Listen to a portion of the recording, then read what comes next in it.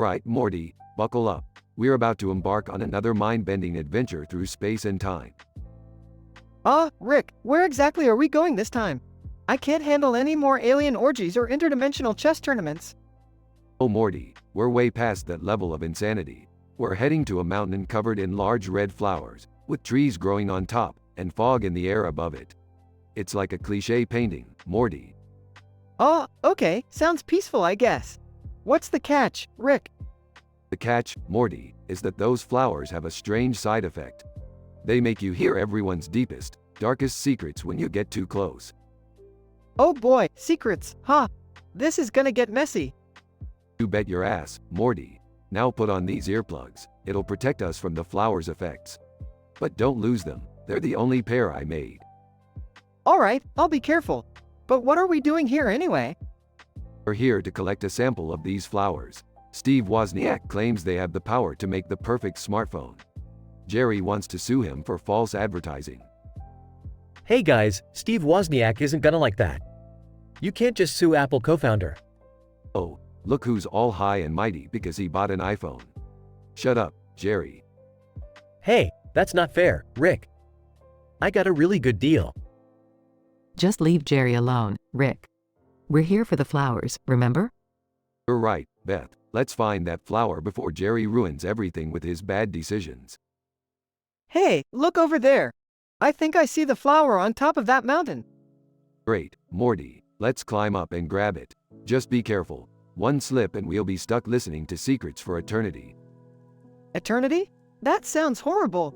Exactly, Morty. That's why you need to be careful. Guys, can I just stay down here and wait? Climbing mountains isn't really my thing, you know. Oh, Jerry. Stop being such a wimp and come with us. Fine, but if I get hurt, I'm blaming you, Beth. Rick, I'm getting tired. Can we take a break? Morty, we've only walked for 5 minutes. You're out of shape, kid. Well, excuse me for not being a superhuman like you, Rick. Yeah, just keep climbing. We're almost there. Look how beautiful it is up here. The flowers, the fog, the trees. Honestly, it's worth the climb. I told you guys I'd come around. Yeah, don't get cocky, Jerry. We still have a mission to complete. Hey, Rick, we're at the top. The flower is right here. Good job, Morty. Now grab it and put it in the containment device. We don't want any more mishaps. Done. Let's get out of here before something else goes wrong. Wait, do you hear that sound? Oh no, is it an avalanche? No, it's just the flowers releasing spores. They're gonna turn the whole world into a gigantic gossip fest. So we have to stop it, right? It'll wear off in a few days. Plus, I already got what I wanted from these flowers. What did you want, Rick? Good laugh, Jerry. And boy, did this mountain deliver. Alright, let's head back home and deal with the aftermath. I hope our secrets don't haunt us too much. Yeah, I hope we can keep our family together through this. Morty, secrets are what make us human. Don't worry, we'll get through it. And if worse comes to worst, I'll just invent a memory erasing device.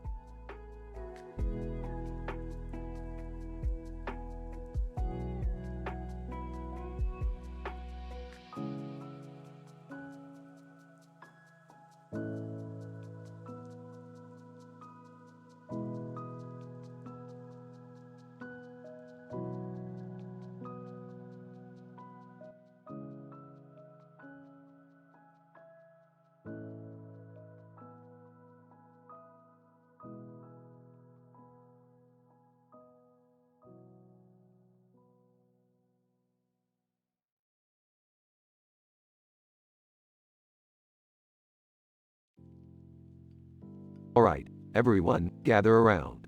We're about to embark on a journey through dimensions. Morty, start setting up the portal device. Okay, Rick. But can we at least take a break from all this dimension hopping? My brain can't handle it. Oh, come on, Morty. This is supposed to be a fun party. Don't be such a buzzkill. Yeah, Morty, loosen up. It's not every day we get to play with our favorite celebrities and fictional characters. I just hope I don't embarrass myself. I don't know any of these people or characters. Don't worry, Jerry. we've got you covered. Alright, everyone, listen up. We're going to play a little game. Each of you will introduce yourselves and then describe the worst dimension you've ever encountered. Got it? Celebrities, characters, and mascots, nodding. Alright, let's start with you, Celebrity 1. Celebrity 1. Hey, I'm Justin Bieber. The worst dimension I've ever been in is Dimension A666. It's filled with rabid believers who chase me everywhere I go, begging for autographs. Nice one, Bieber. Alright, Celebrity 2, your turn. Celebrity 2. Hi, I'm Paris Hilton. The worst dimension I've ever been in is Dimension B420. It's a never-ending reality show where I have to constantly explain what I'm famous for. Wow, that sounds terrible. I second that, Morty. Alright, Cartoon Character 1, show us what you got. Cartoon Character 1. Hey, I'm Squidward Tentacles from SpongeBob SquarePants. The worst dimension I've ever been in is Dimension C123. It's an endless loop of clarinet concerts with a tone-deaf audience. That's rough, Squidward. Alright, Video Game Character 1, your turn. Video Game Character 1. Hello, I'm Sonic the Hedgehog. The worst dimension I've ever been in is Dimension D007. It's a world without chili dogs, and I can't survive without my favorite food. Poor Sonic, I can't imagine life without chili dogs. Finally, Food Mascot 1, let's hear your worst dimension. Food Mascot 1. Hi, I'm Ronald McDonald. The worst dimension I've ever been in is Dimension E999. It's a place where all the burgers are made of tofu, and there's no ketchup or mayo. That's a nightmare. No burgers or condiments? I don't think I could handle that. Alright, everyone, great job. Now it's time for the loser to experience the worst dimension ever. And the loser is Jerry. What? Seriously? Yes, Jerry, brace yourself for Dimension F666. It's a place where you're trapped in a never-ending line at the DMV, surrounded by incredibly slow and incompetent employees. Oh, God. The horror. The waiting, the bureaucracy, the paperwork. I can't take it. Well, maybe next time you'll think twice before joining our insane adventures, Jerry. I don't know, Rick. It sounds like Jerry ended up in a pretty fitting dimension. Agreed. But for now, let's continue the party and leave Jerry to his fate. The party goes on, leaving Jerry to suffer his eternal DMV nightmare.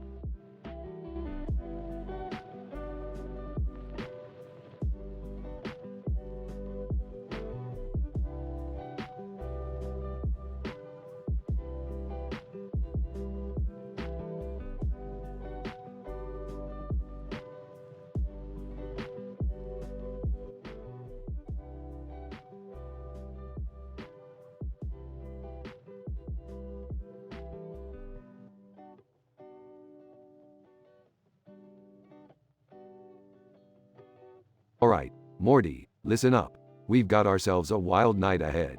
I've invited 3 guests from different fictional universes for a good old storytelling party. Geez, Rick, are you sure we're not gonna mess up their timelines or something? Morty, I don't give a damn about timelines. I just want to see some mayhem and get a good laugh. Now, where's Jerry? Entering, did someone say mayhem and laughter? I'm in. You guys are so lame. I can't believe I have to be a part of this. Summer, don't be a buzzkill. Besides, I've got some hilarious punishments lined up for the losers. They all gather around a table with the stickers and logo. Alright, let's start with our first guest, the Doctor. The Doctor, whirling into the room. Hello, everyone. So, there I was, facing this alien race known as the Slorgos. They had tentacles for days, Morty. Tentacles. Long story short, I accidentally insulted their leader's fashion sense, and they chased me across the galaxy. Everyone laughs. Classic Dr. Moo. Alright, next up, we have Deadpool. Deadpool, popping in. Hey, guys. So, this one time, I was babysitting Spider-Man's clone, and things got out of hand. We ended up crashing the Hulk's surprise party and making it rain confetti from a stolen helicopter. Good times. Jerry snickers. That's my kind of party. Aw, Rick, is this even safe? Morty, the safety levels here are statistically improbable, but that's what makes it fun. Now, our final guest, SpongeBob SquarePants. SpongeBob! sliding in. Hi, Rick. So, there was this time when Patrick and I tried to sell chocolate door to door. Well, let's just say it turned into chaos when Patrick ate most of the chocolate and I accidentally sold some to a lion. It ended with us being chased all over Bikini Bottom. Summer giggles. SpongeBob, you're actually pretty entertaining. Alright, folks, it's time to vote for the funniest story. And the winner is Deadpool. Deadpool. Yes, I knew my insanity would pay off. Congrats, Deadpool. Your prize is a jar of pickles. Deadpool. Disappointed. Oh, great. Pickles. Thanks, Rick. Don't mention it. Now, Jerry and Summer, spin that wheel of punishments. They spin the wheel. Oh no, mine says spray cheese shower. Mine says, wear a chicken suit in public. This is humiliating. Laughing. That's what you get for not winning, losers. Now, let's continue the party and create some more interdimensional chaos. They all erupt in laughter and the party continues with absurdity and mischief.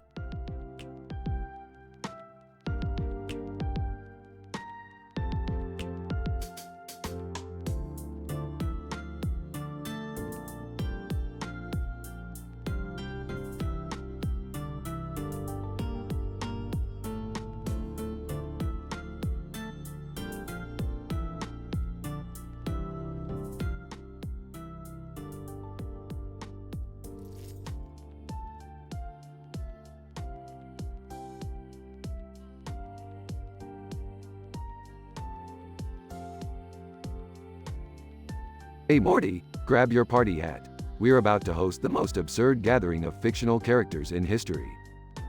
Oh geez, Rick, are you sure this is a good idea? I mean, some of these characters are really twisted. Twist is my middle name, Morty. And good or bad, these guests have stories to tell. Now let's set the stage and get this party started. Rick, why are there trees on the side of the road? We're in the middle of nowhere.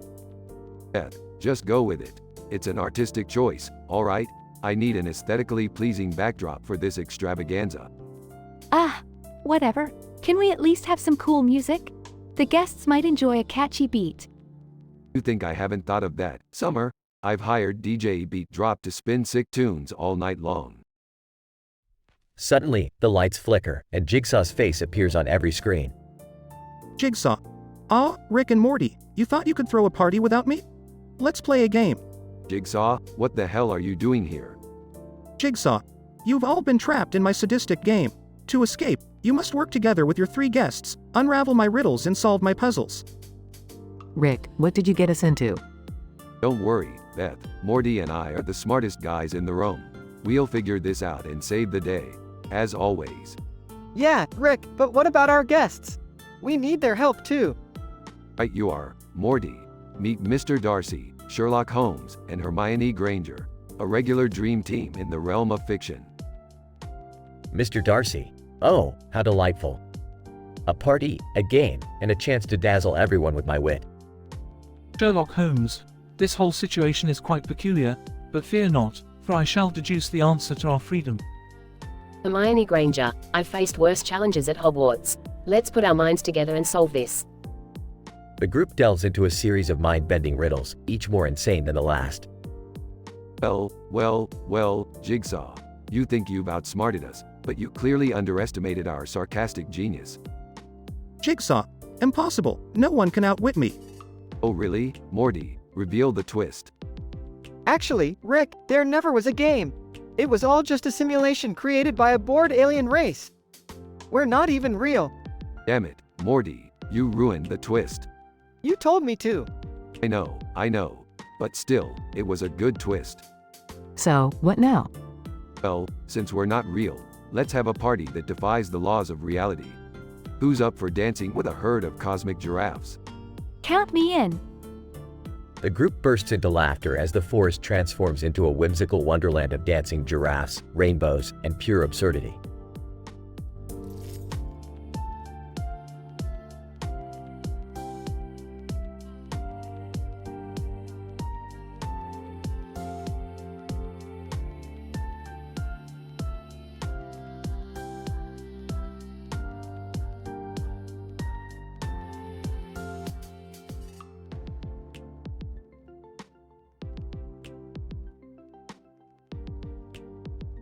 Alright, listen up, you pathetic mortals.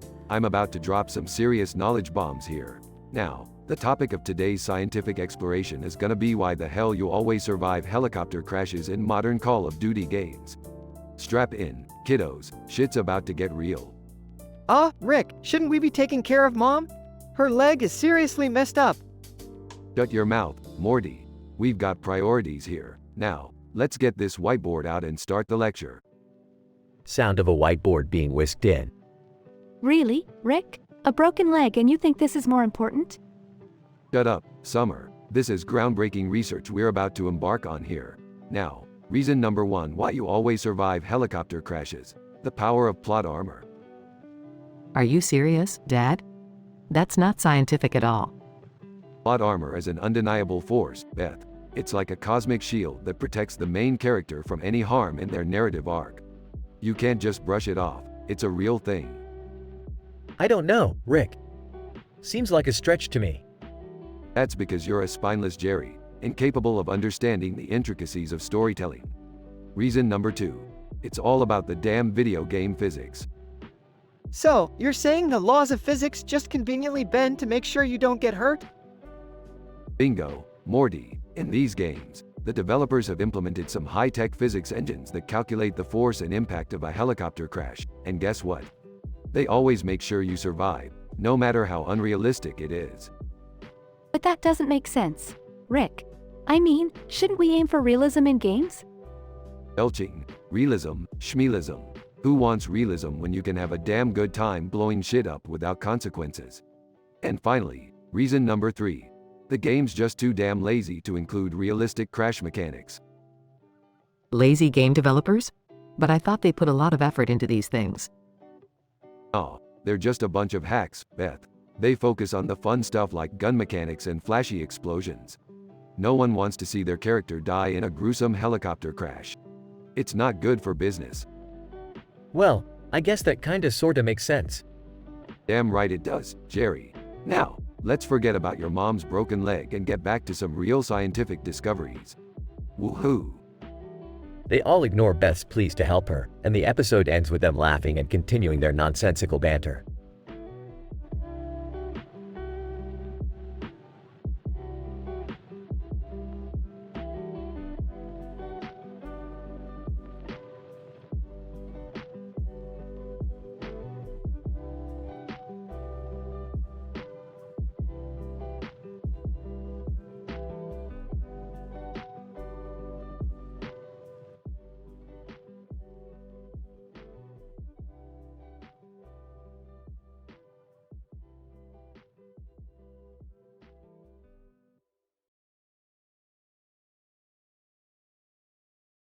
Alright, listen up, you dumb sacks of flesh. We're here for a wild party and a crazy game. So buckle up and let's get this shitshow started. Okay, Rick. But, what's the game? Don't worry, Morty. Your grandpa thought of something completely insane, as always. We're going to play the worst dimension ever game. Worst dimension ever? That sounds like a nightmare. How does it work? Yeah, I'm not sure I'm up for playing a game that involves dimensions. I don't want to get in trouble with the intergalactic government, you know? Shut up, Jerry. No one cares about your petty concerns.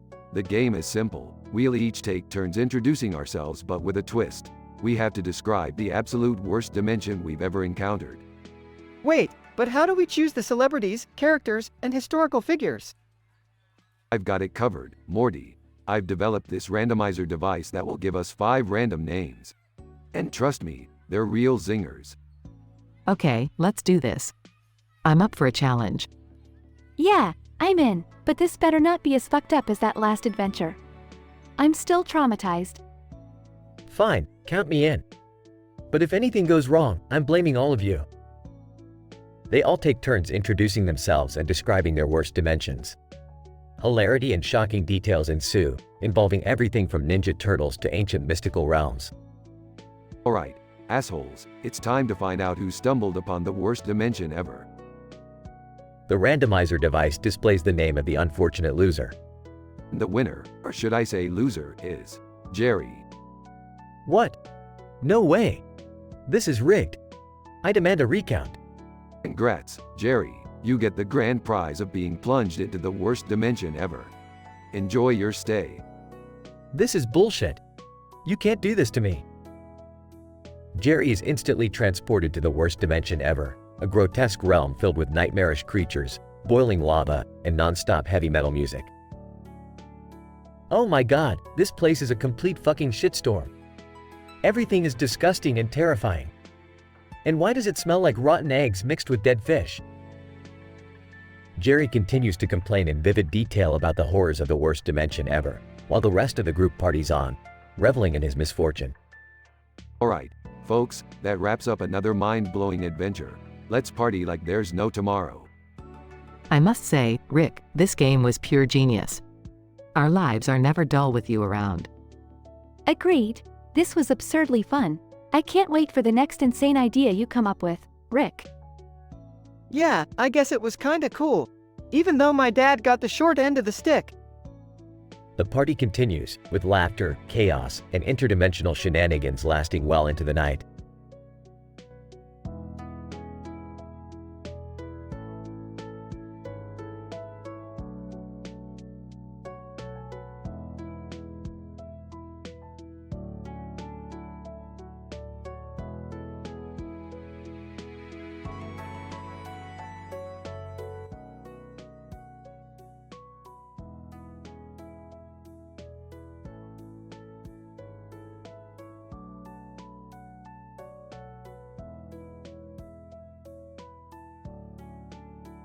Alright, Morty, listen up.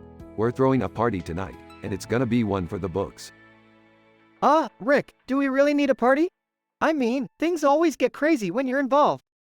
Morty, parties are like a social experiment, you know? It's where all the weirdness of this dimension converges, creating an absurdly chaotic atmosphere. Hey, Rick, so what's the theme for tonight's party? Oh, Beth, you're gonna love this. We're gonna have a table covered in fake grass and dirt, and we're gonna sit a bunch of stuffed animals on top. It's gonna be like a wild safari of toys and toys. Wow, that actually sounds interesting. Whatever, Dad. I've got better things to do. Like, literally anything else. Alright, everyone, attention. As part of tonight's festivities, we're gonna play a unique game. We'll each introduce ourselves as the most obscure celebrities, cartoon characters, video game heroes, and food mascots we can find. Seriously? I have to come up with a funny intro for a food mascot? That's impossible. Oh, quit your whining, Morty. It's not like I'm asking you to understand quantum physics. Okay, let's start with me. Hi, I'm Beth, and in the worst dimension ever, Dimension B52, everyone's hair is permanently stuck in an 80s hair metal style. Alright, I'm Jerry, and in the worst dimension ever, Dimension C-69, every door handle is made of sticky honey. It's a real mess, you know? Interesting, Jerry. Alright, Morty, it's your turn. Oh, hey, I'm Morty, and in the worst dimension ever, Dimension F18, every pizza has the crust made of living worms. It's disgusting. Cool. Whatever. I'm Summer, and in the worst dimension ever, Dimension R24, everyone's voice is permanently replaced by the sound of nails on a chalkboard. Can you imagine? Alright, it's my turn. I'm Rick, and in the worst dimension ever, Dimension Z42, every beer tastes like lukewarm pickle juice. Gives me nightmares. Well, thanks, Rick, for that lovely image. Now, let's play this game and see who loses and gets plunged into the worst dimension ever. After playing the game and tallying the scores. Oh no, I lost. I have to go to the worst dimension ever. Instantly, Morty finds himself in the dreaded Dimension G666. Oh, Rick, it's terrible here. In the worst dimension ever, Dimension G666, the air is filled with the combined smell of sweaty socks and rotten eggs. It's unbearable. Well, Morty, maybe next time you'll try harder at the game. Until then, enjoy your smelly stay. Morty grumbles and curses under his breath while Rick and the rest of the family continue the party.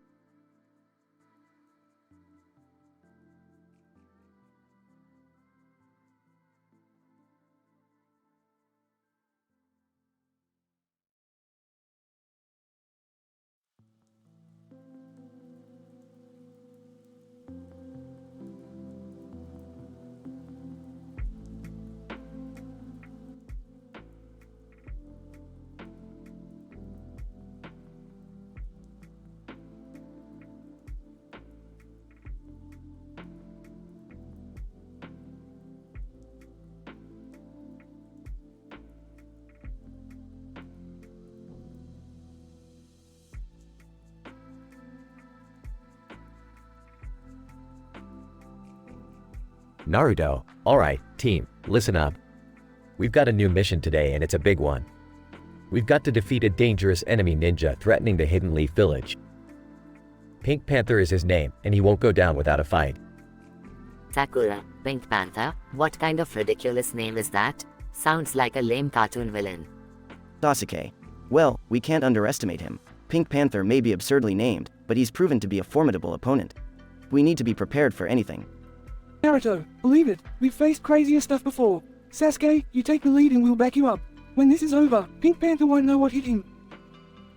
Hinata blushes. I am ready too, Naruto. I'll give my all to protect the village and my friends. Kakashi, you guys, be careful out there. Pink Panther may look silly, but he's cunning and lethal. Don't let your guard down for a second. Naruto, got it, Kakashi-sensei. We won't disappoint you.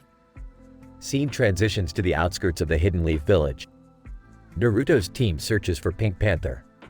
Sakura, damn it, Pink Panther is nowhere to be found. Where the hell is he hiding?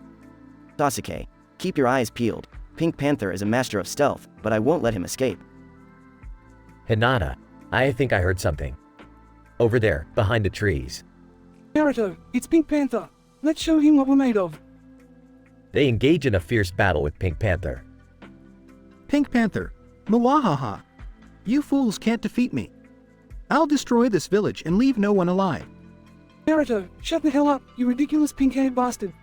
We won't let you harm anyone. Sasuke, prepare yourself, Pink Panther. Your reign of terror ends here. They fight intensely, unleashing powerful ninja techniques. Hinata, Naruto. Watch out. Naruto, panting, damn, that was close. Thanks, Hinata. Hinata, you're welcome, Naruto. We'll protect each other. They gather their remaining strength and launch a final attack together. Sakura, take this, you pink-haired freak. Pink Panther, no. How is this possible?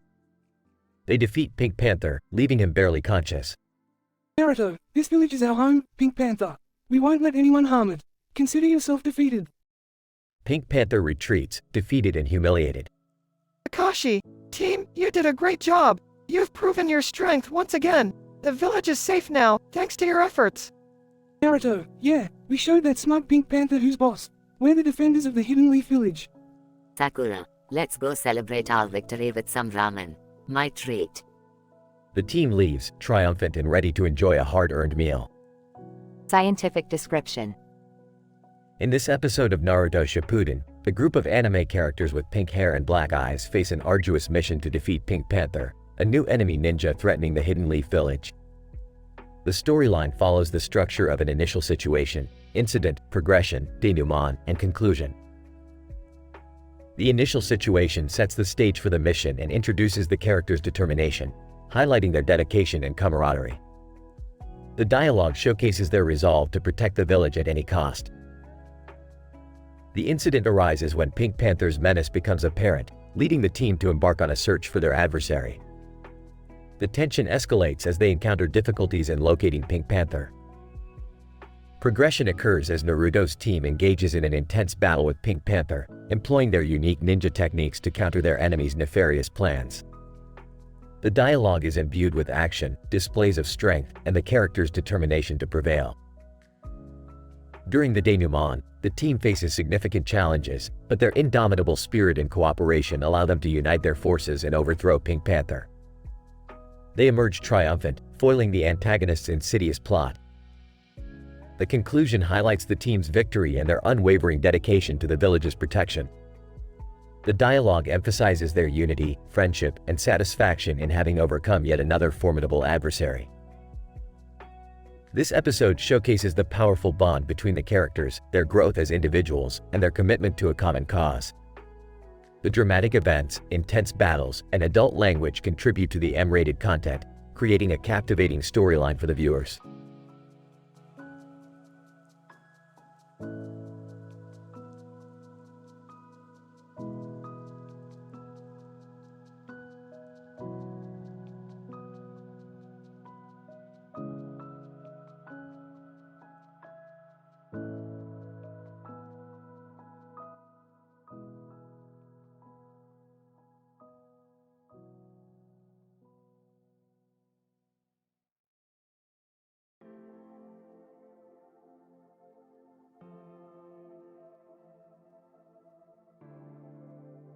Alright, Morty, listen up.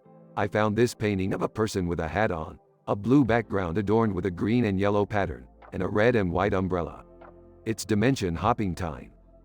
What are we gonna do with the painting, Rick? We're throwing a goddamn party, Morty. Get your shit together. Rick, are you serious? A party with just a painting? Oh, Beth, you never understand the nuances of fine art and chaos. Just go with it. Fine, I'll invite some people. But we better not end up with another freaking Cronenberg dimension scenario. Seriously, Dad? Not everyone wants to turn into grotesque mutant creatures, you know? Alright, party people, let's play a game. We're gonna randomly select 5 real-life celebrities, cartoon characters, video game heroes, anime figures, and historical figures. They'll introduce themselves and describe the worst dimensions they've ever been to in horrifying detail. Great, so we're just gonna subject people to the worst possible realities? Nice one, Grandpa. Hey, Morty, lighten up. It's all in good fun, for us. Okay, let's get this started. First up is, Kanye West. Kanye. Yo. I've been to Dimension B42, where everyone thinks they're better than me. Can't handle that level of ego, man. Wow, Kanye, that's a tough one. Next, we have SpongeBob SquarePants. SpongeBob! Hi, everybody! In Dimension S69, Krabby Patties were outlawed, and I had to flip health-conscious tofu patties instead. It was a nightmare. Damn, SpongeBob, that's messed up. Alright, next is Cleopatra. Cleopatra. My darlings, in Dimension C-23, all the mirrors were cursed, and I couldn't see my flawless reflection. It was simply unbearable. Wow, Cleopatra, vanity can be a real nightmare, huh? Okay, next is Mario? Mario. It's me, Mario. In Dimension M16, Bowser took over the Mushroom Kingdom, and I had to deliver pizzas instead of rescuing Princess Peach. It was so sad. Man, poor Mario. Delivering pizzas beats saving the day, I guess. Finally, we have Albert Einstein? Einstein. Guten Tag, mein Freunde. In Dimension E9, mathematics didn't exist and no one appreciated my genius. It was utter chaos. Thanks, Einstein. Alright, people, we have a winner. The worst of the worst dimension is Kanye West. Kanye. What? No way, man. Why do I always get the short end of the stick? Sorry, Kanye, those are the rules. Say hi to Dimension K13, where autotune is banned, and you gotta rap all natural. Kanye. This is straight up blasphemy. I'm surrounded by amateurs. The horror. Muffled sounds of Kanye rapping uncontrollably. Well, that was an eventful evening. I guess we learned that dimensions can be worse than we ever imagined. That's right, Beth. Now let's go and check on Kanye. I'm curious how his rhymes are holding up in the acoustic dimension. The family walks away, leaving Kanye to his musical misery.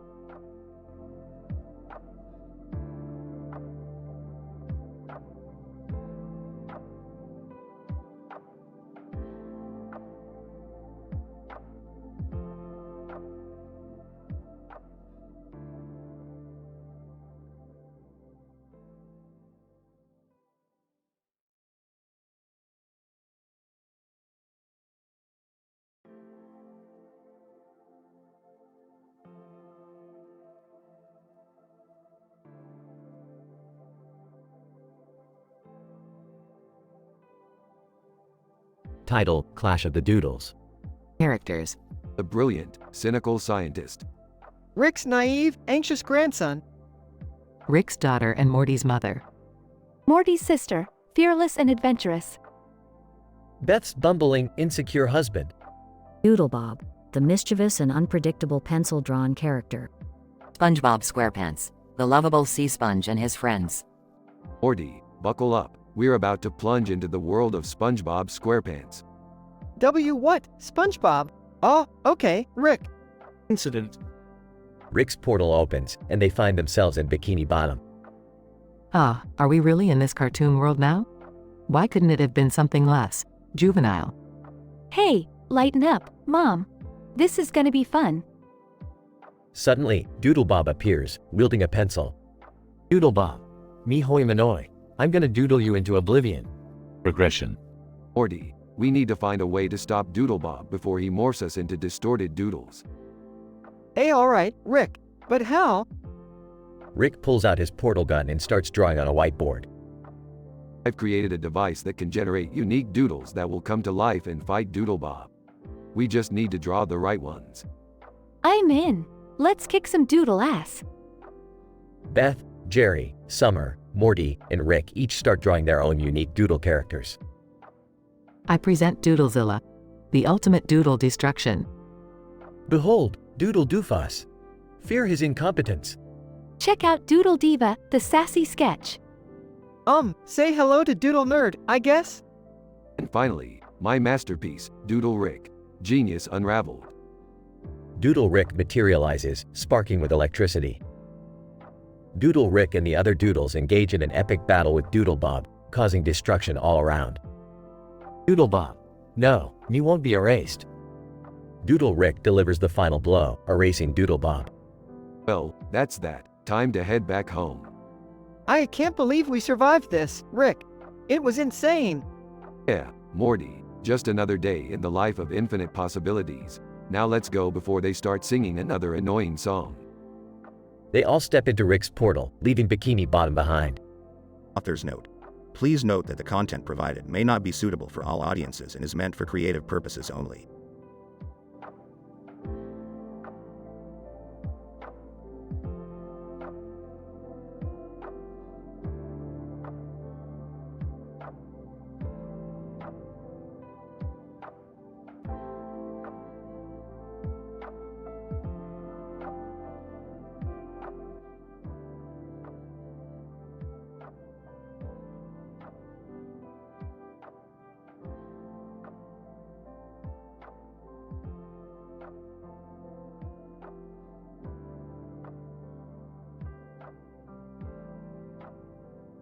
Alright, Morty, grab your portal gun. We've got some serious shit to take care of. Oh, geez, Rick, not again. Can't we catch a break? Breaks are for the weak, Morty. Now, listen up. These headcrabs are multiplying like horny rabbits. We need to put a stop to them. Rick, what the hell are headcrabs? Oh, you know. Just your average interdimensional parasites that latch onto the host's head and turn them into mindless zombies. Are you fucking kidding me? We have to deal with zombie crabs now? God, our lives are so screwed up. Shouldn't we call the authorities or something? This is way above our pay grade. Jerry, the authorities can't handle this shit. We're gonna handle it. Now, grab a weapon and follow me. I can't believe this is happening. I just wanted a normal day at the park with Jessica. Morty, forget about Jessica. We need to save the neighborhood first.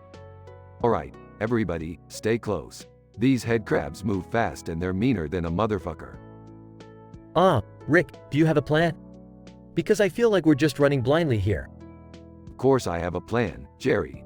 We're gonna lure them into the park and blow them to bits with these explosives I whipped up. Oh great, now we're luring zombies to a public park? Could this get any worse? Don't flatter yourself, Summer. It can always get worse. Now shut the fuck up and follow my lead. Rick, I can see the park up ahead. There's so many of them. What if we don't make it? Morty, when have we ever not made it? We're just a dysfunctional family with a penchant for interdimensional chaos. But damn it, we always come out on top. Rick, this better work. I don't want these headcrabs turning our friends and neighbors into flesh-eating monsters. Trust me, Beth, I've done the calculations and the odds are in our favor. We got this. The family reaches the park, facing hordes of headcrabs. Holy shit, look at them. They're everywhere. Rick, I'm having second thoughts. Maybe we should leave this to the professionals. Jerry, it's now or never. Either we save the neighborhood or become a headcrab buffet. Your call. They fight valiantly, using weapons and explosives. Rick, there's too many of them. We're outnumbered. Morty, trust in the power of science. Science always finds a way.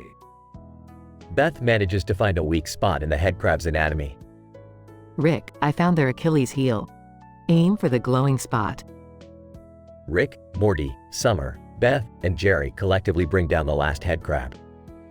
We did it. We saved the neighborhood. God, I love science. I can't believe we survived that. I think I need therapy. I think we all need therapy after that shit show. Well, at least we can say we had another Rick and Morty adventure. Can't let those bastards have all the fun. Yeah, Rick, it was another crazy day. Can we just go home now and pretend this never happened? Sure thing, Morty. But let's not forget, it's the crazy days that make life worth living.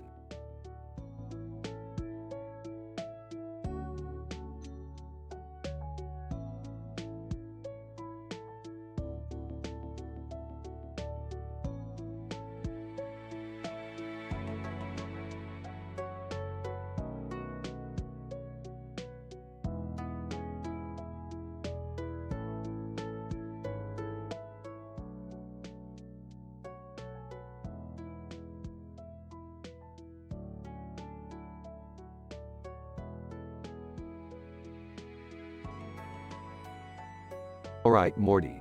Buckle up because tonight we're hosting the craziest party in the multiverse. Oh geez, Rick, what's the occasion this time? It's a fictional character extravaganza, Morty. We've invited 3 of the most obscure characters across all dimensions to share their funniest, most embarrassing stories. Dad, are we really bringing these fictional characters to life? Relax, Beth. It's all part of the scientific experiment. Plus, it'll be a blast. Scene. The party is in full swing with a mix of bizarre characters mingling. Alright, folks, it's story time. Our first guest is none other than the legendary Sherlock Holmes. Sherlock Holmes? Ah, yes. Allow me to regale you with a tale of my encounter with a criminal dressed as a giant pineapple. Picture that, if you will. As Sherlock recounts his ridiculous adventure, the crowd bursts into laughter. Ha ha ha, a pineapple criminal, Rick? I can't even. Next up, we have SpongeBob SquarePants. SpongeBob. Well, Gary and I once accidentally took a trip to the moon and ended up joining the Intergalactic Jellyfishing Championships. Needless to say, things got messy. The crowd erupts in laughter again, unable to contain themselves. Dad, this is insane. Who's the last guest? Hold your horses, Beth. We're about to get rocked by none other than Wile E. Coyote. Wile E. Coyote. I must warn you, my story involves many failures, explosions, and an almost obsessive pursuit of a certain roadrunner. As Wile E. Coyote launches into his tale, the audience can barely breathe from laughing so hard. Alright, folks, cast your votes for the winner of the funniest story. Murmurs and discussions fill the room as everyone debates. And the winner is SpongeBob SquarePants. SpongeBob jumps up and down with joy as confetti rains down. So, what do the losers have to do, Rick? Spin the wheel of punishments, Morty. Let's see what fate has in store for our 2 unlucky runners-up. Morty spins the wheel, and it lands on Pickle Juice Shower for Wile E. Coyote and Plankton Smoothie for Sherlock Holmes. Wile E. Coyote. Meep meep. Can't catch a break, can I? Sherlock Holmes. Well, at least it's not arsenic.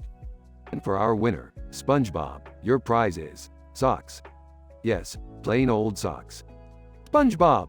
Oh boy, Rick. The Krusty Krab doesn't have anything on this. Scene fades out amidst laughter and chaos as the partygoers continue to celebrate into the night.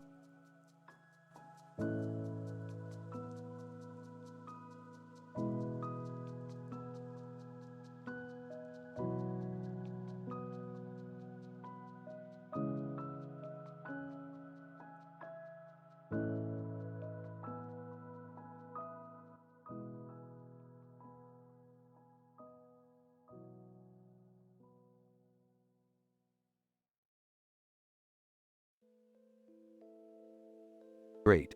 Now we got a fucking chicken apocalypse on our hands. Who the fuck pissed off these rubber chickens? Rick, what the hell are we gonna do? Morty, these chickens are made of some advanced synthetic rubber. When they cluck, it emits a high-frequency sound that can alter brainwaves, turning people into rubber. Oh my God, Rick.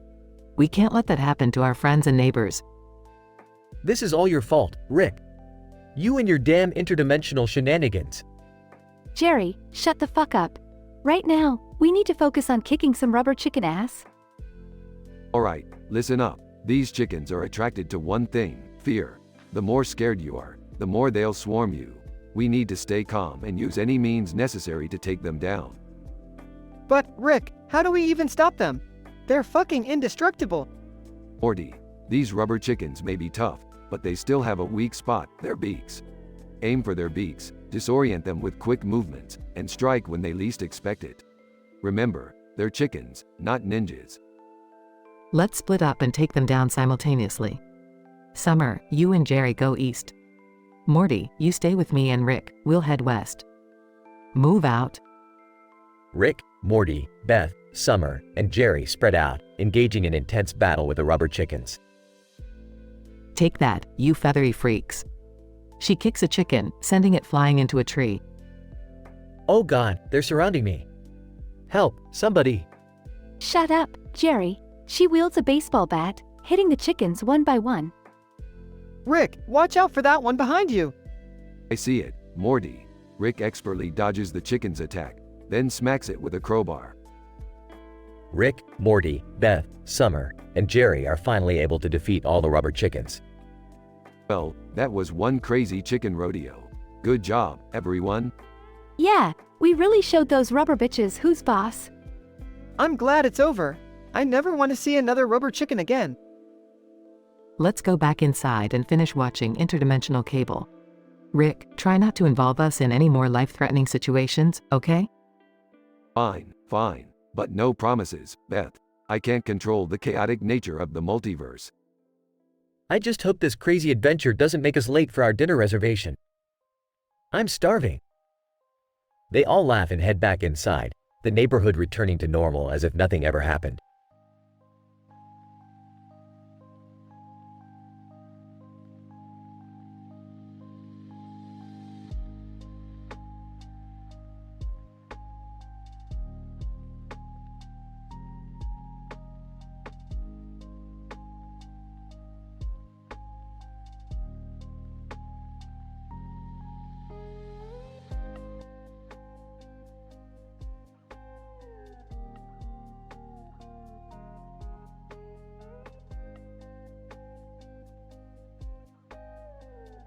Alright, Morty, buckle up. We're heading to Wally World, the shittiest amusement park in the galaxy. Geez, Rick, are you sure about this? I don't want to get stuck in some rundown place for 2 weeks. Relax, Morty. This is gonna be a wild adventure. Just like that time we accidentally ended up in a dimension where everyone had sentient nipples. Good times. Dad, can we please just have a normal family outing for once? Yeah, Rick, think about our safety. I don't want my testicles getting caught in some rusty roller coaster again. Seriously, guys, can we just enjoy ourselves without all the weirdness? Scene shifts to the family entering Wally World. Aw, this place is a dump. Look at those faded colors and that tacky mascot. At least the admission tickets were cheap. We really are getting what we paid for. Hey, look! The Whirl-O-Rama roller coaster. I heard it gives you hair-raising thrills. Or like hair-pulling thrills with all those exposed wires. Let's go, Morty, before it gets condemned. Scene shifts to the family surviving on concession stand food. I can't eat another overpriced hot dog. It tastes like desperation and cardboard. Try the healthy option, salad. It's just lettuce drowned in ranch dressing, but it's marginally better than everything else here. I hope the restrooms are cleaner than the food. I can feel an intestinal rebellion brewing. Forget about their shitty food, Morty. I've got this portable dimension portal device. Hold on tight, kid. Scene shifts to the family in a wacky dimension within the park. Where are we, Rick? This place looks like a psychedelic acid trip gone wrong. Look! It's a giant ride called the Warp Tunnel. It twists reality and defies the laws of physics. Just like the stock market, Morty. Strap in, folks. This is gonna be one hell of a psychological mindfuck. Scene shifts to the family narrowly escaping the amusement park. I can't believe we made it out alive. That was the most insane 2 weeks of my life. You're telling me? I'll never trust roller coasters or chili cheese fries again. As chaotic and terrifying as it was kind of fun in a messed up way. Yeah, even though I nearly had a heart attack multiple times, I kinda enjoyed the adrenaline rush. Well, adventure never comes without a price, Morty. But hey, At least we survived to tell this tale and traumatize generations to come. Family walks into the sunset, battered but alive, their minds forever tainted by their Wally World experience.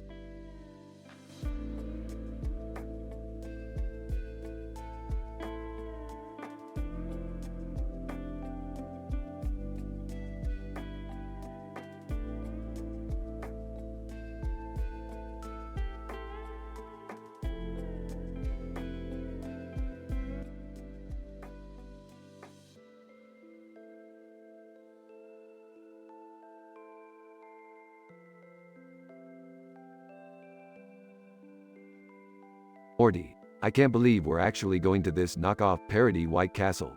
I mean, seriously, who comes up with these ridiculous names? I don't know, Rick. It's just a restaurant. Can't we just go inside and grab something to eat? Hey, look at that sign.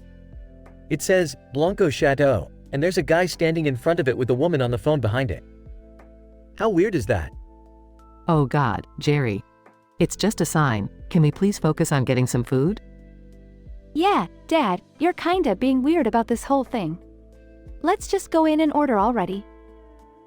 They enter Blanco Chateau, a knockoff parody White Castle. Alright, let's order something here. Morty, you start.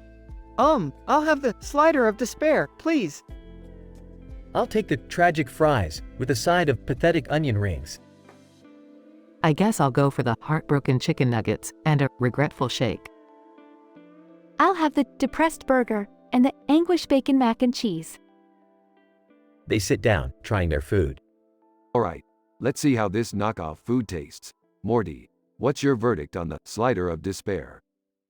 Well, Rick, it's definitely living up to its name. The patty is so thin, it's practically transparent, and the bread is as flimsy as my self-esteem. I'd give it a 2 out of 10. These tragic fries are a disaster. They're cold, overcooked, and taste like disappointment. I'd give them a solid 1 out of 10.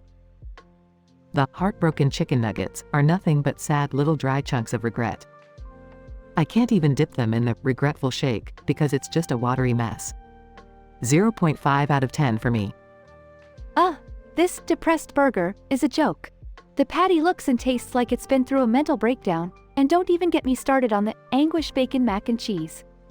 It's like a culinary nightmare. 0 out of 10, no doubt. Well, looks like Blanco Chateau has successfully recreated the White Castle experience. It's an absolute train wreck. I'd give this place a generous -10 out of 10. Can we please just leave? This whole experience is ruining my appetite. Agreed, let's get out of here. I'll find a decent restaurant next time, Jerry.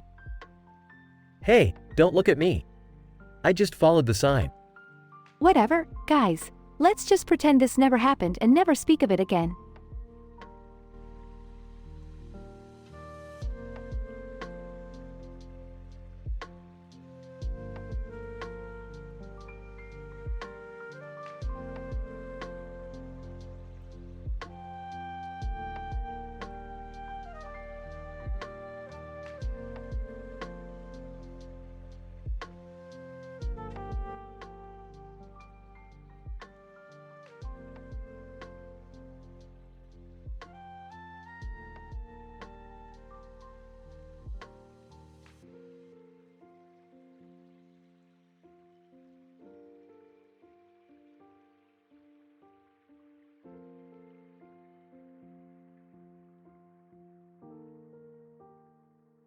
Alright, Morty, listen up.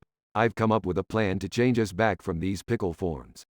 But we're running out of time, Morty. Geez, Rick, I didn't sign up for this. Can't you just fix it with your science stuff?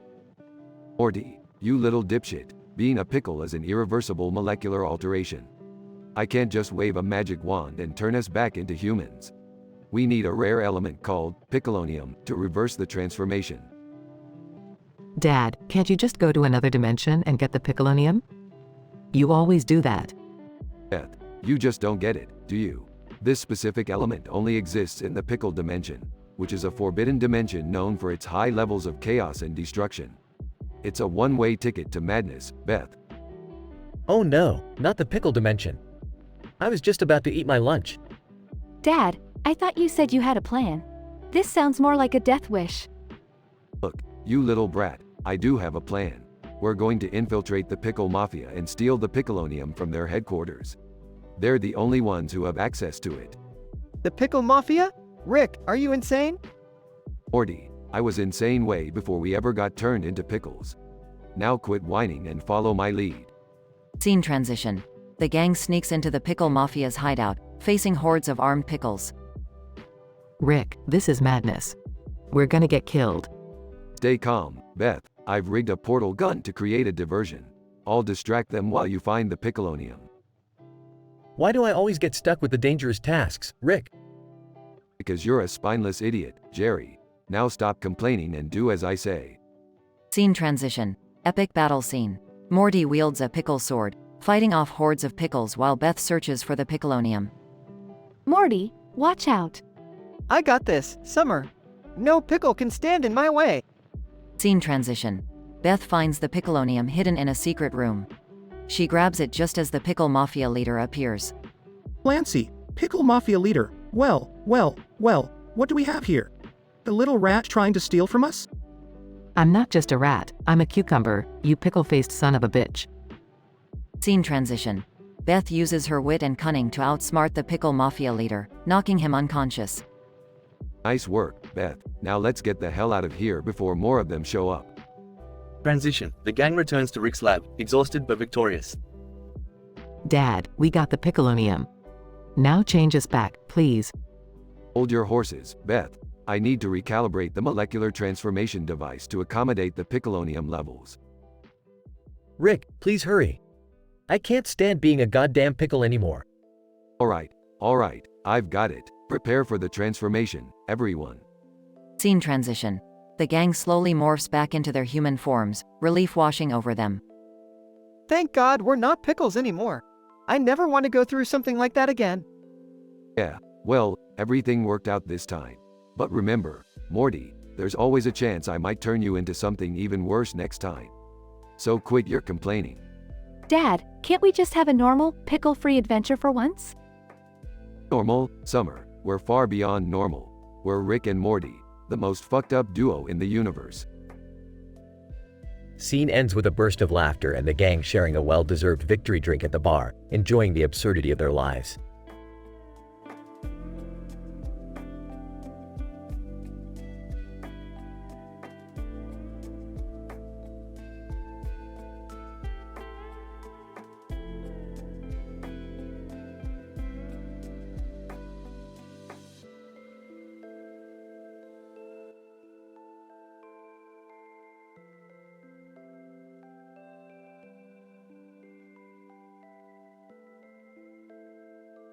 Look at that, a beautiful park.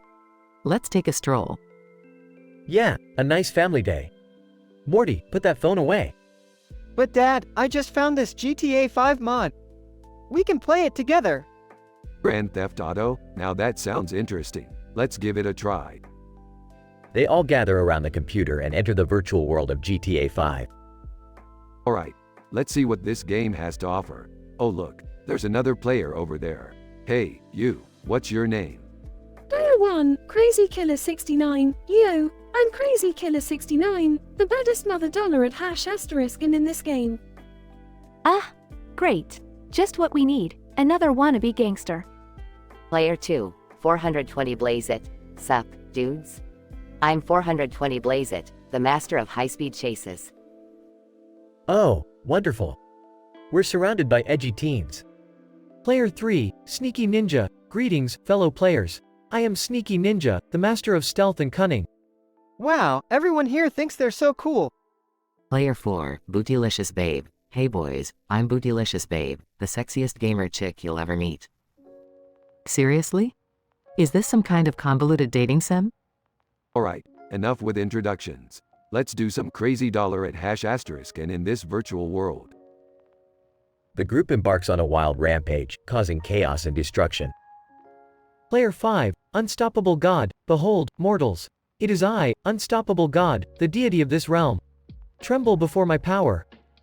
Oh, come on. A damn god now?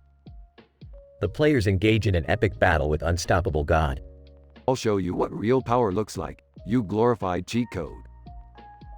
A massive explosion rocks the virtual world as Unstoppable God is defeated. We did it! We beat the almighty unstoppable God. I can't believe this game took us on such a ridiculous journey. Yeah, I think I've had enough GTA 5 for one day. I'm just glad we're back in the real world. Let's stick to real parks from now on. Agreed. Virtual chaos is overrated. Now, who wants ice cream? They all laugh and leave the virtual world behind, ready for their next adventure in reality.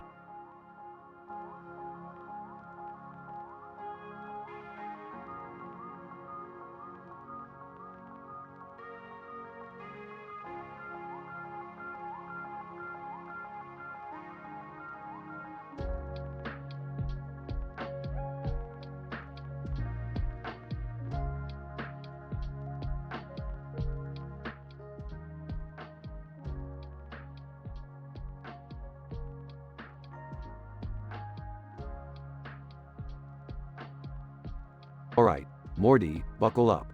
We're about to enter the realm of Grand Theft Auto 5. Are you sure this is a good idea, Rick? I mean, we're just cartoon characters. What if we get caught? Relax, Morty, we can handle anything. We're practically indestructible. Yeah, Rick. Let's just do this and get it over with. I don't know about this, Rick. Isn't there something less dangerous we could do? Yeah, maybe we should just go back home and watch TV or something.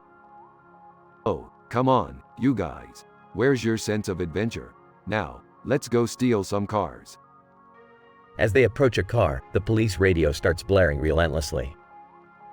GTA 5 police radio. Attention all units. We have a group of criminals approaching in a black vehicle. Suspects are described as a mad scientist, a nervous teenager, a rebellious teenager, a concerned mother, and a worthless father. Exercise caution. Great, Morty, looks like we're celebrities here. I don't think this is the right kind of fame, Rick. Guns begin firing, with police cars swarming around them. Rick, this is insane. We're gonna get killed out here. Oh shit, we're trapped. What do we do? I knew this was a terrible idea. We should have just stayed home. Everybody calm the hell down. I've got an idea. Rick quickly pulls out a portal gun and opens a portal. Get in, quick. They all jump into the portal just as bullets fly past them. GTA 5 police radio continues to blare in the background. GTA 5 police radio. Suspects escaped. Repeat, suspects escaped. Again. Moments later, the group finds themselves back in their own reality. Well, that was exciting. I never want to do that again. Agreed. Let's stick to reality from now on. I can't believe we made it out alive. We are so lucky. Yeah, lucky. Totally. Can we just go home now? Alright, let's go home and forget this ever happened. But hey, at least it was an adventure, right? They all walk away, the palm tree in the background swaying gently in the breeze. The group realizes that while the experience was thrilling, it's best to stick to the safety of their own reality. They return home, shaken but exhilarated by their GTA 5 adventure. The story showcases the dangers of the virtual world and the importance of appreciating the real world.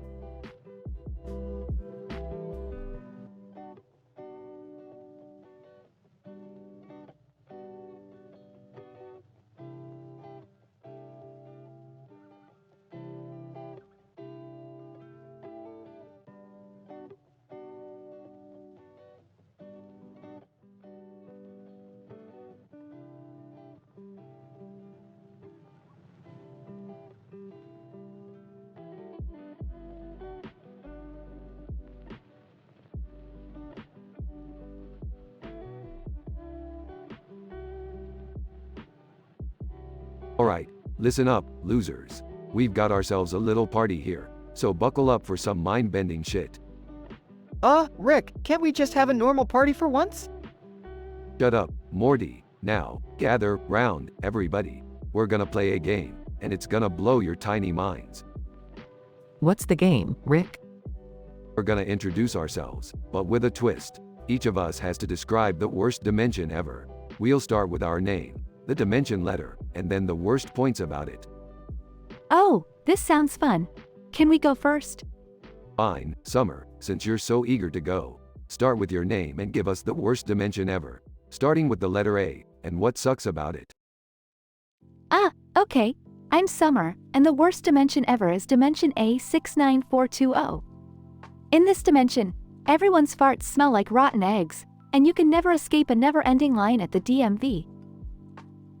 Alright, my turn.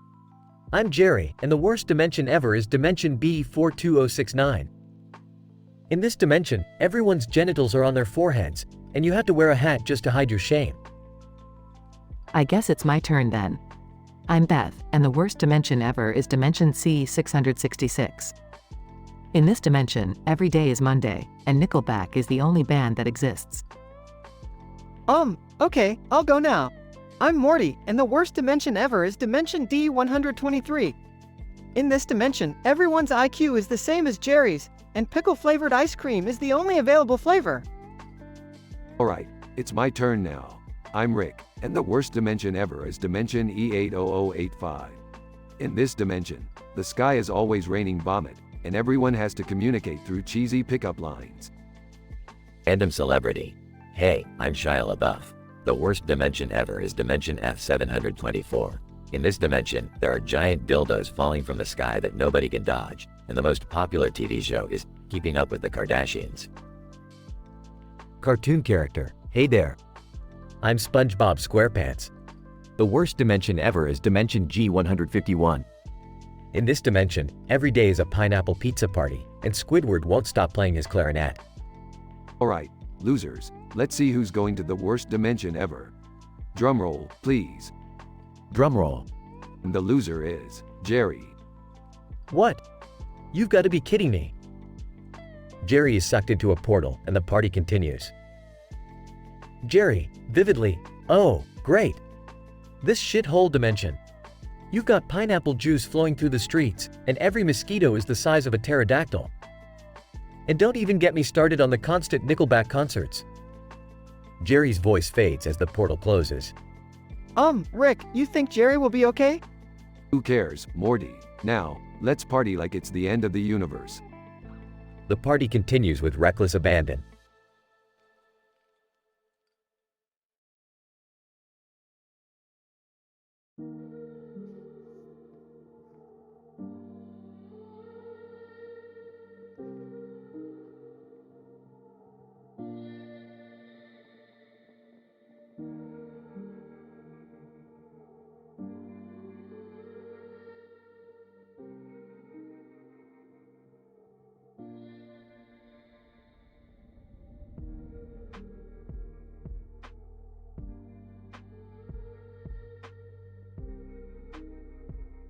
Jesus, Morty, what the hell just happened? Why are we suddenly so tiny? I don't know, Rick. I think something went terribly wrong with your shrink ray. Oh, great. Ruining another family vacation, as usual, Rick. Jerry, shut up. This isn't the time for your constant whining. Hey, everyone calm down. We need to figure out how to get out of this mess before it gets worse. And oh boy, it can get a lot worse. Meanwhile, Summer watches the chaos unfold from above, a mischievous smile spreading across her face. Well, what do we have here? Little playthings for Summer. I wonder how far these tiny bastards can go. Morty, grab onto my lab coat. We're going spelunking in Summer's navel. I can't believe I'm saying this, but is there another way out? Perhaps one that doesn't involve, naval spelunking. We're running out of options, Morty. Just do what Rick says. Rick, Morty, Jerry, and Beth grab onto Rick's lab coat as they freefall into Summer's belly button. Oh God, the smell. It's like a mix of sweat and belly button lint. Enjoying the ride, guys? Just a heads up, things get a lot more interesting from here. Rick, Morty, Jerry, and Beth navigate through the tunnels of Summer's belly, narrowly avoiding pools of stomach acid and mounds of half-digested food. Keep it together, people. This is just one of those experiences that you'll cherish forever. That'll shape you as individuals. Are you kidding, Rick? This is traumatizing. Please tell me we're almost out of here. Beth spots a glimmer of light up ahead. Look. I see an exit. Oh, Thank goodness. Maybe now we can get back to our normal lives. They emerge from Summer's belly button, covered in stomach acid and gasping for air. Ooh, that was exhilarating. You guys should have seen your faces.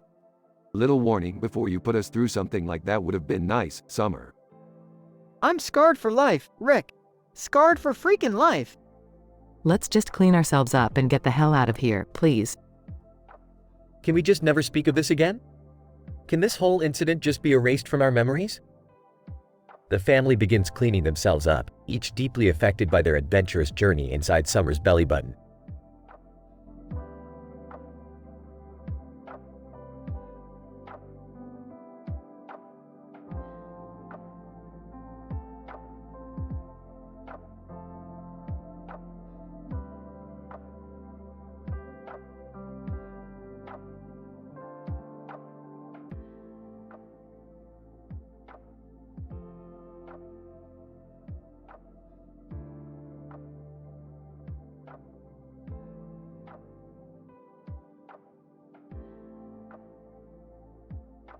Alright, listen up, you pathetic excuse for a family.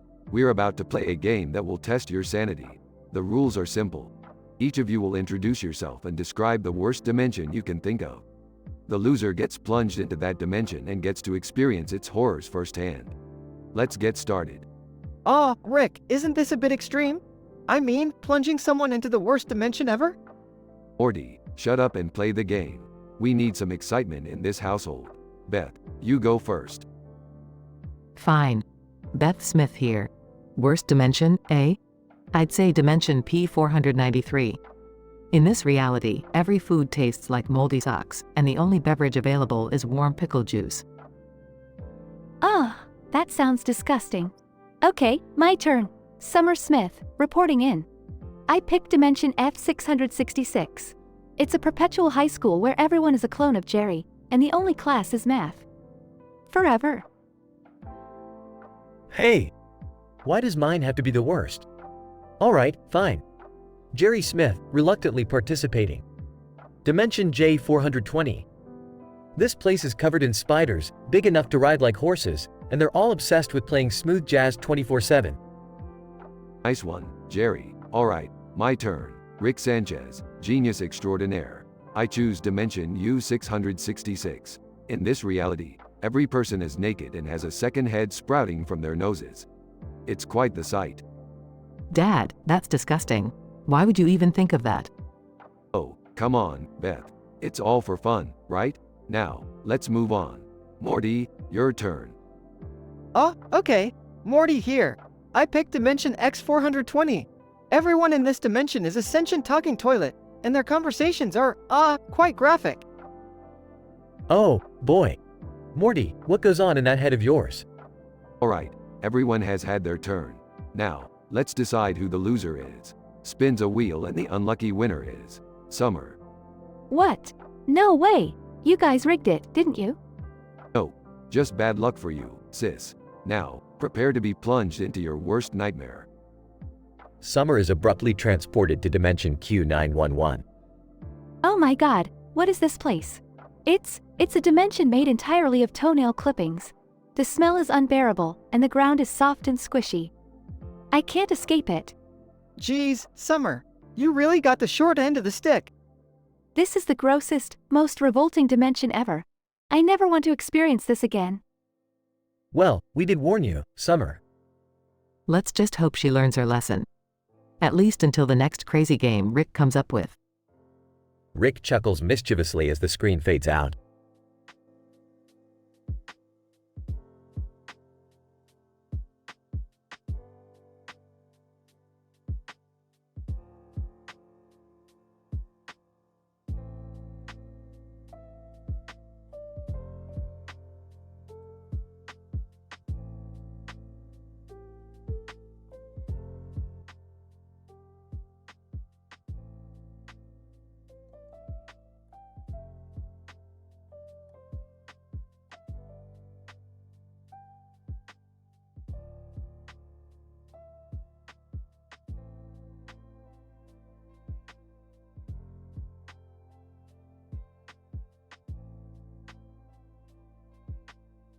Narrator.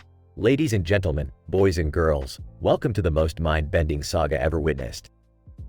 Hold on to your seats as we dive into a world where reality is bent and characters find themselves at the mercy of the narrator. Sarcastically, oh great, another fourth wall breaking hack. Just what we needed. Rick, who is this guy? And why does he have such a creepy voice? Narrator. Morty, my boy, I am the narrator, and I control every aspect of your lives. I am the master of plot twists and cliched dialogues. Seriously? We're supposed to believe that? Narrator. Laughs ominously. Oh, Summer, you doubt my powers. Let me show you what I'm capable of. Watch as this field turns into a raging volcano. A volcano erupts in the middle of the field. Holy sh*T. Rick, we need to do something. Don't worry, Beth, this is just a cheap visual effect. The narrator can manipulate our perception of reality, not actual reality itself. Panicking. Rick, are you sure about that? Because it looks pretty real to me. Trust me, Jerry, I've dealt with omniscient beings before. They always have their limitations. Narrator. Laughs. Oh, Rick, you underestimate me. Behold, your beloved spaceship, transformed into a miniaturized toy. The spaceship shrinks to the size of a toy. What the actual F***CK?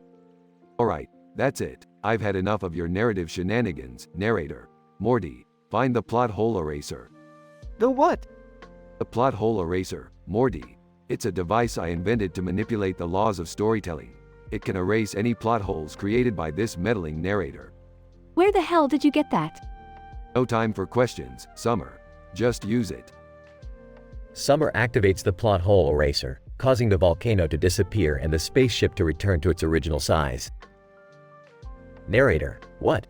That's impossible. You can't just erase my plot twists. Actually, narrator, it's quite simple. The universe operates on scientific laws, even within narrative spheres. Your plot twists are just deviations from those laws. So, if we manipulate the storytelling rules, we can undo your antics. Narrator. Frustrated. Fine. You may have won this battle, but mark my words, I'll be back. Yeah, whatever. Just remember, we're the main characters, and this is our story. You're just a pest. Yeah. Nobody messes with the Smith family. Narrator. Fading voice. You'll regret this. I'll make sure of it. The narrator's voice fades away, leaving the Smith family standing victorious. Well, that was interesting. Anyone up for some interdimensional pancakes? I guess we could use a break after all that craziness. Yeah, I could definitely use some pancakes right now. As long as there are no more unexpected guests, I'm in. Nervously. Yeah, pancakes sound great. Let's just hope nothing else goes wrong. They all walk away from the field, leaving behind the remnants of the narrator's madness. The story ends with a sense of triumph and relief.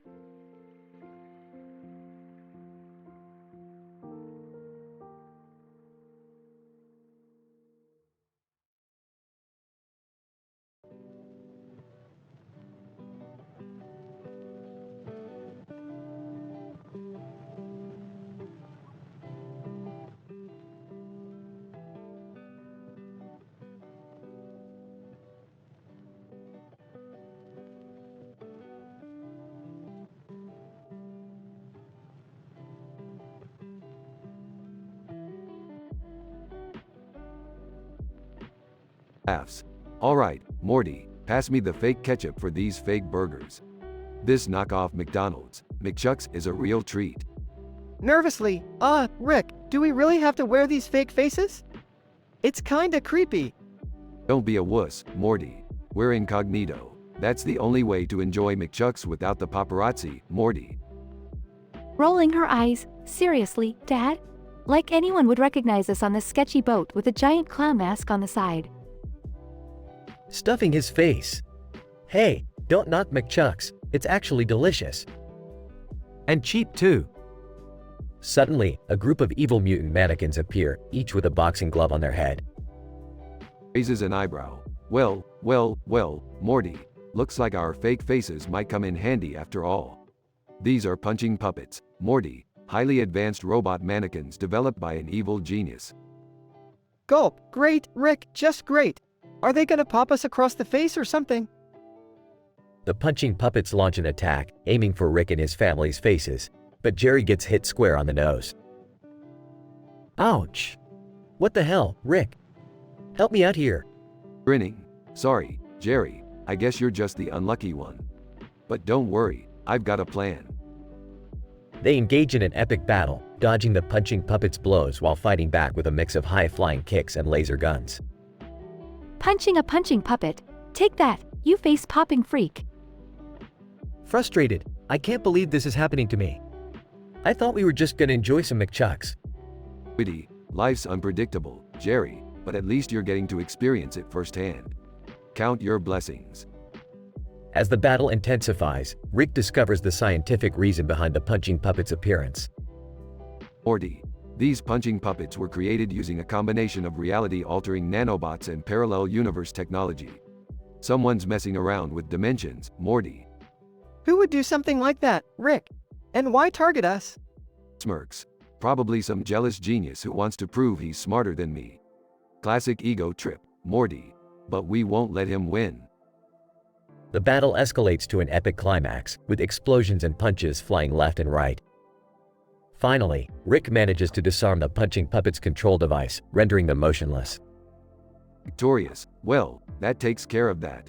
Nice job, team! Panting. Can we finally enjoy our McChucks now? I've had enough excitement for one day. Yeah, Dad deserves some peace after getting hit in the face. Laughs. Alright, let's finish our meal in peace. But remember, Jerry, life's a roller coaster, and sometimes it punches you square in the face. They all laugh and devour their McChucks, savoring the taste of victory and McDonald's knockoff goodness. The boat sails into the sunset, leaving the mutant mannequins far behind.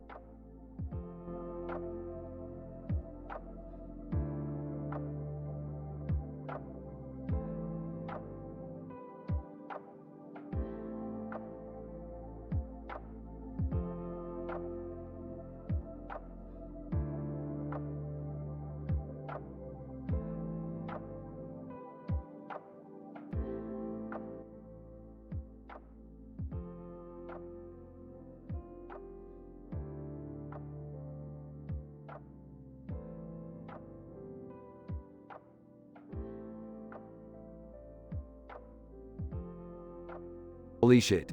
Did you guys hear that grinding noise outside? Oh, yeah, what the hell was that? I don't know, but it sounded like something from a horror movie or some shit. Oh great, just what we needed. Another crazy interdimensional problem. Can't we just ignore it and hope it goes away? Jerry, you truly are the pinnacle of uselessness. That noise was caused by an evil fleshbound, a biomechanical killing machine from Killing Floor 2. It must have somehow entered our reality. Wait, what the fuck? A fleshbound? Are you serious, Rick? Yes, Morty, and if we don't stop it, it's going to tear this entire neighborhood apart. Okay, so how the hell are we supposed to stop a giant killing machine? Simple. We need to exploit its weak spots and take it down systematically. Its most vulnerable areas are the head and the chest. Aim for those points, and it should gradually weaken. Are you fucking kidding me, Rick? This is insane. Oh god, we're all gonna die, aren't we? Shut the fuck up, Jerry. We've dealt with worse. We can handle this. Ah, guys, the fleshbound is approaching. We need to get our shit together. Fine, let's do this. They grab whatever makeshift weapons they can find and prepare to fight. Aim for the head. Don't get in front of it, or it'll bulldoze right through you. Oh god, it's charging at us. Watch out, guys. Shoot, shoot. They engage in an epic, thrilling battle with the fleshpound, dodging its powerful attacks and aiming for its weak spots. Ah! It's got me. No, Dad. I'm coming, Jerry. Rick rescues Jerry just in time, and they continue their intense fight. We're doing it, guys. We're actually hurting it. Keep going. We can't let it win. After a long and grueling battle, they finally bring the fleshpound down. We did it. I can't believe we actually survived that. Well, you know, when we put our minds to it, anything is possible. Yeah, but Jesus, Rick, what the fuck was that? I need therapy after this. Agreed. Let's never speak of this again. They all shudder, looking at the aftermath of the battle, grateful to be alive. You know, maybe we should move to a nicer, safer dimension. Shut up, Jerry. Just shut up.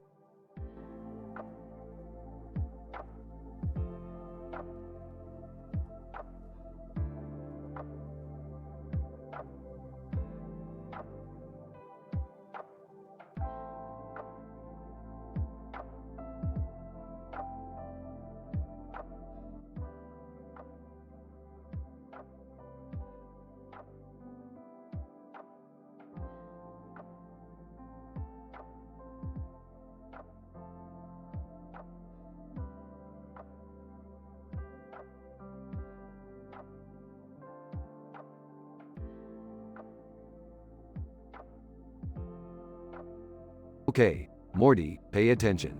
This here is a bowl of interdimensional cereal. Look closely, it's disgusting, alright? Gross, Rick. What's in that bowl? We're gonna talk about the top 5 most repulsive interdimensional cereals in history, Morty. Get ready for a taste of insanity. Rick, I don't know if I want to be a part of this. Shut up, Beth, you're in it now. Just tell us what's in it, Grandpa. Yeah, I didn't sign up for this.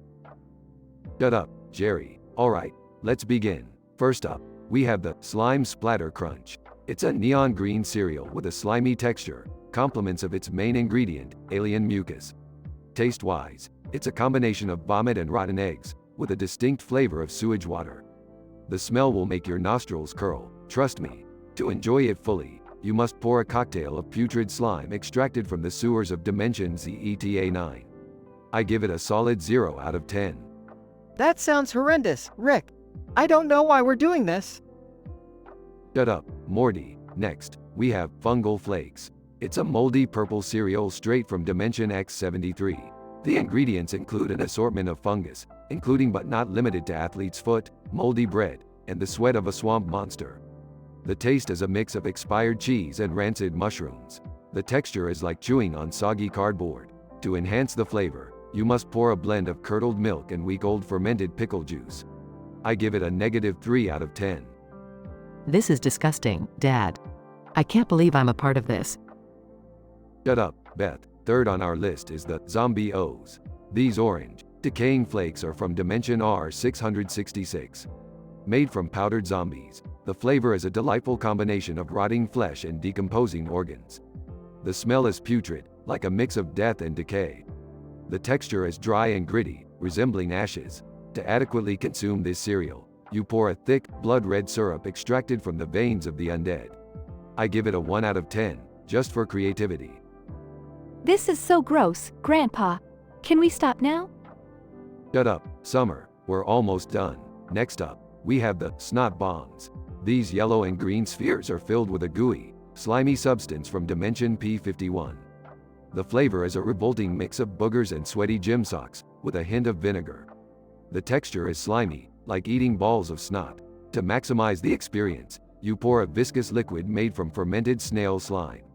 I give it a -infinity out of 10. I can't take this anymore. This is too much. Shut up, Jerry. Finally, we have the Toxic Tidbits. These black, radioactive flakes come from Dimension Q99. The ingredients include plutonium, nuclear waste, and the tears of mutated lab rats. The taste is like chewing on a battery, with a hint of burning rubber. The smell will make your nose hairs disintegrate. The texture is gritty and crunchy like shattered glass. To indulge in this monstrosity, you pour a neon green liquid extracted from a toxic waste dump. I give it a mind-boggling 0 out of 10. Rick, please, can we stop now? I think I'm gonna puke. Fine, Morty. But remember, this was just a taste of the interdimensional culinary horrors that exist out there. Now go puke your guts out, kids. They all leave the room, never wanting to speak of this again.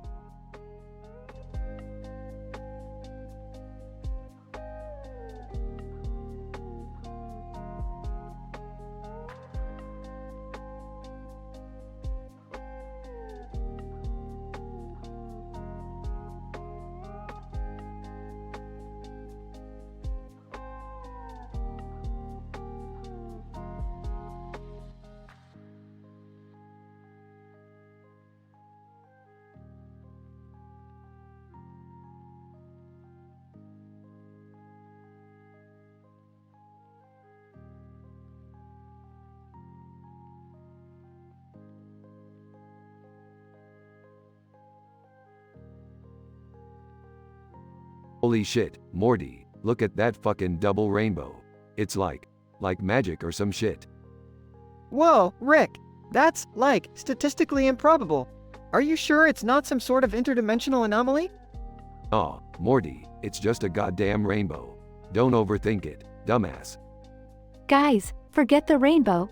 There's a freaking unicorn in our living room. What? How did it even get in here? Oh, great.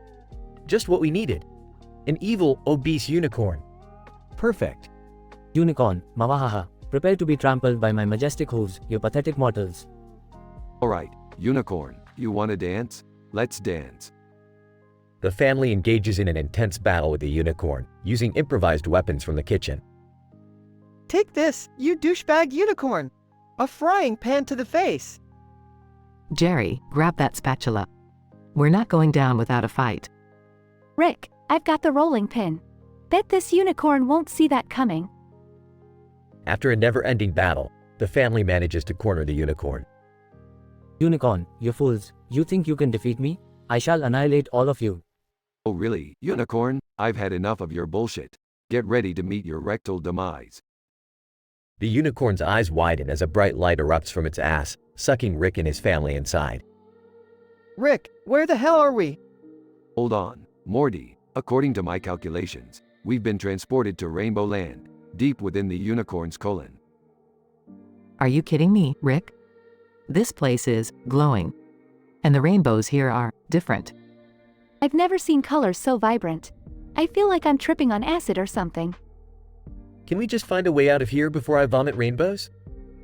Alright, stay calm everyone. I've got a plan. The family embarks on a thrilling adventure, overcoming obstacles and rainbow-colored creatures in this bizarre realm. Rick, this place is incredible. How is any of this scientifically possible? Well, Morty, due to some sort of interdimensional anomaly combined with the unicorn's rectal portal, we've ended up in a space-time pocket saturated with concentrated rainbow energy. I don't care about the science, Rick. Just get us out of here. After a series of epic action scenes and clever problem solving, Rick and his family discover a way to escape Rainbow Land. Rick, I think I found a portal back home. Good job, Summer. Get everyone ready. We're about to leave this psychedelic nightmare behind. As they step through the portal, the family finds themselves back in their living room, the unicorn nowhere to be seen. Thank God. I never thought I'd be so happy to see our boring old living room. It's good to be home, even if it means dealing with a unicorn invasion. Hey, Rick, what's the scientific explanation for all of that?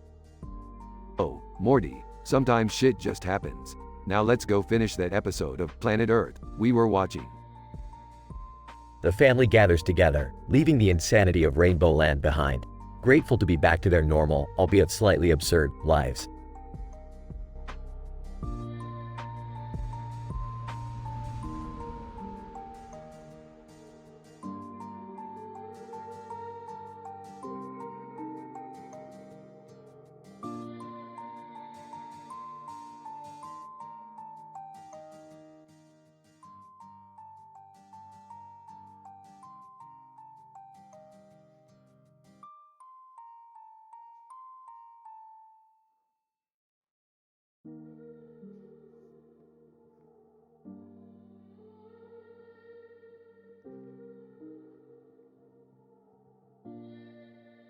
Int.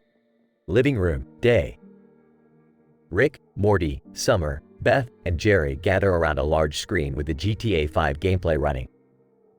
They each hold a controller, ready to enter the game. The atmosphere is tense. Alright, Morty, buckle up you little piece of sh*t. We're about to take a wild ride. Rick, are you sure this is a good idea? I mean, we could get hurt or, die in there. Morty, shut the f***ck up. It's just a game. What's the worst that could happen? Seriously, Rick? The worst in this game is getting shot at, blown up, and f***cked over by the cops every goddamn second. Oh, Summer, always the voice of reason. Let's just have some fun, you know? Blow sh*t up. Steal some cars. It'll be therapeutic. I'm not so sure about this, Rick. You never think about the consequences. We could end up in jail or worse. Jail, Beth. It's AF*C King game. It's not like we're gonna go on a rampage in real life. Relax. Have a little fun for once in your goddamn boring existence. Well, maybe I'll finally get a chance to prove myself. I could become a virtual badass and show you all what I'm made of. Oh, Jerry, you sad excuse for a man. In this game, you'll probably be the first one to get your ass handed to you. But hey, it'll be entertaining to watch. The screen transitions to the game as they enter the GTA 5 realm. The chaos begins. Radio, static attention all units, we have a group of dangerous criminals on the loose. Descriptions are as follows: an alcoholic scientist, a nervous teenager, an angry redhead, a clueless mother, and a worthless husband. Exercise extreme caution. Ah, Rick, did you hear that? They described us perfectly. How did they KN? Shut up, Morty. Let's just keep moving before they figure it out. They navigate the treacherous streets, dodging cops and causing havoc at every turn. Radio, suspect is driving a stolen vehicle, heading east on Del Perro Freeway. Proceed with caution and apprehend at all costs.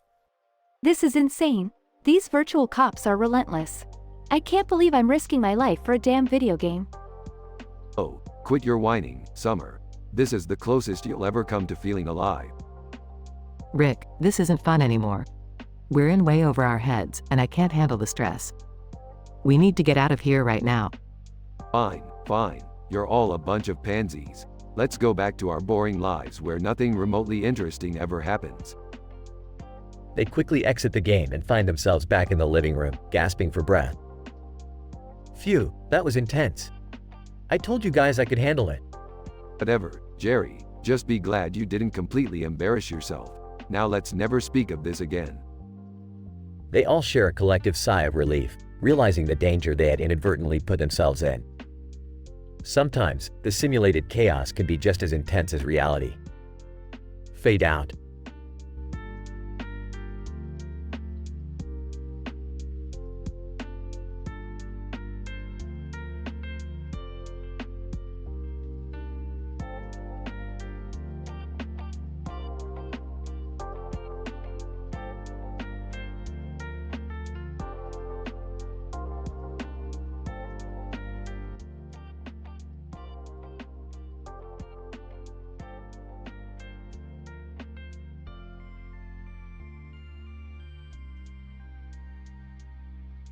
Alright, Morty, strap in, because I'm about to blow your mind with some real scientific shit.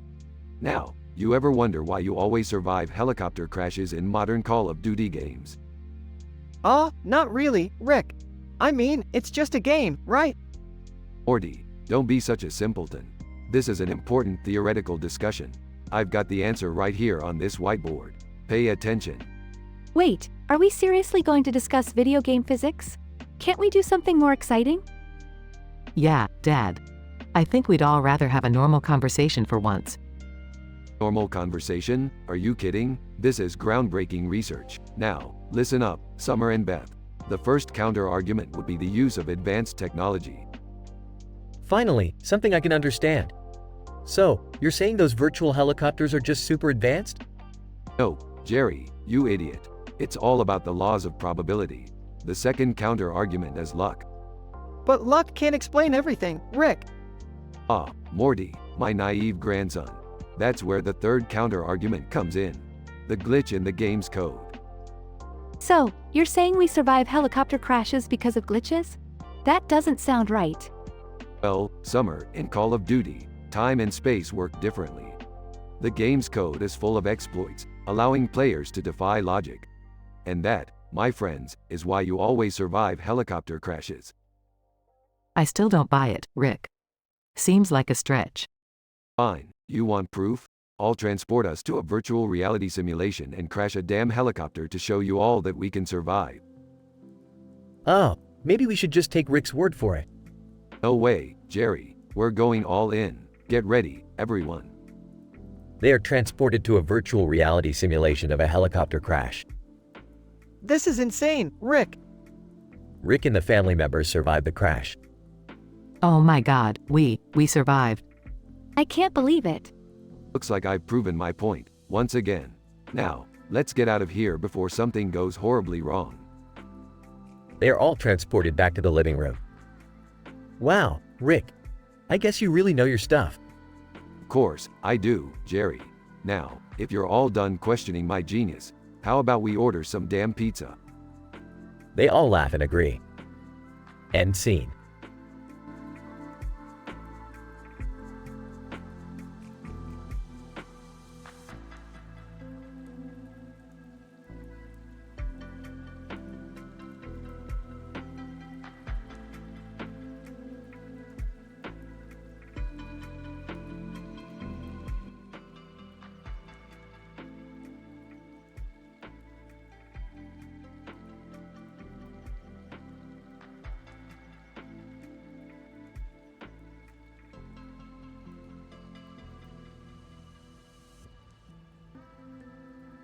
Alright, Morty, buckle up for another one of our wild adventures at the county fair. Yeah, sure, whatever, Rick. This place smells like hay and cow, sh*t. Language, Morty. Can we please just have a nice family outing for once? Why did we have to come here? There's nothing cool at a stupid fair. Well, I think it's important to appreciate the simpler things in life, like farm animals. Look, there's a whole herd of cows over there. Hold on, guys. I've detected a subtle anomaly within the space-time continuum surrounding these cows. What are you talking about, Rick? It's just a bunch of cows. Trust me, Morty, these cows possess the rare capability to create a gravitational vortex that can transport us to another dimension. Oh, for God's sake. Not another one of your crazy theories, Rick. Fine, you don't believe me? Watch this. Rick approaches the cows and taps one on the flank. Ow, moo. The ground rumbles, and the whole family is sucked into the cow's mouth. What the F***ck just happened? Oh my god, we're inside a cow. Gross. Rick, how the hell do we get out of here? Simple, Beth. We'll have to navigate through all 4 chambers of the cow's stomach and find a way to escape. You've got to be kidding me. This is disgusting. Quit groveling, Jerry. It's time to put on our adventure pants and get moving. The family starts trudging through the moist, dark innards of the cow. This is so nasty. I'm traumatized for life. I never thought I'd see the day when I'd be knee-deep in cow puke, but here we are. Just keep moving, everyone. We need to find a way out before we get digested or something equally horrifying. Hold on, guys. I think I found a hidden passage through the small intestine. Follow me. They crawl through the narrow, winding tunnels of the cow's intestines, facing slimy walls and occasional spurts of gas. I can't take it anymore. I'm about to lose my lunch. Jerry, we're inside a gigantic cow. Your lunch is already here. Finally, after what feels like an eternity, they reach the rectum. Thank God, I can see daylight. We made it.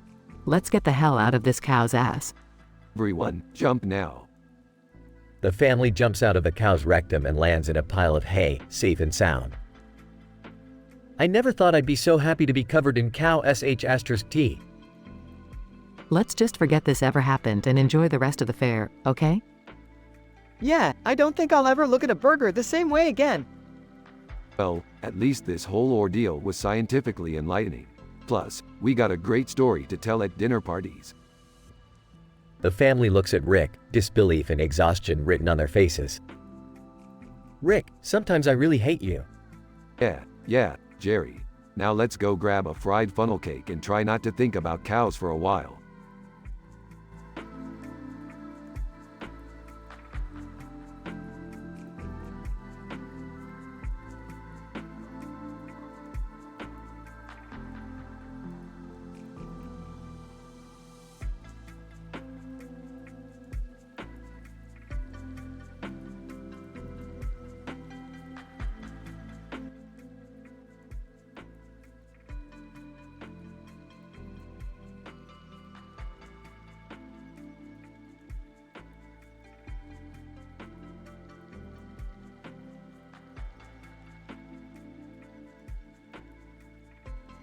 Alright, Morty, time to throw the weirdest party this side of the multiverse.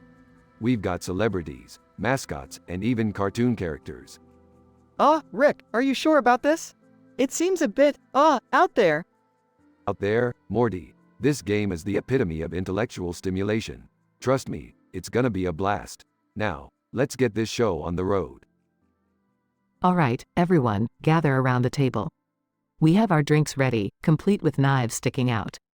Safety first. Seriously, Mom? Sharp objects are practically a hallmark of our family gatherings. I have to admit, Beth, I'm a little concerned about this. What if someone gets hurt?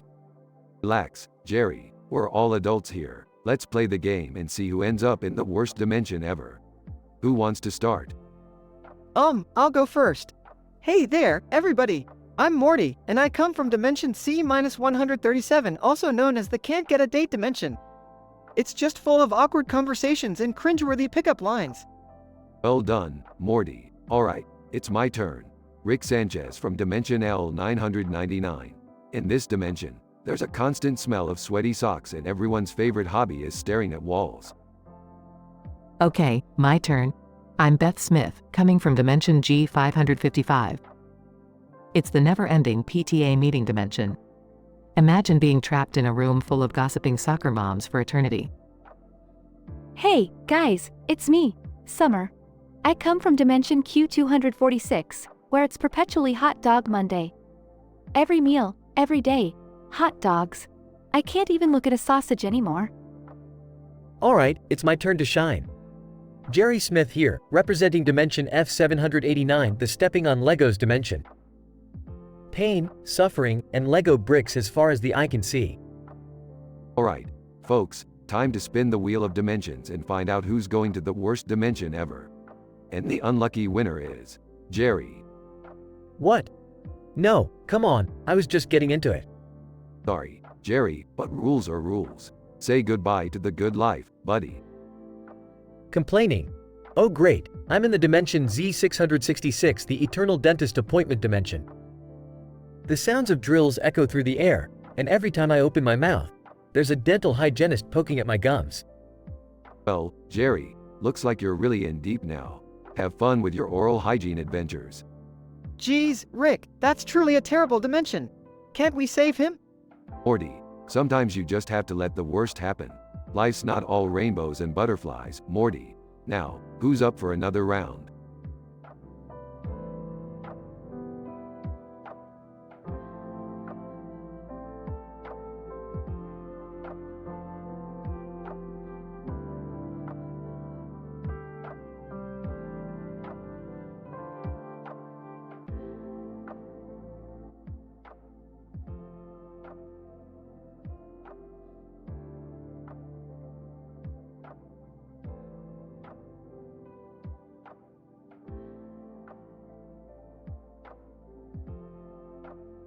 Bubble Bass. Hey, Squidward. Long time no see. Squidward, Bubble Bass, what the hell are you doing here? Bubble Bass, I'm back in town, and I was just craving a Krabby Patty. What you got for me? Squidward, fine. What's your order? Bubble Bass, alright, pay attention. I want a Krabby Patty with double pickles, extra cheese, extra onions, extra lettuce, extra tomato, extra mayo, extra ketchup, extra mustard, extra relish, double anchovies, triple seahorse sauce, a side of coral fries with truffle oil, and a strawberry milkshake with whipped cream and sprinkles. Got it? Squidward, are you fucking kidding me? That's impossible. Bubble Bass, just make it happen, Squiddy. I can wait. SpongeBob overhears the order. SpongeBob! Mr. Krabs, I've got this. I can make Bubble Bass's ridiculous order. Mr. Krabs, SpongeBob, don't you dare. SpongeBob, but I'm ready, Mr. Krabs. I can handle anything.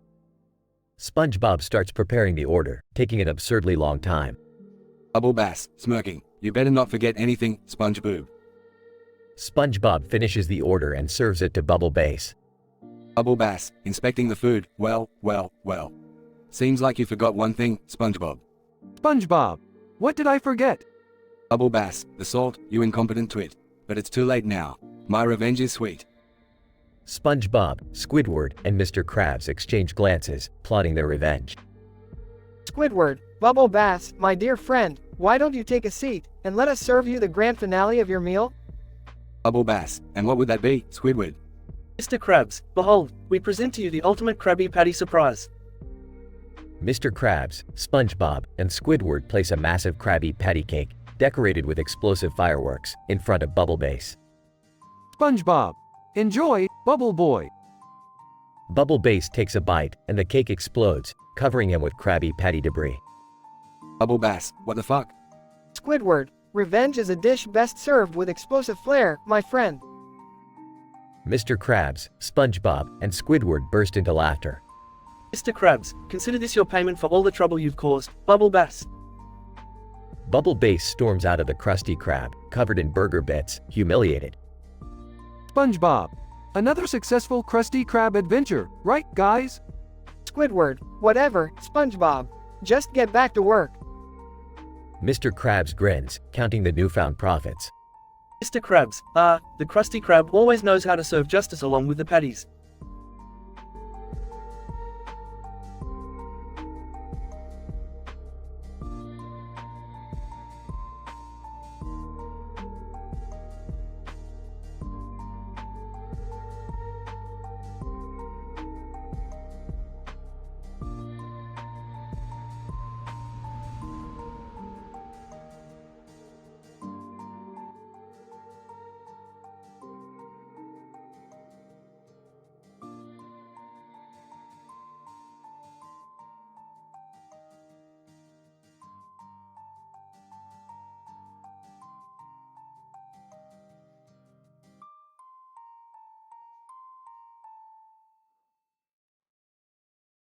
Alright, Morty, listen up.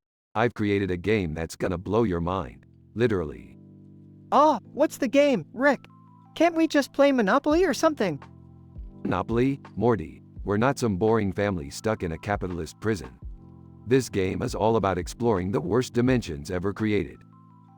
Oh, that sounds fascinating. I love a good dimension hopping party game. Seriously, Dad, can't we just have a normal party for once? Yeah, I agree with Summer. This sounds weird, even for you, Rick. Relax, Jerry, maybe you'll actually win something for once. Alright, let's get started. Everyone, gather around the Dimensional Introducer 5000. Morty, Beth, Summer, and Jerry gather around the machine, confused. Now, this machine will randomly select 5 individuals who will introduce themselves and describe the worst dimensions they've encountered. The person with the worst dimension gets plunged into it. What happens in the worst dimension? Trust me, Morty, you don't want to know. Let's begin. Beth activates the machine, and it starts whirring and beeping. Ah, who's that guy? That, Morty, is none other than real-life celebrity Flavor Flav. Flavor Flav. Yo, what's up, y'all? In the dimension I visited, F42, time moved so slow that I spent 8 years waiting for my clock chain to become fashionable again. It was a nightmare, man. Morty, Beth, Summer, and Jerry chuckle. Alright, let's see who's next. Oh, it's Naruto Uzumaki from the anime Naruto. Naruto, believe it, in the worst dimension I went to, N99, ramen didn't exist. It was a cruel and tasteless world, Databio. Rick and Morty exchange confused glances. Okay, this is getting weirder by the second. But hey, next up we have Napoleon Bonaparte. Napoleon, bonjour, in the dimension, B7, all the hats were twice the size of regular hats. I couldn't conquer anything because my hat kept falling off. Sacre bleu. Alright, this is getting out of hand now. Who's next on the list? Oh, you're gonna love this one, Jerry. It's Justin Bieber. Justin Bieber. Hey guys, in the dimension, J23, my hair was always slicked back, and I couldn't sing. It was a total nightmare. Wait, that's the worst dimension? Sounds like a blessing to me. Alright, last but not least, we have Kim Kardashian. Kim Kardashian, hey guys, in the dimension, K69, there were no cameras or mirrors. I mean, how can anyone survive without selfies? It was absolutely horrifying. Alright, so who got the worst dimension? Rick looks at the machine and smirks. It seems like our unlucky winner is Jerry. What? Oh, come on. Jerry is instantly transported to the worst dimension. Oh, great. It's a dimension, J1, where Rick constantly berates me and nothing ever goes my way. Fantastic. Well, looks like we found the worst dimension after all. Can we bring him back now? He can handle it. Plus, it's funnier this way. The family shares a laugh as Jerry grumbles in the background.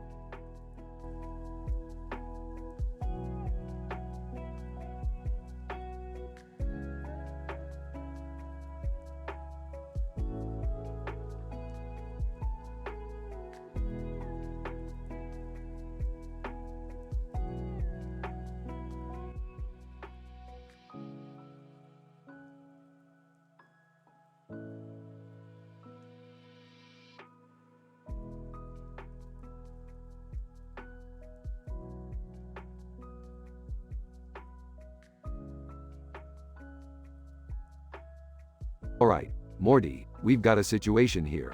This emote on Twitch thinks it can mock me. I'll show that piece of digital trash who's boss. Rick, are we seriously going into the internet realm? I thought that was just a myth or something. Myth? Morty, I practically invented the internet. Now buckle up, we're going in. Wait, you're not leaving me behind, are you?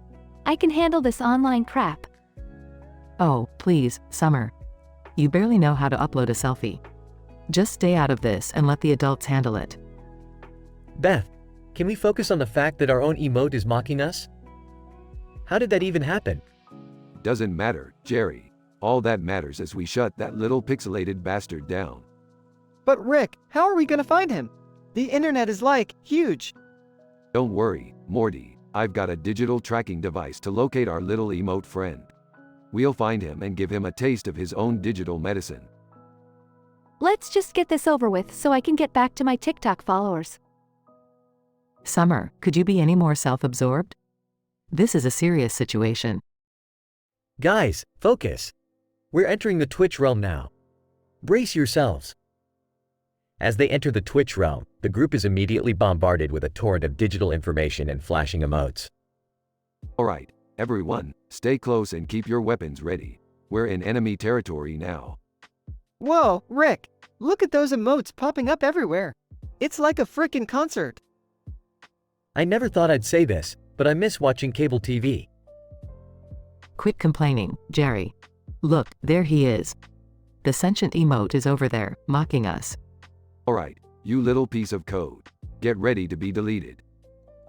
The group engages in an epic battle with the sentient emote, dodging emotes and firing back with digital weapons. Take that, you pixelated jerk. Rick, are we really winning? This emote is, everywhere. Don't worry, Morty. I've got a plan. Beth, use your hacking skills to disrupt its code. On it, Rick. Stand back, everyone. With Beth's hacking skills, the sentient emote starts glitching and losing its power. We did it. The emote is fading away. Nice job, Beth. You really saved the day. Now let's get the hell out of this digital nightmare. They exit the Twitch realm and return to reality, victorious and exhausted. That was insane. I can't believe we just battled a sentient emote. Well, I guess we're the heroes of the internet now. Yeah, and I actually learned a thing or two about hacking in the process. Pretty cool, I guess. I don't know about you guys, but I need a stiff drink. That was way too intense for me. Relax, Jerry. We saved the day. Now let's sit back, relax, and enjoy some good old-fashioned cable TV. Everyone laughs and heads back inside, leaving the internet adventure behind them.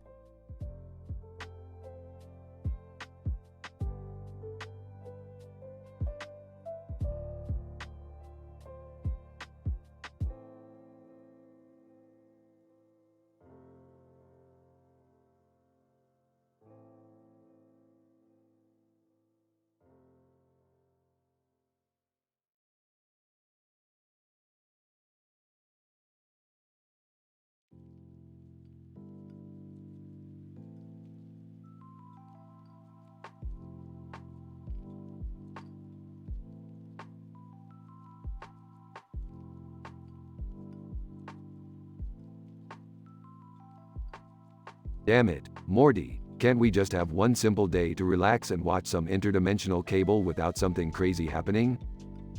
Jeez, Rick, I didn't ask for this. What the hell is going on?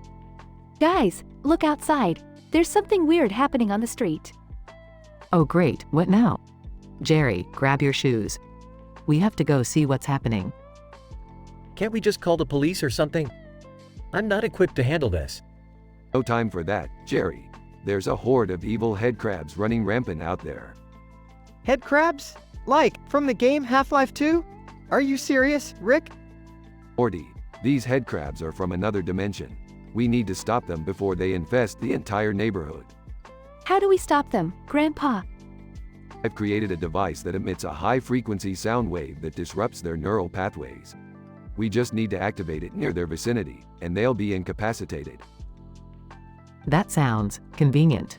I thought you were just making crazy inventions all the time, Rick. This is science, Beth. It's not a game. Now grab your weapons, and let's show these head crabs who's boss. Weapons? I didn't sign up for this. Can we just call the interdimensional pest control or something? Pest control won't cut it, Jerry. These creatures are brutal and unforgiving. We need real firepower. I can't believe I'm saying this, but I'm with Rick on this one. Let's take these head crabs down. Hell yeah, time to kick some alien crustacean ass. Beth, Jerry, Rick, Morty, and Summer grab weapons and head outside. Alright, everyone, spread out and keep an eye out for any of those head crabs. I see one. It's coming towards me. What do I do? Stay calm, Morty, and activate the device now. Morty activates the device, emitting a high-frequency sound. Head crab, screaming in pain. Nice one, Morty. That thing is toast.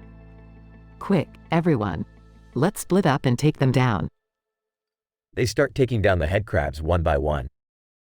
I can't believe I'm saying this, but this is exhilarating. That's the spirit, Jerry. Remember, we're the Smiths, and we don't back down from any interdimensional threat. They continue fighting the head crabs, using their weapons in the device. I think we got them all, Grandpa. Good job, everyone. Now let's head back inside before anything else tries to ruin our day off. They head back inside, victorious and covered in head crab guts. I never thought I'd say this, but I had a blast fighting evil head crabs with you guys. Yeah, it was strangely satisfying. But can we please go back to watching Interdimensional Cable now? Absolutely, Jerry. Just let me grab a scientific sample of those head crab guts first. Who knows, they might come in handy for future experiments. They all laugh as they settle back down to watch TV, their neighborhood safe once again.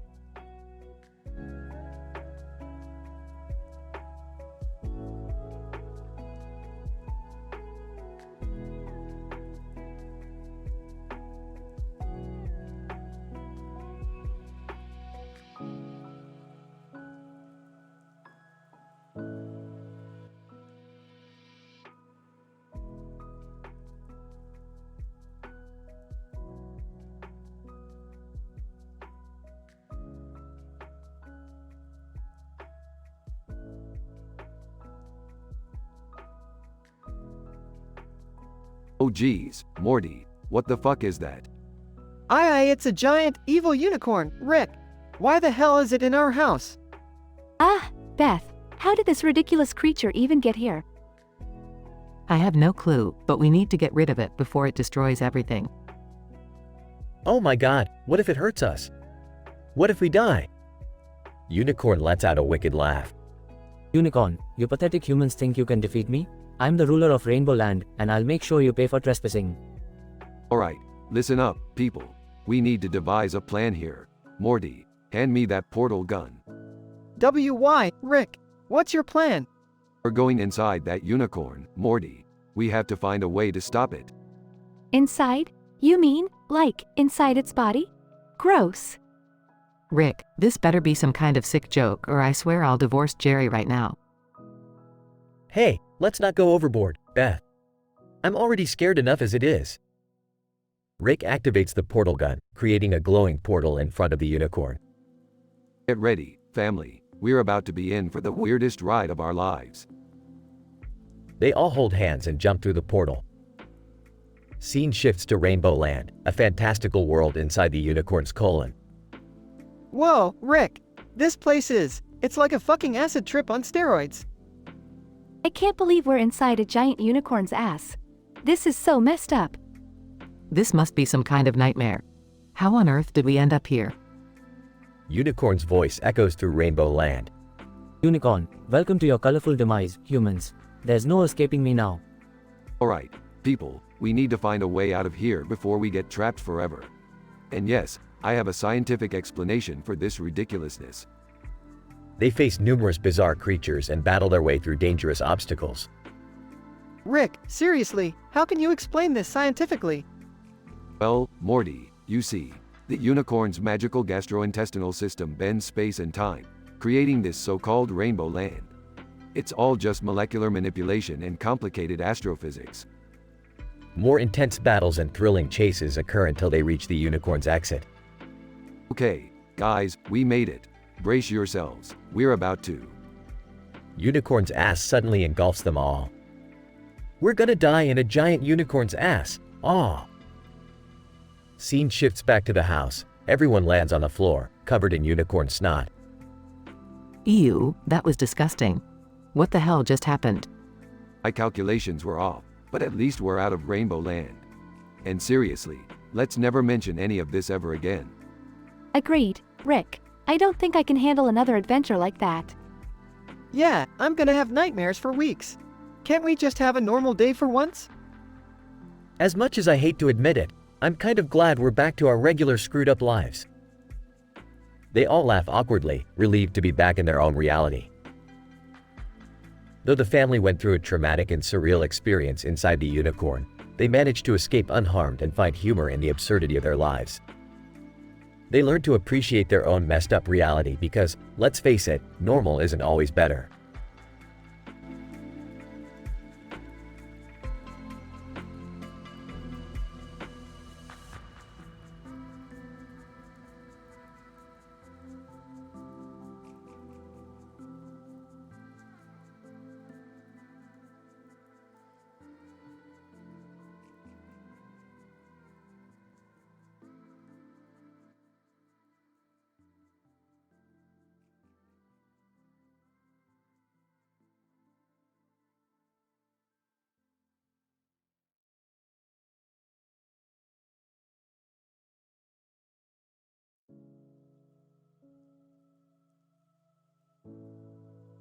Title: The Clucking Menace.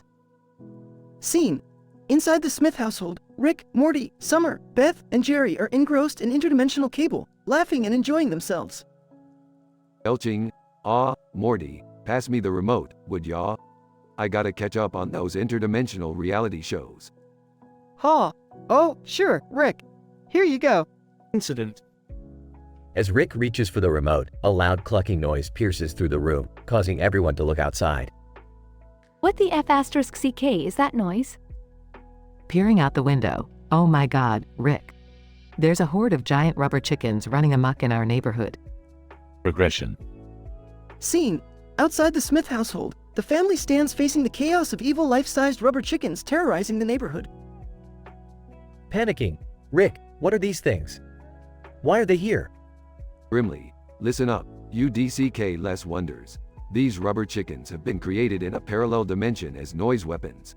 Their clucking frequency triggers a reactive resonance in our eardrums, turning us into rubber. We've got to stop them before they transform all of us. Scene. The Smith family cunningly uses various swords and makeshift weapons to fend off the rubber chickens. Striking a chicken. Take that, you squawking piece of sh**t. Summer, watch your back. Got it, Grandpa. Slashes a chicken. Slaying a chicken. Geez, Rick, these things are relentless. I'm covered in rubber feathers. Scene. The Smith family stands victorious amidst the defeated rubber chickens. I can't believe we survived that mayhem. Well, it seems like our neighborhood is finally safe again. Yeah, thanks to our heroic chicken slaying skills. Alright, everyone, let's get back inside before more interdimensional bullshit happens. Yeah, I could use a break from all these insane adventures, Rick. Smirking. Don't get too comfortable, Morty. You never know what crazy sh**t awaits us in the next dimension. Scene ends with the family heading back inside, laughter echoing in the distance. Scientific explanation, PhD level. The evil life-sized sentient rubber chickens are a result of interdimensional crossover experiments gone wrong. In a parallel universe, scientists attempted to develop noise weapons using advanced auditory physics. By manipulating the clucking frequency of rubber chickens, they unintentionally created bioengineered creatures capable of emitting a clucking resonance that reacts with human eardrums. This reactive resonance triggers a series of molecular changes, converting human bodies into rubber-like substances. The phenomenon occurs due to the specific vibrational frequency of the chicken's clucks, which resonates with molecules in the human auditory system, altering their structural integrity. To combat the threat, the Smith family had to employ strategic swordplay and weapons to neutralize the rubber chickens. Their efforts caused physical trauma to the chickens, effectively dissipating their clucking resonance and rendering them harmless. Though the situation appears bizarre, it serves as a reminder that interdimensional experiments should be approached with caution, as the consequences of wielding advanced scientific knowledge can lead to unpredictable and absurd scenarios.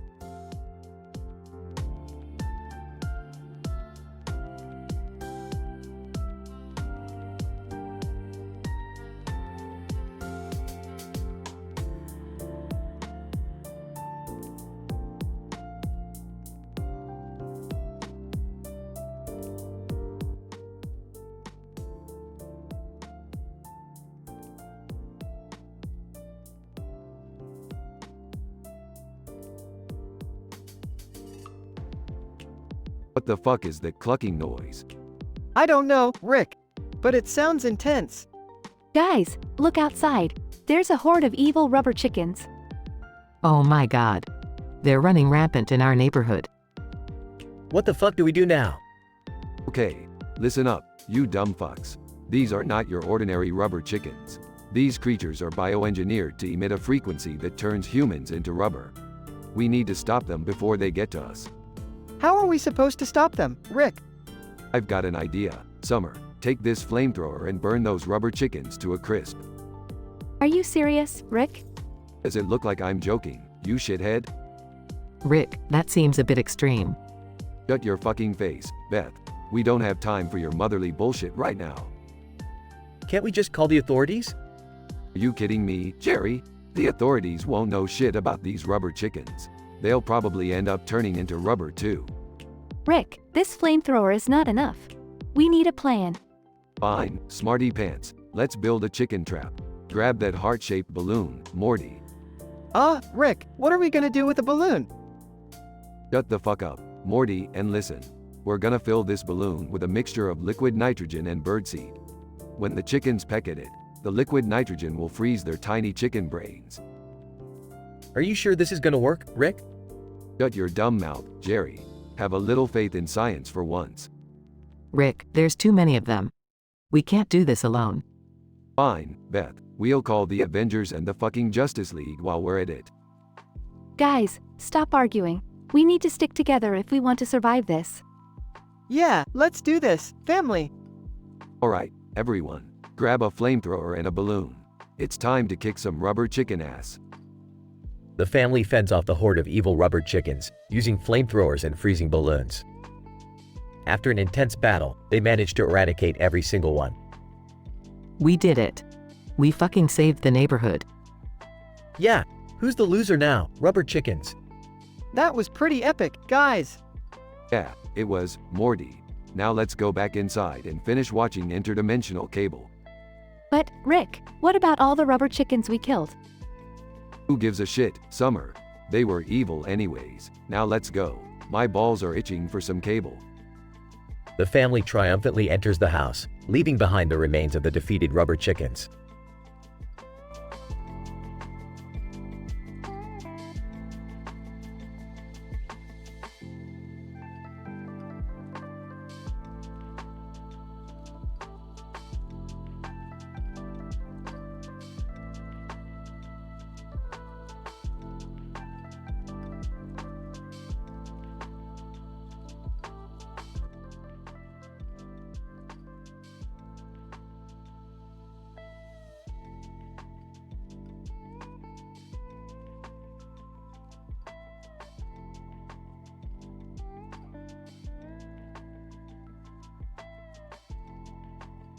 Alright, Morty. Let's check out this knockoff White Castle. Supposedly, the burgers are so artificially flavored, you'll forget what real food tastes like. Geez, Rick, doesn't sound very appetizing, but okay. I'll just stick to fries, though. I don't know if my stomach can handle the weirdness. Hey, guys. You won't believe it, but there's a knockoff White Castle deal going on. We can get 5 items for the price of 1 stomachache. Oh, come on, Jerry. Can't we just go somewhere nice for once? Ah, Mom, it's a joke. Lighten up. Let's dive into this greasy adventure. Sign reading, Rick's Burgers. You'll regret it. Hangs above the counter. Alright, let's order. I'll have the regret burger. Extra guilt on the side. Can I get the existential fries, please? Supposed to make you question the meaning of life with every bite. Oh, I'll take the sloppy divorce sliders. I'm just living life to the fullest, you know. Fine, I'll have the crisis crispy chicken. Seems fitting for my life right now. Give me the existential milkshake. I'm ready to question my life choices while enjoying a beverage.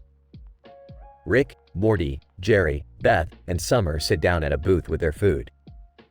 Alright, let's see if this garbage is worth any of our time. Morty, how's your existential fries? I don't know, Rick. They taste like confusion and angst. I guess that's a 3 out of 10 on the bizarre-o-meter. These sloppy divorce sliders taste like regret and misplaced emotions.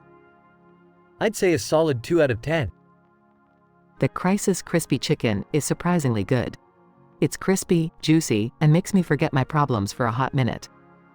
I'll give it a 7. Oh, this existential milkshake tastes like a midlife crisis in a glass.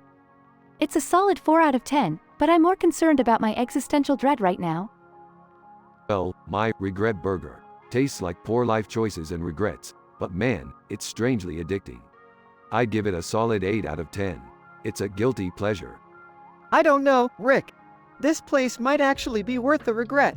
It's oddly comforting to drown in culinary sadness. Yeah, I guess you're right. Who needs happiness when you can have cheap knockoff burgers and fries? Oh, come on, guys. Let's just finish this depressing feast and go home. I've had enough existential crisis for today. Same here, Mom. I can't believe we actually agreed on something. Alright, let's finish up and get out of here. There's a parallel universe where the food might be worse, and we need to check it out.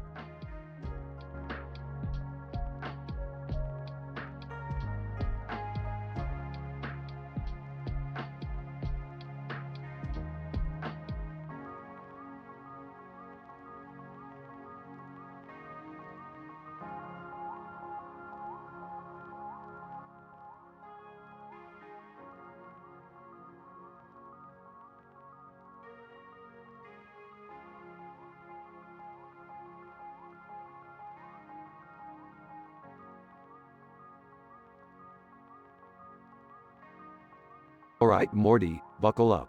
We're going on a culinary adventure to a knockoff parody interdimensional McDonald's. Get a grip. This is gonna be wild.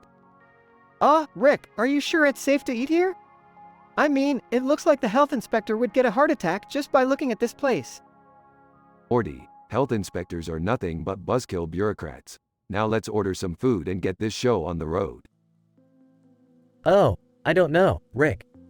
Maybe we should go somewhere else. This place seems a bit sketchy. Don't be such a coward, Jerry. We're here now, might as well give it a shot. Plus, I heard their knockoff Szechuan sauce is to die for. Dad, seriously? You're worried about sketchy places? Have you seen some of the places we've been to with Grandpa? Exactly, Summer. Now focus on the menu. We need to order 5 knockoff parody items.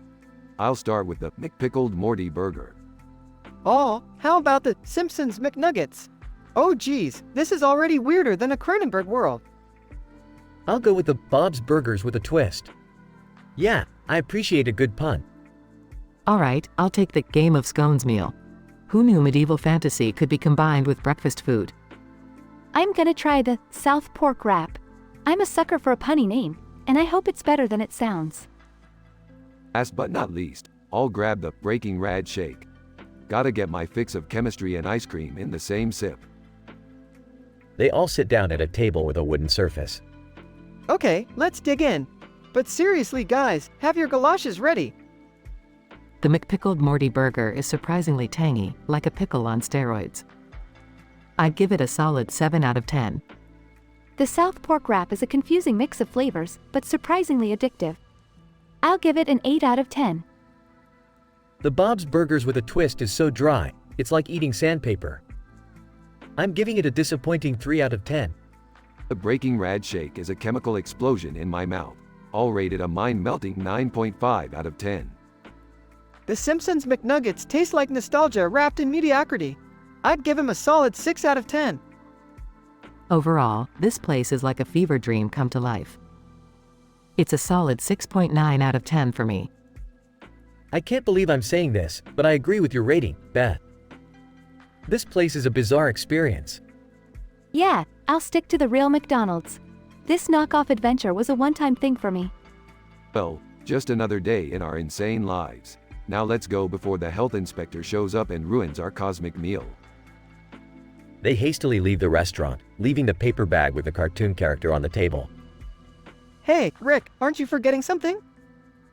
Morty, let the next dimension deal with the space-time repercussions of leaving a paper bag behind. They'll figure it out.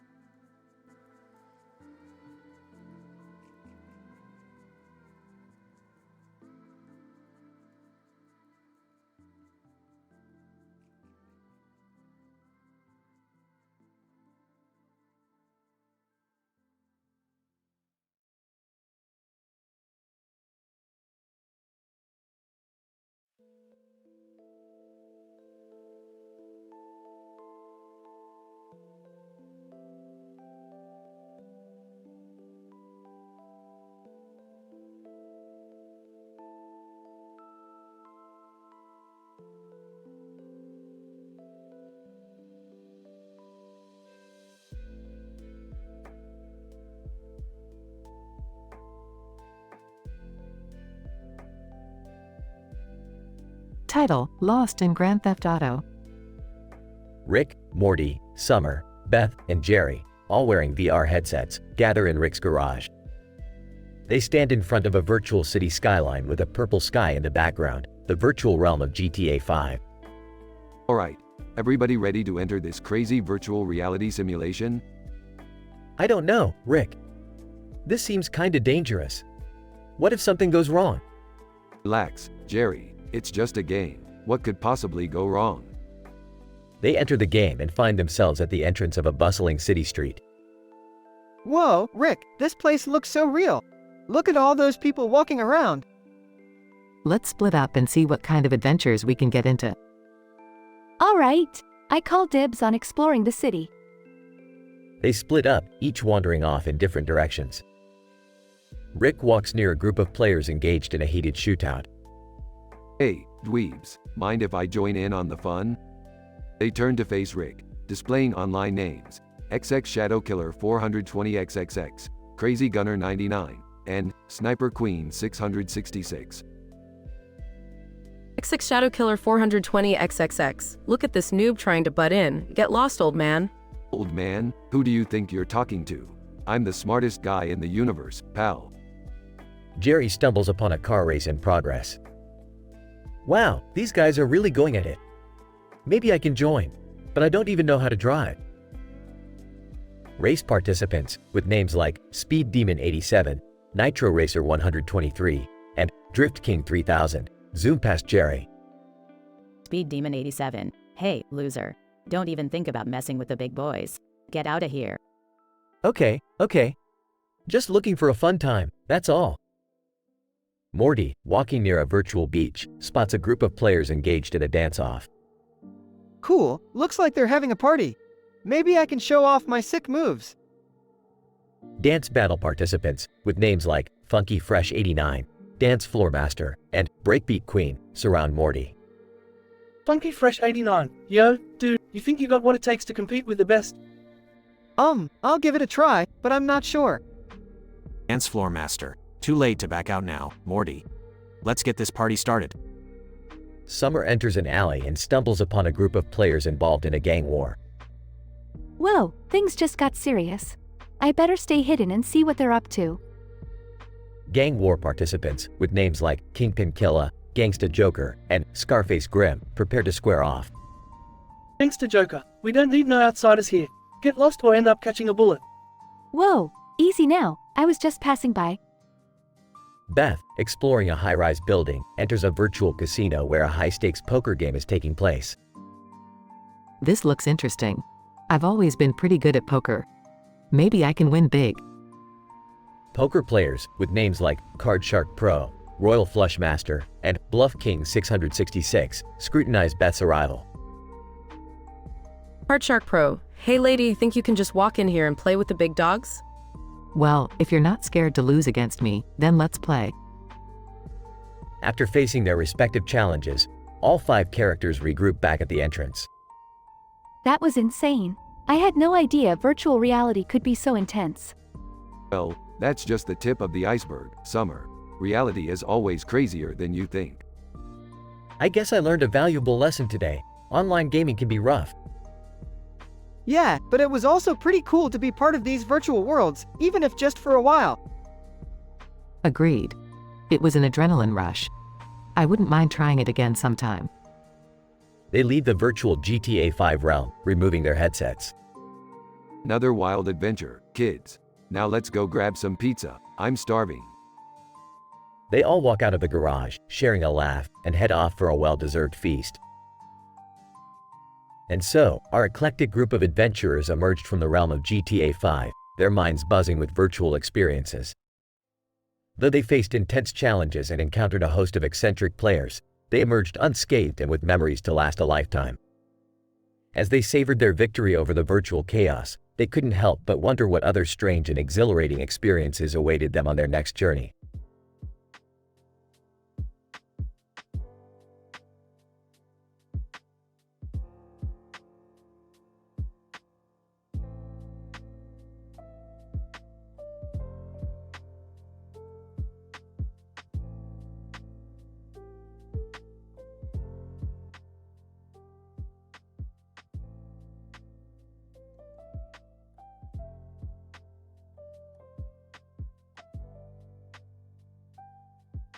Alright, listen up, you worthless sacks of meat.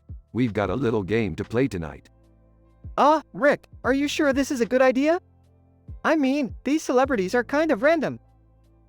Morty, stop being such a wet blanket. It's just a game. Plus, I want to see what dimension they'll come up with. Yeah, this sounds like it could be fun. Let's do it. As long as no one ends up in a dimension where I'm a loser, I'm good. Alright, let's introduce our first contestant, Adolf Hitler. Step forward and tell us your worst dimension, like anyone cares. Adolf Hitler, Dimension E66. Our worst point is the never-ending supply of inferior races I must exterminate. It's simply exhausting. Amazing. Now, let's hear from Barney the dinosaur. What's your worst dimension? Barney, Dimension F27. Our worst point would have to be that we are stuck singing the same annoying songs for eternity. I want to rip my own tail off. Classic Barney. Alright, now it's time for SpongeBob SquarePants. Give us your worst. SpongeBob, Dimension S42. The worst thing about our dimension is the constant lack of water. I'm a sponge. Damn it. I need moisture. Fantastic. Now, let's hear from Albert Einstein. What do you consider the worst dimension? Einstein, Dimension A89. The worst point would be having a brain incapable of understanding even the simplest equations. It's pure torture for us intellectuals. Alright, last but not least, we have Kim Kardashian. Spill the beans, Kim. Kim Kardashian, Dimension K13. The worst thing about it is that everyone is just as self-centered as I am. I don't know how I'd handle the competition. Alright, contestants, I've got the results in my hands. The loser who will be plunged into the worst dimension ever is SpongeBob SquarePants. SpongeBob. No, please, not the dimension with no water. I can't take it. Oh, stop your whining, SpongeBob. You're going to Dimension W51, where you'll be just a sponge in a world of dirty dishes. Enjoy. SpongeBob. This is worse than the chum bucket. What have you done, Rick? Morty chuckles nervously. Alright, let's wrap this up before things get even crazier. Rick, do you have any last words? Yeah, I want pizza for dinner. And by pizza, I mean the kind that makes you forget your own name. Let's go, everyone. The group leaves, leaving SpongeBob trapped in his nightmarish dimension.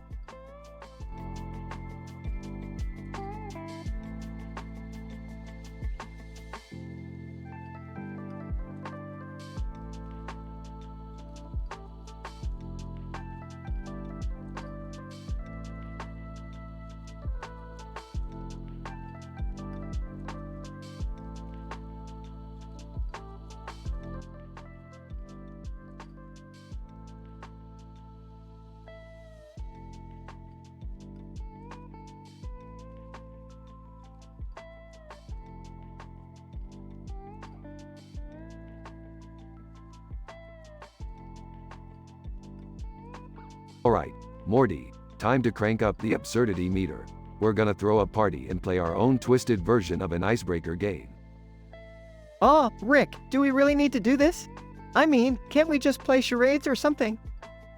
Oh, come on, Morty. It'll be fun. Plus, we get to invite some of the most obscure and random characters ever.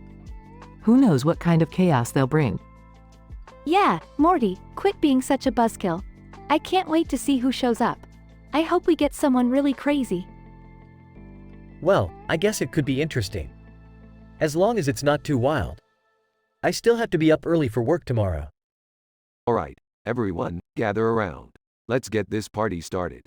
Grab a drink and let's play our game. Each of you will introduce yourselves and then describe the worst dimension you've ever encountered. Crescent. I am Crescent, the warrior of light. In the dimension of X42, there exists a land populated by carnivorous unicorns with rabid narwhal horns. Their foul breath can melt steel, and their hooves never stop growing. Alright, next up, who's next?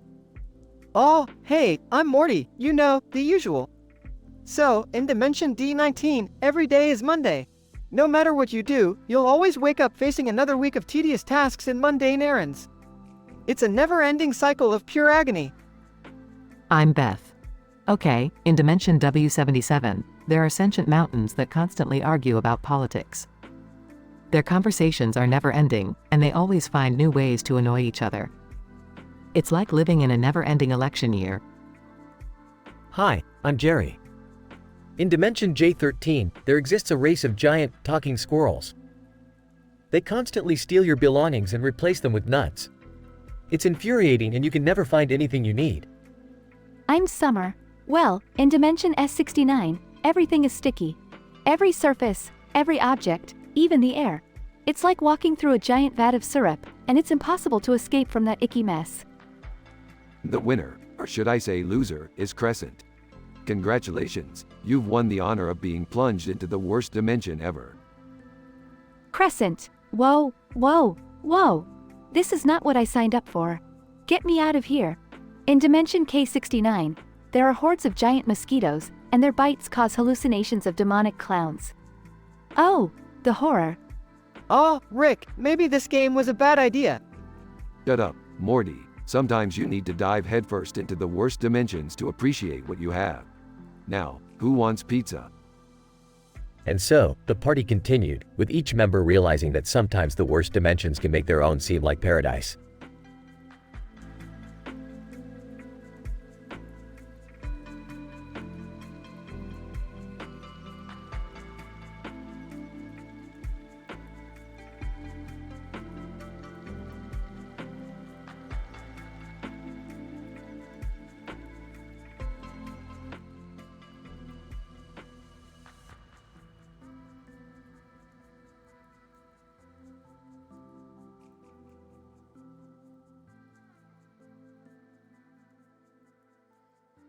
Alright, Morty, you dumbass, it's time to liven up this party. Let's play a game with these loser celebrities, cartoon characters, and mascots. Geez, Rick, do we have to? I mean, I'm not really into this whole party thing. Come on, Morty, don't be such a buzzkill. It'll be fun, I promise. Yeah, Morty, lighten up. Let's see who will end up in the worst dimension ever. I'm not sure about this, guys. What if something goes wrong? Shut up, Jerry, you're always ruining the fun. Alright, everyone, gather around. We're going to introduce ourselves and describe the worst dimension we can think of. Pikachu, Pika Pika.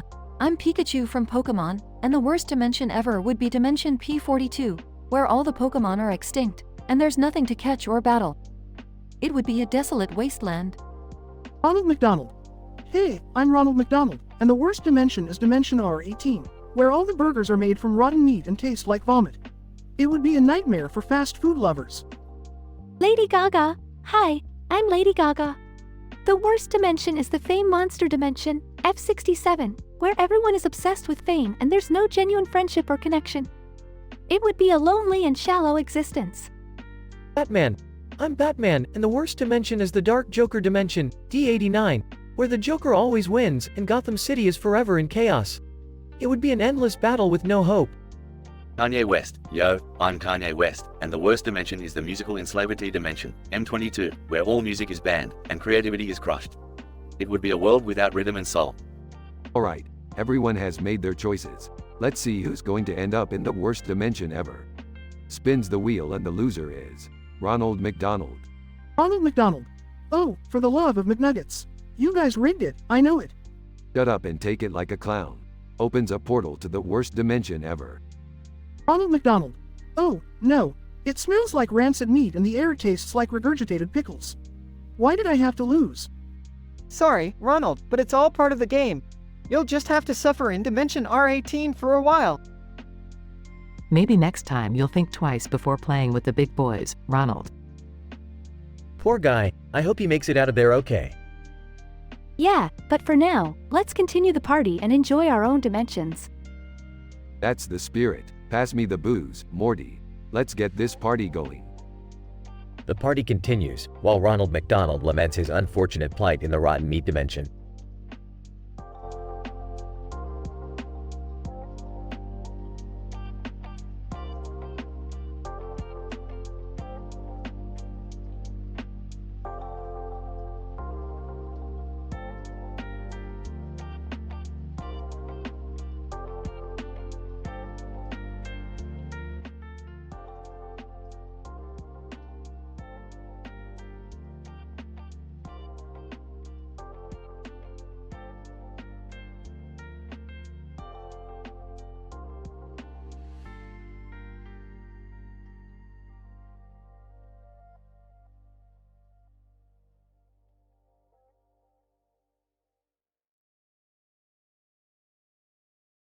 Alright, listen up, Morty and the rest of you dumbasses. We're here to have a party and play a little game, Morty, so try not to screw it up like you do everything else. Geez, Rick, I'm not trying to screw anything up. I just wanted to have some fun.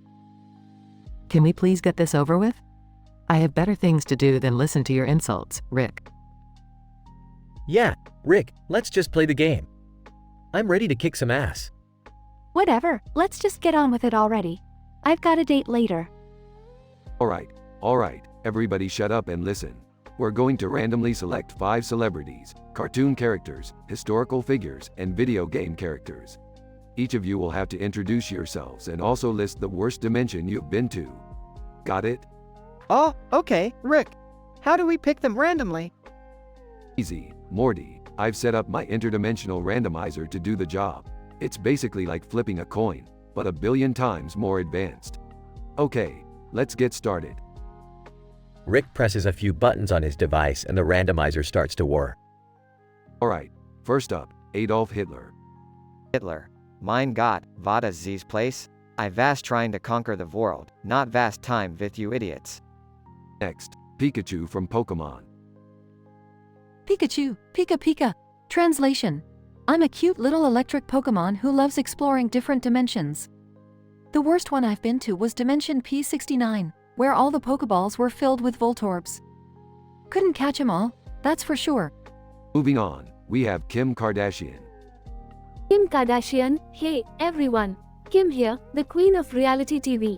The worst dimension I've been to was definitely Dimension K420. Everything was made out of diamond and gold, which sounds great, but it was super uncomfortable. Like, hello, can't sit on a diamond couch, you know? Alright, next we have Mario from the Super Mario Brothers. Mario, it's me, Mario. The worst dimension I've been to was Dimension M666, where a Bowser kept kidnapping a Peach every 5 minutes. It was a really annoying, you know? Lastly, we have Albert Einstein. Einstein. Guten Tag, everyone. The worst dimension I've encountered was dimension E9000. It was a world where people believed the Earth was flat and had no interest in scientific progress. It was absolutely mind-boggling. Alright, now that everyone has introduced themselves, it's time to determine the loser. And the unlucky one is Jerry.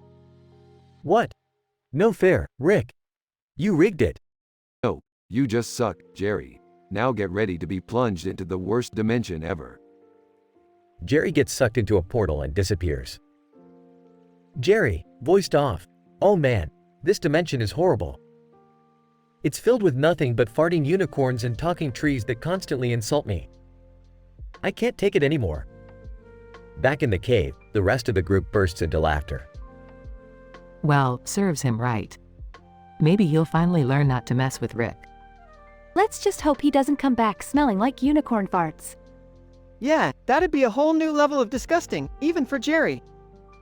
Alright, let's get back to the party, assholes. And remember Morty, next time, try not to screw everything up.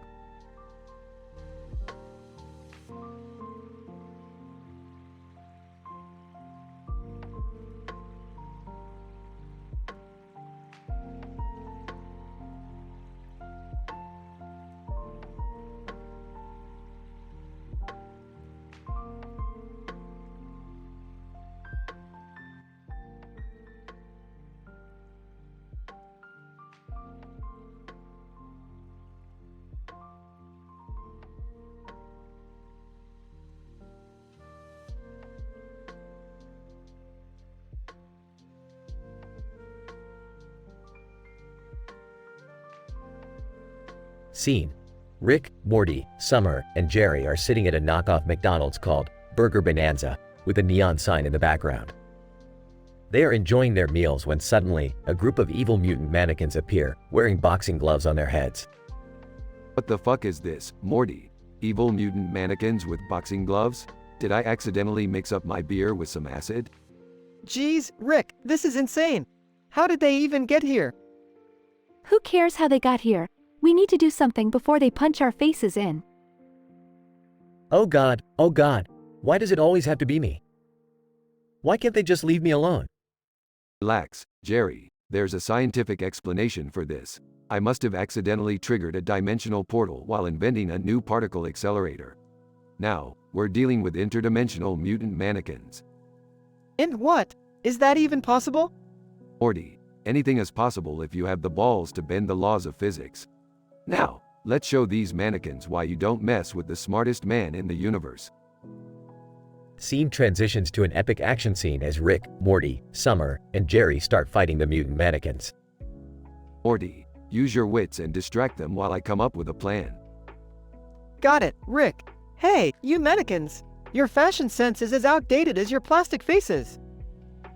Scene transitions to a slow-motion sequence as Morty dodges the mannequins' punches with impressive agility. Rick, we can't keep this up forever. Is there any way to send them back? Summer, I'm working on it. Just hold them off a little longer. Scene transitions to an intense moment where Summer and Jerry are cornered by the mannequins. Oh God, this is it. I'm gonna be a mannequin's punching bag. Not today, Jerry. Suddenly, Summer unleashes a powerful kick, knocking out multiple mannequins at once. Take that, you plastic freaks. Scene transitions to the final showdown as Rick, Morty, Summer, and Jerry team up to defeat the remaining mannequins. Okay, I've almost got it.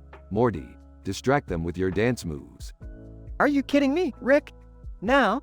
Trust me, Morty. Morty starts dancing, mesmerizing the mannequins as Rick activates a device, sending them back to their own dimension. And that's how it's done. Good job, team. Wow, Rick, I never thought I'd say this, but that was actually pretty badass. Yeah, that was some crazy shit, Rick. Can we please go home now?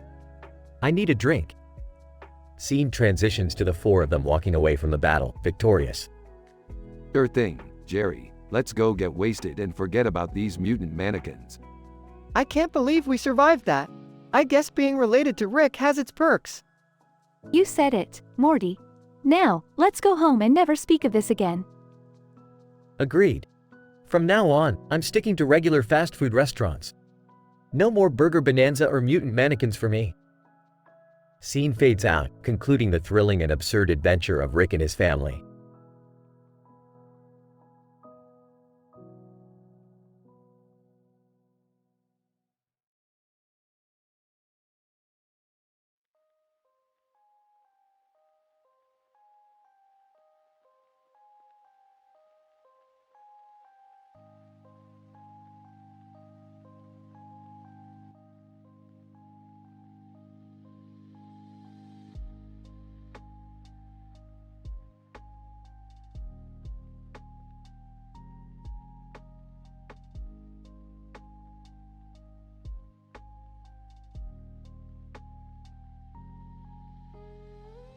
Alright, Morty, let's talk about some of the most repulsive cereals you've ever seen across the multiverse. Oh, okay, Rick. But do we really have to do this? It feels kinda gross. Morty, we're scientists. It's our duty to push the boundaries of knowledge, even if it means diving into the realm of disgust. Now, behold, the most disgusting interdimensional cereals of all time. Size, really, Rick? You couldn't come up with something more appetizing? Alright, first up, we have Zog's Barf Crunch. It hails from a dimension where vomit is considered a delicacy. Oh, seriously? This is nauseating already. Now, Zog's Barf Crunch boasts a flavor profile that combines regurgitated chicken nuggets, rotten eggs, and expired milk. It's like a symphony of stench. Ew, that's revolting. What about the taste? Ah, the taste. It's a cacophony of putridity, Morty. Imagine a blend of sour socks, moldy cheese, and a hint of roadkill. Pure delight, I assure you. Gags. Okay, moving on. How about Sludge-O's? Sludge-O's. Sounds like a disaster waiting to happen. Quite right, Morty. Sludge-O's come from a dimension where sewage is a breakfast staple. The cereal itself is made from pulverized algae, mold, and sewage sludge. Bon appetit. That's it. I'm out. I refuse to listen to this nonsense. Have it your way, Jerry. Now, next on the list, we have Wormy O's. These little delights are infused with live worms that wriggle around as you eat. Ew, that's so gross. Are they at least cooked? Ah, Summer. These worms are fresh, crunchy, and juicy, straight from a dimension where insects are the main source of nutrition. It's an extra protein kick to start your day. I can't believe we're having this conversation. How about Snot Flakes? Just the name makes me gag. What's the deal with these? Ah, Snot Flakes. They come from a dimension where nasal mucus is a dietary treasure. The cereal consists of dried and powdered boogers, seasoned with a dash of tears for that extra salty flavor. I think I'm gonna be sick. And finally, we have Gooey Guts. Picture a bowl of slimy, squishy cereal in a dimension where the innards of various alien creatures are considered a delicacy. I think I've lost my appetite. Can we please talk about something else? Sure, Beth, I've had my share of disgusting cereals for today. But remember, knowledge comes in all forms, even the slimiest and most repugnant ones. Alright, who votes we burn this list and pretend this conversation never happened? Fine by me, Jerry. Let's just hope nobody gets hungry for adventure in the multiverse and decides to try these cereals out. The consequences could be disastrous. Murmuring agreement from the family. I hope you're right, Rick. I feel like I've been scarred for life. Buckle up, Morty. We're just getting started. There's so much more out there to explore, whether we like it or not. They all shake their heads in disbelief as they walk away, leaving the disgusting cereals behind.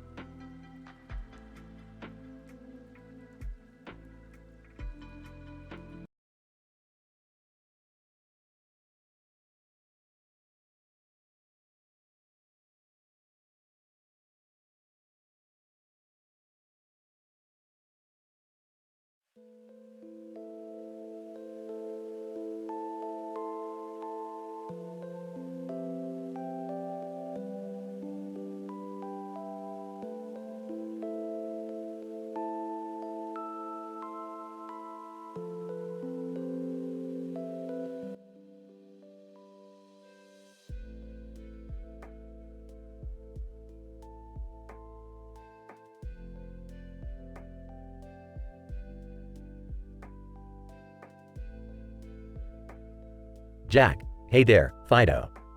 Ain't this the weirdest shit we've ever been in? Fido. Yeah, Jack, I can't believe we're just sitting here on this damn table with a cup in our mouths. How the hell did we end up in some fucked up dog circus? Jack. Well, it all started when we stumbled upon the Robot Dog Show in Liverpool. The organizers were desperate for unique acts, and what's more unique than two dogs drinking from cups? Fido, I hear ya, Jack. But this ain't no ordinary dog show. The audience is filled with scientists and perverts. It's like a damn experiment gone wrong. Jack. You're not wrong, Fido. These sickos have even set up a haunted forest exploration exhibit. They think it's fun to scare the hell out of us. I swear, if I see one more ghostly apparition, I'm gonna piss on it. Fido, speaking of pissing, Jack, did you see that damn cyborg dog lifting its leg on the judge's table? That son of a bitch doesn't even know how to mark his territory properly. Jack. That's just pathetic, Fido. These robotic mutts might have fancy gadgets, but they lack the finesse and instinct of a real dog. They can't even sniff out a bone in a damn dog park. Fido, you're right, Jack. They've taken the soul out of being a dog. We shouldn't have let those mad scientists experiment on us. They may have made us talk, but we lost something important along the way. Jack. Yeah, our dignity and freedom, Fido. We were better off chasing squirrels and rolling in mud. Now we're just puppets for these twisted entertainment freaks. Fido, I've had enough, Jack. Let's break free and show these bastards what real dogs are capable of. They think we're just cute little pets, but it's time to unleash the beast. Jack. I'm with you, Fido. Let's show him the true meaning of dog power. We'll jump off this table, run wild through the crowd, and pee on every damn scientist we see. Fido, it's time to reclaim our doggy dignity, Jack. Let's tear this place apart and show him we're not just a sideshow attraction. We're the motherfucking alpha dogs. Jack and Fido jump off the table, causing chaos as they sprint through the audience, barking and marking their territory. The scientists and perverts scream in confusion and horror. Their perfect experiment turned into a canine rebellion. Jack. Fido, my friend, we did it. We showed him what we're made of. Fido, damn right, Jack. No one messes with two badass dogs and gets away with it. Let this be a lesson to all those who think they can control us. Together, Jack and Fido sprint out of the Robot Dog Show, leaving chaos in their wake, victorious in their rebellion against the tyranny of the scientists. And so, two dogs, forever bonded by their shared rebellion, venture off into the setting sun, ready for new adventures and reclaiming their canine freedom.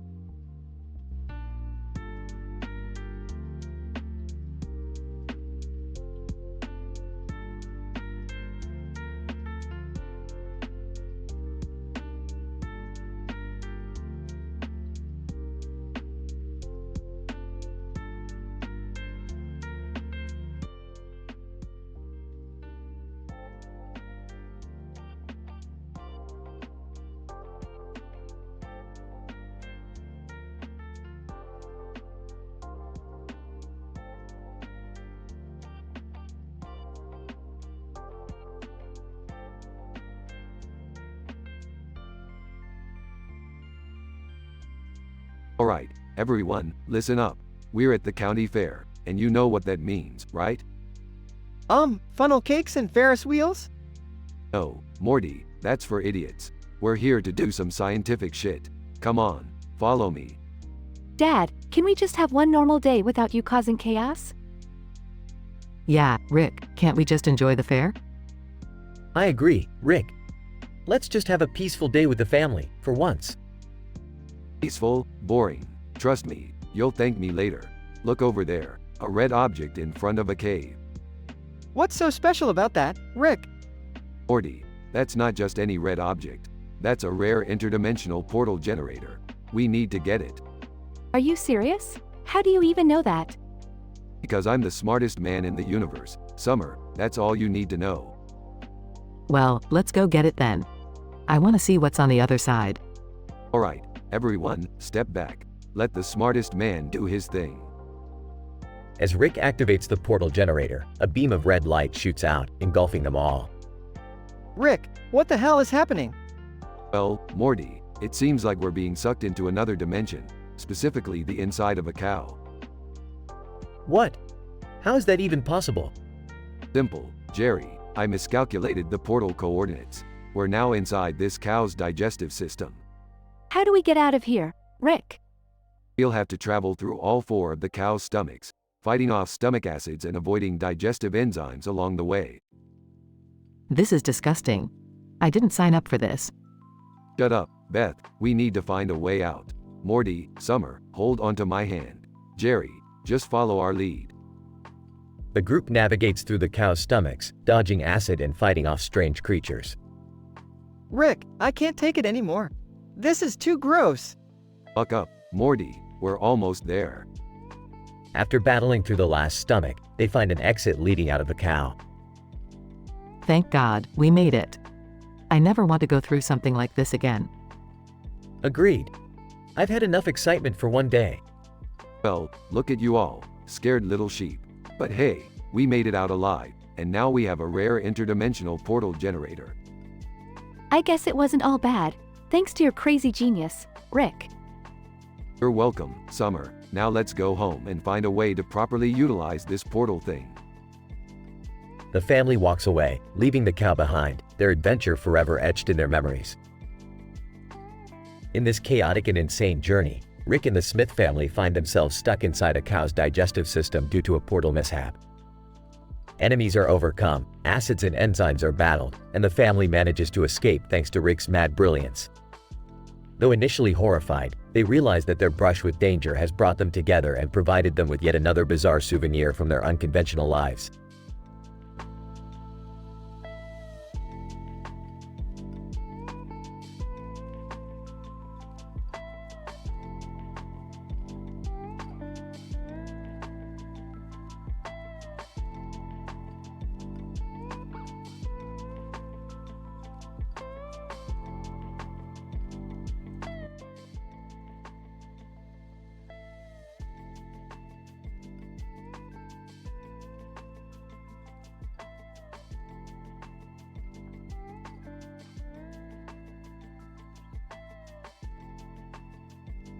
Squidward.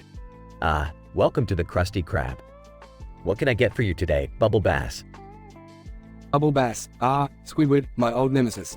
I'll have a crusty combo meal with extra pickles, 17 slices of Swiss cheese, precisely 2 centimeters thick, spread out across the patty. Make sure the ketchup is spread unevenly, with 5 mini dollops on the left side, and 3 tiny squirts on the right. And for the buns, they must be toasted at precisely 153 degrees Fahrenheit for 5 minutes and 37 seconds. Squidward, muttering, are you kidding me? Fine, anything else? Bubble Bass, of course. I want 3 tablespoons of tartar sauce, mixed with 5 pinches of crushed algae, and topped with a single dollop of mustard mayonnaise swirl, spiraling clockwise. And don't forget to sprinkle it with 7 granules of sea salt. SpongeBob, eavesdropping. Wow, what a complex order. I'll make sure Bubble Bass gets everything, even if I have to add my secret ingredient. Squidward, SpongeBob, remember, no secrets. SpongeBob. Oh, Squidward, you worry too much. Just watch me work my magic. SpongeBob prepares the order, meticulously following Bubble Bass's absurd demands. Bubble Bass, inspecting the crusty combo meal. Well, SpongeBob, you've almost got it right. But it seems you forgot to give me the most important ingredient. SpongeBob, what could I possibly have missed? Bubble Bass, the Krabby Patty secret formula. SpongeBob, Squidward, and Mr. Krabs exchange startled glances. Mr. Krabs. Well, Bubble Bass, ye caught us. But don't ye worry, we got a surprise o' our own. Before Bubble Bass can react, the clock in the background strikes midnight, and the sky turns a vibrant shade of purple. Squidward, what's happening? Mr. Krabs. It's time for revenge, lads. Suddenly, the soap bubbles in the background morph into gigantic bubbles, encapsulating Bubble Bass within them. Bubble Bass, what's going on? Let me out. SpongeBob, you wanted a unique ingredient, Bubble Bass. Well, these special bubbles are filled with the densest, most potent form of mustard gas in the sea. Bubble Bass, coughing, no. You can't do this. Squidward, oh we can Bubble Bass and we just did. SpongeBob, Squidward, and Mr. Krabs watch as Bubble Bass's bubbles float away, dissolving into thin air. Mr. Krabs. That'll teach him not to mess with the Krusty Krab. Squidward, I can't believe we actually pulled that off. SpongeBob, revenge is a dish best served, bubbly. They burst into laughter as the purple sky fades back to its usual hue, and the clock ticks away in the background.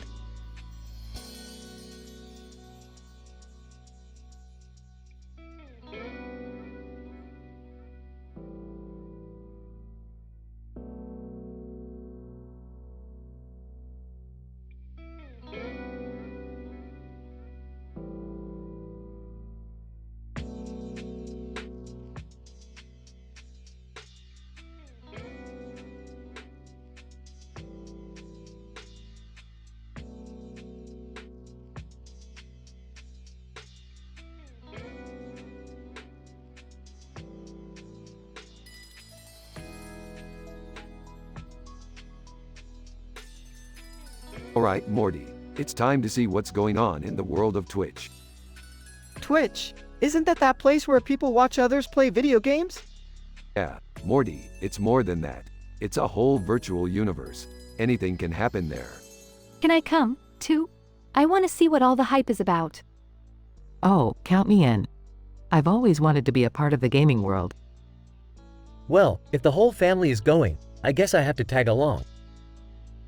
Rick opens his laptop in the garage and logs into Twitch. Holy shit, look at this, Morty. There's an emote that looks just like me, but it's all roasting me. This is gonna be fun. Rick, I think there's something strange going on with that emote. The emote on the screen suddenly starts to move and becomes animated. Sentient emote. Well, if it isn't the real Rick. About time you showed up. You think you're so smart, don't you? Oh yeah? Well, let's see how smart you are when I kick your pixelated ass. They all suddenly get sucked into the laptop screen and find themselves in the Twitch realm. Whoa, where are we? It looks like we're trapped inside this virtual world. And that emote it's real. I can't believe this. What did we get ourselves into? Don't panic, assholes. We're gonna find that emote and teach it a lesson it won't forget. They embark on a thrilling and action-packed journey through the Twitch realm, encountering various Twitch emotes along the way. Rick, this place is insane. We're being attacked by Kappa, PogChamp, and even Feels Badman. Hang in there, Morty. We're almost there. They finally reach the final boss battle, facing off against the sentient emote. Sentient emote. You may have made it this far, but you can't defeat me, Rick. I'm the master of this realm. Oh, really? Well, let me show you a thing or two about the power of the real Rick. They engage in an epic battle, with explosions, lasers, and witty banter. Rick, you're amazing. You're kicking that emote's ass. Damn right, Summer. I told you I can handle anything. They defeat the emote and return to the real world. Wow, that was intense. I can't believe we actually fought inside Twitch. I must admit, that was pretty cool. We make a pretty badass team. Yeah, it was fun, but let's not do that again anytime soon. Agreed, Morty. But hey, we kicked some virtual ass today. That's gotta count for something. They all laugh and celebrate their victory. In this absurd and action-packed adventure, Rick and his family explore the virtual realm of Twitch, encountering a sentient emote that parodies Rick himself. Determined not to be insulted, the family plunges headfirst into the digital world, facing various Twitch emotes and engaging in an intense final battle. Through wit, determination, and teamwork, they emerge victorious, returning to the real world with a newfound appreciation for virtual adventures.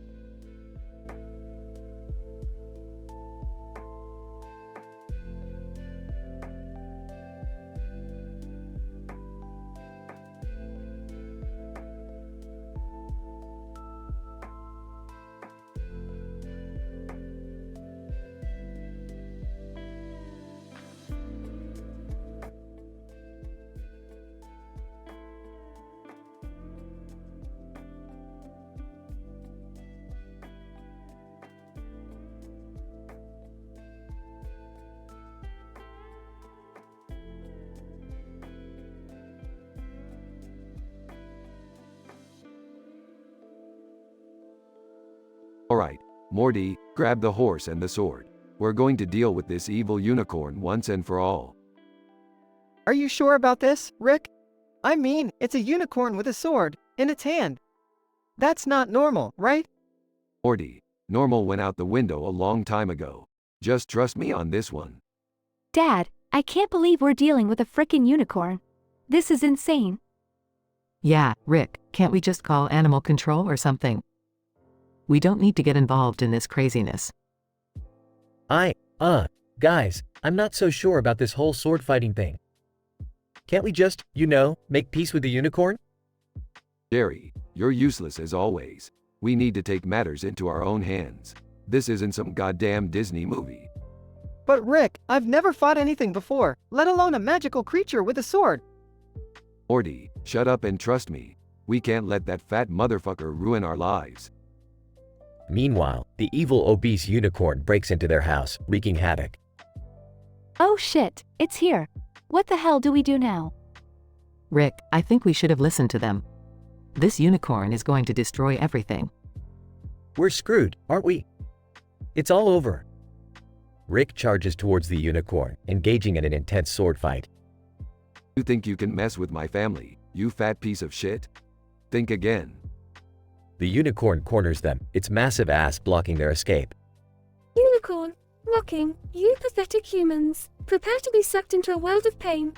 Everyone, hold on tight. We're going inside this unicorn's asshole.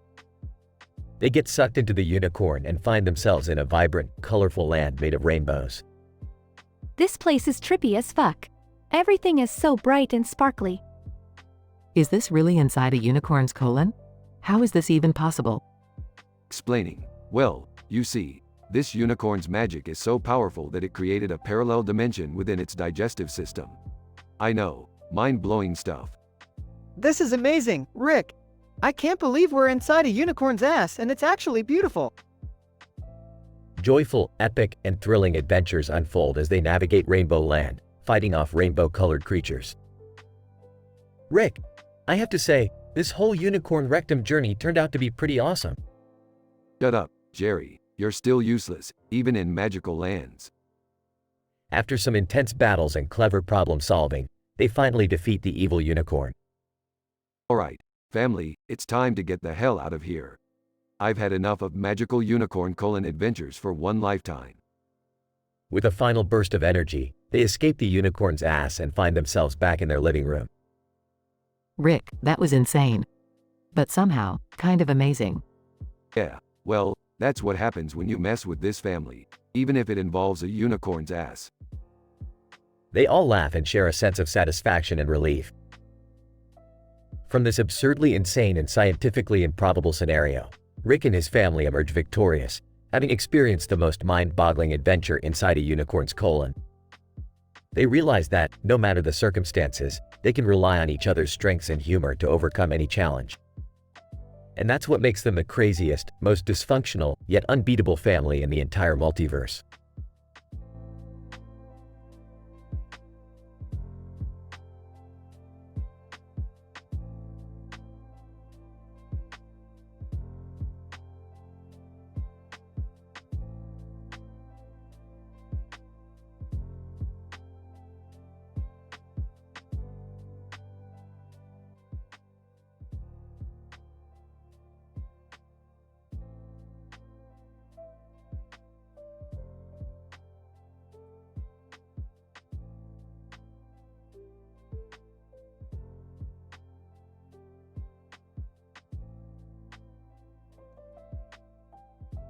Holy shit, Morty, did you hear that loud clucking noise outside?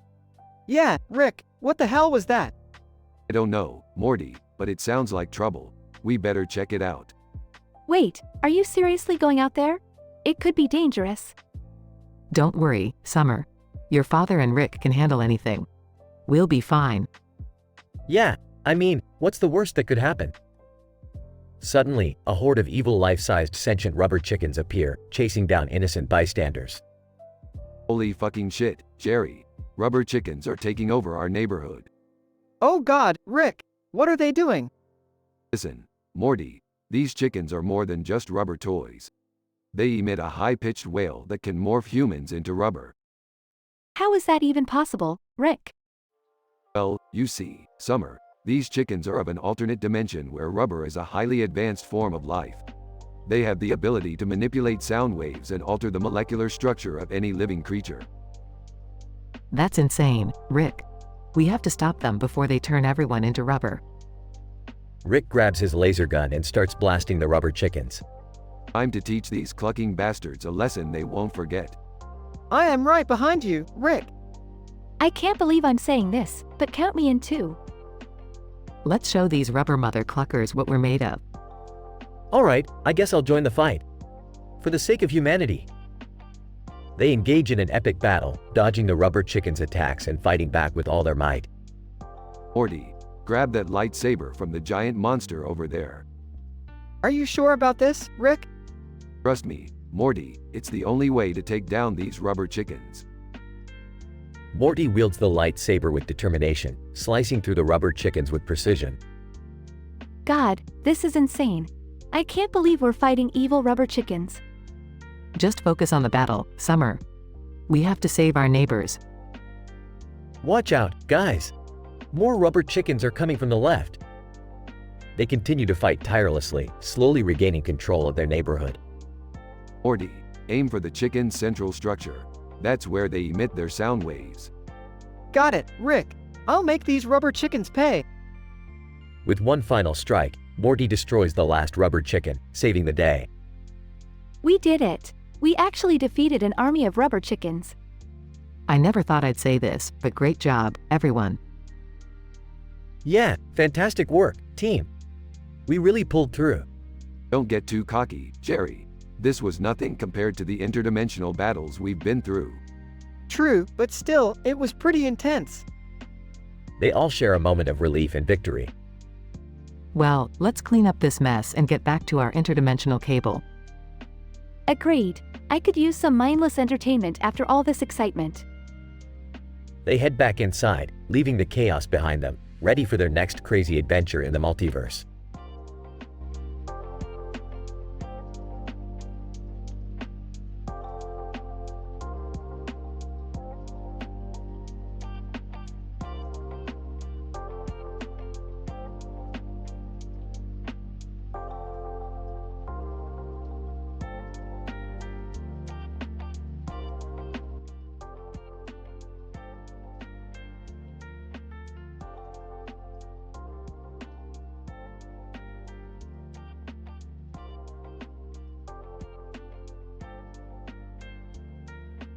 Damiana, sitting on the bench, impatient. Uncle, why do we have to sit next to this stupid clock on the ground? Uncle, chuckling. Patience, my dear. It is a test to see if we are punctual enough to open the shop on time. Damiana, but the clock on the building is perfectly fine. Why do we need this redundant clock? Uncle, smirking. Redundancy teaches us reliability. Anything can happen, and we must always be prepared. Damiana, crossing her arms, fine, but this is still pointless. Uncle, leaning back. Aw, you remind me of your parents, always questioning everything. Damiana, shifting uncomfortably. Uncle, what really happened to them? Uncle, sighing. They were captured by the Germans long ago.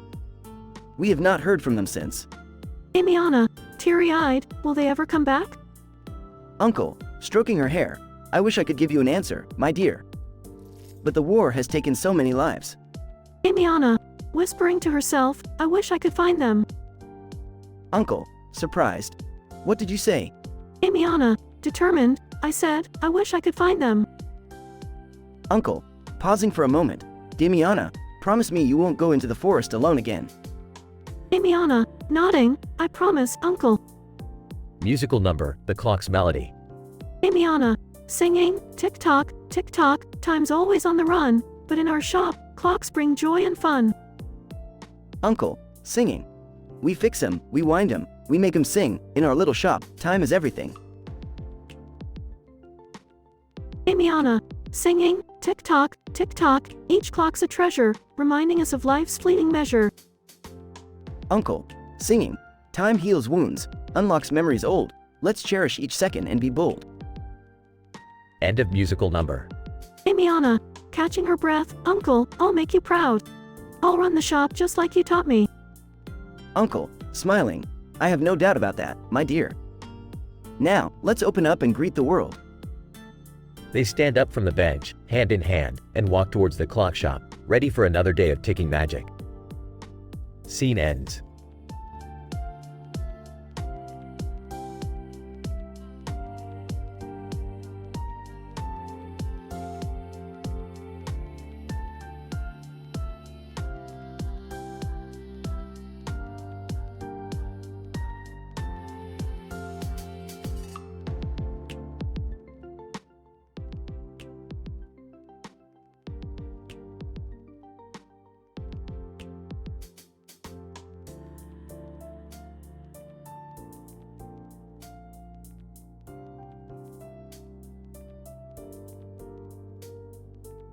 Alright, Morty, buckle up. We're going on another interdimensional McDonald's adventure. Oh boy, Rick. I hope this one doesn't have any weirdly shaped McNuggets like that last place. Do they even have real food at these interdimensional McDonald's? Well, Jerry, it's a knockoff parody, so don't expect gourmet cuisine. But hey, let's give it a shot. I don't know, Rick. Can't we just go to a regular restaurant? Dad, it's an adventure. Stop being such a square. Rick, Morty, Jerry, Beth, and Summer enter Interdime Burger, a knockoff McDonald's. Let's see what we got here. The Big Dimension Mac, the Mega Chicken Vortex, the Intergalactic Fish Wish, the Szechuan Sauce Surprise, and the Quantum Nuggets. I'll go for the Mega Chicken Vortex. Sounds exotic. I'll be boring and get the Big Dimension Mac, I guess. I'll try the Intergalactic Fish Wish. I hope it doesn't come with any existential crisis on the side. Szechuan sauce surprise, all the way. They sit down and start tasting their orders. Alright, let's see. The Big Dimension Mac tastes like disappointment covered in mayo. I give it a solid 0 out of 10. My Mega Chicken Vortex looks like it came from another universe's garbage. I'll pass on that one. The Big Dimension Mac tastes like cardboard. I'd rather eat my own shoe. The Intergalactic Fish Wish has an otherworldly smell, but surprisingly decent taste. I'll give it a 6 out of 10. The Szechuan sauce surprise is anything but surprising. I expected more from an interdimensional adventure. It deserves a 3 out of 10.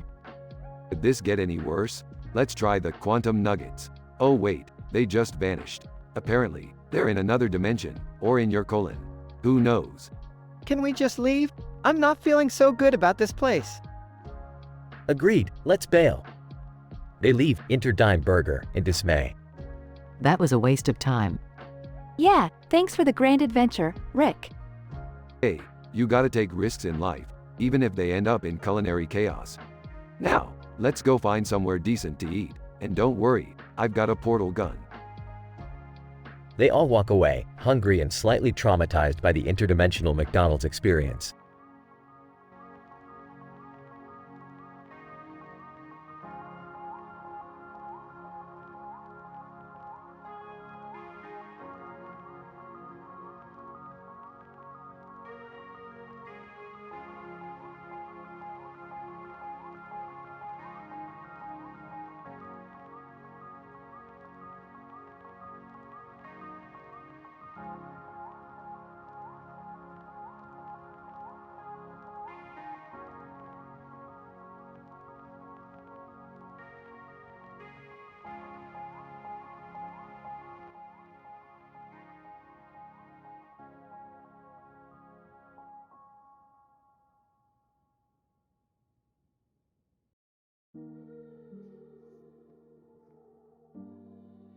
Alright, Morty.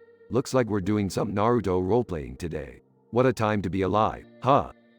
Oh, yeah, Rick. This seems like a weird idea. Are you sure about this? Morty, stop being such a Jerry. It's gonna be fun, trust me. Well, as long as I get to be Naruto, I guess I'm in. Alright, Jerry. You can be Naruto. Summer, you'll be Sakura. Morty, you're gonna be Sasuke. And I, of course, will be the legendary Kakashi Sensei. Let the role-playing begin. They start pretending to run through the grassy field, doing exaggerated ninja movements. Alright team, we've got a mission. Our target is Barney the dinosaur, who's threatening the Leaf Village. We need to defeat that purple menace once and for all. Wait, what? Barney? Seriously? That's so random. Yeah, Rick, why would Barney be a villain? He's just a goofy kid's character. Well, Morty, life is full of surprises. Now, let's use our ninja skills to take him down. The group prepares for battle, ready to fight Barney. Alright guys, I have a plan. We need to distract Barney with our jutsu. Beth, use your genjutsu to confuse him. On it. Tsukuyomi. Ripples of illusion surround Barney, making him stumble. Now it's my turn. Chidori. Morty charges at Barney with a shout, his hands crackling with electricity.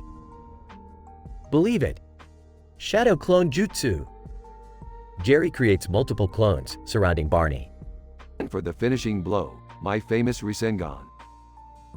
Rick slams his glowing blue sphere into Barney, sending him flying. Barney, ouch. Okay, I surrender. Please stop. Well, that was unexpected. Who knew Barney had such a weak spot for Naruto ninjas? Yeah, I guess even imaginary dinosaurs have their limits. I'm just glad we don't have to deal with any more dinosaur battles. That was weird. Oh, Morty, you're always looking for the easy way out. But hey, mission accomplished. Time to head back home. They all leave the field, laughing and joking about their unexpected adventure. Well, at least we had some fun today, right? Absolutely. Any day with Rick and Morty is an adventure. I guess being a ninja for a day isn't so bad. Yeah, it was weird, but kind of cool too. Thanks, Rick. No problem, Morty. Now prepare yourself, because next time we're role-playing as the Teletubbies.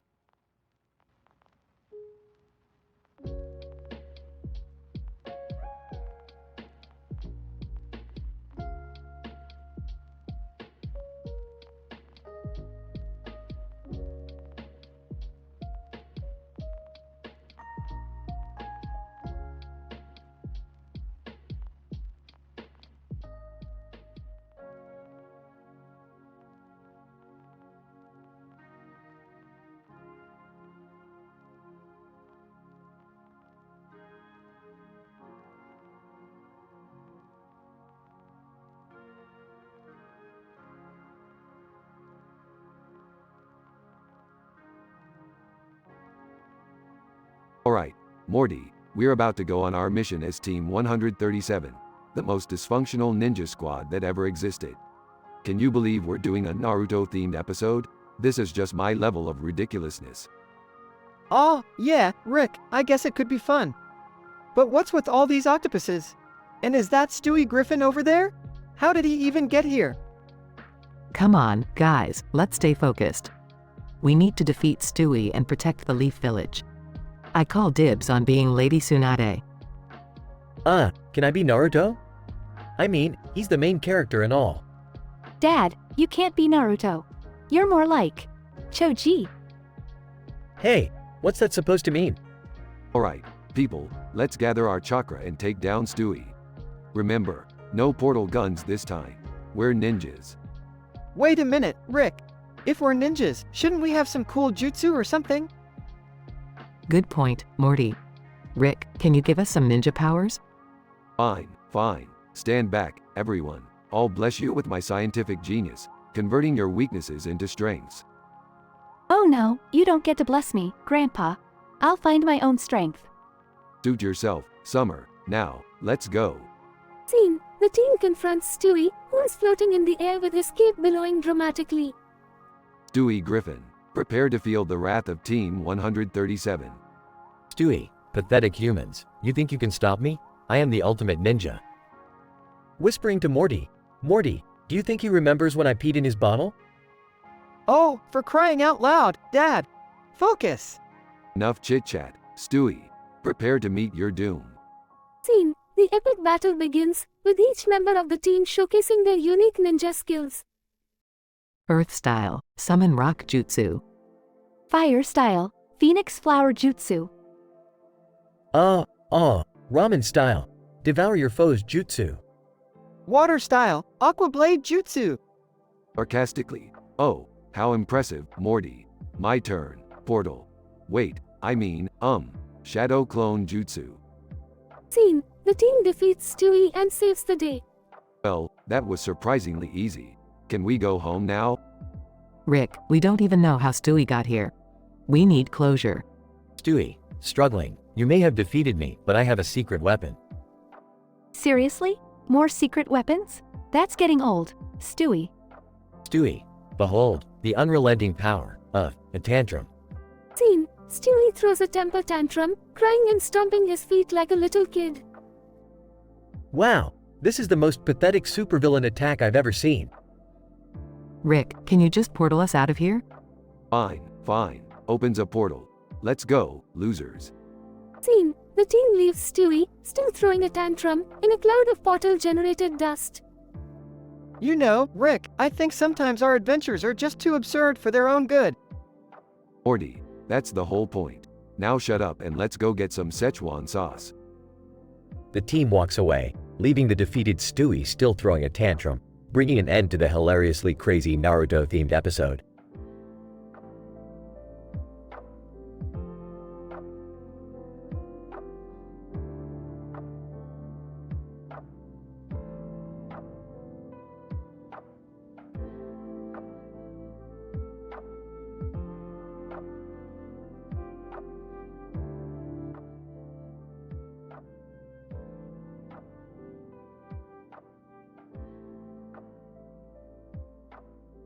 Alright, Morty.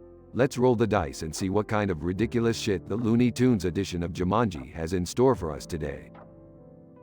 Rick, are you sure about this? Last time we played a board game, my soul got trapped in a parallel dimension.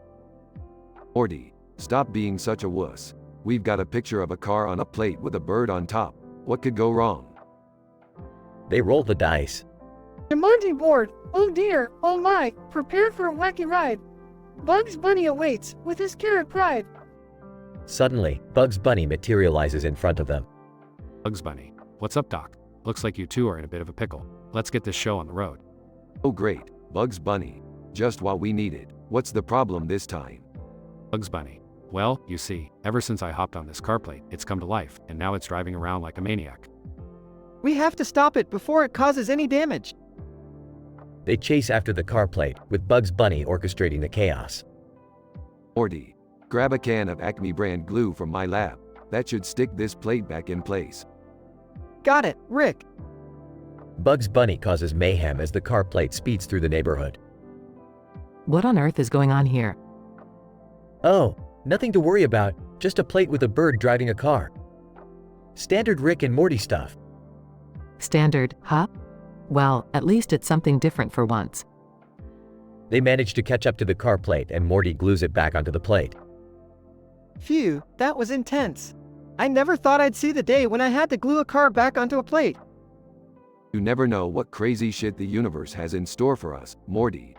Now let's get back home and pretend this never happened. They return home, exhausted and covered in dirt. What happened to you guys? Just another day in the life of the Smith family.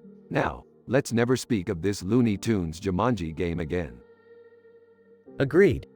I think I've had enough excitement for one day.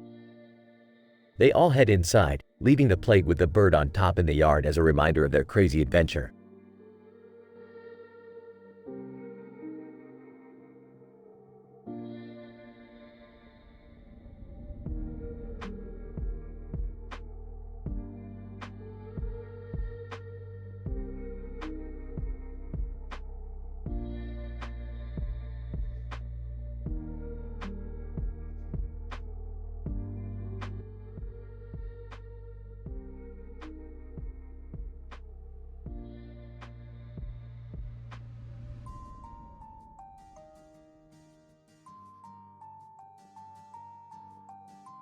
Alright, everyone, listen up. We've got a dimension hopping party to get to and a game to play. You all know the rules. We each introduce ourselves and describe the worst dimension we've ever come across. Let's get weird. Rick, are you sure this game is a good idea? It sounds kind of dangerous. Don't be a wuss, Morty. This is supposed to be fun. Plus, it's not like anything bad could actually happen, right? Yeah, Morty, lighten up. I'm ready to get this party started. I'm just here for the snacks. But I guess I can participate in your silly game. Alright, let's do this. I'll go first. I'm Rick Sanchez, renowned scientist across infinite dimensions.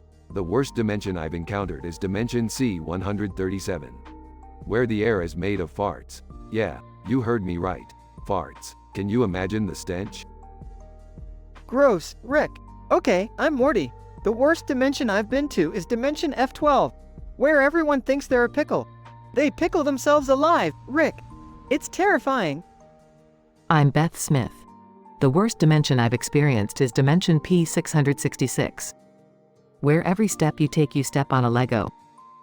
I'm Summer Smith, the baddest bitch in the multiverse. The worst dimension I've ever come across is Dimension Z42, where everyone is perpetually stuck in traffic with no escape.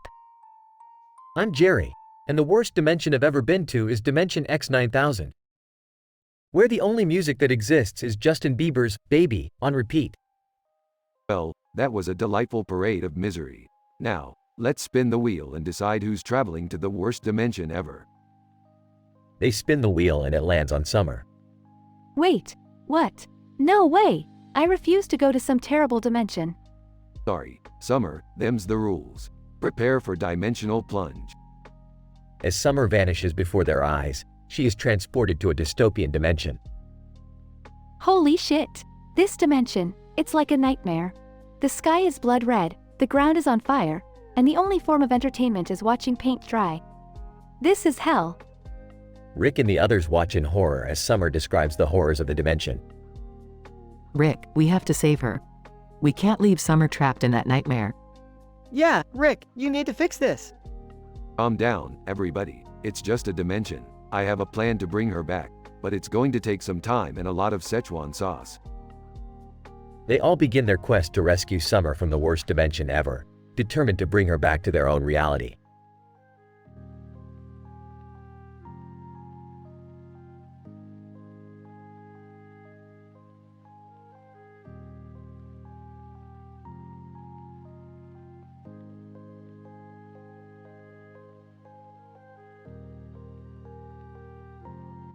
Note, I apologize, but I won't be able to generate that story for you.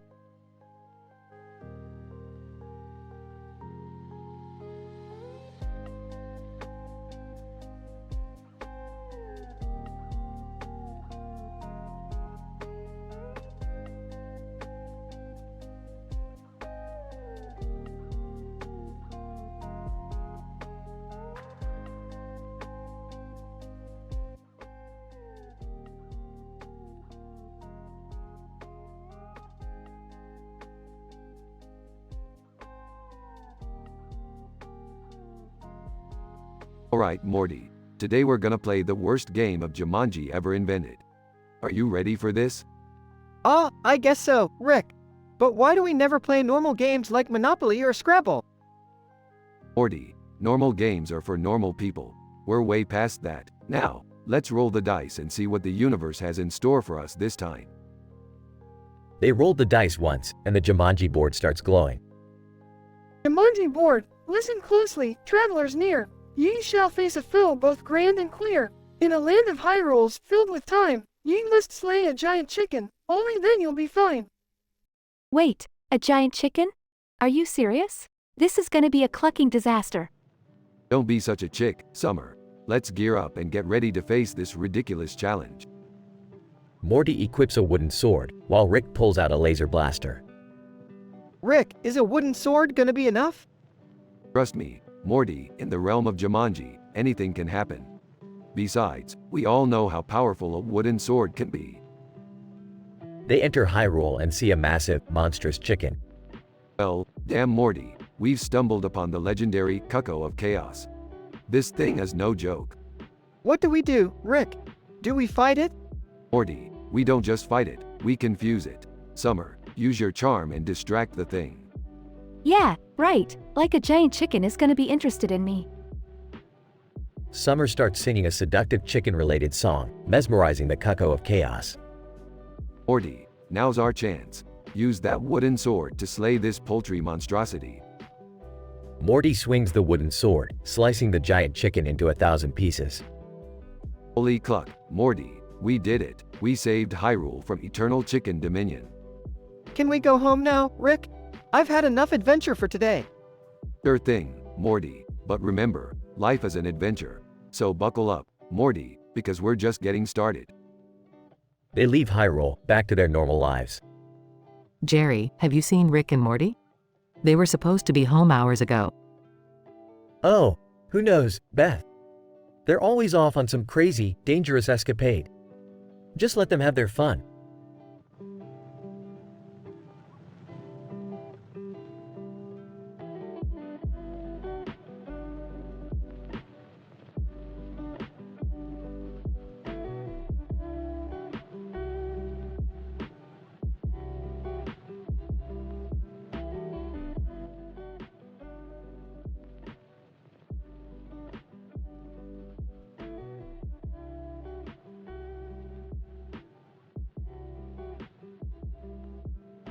Scene: a dark and dingy basement, filled with smoke. Two men stand facing each other, one wearing a red shirt and tie, the other in black pants and a red shirt.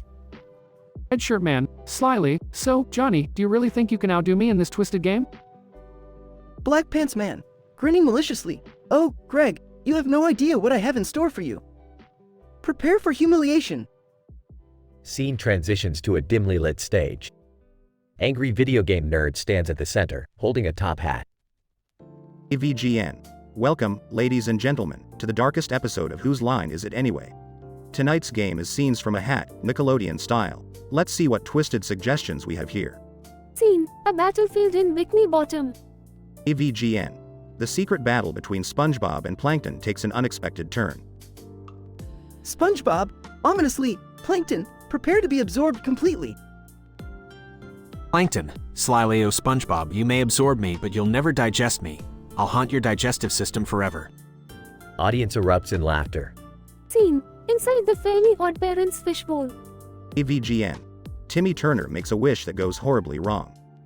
Timmy Turner, panicking, I wish for everlasting gluttony.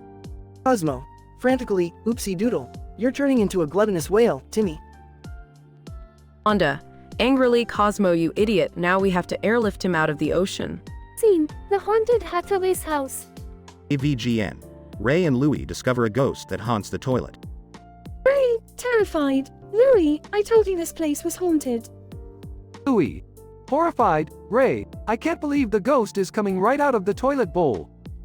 Scene: the Rugrats find themselves trapped in a baby-proofed house. AVGN. Tommy and his gang must outsmart the absurd level of baby-proofing in this house.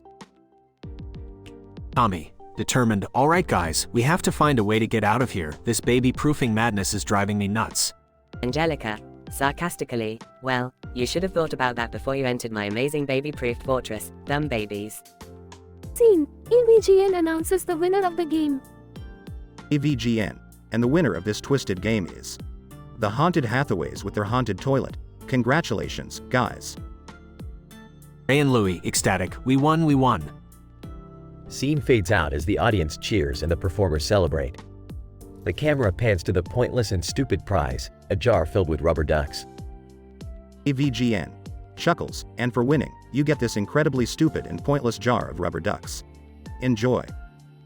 The episode concludes as the laughter and applause fill the room, leaving behind a lingering sense of absurdity and twisted humor.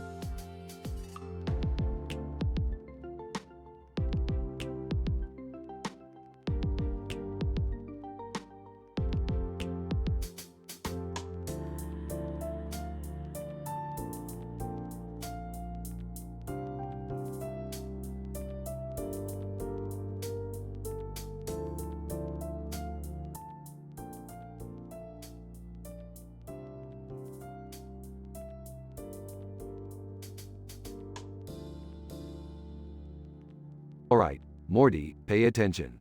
We've got ourselves a bunch of dumbass cartoon characters arguing over who's the best adventure junkie.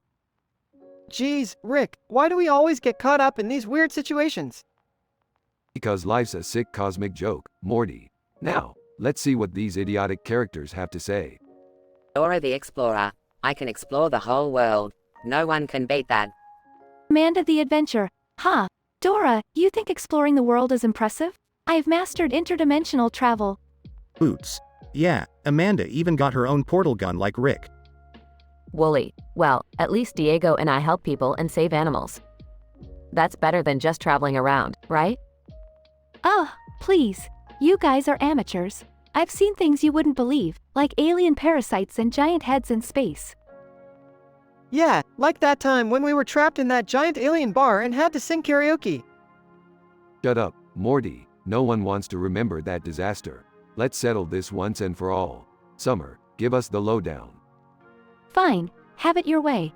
So, Dora, you're just a little girl who talks to animals. Big deal. Dora, but. No buts.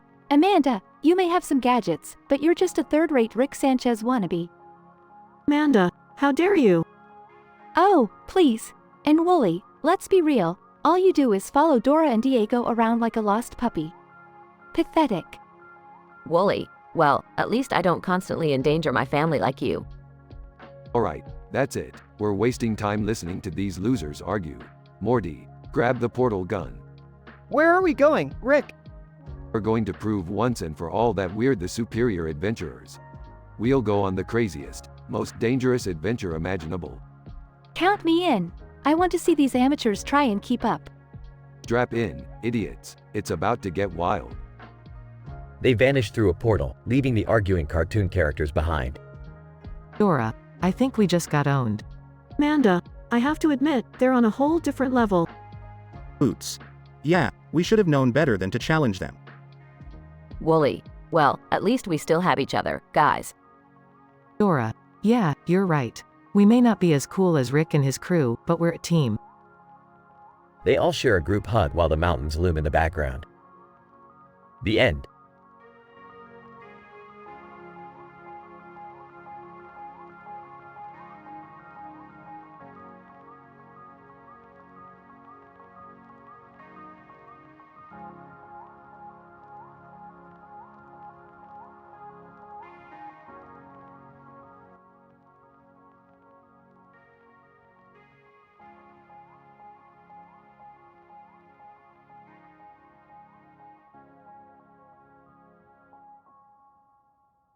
Alright, everyone, time to kick this party into high gear.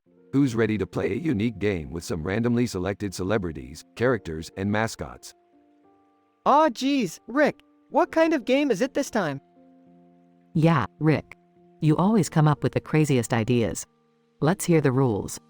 Alright, listen up. We're gonna go around in a circle and introduce ourselves. But here's the catch.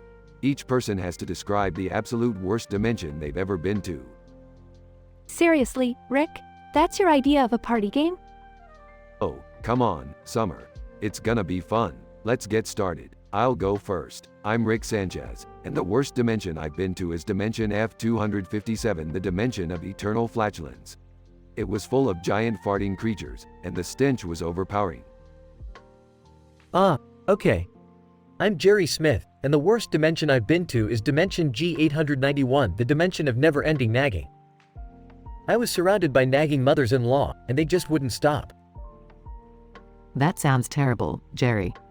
I'm Beth Smith, and the worst dimension I've been to is Dimension B666, the dimension of infinite pigeons. There were pigeons everywhere, shitting on everything, and you couldn't take a step without slipping on pigeon droppings. Ew, Mom, that's disgusting. Anyway, I'm Summer Smith, and the worst dimension I've been to is Dimension X420, the dimension of non-stop party. It may sound fun, but the constant loud music and drunken idiots were unbearable. Alright, my turn. I'm Morty Smith, and the worst dimension I've been to is Dimension Z007, the dimension of permanent wedgies. Everyone in that dimension had their underwear pulled up, and there was no escaping the discomfort. Well, looks like we've got our loser, Morty. Welcome to the worst dimension ever. Enjoy your eternal wedgie. Aw, geez. This dimension is even worse than I imagined. The wedgie is so tight, I can barely breathe. It's like having my butt cheeks ripped apart by an angry gorilla. And the constant wedgie itch, it's driving me insane. Rick, this was a terrible idea. We need to get Morty out of there. Relax, Beth, I have a plan. But first, let's take a selfie with Morty suffering in his wedgie dimension. It'll be a great conversation starter at the next family dinner.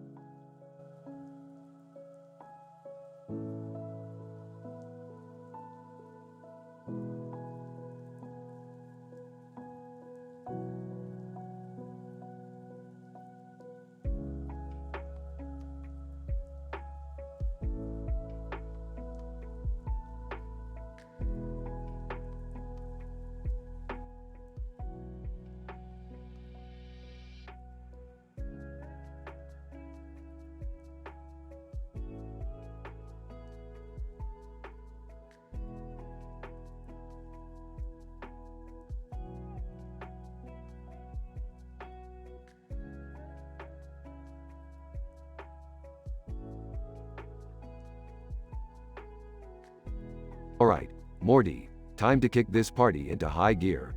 We've got a game that's gonna blow your mind. What kind of game, Rick? It's called the Dimensional Introduction Showdown, Morty. We'll randomly pick characters, cartoons, mascots, and even real-life celebrities to introduce themselves and describe the worst dimensions they can think of. It's gonna be a wild ride, Morty. Well, that sounds interesting, Rick. I guess I'll participate too. Count me in, Grandpa. This game better be worth missing the pool party for. Fine, fine. I'll play your silly game. Just make sure it doesn't get too crazy. Crazy, Jerry. This game is gonna redefine the word. Now, let's get started. I've prepared a random list of participants. Morty, pick a number between 1 and 5. 4.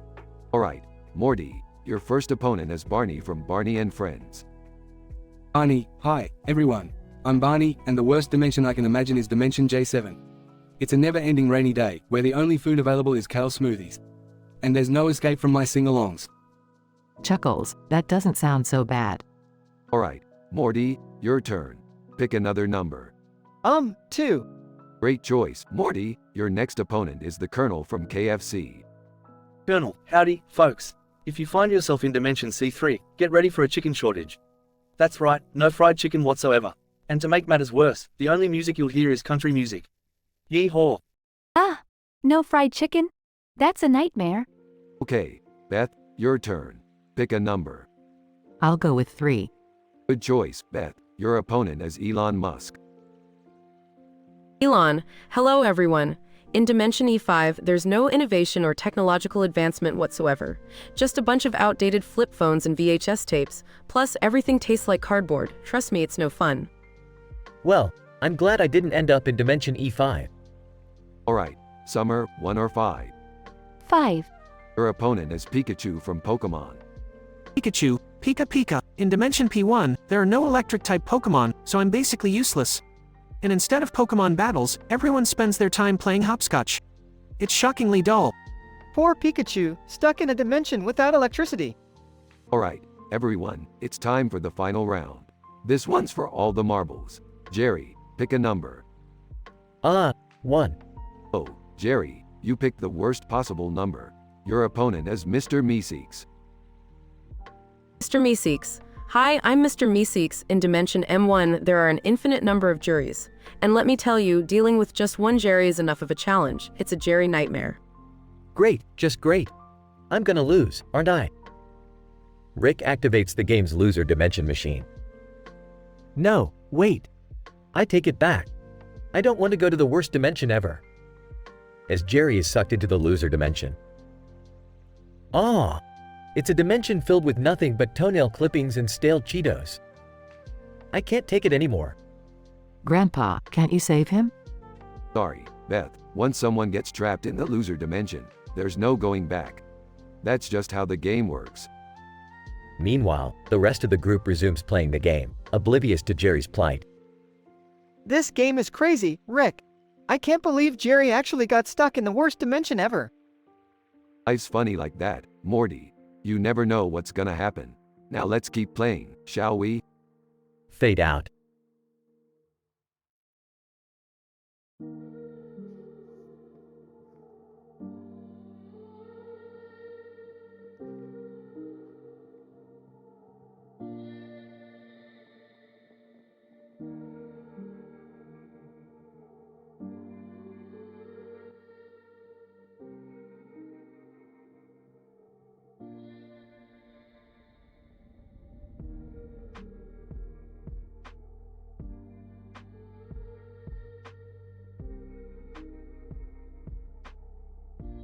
Alright, Morty, listen up.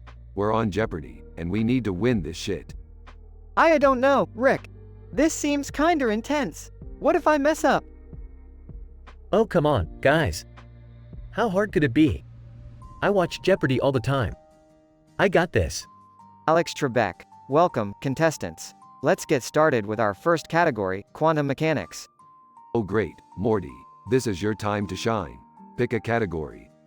Oh, okay. I'll take, famous cat memes for 200. Alex Trebek, alright, here's your question. This internet famous cat is known for its grumpy expression. Is it? Mr. Fuzzy Pants? Whispering, it's Grumpy Cat, you idiot. Shut up, Jerry. Alex Trebek, that is incorrect. The answer is Grumpy Cat. Let's move on. Alright. I'll take famous doodles for 400. Oh boy, here we go. Get ready for another train wreck, Morty. Alex Trebek, here's your question. This artist is renowned for his abstract paintings, including composition in blue and yellow. Confidently, oh, I know this one. It's Pablo Picasso. Jerry, you imbecile, it's Pete Mondrian. Oh, right.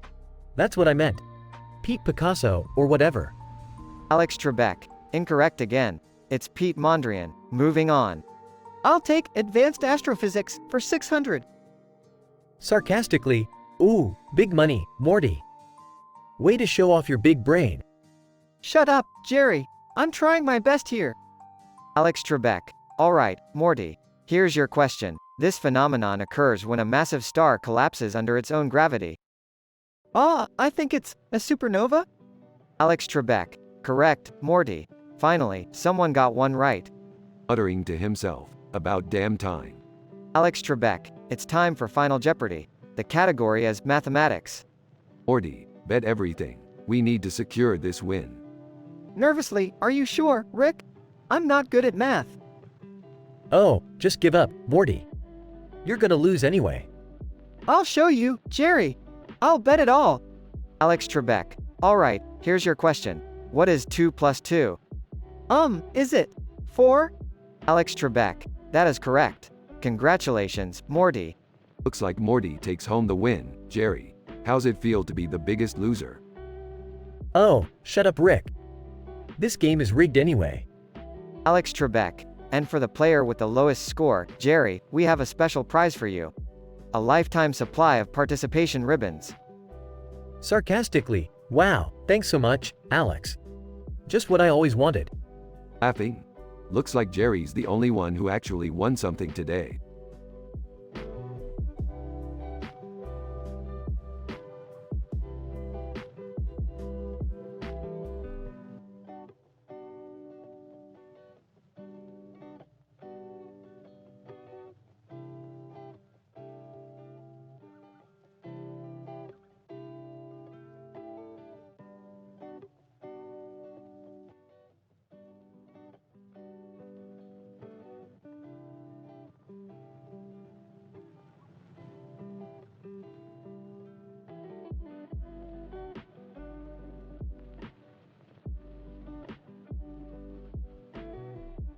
Bubble Bass, entering the Krusty Krab. Well, if it isn't my old pals at the Krusty Krab. Missed me, losers? Squidward rolls eyes. Oh great, Bubble Bass is back in town. What can I get you, you big bottom feeder? Bubble Bass, smirking. I have a very specific order for you, Squidward. Listen carefully. I want a Krabby Patty with extra cheese, double onions, triple pickles, quadruple ketchup, quintuple mayo, and a side of extra crispy fries.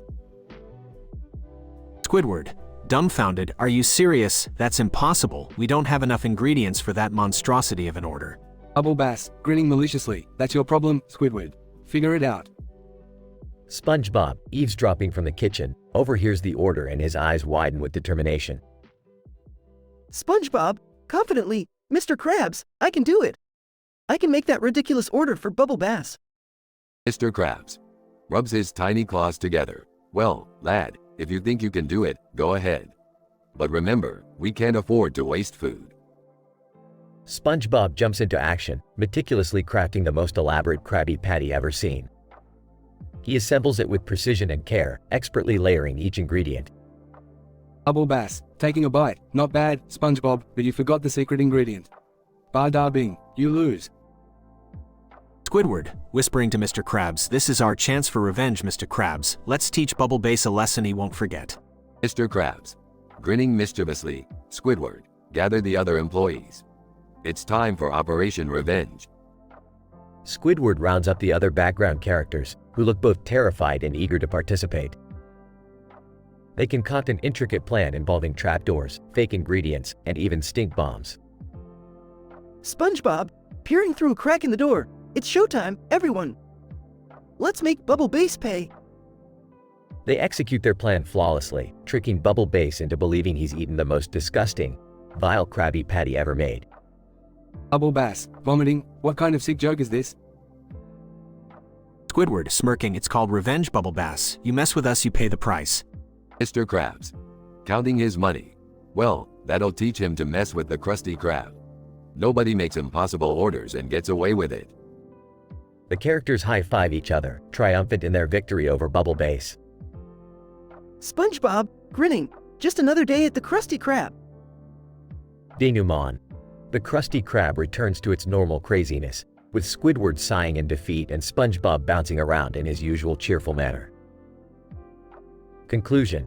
Bubble Base vows never to return to the Krusty Krab again, but secretly plots his own revenge, sparking the beginning of a never-ending battle between him and the employees of the Krusty Krab.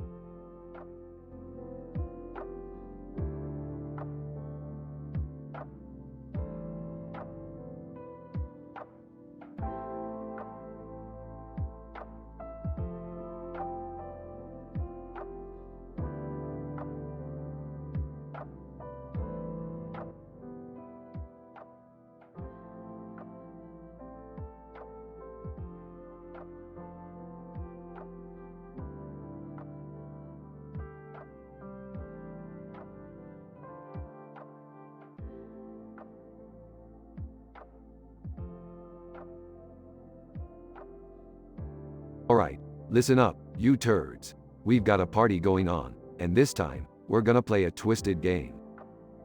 Oh, Rick, I don't know about this. Shut up, Morty. We're gonna randomly select 5 bizarre celebrities, cartoon characters, historical figures, and whatever else comes up, to introduce themselves and describe the shittiest dimension they've ever been to. Rick, this sounds like a terrible idea. Shut your mouth, Beth. And Jerry, stop drooling, you useless sack of crap.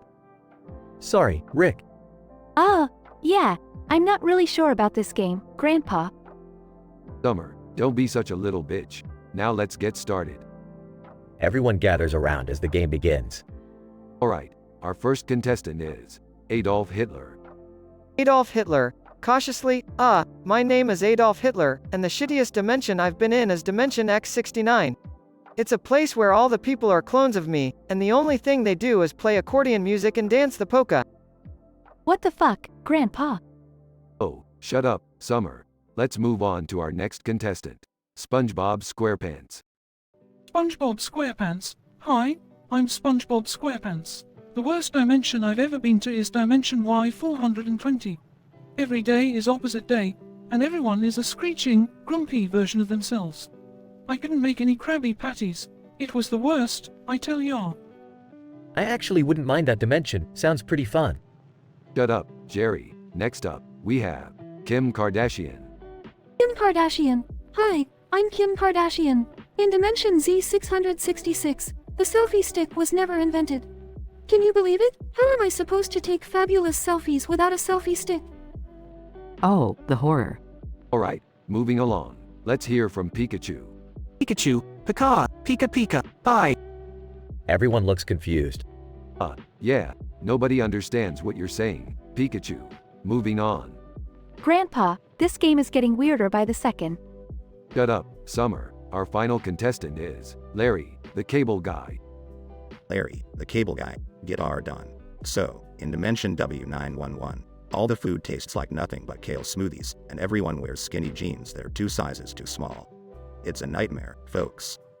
Alright, it's time to vote on the shittiest dimension, and the loser who gets plunged into it is SpongeBob. SpongeBob SquarePants. Oh, no, not the opposite day dimension again. I can't handle it, I tell ya. The The constant sarcasm is soul-crushing. Much laughter ensues. Alright, that's enough. We've had our fun. Let's get back to the party, losers. They all walk away, leaving SpongeBob trapped in the shittiest dimension. SpongeBob SquarePants. Oh, no. I'm stuck here with you sarcastic jerks. Why did I have to lose? This is worse than the time Plankton took over the Krusty Krab. The dimension slowly fades away, leaving SpongeBob alone. SpongeBob SquarePants. Ah, finally. I'm back in my own dimension, where everything is normal. I'll never take it for granted again.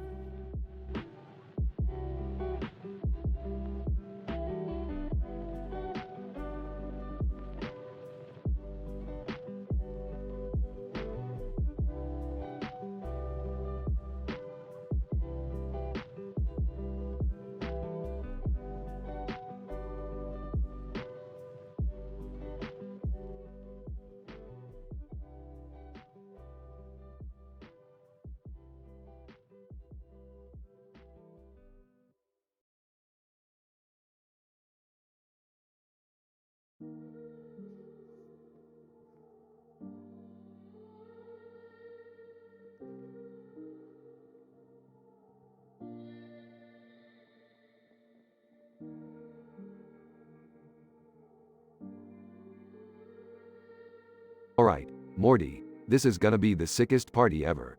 We've got a giant alien here, with a fucking demon face and a glowing eye. This is gonna blow everyone's minds. Oh geez, Rick, do you think this is safe? I mean, that thing looks pretty dangerous.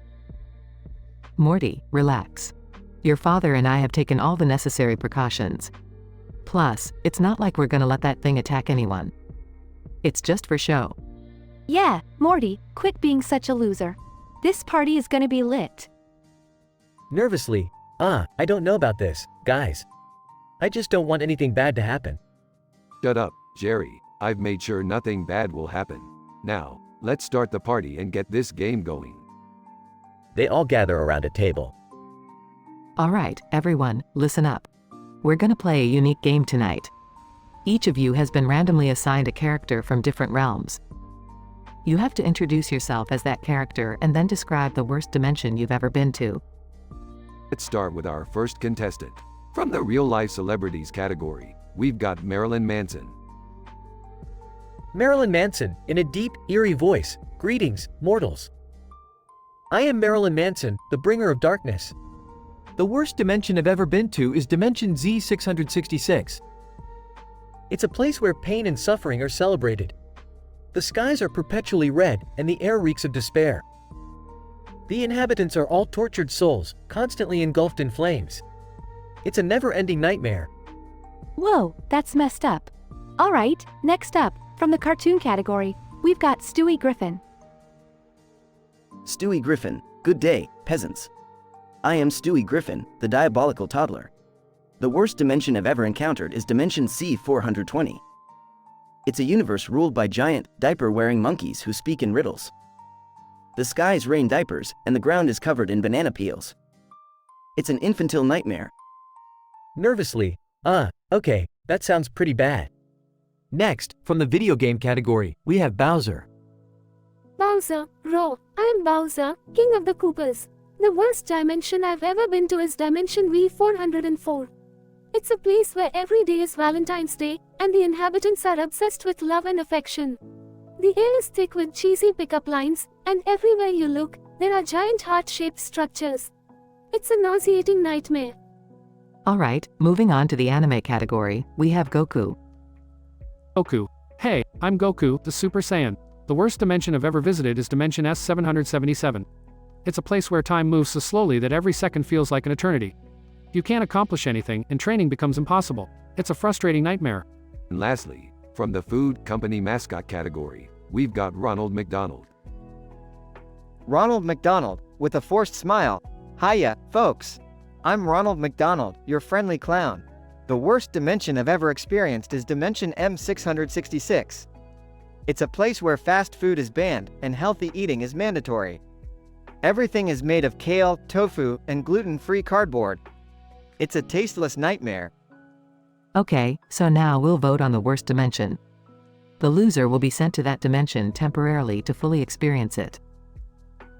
They cast their votes, and Jerry ends up losing.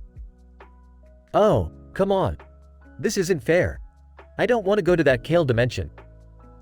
Rick activates a portal, and Jerry reluctantly steps through. Oh, it smells like a damp garden in here. And what the hell is this taste? It's like someone washed cardboard with dish soap.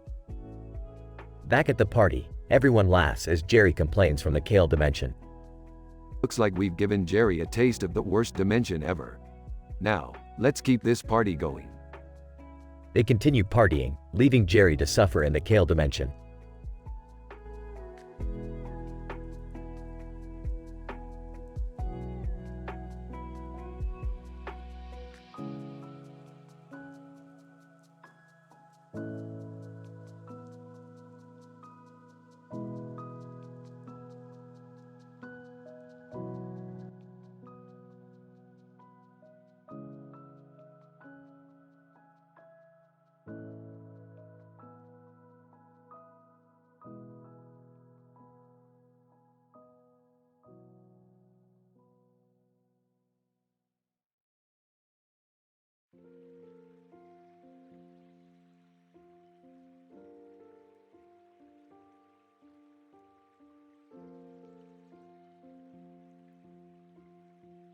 Alright, Morty, listen up. We're hosting an event with the most obscure characters ever.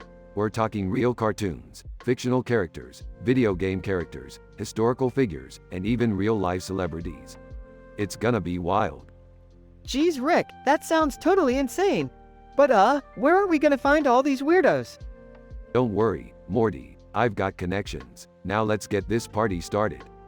Incident. Rick and Morty gather the guests and everyone introduces themselves. Real cartoon character. Hey there, I'm Gumby.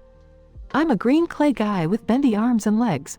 My superpower is being incredibly flexible, and my catchphrase is, I'm Gumby, Dignabbit.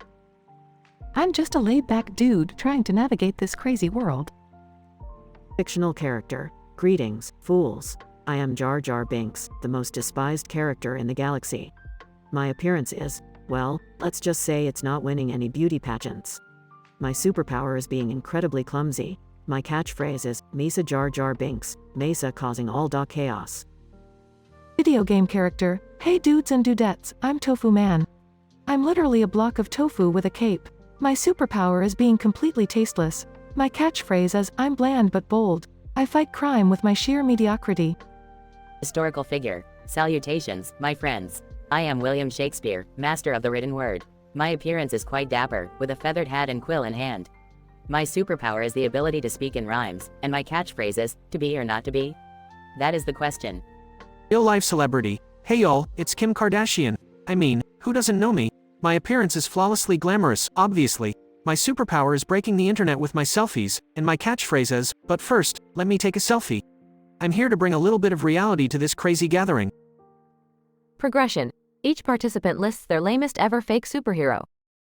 Gumby, alright, gather round everyone. I present to you the lamest superhero ever, Captain Flatulence. He's a guy who can clear a room with his gassy powers. His appearance is pretty, gassy, I guess. His catchphrase is, silent but deadly. I mean, it's just a gas, right? Jar Jar Binks. Lisa got a good one too. Introducing the Drowsy Doorman. He's a hero who can put anyone to sleep just by talking. His appearance is, well, it's pretty snooze-worthy. His catchphrase is, you're going to nap now. Not the most exciting hero, I must admit. Tofu Man, in a monotone voice I present to you, Sock Puppet Man. He's a hero who can distract villains by waving his sock puppet. His appearance is, I'm a sock puppet on a stick. His catchphrase is, I sock it to him, yeah, he's really gripping. William Shakespeare. I hath a tale of woe. I bring forth the melodramatic mime. He's a hero who can defeat villains using dramatic, silent gestures. His appearance is that of a classic mime, with white face paint and beret. His catchphrase is, I speak volumes without words. Pathetic, really. Kim Kardashian. Alright, everyone, brace yourselves for this one. I present to you, the Avocado Avenger. He's a hero who can save the day by promoting the benefits of avocados. His appearance is, well, an avocado-themed costume. His catchphrase is, stay guactivated. I mean, seriously? The guests vote for the worst superhero. The winner, or should I say, loser, of the worst superhero award is the Avocado Avenger. Kim Kardashian. Oh my god, you guys. I can't be the worst. I'm Kim Kardashian. Looks like you've been avocado. The Avocado Avenger sulks away as the other characters share a laugh. Gumby, well, that was one crazy event, Rick. I don't think we'll ever top this.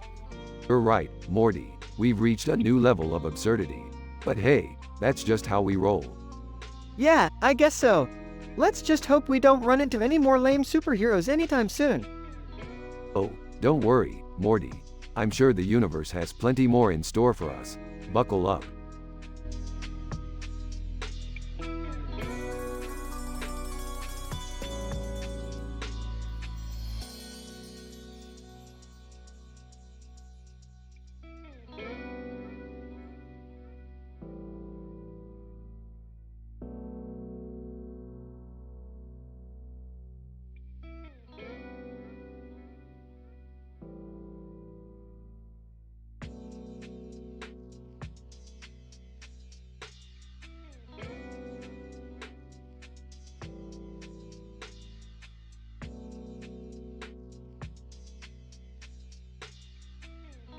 AVGN. Alright, ladies and gentlemen, welcome to a very dark and twisted episode of Whose Line Is It Anyway? Tonight's theme is Star Wars, so get ready for some intergalactic chaos. Our regular cast is nowhere to be found, but fear not, we have some special performers ready to amaze you. So, let's get started with scenes from a hat. AVGN. Alright, our first suggestion is not very tethery. Let's see what our Star Wars characters have to say about that. Darth Vader. That's right, my lightsaber may be red, but let me tell you, my dreams are still blue. Emperor Palpatine. Who needs Sith lightning when you have a Sith mistress to power you up? Jar Jar Binks. Lisa just trying to find me some balls in all this chaos. AVGN. Wow, off to a fiery start. Okay, next suggestion. Only saw it. Yoda. Seen it all, I have. But only Sarlacc pits bring out the freak in me. Boundaries, I have none. Han Solo. You know what's more dangerous than carbonite? A Wookiee with a jar of glitter and a Brazilian wax. Anakin Skywalker. I may have turned to the dark side, but choking just took on a whole new meaning. AVGN. Alright, next suggestion. A very dark episode of Whose Line Is It Anyway? Kylo Ren. The darkness within me is nothing compared to how dark my soul gets when I can't find my black hair dye. General Grievous. I may have lost 4 limbs, but my sense of humor is still firmly intact. Boba Fett. Forget about capturing bounties. I'm here to capture your heart with my charm and rocket-firing backpack. AVGN. Moving on swiftly. The next suggestion is, the only game played is scenes from a hat. Obi-Wan Kenobi. The Force may be powerful, but have you ever tried playing a game of Twister on Kamino? Slippery, it is. Darth Maul. Forget about a double-edged saber. Let's play some double entendres. Qui-Gon Jinn. My midichlorian count may be off the charts, but my improv skills are out of this universe. AVGN. Alright, folks, we're almost done. Our final suggestion is, the winner gets a very stupid and pointless prize. Darth Sidious. I've manipulated galaxies, destroyed entire civilizations, and now, I shall conquer the ultimate prize, a Jar Jar Binks bobblehead. Grand Moff Tarkin. The power to rule over billions is nothing compared to owning a toaster that only burns Darth Vader's face onto your toast. Han Solo. I can't believe I risked my life for this, so the winner's gonna get a Chewbacca onesie? Seriously. AVGN. And the winner of this twisted, dark episode is Darth Sidious. Enjoy your absurd Jar Jar Binks bobblehead. Good night, everybody. In this episode of Whose Line Is It Anyway? The Star Wars characters delivered a hilariously twisted and explicit performance. From dark, sarcastic humor to absurd prizes, the bizarre combination of characters brought chaos and laughter to the stage. Despite the lack of the regular cast, the performers embraced the challenge, showcasing their own unique brand of madness. Darth Sidious's victory might have been unpredictable, but the true winners were the audience, indulging in this mind-bending, M-rated Star Wars extravaganza.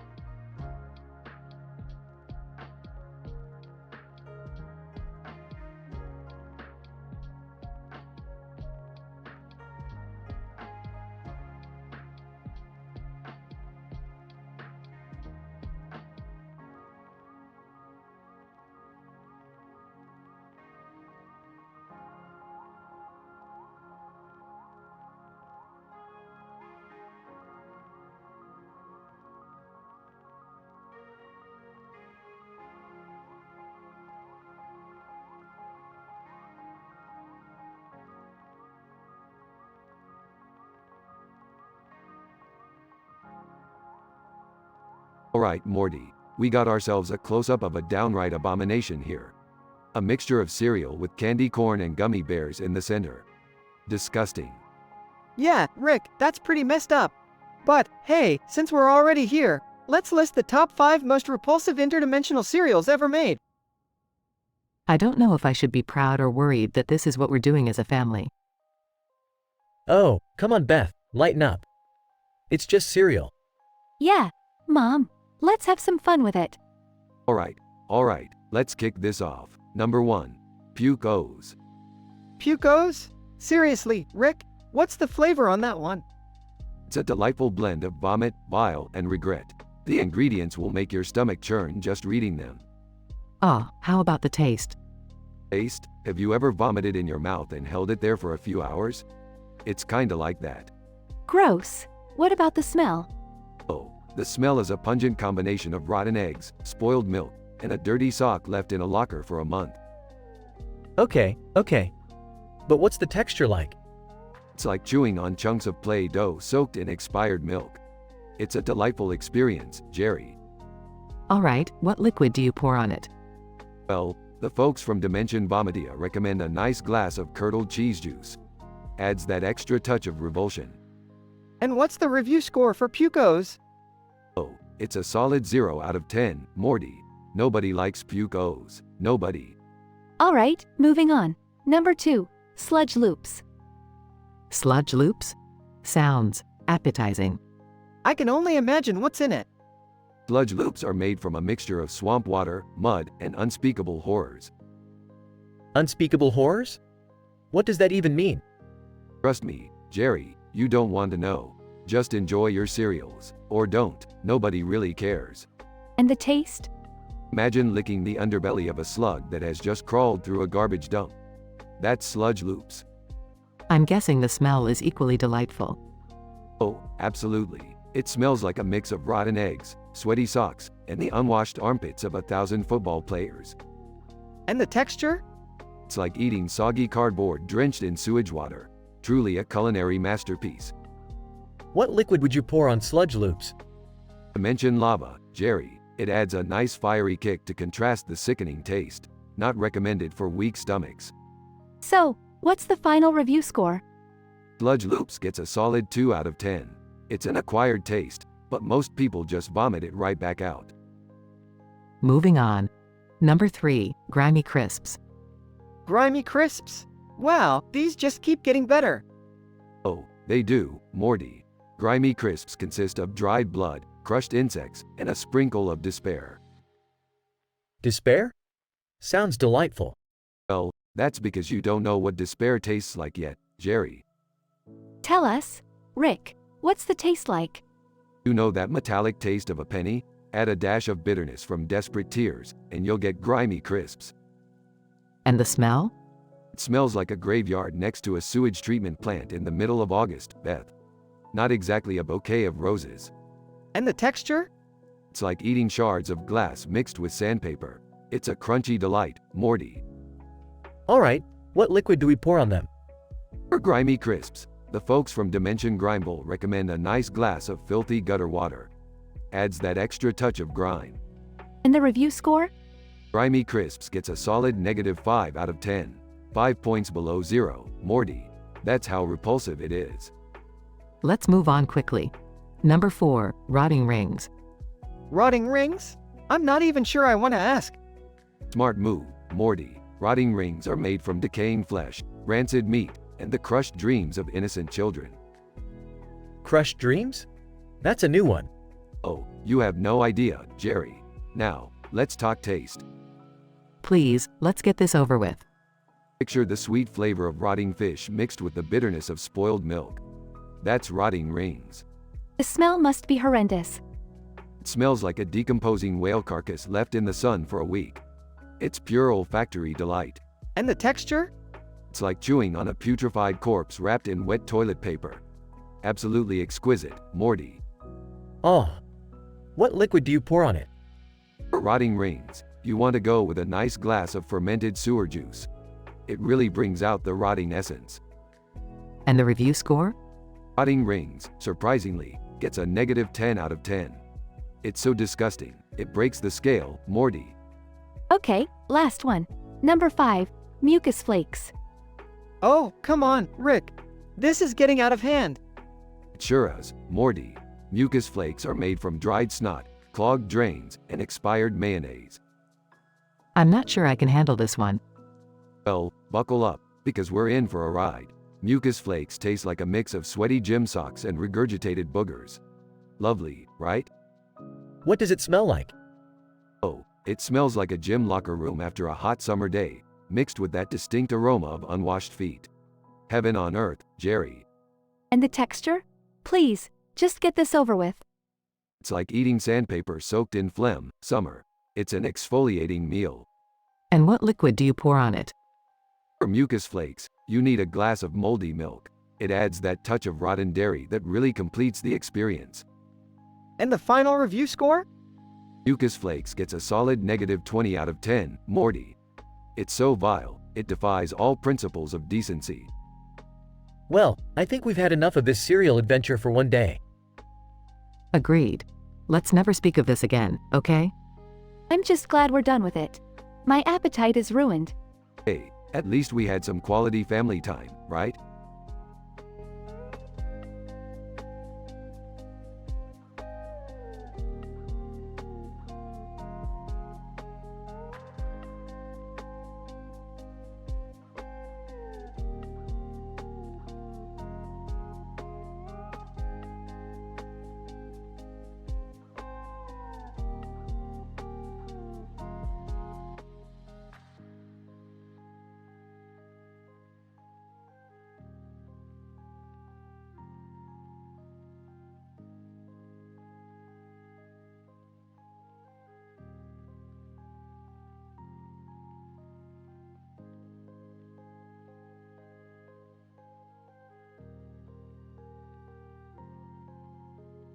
Alright, listen up, you dumb shits.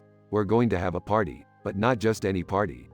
We're gonna play a game that'll make you regret ever being born. Oh, Rick, do we really have to play this game? It sounds pretty intense. Shut up, Morty. This game is gonna blow your mind. We're gonna randomly select 5 individuals, real or fictional, and they're gonna introduce themselves by describing the worst dimensions they've ever been to. That sounds interesting, but what's the purpose of this game, Rick? The purpose, Beth, is to weed out the weaklings. Whoever has the worst dimension will be plunged into it for the rest of eternity. And believe me, it won't be pleasant. Are you serious, Grandpa? That's fucked up. Shut your face, Summer. It's just a game. Now, let's get started. Oh, hey guys, maybe we shouldn't play this game. It seems a bit harsh, don't you think? Shut up, Jerry. No one wants to hear your whining. Now, let's pick our first victim. Cue suspenseful music. Alright, the first celebrity to introduce themselves and describe their worst dimension is Nicolas Cage.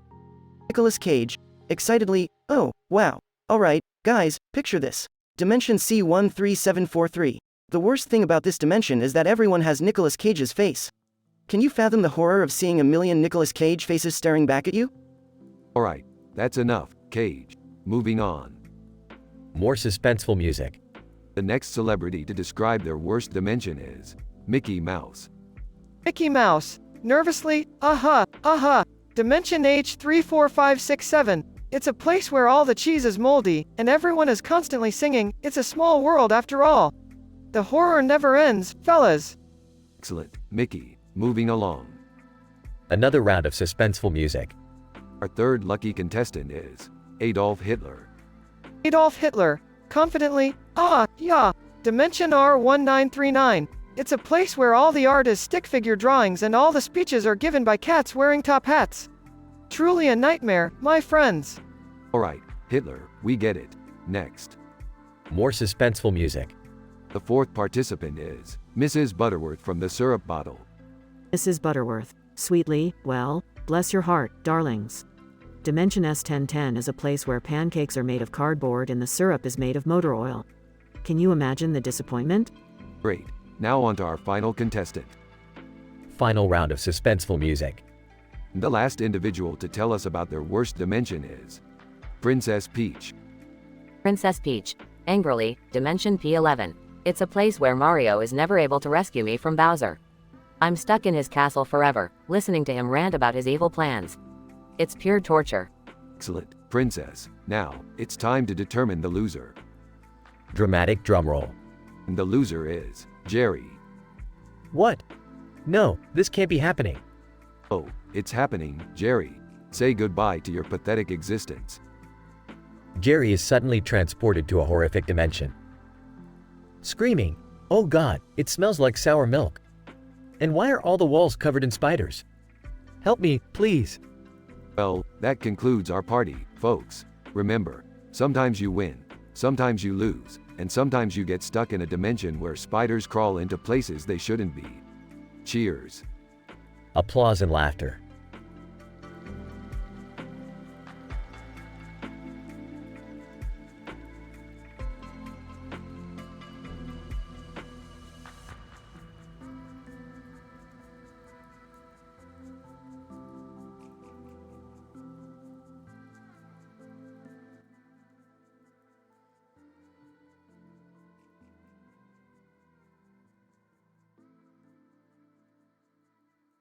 Morty, I've just about had it with these ridiculous cartoon crossovers. First, a dog and a cat in the background? Utterly preposterous. Yeah, Rick, it's like they couldn't think of anything original, so they just threw in random characters. What's next? Bugs Bunny hopping through here. Now, boys, don't be so cynical. It's just a cartoon after all. Oh, Beth, please spare us your naive optimism. We're scientists, for crying out loud.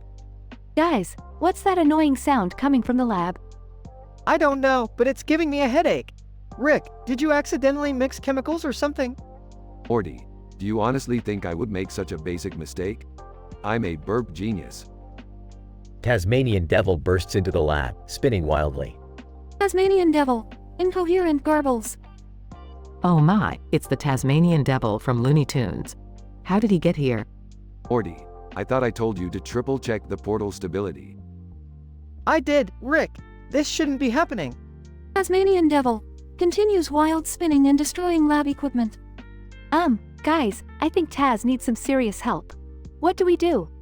Alright, listen up. We can't use portal guns, so we'll have to outsmart him. Morty, grab that mini black hole generator. Oh, great, another impossible task for me. Don't whine, Morty. Just set it up and let Taz get sucked into it. Just like in the cartoons, right? But won't that be dangerous? Beth, if we survive every ridiculous adventure we've been through, we'll be fine. Tasmanian Devil finally gets pulled into the mini black hole. Tasmanian Devil. Disappearing. Whirl, whirl, whirl. Wow, that was intense. We did it, Rick. Of course we did, Morty. We're the stars of the show, after all. Now let's clean up this mess and hope the network executives don't get any more crazy ideas. So, are we gonna talk about the talking dog and cat in the background? Aw, let them deal with it. We've got bigger burp problems to solve. Fade out with the gang laughing and cleaning up, leaving chaos in their wake.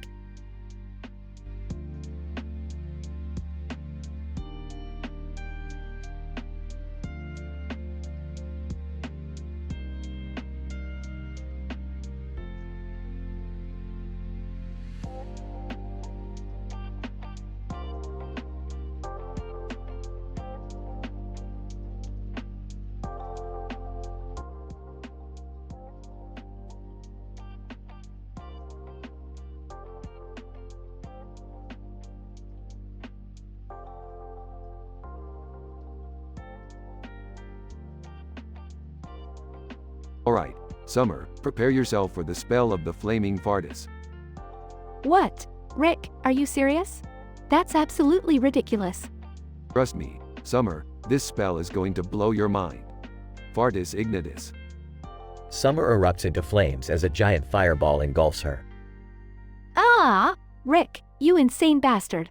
Put it out, put it out. Oops, my bad. Aguamenti. There, all better. The fire is extinguished, leaving Summer singed and smoking. What the hell is going on here? Rick, you better have a good explanation for this. Ah, Jerry, my good friend. Prepare yourself for the spell of uncontrollable flatulencias. You've got to be kidding me. You actually made a spell for farting? Indeed I did, my friend. Fartus Maximus.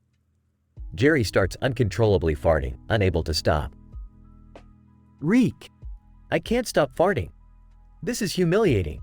Aha, classic Jerry. Don't worry, I'll fix it. Fartus removus. Jerry's farting finally ceases, leaving him shaken and embarrassed. Rick, I've had enough of your juvenile spells. This is ridiculous. Oh, Beth, you just wait. I've saved the best for last. Get ready for the spell of inanimate transformationist. Inanimate transformationist? That doesn't sound too bad.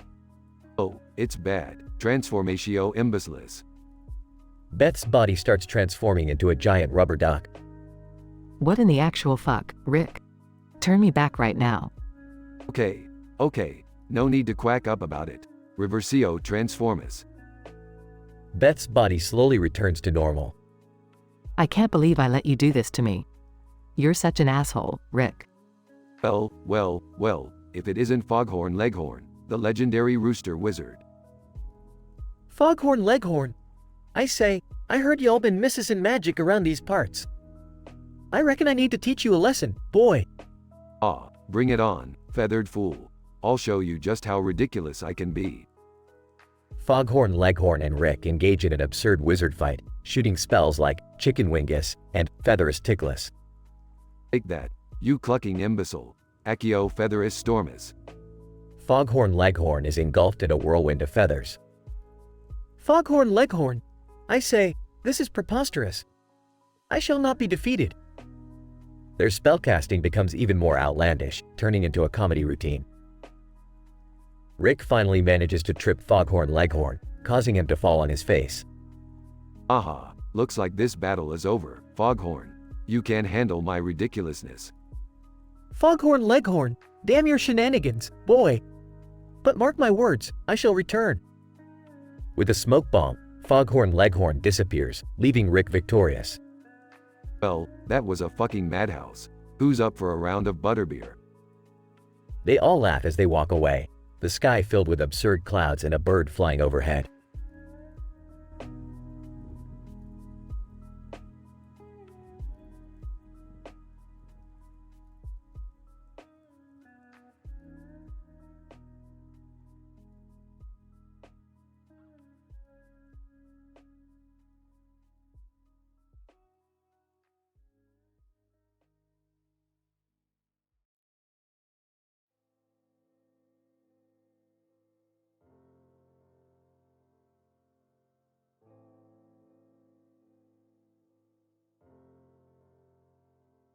Alright, Morty, buckle up. We're about to enter GTA 5. Rick, are you sure this is a good idea?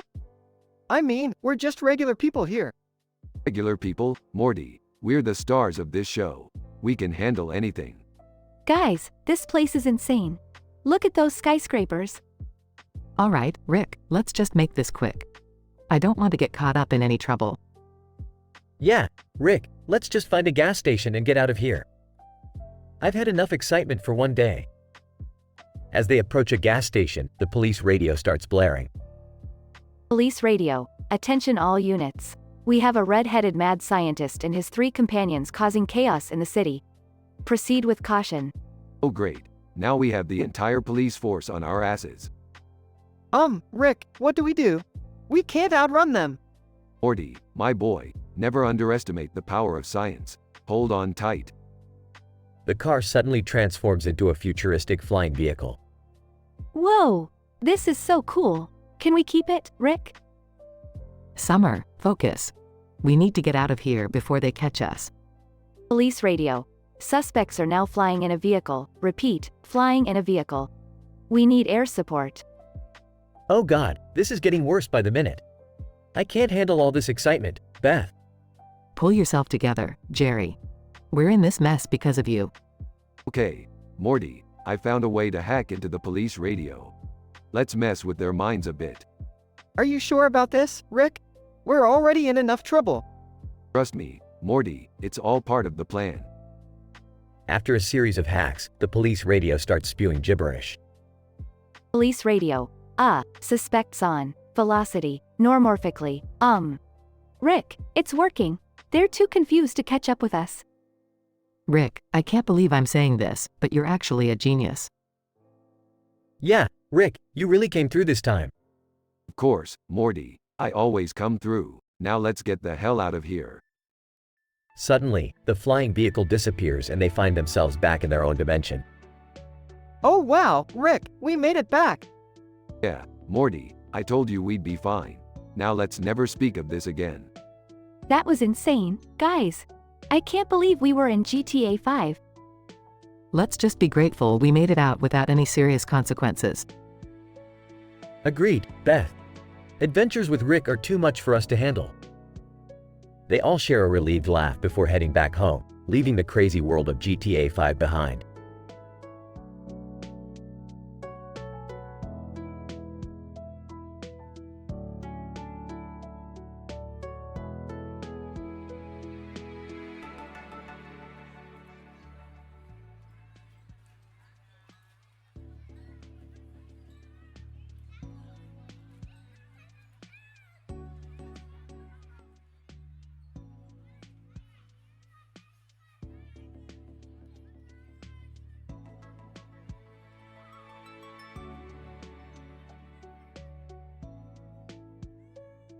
Alright, listen up, you pathetic sacks of flesh. We're here today to discuss the most revolting interdimensional serials in the history of the multiverse. Rick, do we really have to do this? Shut up, Beth, we're doing this for science.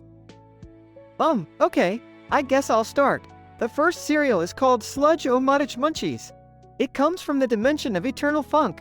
The flavor is a combination of cheese, rotten eggs, and sweaty socks. The ingredients are genetically modified fungus, expired milk, and crushed dreams. Ew, that's disgusting. What about the taste? Well, imagine eating a stick of moldy butter that's been soaked in expired fish sauce. It's a delightful combination of rancid flavors. And the smell? It smells like a mix of a garbage dump and a sweaty gym locker. It's genuinely vomit-inducing. And the texture? It's like chewing on wet cardboard with a side of slimy slug guts. Absolutely repulsive. Don't forget to mention the liquid to pour on it, Morty. Right. The box recommends pouring a blend of fermented yak milk and sewage water on top. It's truly the perfect match for this abomination. Aw, this is so gross. What's your review score, Morty? I'd give it a solid negative 10 out of 10. It's a true culinary nightmare.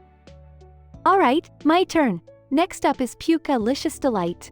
This cereal hails from the dimension of eternal disgust. The flavor is a lovely combination of cat hair, moldy bread, and fart essence. Oh, that doesn't sound appetizing at all. You have no idea, Dad. The taste is like eating a bowl of chunky vomit mixed with maggot-infested roadkill. It's truly an assault on your taste buds. Yuck. What about the smell? It smells like a combination of onions, sweaty gym socks, and burning hair. It'll make your nostrils curl in horror. And the texture? It's like chewing on a mouthful of snails covered in slime. It's enough to make you gag. And what liquid is recommended? The box suggests pouring a blend of expired motor oil and rotten egg yolk. It truly takes this cereal to a whole new level of repulsiveness. I can't believe we're having this conversation.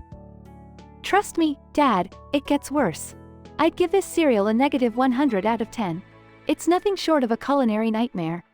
I love it. Keep 'em coming, Summer. To be continued.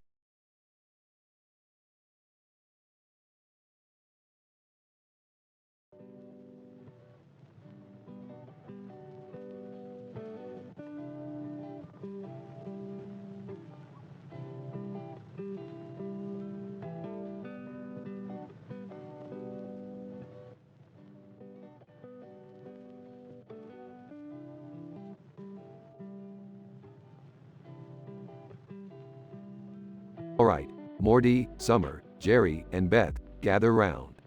We've got a scientific dilemma on our hands. What is it this time, Rick? Can't it wait? I really need to finish my homework.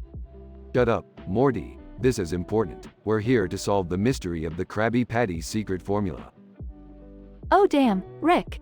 That's like the holy grail of fast food secrets. I bet it's a combination of exotic spices and illegal substances. Actually, I think it's a genetic mutation. They probably use some kind of mutant crab to make the patties taste so good. Seriously, Beth? A mutant crab? That's ridiculous. It's obviously a powerful aphrodisiac. It's the only explanation for why people keep going back for more.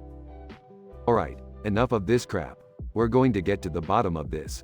Morty, fetch the portal gun. Morty hands Rick the portal gun, and they all teleport to the Krusty Krab. Alright, everyone, stay close. We don't want to draw attention. They enter the Krusty Krab and approach the cashier. Cashier, welcome to the Krusty Krab. How can I help you? We demand to know the secret formula for the Krabby Patty. Cashier, what? I can't just give that away. It's a secret. We're not leaving until you spill the beans, dude. Cashier, okay, fine. The secret ingredient is love. It's just regular ingredients combined with a lot of love. Love? That's it? That's surprisingly wholesome. So that means none of us were right? What's our punishment then? Cashier, your punishment? Each of you will have to eat a Krabby Patty with all the condiments on it. It's called the Ultimate Stomach Challenge. They reluctantly agree and receive their loaded Krabby Patties. Damn it, Morty. I thought we were here to uncover a scientific breakthrough, not eat heartburn-inducing fast food. I don't know, Rick. It tastes pretty good, with all this love smeared on it. Yeah, I gotta admit, this is the best punishment ever. Agreed. Let's just enjoy our meal and remember that sometimes, love is the secret ingredient in life. You know what, guys? You're right. Love makes everything better, even fast food. They all laugh and dig into their loaded Krabby Patties, savoring every bite.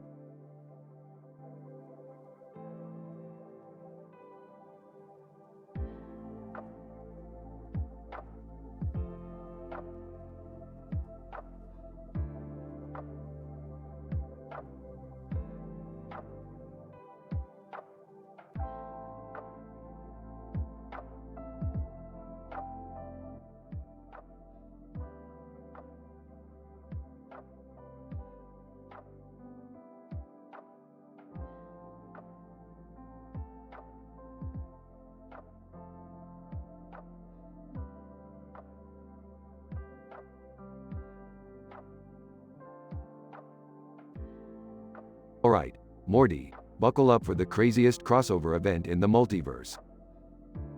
Rick, are you sure this is a good idea?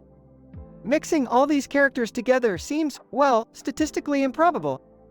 Morty, forget probabilities. We're gonna bend reality and turn this field into a chaotic mess of cartoon, anime, video game, historical, and celebrity characters. Hey, what's going on here? Can I join? Oh, Jerry, you just want to be a part of anything that Rick and Morty are doing. You're so desperate. Well, I can't help it if I'm always left out. Alright, everyone, let's get started. First up, our real cartoon character guest. Introduce yourself. Real cartoon character. Greetings, mortals. I am Wacky Wolf, the zaniest wolf in town. I kill by driving unsuspecting cartoon characters insane with my relentless puns and slapstick antics.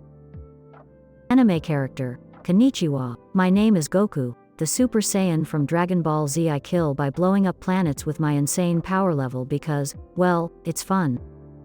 Video game character. Heya, I'm Duke Nukem, the badass from Duke Nukem. I kill aliens, pig cops, and anything that stands in my way with my weapons and one-liners. Historical figure. Salutations, comrades. I am Vlad the Impaler, the notorious ruler of Wallachia. I kill by impaling my enemies on long, pointy sticks because I truly believe in artistic expression. Celebrity. Hello, darlings. I am Lady Lunatic, the glamorous and psychotic superstar. I kill by hypnotizing my victims with my seductive charm and then feeding them to my legion of crazed fans. Rick, this is getting out of hand. These characters are all insanely dangerous. Morty, let them have their moment. It's all in good fun, right? Rick? We forgot to mention who loses and gets haunted by the worst serial killer forever. Oh, right. Well, the loser is Morty. What? No way, Rick. I can't handle being haunted by a serial killer. Tough luck, Morty. Looks like you're going to be haunted by the one and only Pennywise, the dancing clown. Are you kidding me? This is not fair. Anyways, oh, Morty, don't worry. We're gonna have so much fun together. You'll float too. Huh. Looks like Morty finally gets what he deserves. Jerry, stop being such a loser. Alright, let the chaos ensue. This is gonna be one hell of a crossover event. The field turned into a chaotic battlefield as characters clashed and chaos reigned supreme. Morty was forever haunted by Pennywise, who tormented him with creepy balloons and eerie laughter. Meanwhile, Jerry continued to be the eternal loser, and Rick reveled in the madness he had created. In the end, it was just another day in the multiverse for our dysfunctional duo.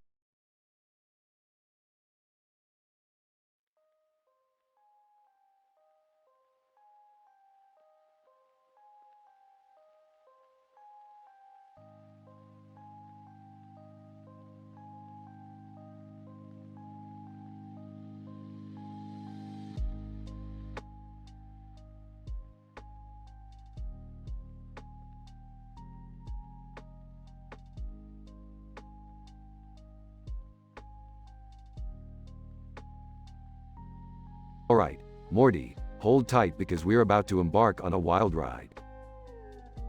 Rick, do we really have to go to this stupid party? I mean, hanging out with my sister and Jerry is bad enough, but now we're playing some weird game? Morty, it's not just any game. It's a game that will test our ability to insult dimensions and reality itself. Plus, there will be booze. Rick, Morty, I'm so glad you made it. We're all gathered here to exercise our wit and creativity. Yeah, Rick, did you know that talking nonsense is a great way to improve brain function? Shut up, Jerry. No one cares. Let's just get this nonsense started. Alright, everyone, gather round. Our first contestant is none other than the one and only Kim Kardashian. Kim. Hi, everyone. I'm Kim Kardashian, and if I had to describe the worst dimension, it would be K420. It's a dimension where all the mirrors are broken, and the only thing you can stare at is your own self-obsessed thoughts. It's horrifyingly tragic. Everyone chuckles. Alright, next up, we have Bugs Bunny.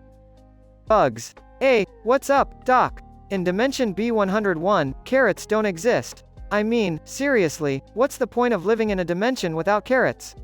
It's a downright tragedy. Our third contestant is Tony the Tiger.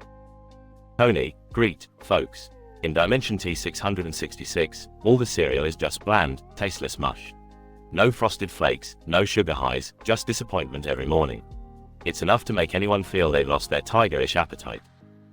Gosh, I can't believe we're doing this. Next up, Sailor Moon. Sailor Moon. In Dimension S777, magical transformations don't work. No sparkles, no pretty outfits, just plain old school uniforms. It's like stripping away my identity.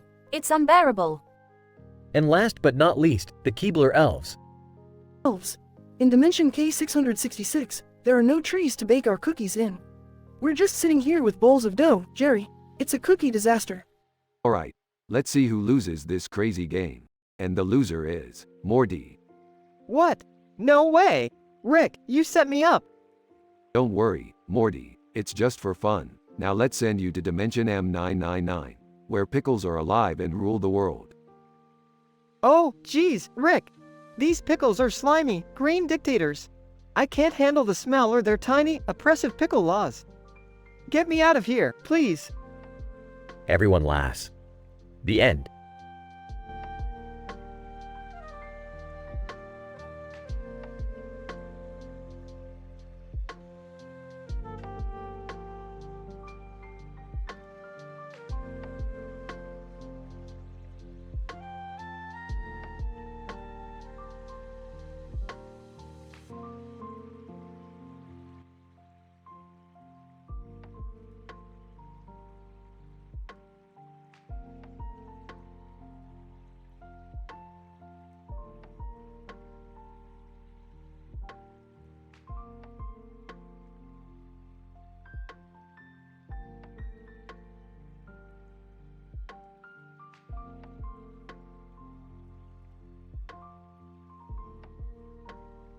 Alright, Morty, buckle up. We're entering a whole new realm of chaos.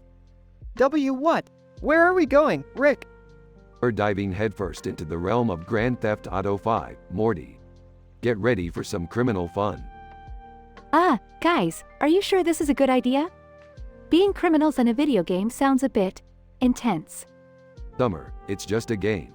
What's the worst that could happen? I don't know, Rick. It seems like you always underestimate the consequences of your actions. Yeah, he's right, Rick. We could get into some serious trouble. Maybe we should just play something else. Oh, come on, Jerry. Live a little. We're here now, and we're not backing down. Guys, what are those voices coming from the radio? They're saying we're criminals and describing us. GTA 5 Police Radio. Attention all units, we have a group of dangerous criminals entering the city. Suspects are a mad scientist, a nervous teenager, a sarcastic girl, a doubtful woman, and a spineless man. Approaching with caution. Those descriptions are pretty spot on, I gotta say. Oh great, now the whole city knows we're criminals. Thanks, Rick. Well, we're in it now, might as well make the most of it. Just stick together, everyone. I can't believe I'm saying this, but let's just try not to cause too much mayhem, okay? Rick, why are the police cars chasing us? I thought this was just a game. It's all part of the immersive experience, Morty. Just keep your head down and let's lose these cops. GTA 5 Police Radio. Suspects attempting to evade arrest. They are driving a black sports car with orange flames. Be advised, these criminals are armed and highly dangerous. Seriously, Rick? You had to pick the most conspicuous car? Hey, it's all about style, Summer. Now hold on tight. Rick, I think we're surrounded. What do we do now? Time to pull out all the stops, Morty. Activate the car's weapon system. Rick, what the hell? We're not supposed to have weapons. Oh great, now we're armed and dangerous.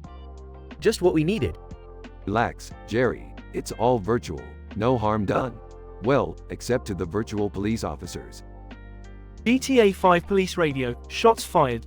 Criminals are firing at officers. Requesting backup immediately. This is insane. How did our game night turn into a virtual crime spree? It's always like this when Rick is involved, isn't it? Guys, I think we should stop shooting. The whole city is after us now.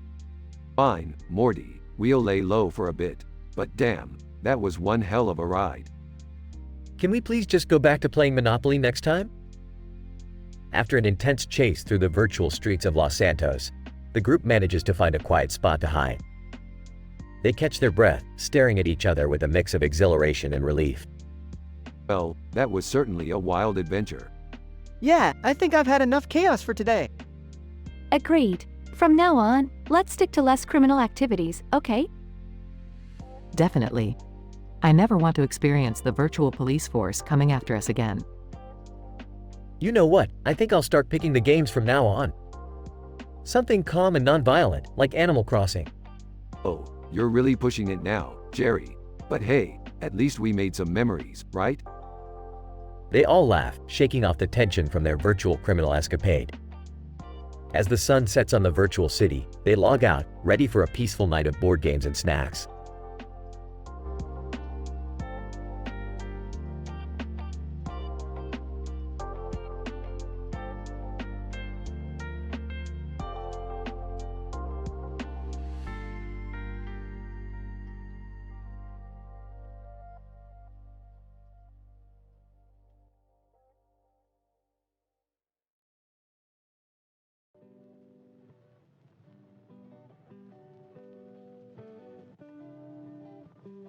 Plankton, hey Karen, guess who's back in town?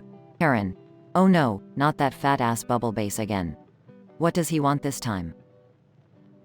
Plankton, you won't believe it, but he's at the chum bucket, and he has the most ridiculous order. Karen. Well, I'm prepared for anything. What does he want this time? Bubble Bass, excuse me, Karen. I would like to order a Krabby Patty with extra pickles, except the pickles should be sliced diagonally, not horizontally. Karen. Sorry, but we only slice pickles horizontally here. We can't accommodate your bizarre request. Bubble Bass, I knew you couldn't handle it, Karen. I guess I win this time. Plankton, Karen, this might just be our chance to get back at Bubble Bass. Are you thinking what I'm thinking? Karen. Oh, I think I am, Plankton. It's time for the ultimate revenge. Plankton, Karen, give me access to the recipe for the most explosive sauce we have. Karen. Are you sure about this, Plankton? We might destroy the entire chum bucket. Plankton, that's the plan, Karen. Bubble Bass will pay for all the trouble he's caused. Karen. Alright, Plankton. I've activated the recipe and customized it with a special twist. Plankton, perfect, Karen. Now let's serve Bubble Bass's most unforgettable meal. Bubble Bass, it took you long enough. Where's my damn Krabby Patty? Plankton, oh, it's coming, Bubble Bass. Enjoy your special order. Bubble Bass takes a bite. Bubble Bass, what the hell is this? It's so spicy. My mouth is on fire. Karen. Oh, did we forget to mention the secret ingredient? It's ghost pepper extract. Bubble Bass, you sneaky bastards. I'll get you for this. Plankton, oh, I highly doubt that, Bubble Bass. You can't handle the heat. Bubble Bass runs out, screaming in pain. Karen. Revenge as a dish best served spicy, Plankton. Plankton, indeed, Karen. I think we've finally put Bubble Bass in his place. Karen.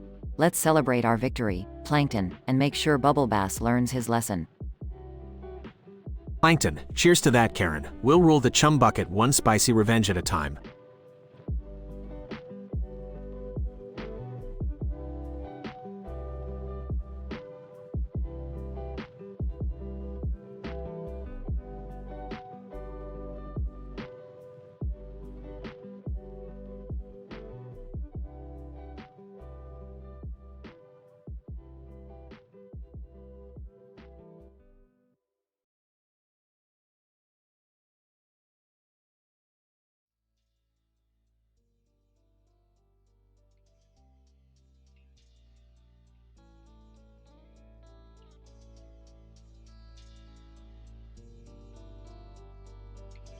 Morty, pass me the proton accelerator. We need to calibrate it before we can start the experiment. Sure, Rick. Just give me a second. Passes the proton accelerator. Great, thanks, Morty. Now, let's fire this puppy up and see what happens. Suddenly, an annoying screaming sound fills the room. Whoa, what the hell is that sound, Rick? I don't know, Morty. It's like the screech of 1,000 nails on a chalkboard. It's giving me a headache. Out of nowhere, beheaded kamikazes from Serious Sam burst through the walls. Headed kamikaze one. Aw. Oh my god, Rick! It's those creepy-ass beheaded kamikaze enemies from the video game. Yeah, Morty, they're relentless and freaking explosive. We need to find a way to deal with them fast. No portal guns this time. Rick, what do we do? They're surrounding us. Morty, grab that acid spray over there. It should eat through their flesh. We'll separate them from their heads. Got it, Rick. Grabs the acid spray. Headed kamikaze 2. Ah. Morty sprays acid on one of the beheaded kamikazes, melting its flesh and causing it to collapse to the ground. Nice shot, Morty. Keep him coming. Morty continues spraying acid, melting beheaded kamikazes left and right. The room starts to fill with the stench of melting flesh. Beheaded kamikaze 3. Ah. Rick, we're running out of acid spray. Then use the flamethrower, Morty. We'll roast these beheaded bitches. Flamethrower? What the hell, Rick? Where'd you even get that? Never mind, Morty, just use it. Morty grabs the flamethrower and starts burning the beheaded kamikazes, causing them to scream in agony. Beheaded kamikaze 4. Ah. Take that, you headless freaks. Morty, stop toasting them. It's time we end this madness. Morty stops flamethrowing, panting heavily, covered in sweat, but victorious. Phew, we did it, Rick. We defeated the beheaded kamikazes. Yeah, Morty, we sure did. Now, let's get the hell out of here before anything else crazy happens. As Rick and Morty make their way towards the exit, they step on a banana peel and hilariously slip, crashing into a pile of beheaded kamikazes. Damn it, Morty, can't you watch where you're stepping? I'm sorry, Rick. That banana peel was statistically improbable, okay? They both burst out laughing, immersing themselves in the absurdity of the situation.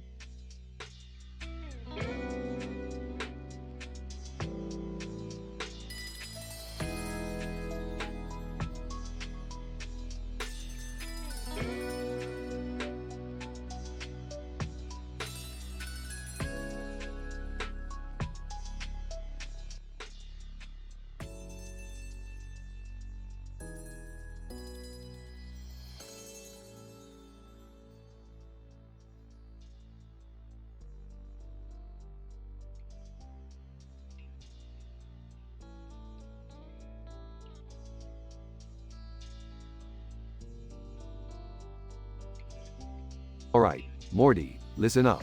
We've got a new adventure on our hands today. We're gonna throw a wild party and play a little game with some special guests.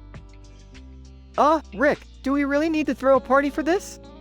Can't we just, do something normal for once?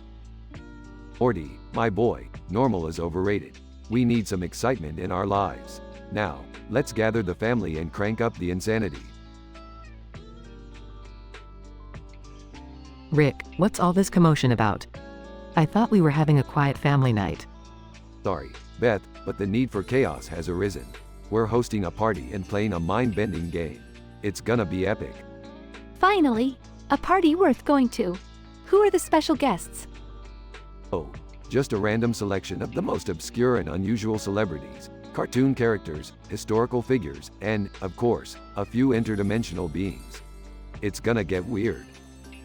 I don't know about this, Rick. It sounds a bit risky. What if something goes wrong? Jerry, relax. What could possibly go wrong at a party with random dimensions and questionable guests? It's foolproof. Okay, guys, let's get started. But what's the game? We're playing Dimensional Roulette. Each guest must introduce themselves and describe the worst dimension they've ever been to. The loser gets zapped into that dimension.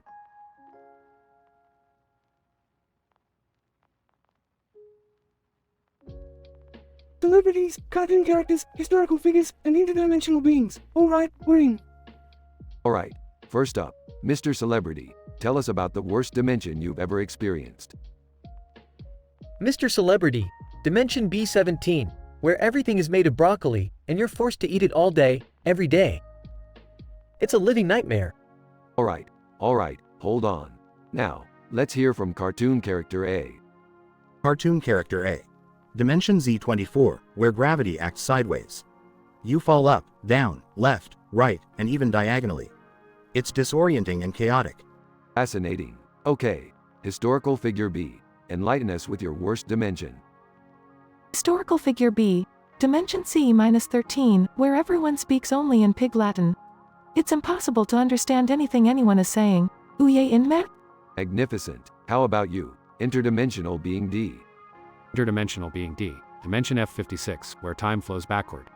You can't make sense of anything, and every action leads to absurd consequences. It's truly mind-bending.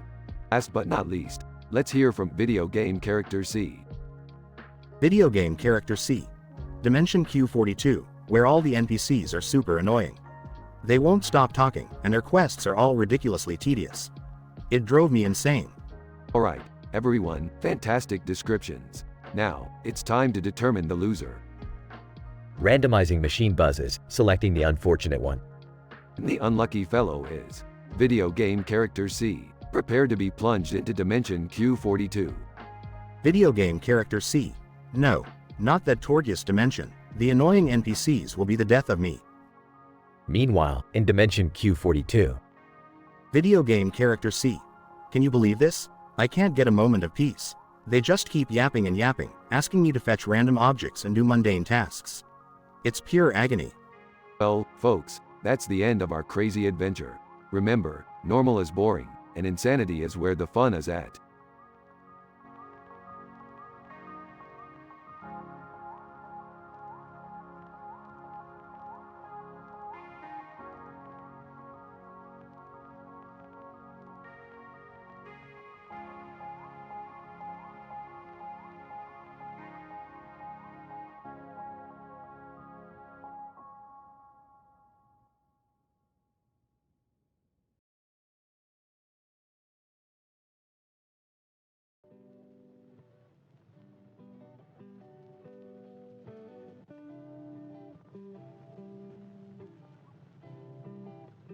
Alright, Morty, listen up.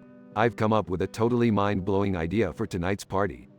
We're gonna play a game with the most obscure real-life celebrities, cartoon characters, video game heroes, anime characters, you name it, Morty. Geez, Rick, that sounds weirdly specific. But okay, I'm in. What's the game? And count me in too. I could use a break from overanalyzing everything. What's the plan, boys? Alright, everyone gathers around. We're gonna take turns introducing ourselves and listing the absolute worst dimensions we've ever encountered.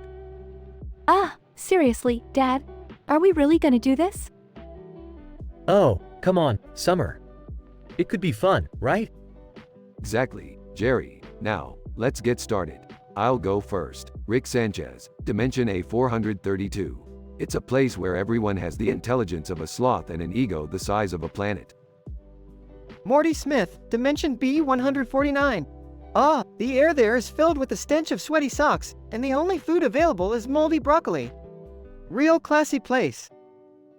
Beth Smith, Dimension C666. Well, there the grass is made of shards of glass, and every day is bring your pet tarantula to work day. Not a fan. Summer Smith, Dimension D707. In this dimension, everything is upside down, even people's faces. It's like living in a never-ending selfie nightmare. Jerry Smith, Dimension E911. The sky in that dimension is constantly raining Nickelback songs, and the only TV show is Keeping Up with the Kardashians. Alright, Jerry, that was terrible. You lose, buddy. Say hello to Dimension F420, where everyone wears Crocs and socks, and the only food is pineapple pizza. Oh, no. Not the Crocs and pineapple pizza dimension. I can already feel the regret setting in. It's so unbearable. Wow, Dad, you really messed up this time. That dimension has got to be a total punishment. Well, Jerry, maybe now you'll think twice before putting pineapple on your pizza. Life's full of consequences. Yeah, consequences, Dad. And for the record, I think Crocs and socks might actually be worse than Nickelback raining from the sky. Oh, great. You're all so supportive. Can't wait to see what other unspeakable horrors await me in this godforsaken dimension. Relax, Jerry, it's just for fun. Now let's all have a good laugh at your expense before we save you. Cheers, everyone.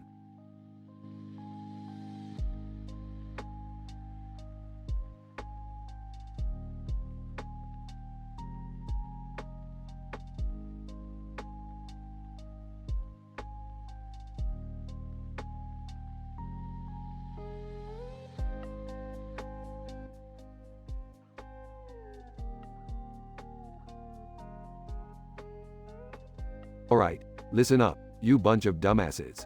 We've got a question to answer. How the fuck is Meowth able to talk, but Pikachu isn't? Rick, must you use such vulgar language? We can have an intelligent discussion without the profanity. Oh, shut up, Beth. Your so-called intelligence won't get us anywhere. Now, here's my theory. Meowth must have undergone a genetic mutation that allowed his brain to develop the necessary vocal cords. Simple as that. Oh, come on, Rick. You're always trying to complicate things.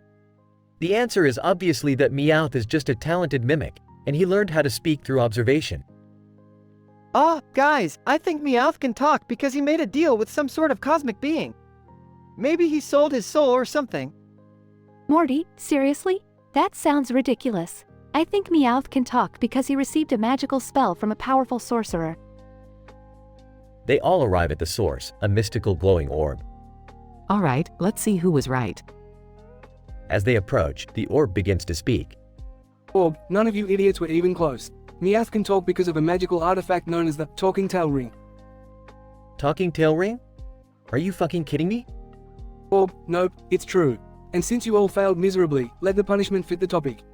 You shall all have tails permanently attached to your bodies. As the punishment is enacted, each of them sprout tails. Great, now I have to deal with this furry bullshit for the rest of my life. This is so embarrassing. How am I gonna explain this to my friends? I can't believe I have to wear long shirts forever. This is so unfair. At least now we have something in common with Meowth. I guess. Jerry just stares at his new tail in disbelief. Meowth can talk and we have tails. I've never felt more pathetic.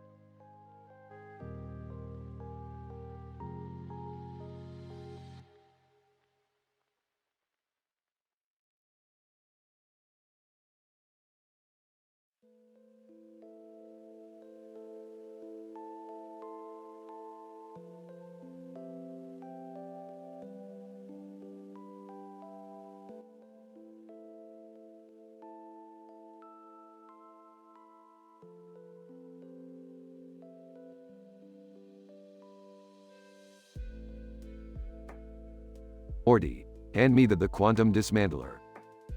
Rick, are you sure we should be messing with that? Remember last time? Relax, Morty, we're scientists. What's the worst that could happen?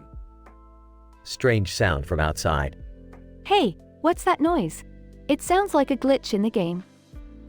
Obscure video game boss bursts through the wall. Boss, I am Neo Scorpion, ruler of the pixels. Prepare to be annihilated, weaklings. Seriously, we're being attacked by a pixelated video game character? Rick, what are we gonna do? We left the portal guns in the garage. Looks like we'll have to handle this the old-fashioned way. Morty, grab a wrench. A wrench? Are you sure that's gonna work? Trust me, Morty, I've beaten pixelated bosses in every game known to man. Well, while you guys figure out your game plan, I'm gonna start a TikTok live. This needs to be seen. Chaos ensues as Rick, Morty, and Summer battle with Neo Scorpion. Morty, swing that wrench. No remorse. I'm swinging, Rick, but this boss just won't die. Neo Scorpion, pathetic humans, you cannot defeat me. Hold on, guys. I just got a message from Jerry. He says he's at the arcade playing the same game. He's on level 749. Great, Jerry's useless as always. Morty, we need a plan B. Check the Game Master's manual. Rick, all the pages are blank. Blank? Oh, for the love of science. As a last resort, Rick throws a can of concentrated dark matter at Neo Scorpion. Neo Scorpion, no, you've defeated me, but I shall return in the sequel. Oh, shut up, you gloomy video game character. Morty accidentally drops the wrench, causing it to hit Neo Scorpion one last time. Neo Scorpion, game over. Well, that takes care of that. Who's up for some interdimensional pizza? Can we get extra dimension spiced pepperoni? Only if it comes with a side of humility for Neo Scorpion. They all laugh and head out for pizza, leaving the destroyed room and a pixelated boss far behind.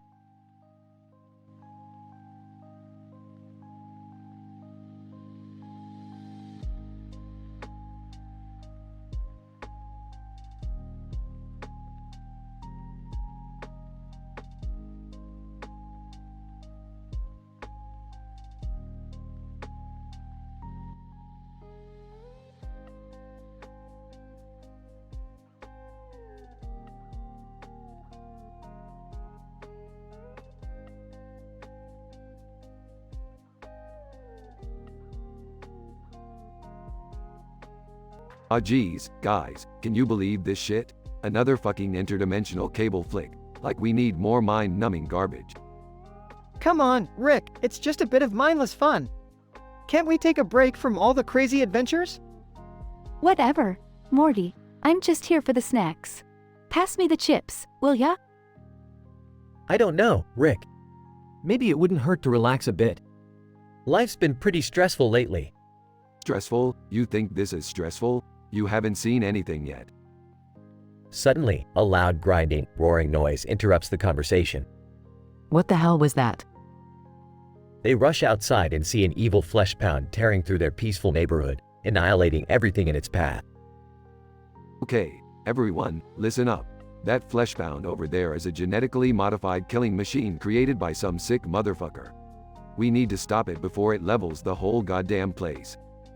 How do we stop it, Rick? Oh, I've got an idea, Morty. We need to trick its AI. See, the Fleshbound's programming relies on recognizing human movement patterns. If we can confuse it, we might have a chance. Confuse it? How the fuck are we gonna do that?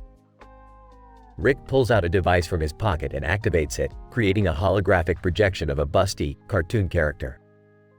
We're gonna use this distraction. The Fleshbound won't be able to resist its primal instincts, giving us time to take it down.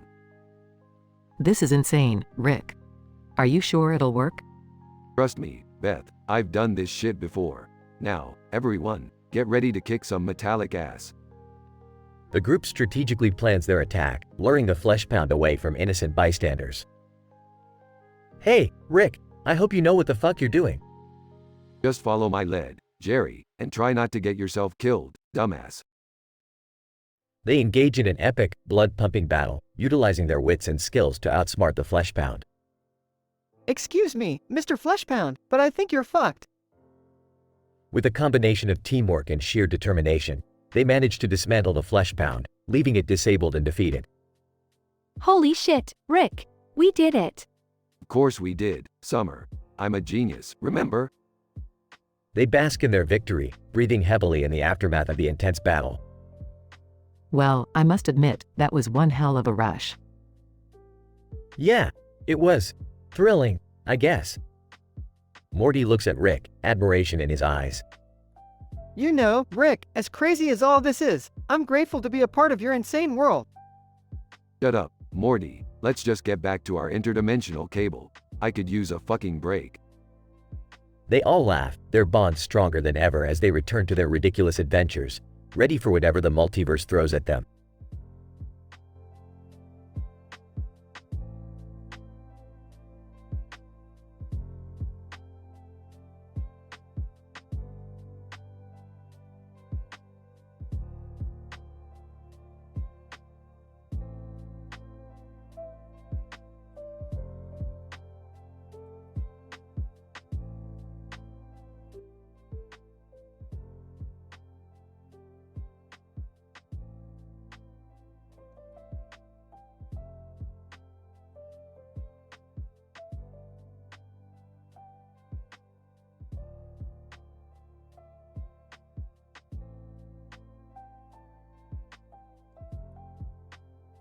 Alright, listen up, you bunch of pathetic mongrels. We're about to play a game like no other game you've ever played before. Strap in, because it's gonna get wild. Oh, for God's sake, Rick, can we just have a normal family gathering for once? Normal? Nah, we don't do normal here, Beth. We're beyond that, and this game is gonna prove it. I'm so excited, this sounds awesome. What do we have to do? Simple, Summer. We're gonna select 5 participants from the most random and unlikely pool of characters. Real-life celebrities, cartoon characters, video game heroes, anime figures, and even historical figures. Rick, how are we gonna get all those people in here? Shut up, Jerry, and let me finish. Once we have our contestants, they will each have to introduce themselves and then describe the absolute worst dimension they've ever come across. Aw, Rick, that's kind of messed up. Why would we want to talk about bad dimensions? Because, Morty, whoever has the worst dimension will lose, and I've prepared a special surprise for the loser. They'll be plunged into the absolute nightmare of a dimension they just described. Okay, this just got intense. I'm in.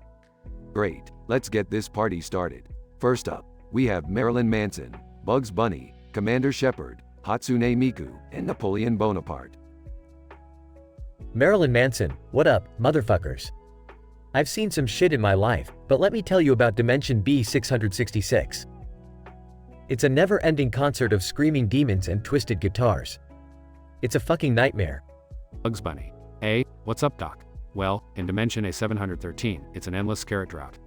I'm starving, and there ain't a single carrot in sight. It's a real bummer, I tell y'all. Commander Shepard, Shepard here.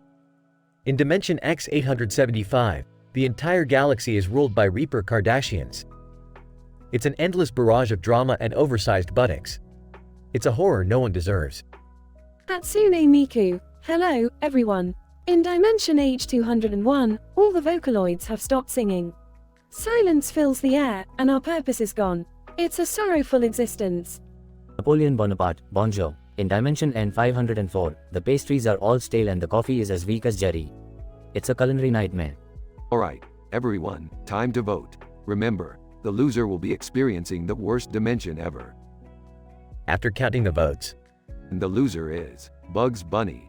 Bugs Bunny. Aw, shucks. What's gonna happen to me? Prepare yourself, Rabbit. You're about to experience Dimension A713. It's a dimension where carrots grow in the shape of penises, and you're the delicious, juicy target. Enjoy. Bugs Bunny. Oh, man. This dimension is a real pain in the ass. The room erupts in laughter. Laughter and chaos ensue as Bugs Bunny tries to evade the phallic carrots in Dimension A713, while the rest of the family enjoys the bizarre entertainment.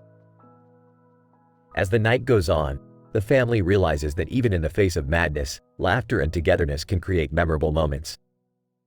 Though they may explore the craziest dimensions, They find stability and joy in their own unique world.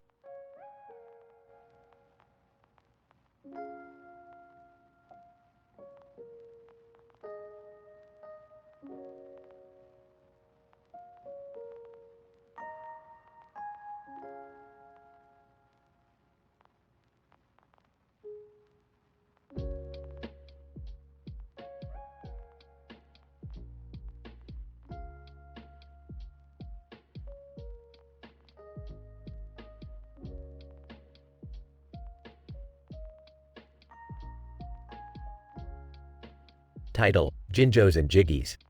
Characters: Rick, Morty, Jerry, Summer. Jinjos. Scene: Rick's lab, a cluttered mess of scientific equipment and inventions. Rick and Morty are hunched over a complex experiment while a cartoon character named Billy the Bunny plays with a stuffed animal in the corner. The room is filled with walls, flooring, and a large mirror on one side. Morty, hand me the quantum flux capacitor. Rick, we don't have a quantum flux capacitor. Are you sure you didn't just make that one up? Oh, Morty, you simpleton. Of course, I made it up. Just testing your gullibility. Get it together, Morty. Suddenly, a high-pitched, irritating sound fills the air. What the hell is that noise? It's driving me crazy. Ignore it, Dad. It's probably just your midlife crisis reaching its peak. Morty, what did you do now? Me? I didn't do anything, Rick. The room shakes as a swarm of Jinjos bursts through the walls, acting and sounding exactly like they do in the Banjo-Kazooie video game. Jinjo 1, jing jing jing. Jinjo 2, doopy doopy. Great, just what we needed. A bunch of colorful turds invading our lab. Rick, how do we deal with these annoying Jinjos? We can't use our portal guns. Morty, sometimes you just gotta get down and dirty. Use your fists, Morty. Punch them in their stupid little Jinjo faces.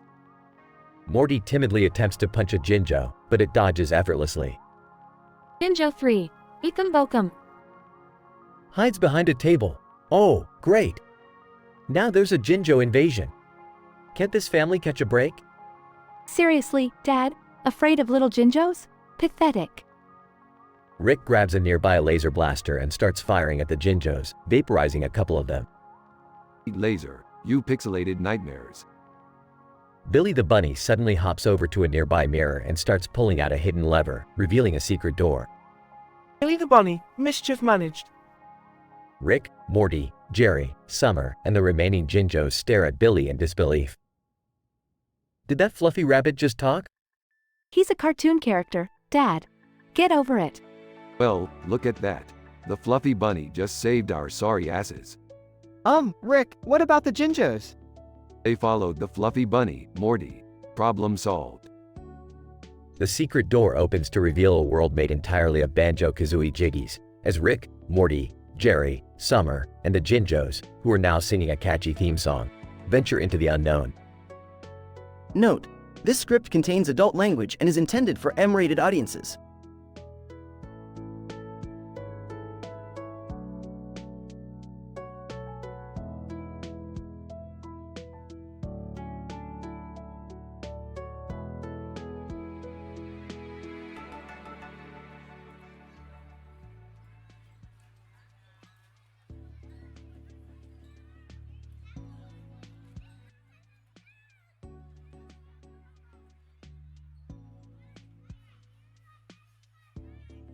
Alright, Morty, listen up. Lakitu's throwing shit at Mario is obviously a metaphor for the absurdity of life.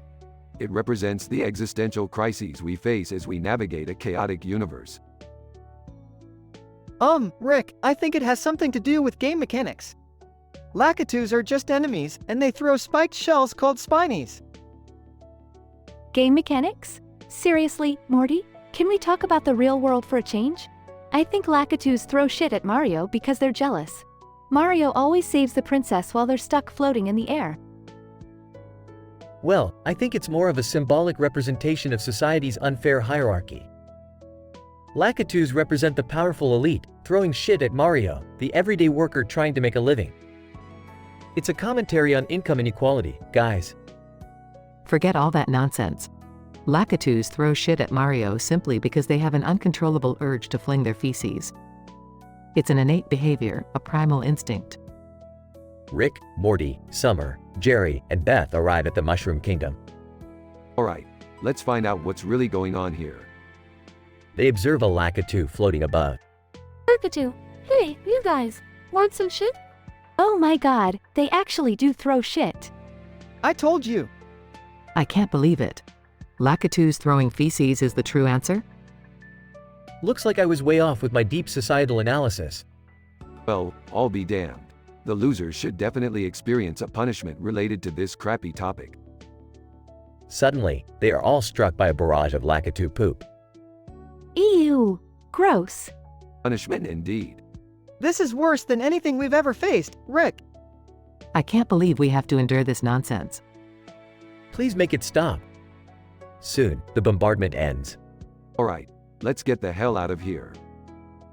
Rick and the others rush away, covered in Lakitu shit, questioning the absurdity of the universe as they go.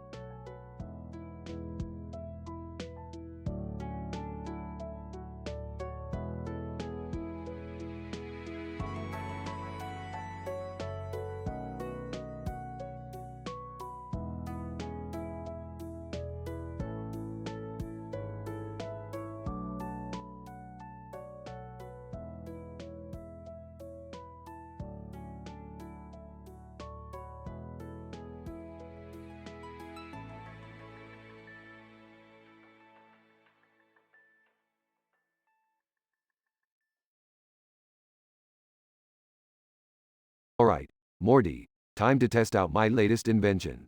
Here we have the quantum displacer from dimension C137. Rick, are you sure it's safe?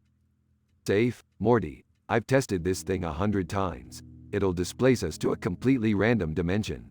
What could go wrong? Can I go first? I picked that weird box thing. Summer, you've chosen the box of infinite dimensions. It's capable of spawning parallel universes at will. Just be careful not to open it the wrong way. I'll go next. I choose the ray of mind control. Good choice, Beth. This petrifying green gem can control the thoughts and actions of anyone it's aimed at. It's from dimension ZETA-12, where enthralled zombies ruled the world. Oh, I guess I'll take the reverse gravity belt. Not like I have any better options. Jerry, you always surprise me with your ability to choose the most useless inventions. Anyway, this belt reverses gravity, but don't float away like an idiot. Alright, my turn. I want the potion of ultimate strength. Morty, this potion is no joke. It'll turn you into a hulking beast, capable of smashing anything in your way. It's from the dimension where everything was made of muscle, literally. Laughs. Oh my god, Morty's gonna be a muscle freak. Shut up, Summer. At least I have the guts to make a bold choice. Guys, let's not fight. Remember why we're doing this, to pass the time until the cruiser is fixed. Yeah, Beth's right. We should all just relax and enjoy. Suddenly, the inventions all malfunction at once, causing an explosion that engulfs the cruiser. Shit, everyone, hold on. We're in for a wild ride. The explosion launches the cruiser into a dimension where time is reversed. What the fuck just happened? We've been caught in a time loop, Morty. Brace yourselves. As the time loop continues, they relive the explosion and malfunction countless times. This is insane. When will it end? Damn it, Rick. You said these inventions were safe. Shut up, Jerry. I'm trying to figure this out. I can't take it anymore. I need to do something. Morty chugs the potion of ultimate strength and breaks free from the time loop. I won't let it control us anymore. We're breaking out of this loop, family. Morty, I'm proud of you. Morty starts smashing the malfunctioning inventions, causing the time loop to collapse. It's working. Morty, you did it. As the time loop fades away, they find themselves back in the normal dimension. Oh my god, I can't believe we made it. Thank God. I never want to mess with Rick's inventions again. Well, despite the chaos, it was quite an adventure, wasn't it? Yeah, it was alright, I guess. You kids always surprise me. Ready for our next crazy adventure? Family, yeah. They all laugh and continue their journey in the repaired space cruiser.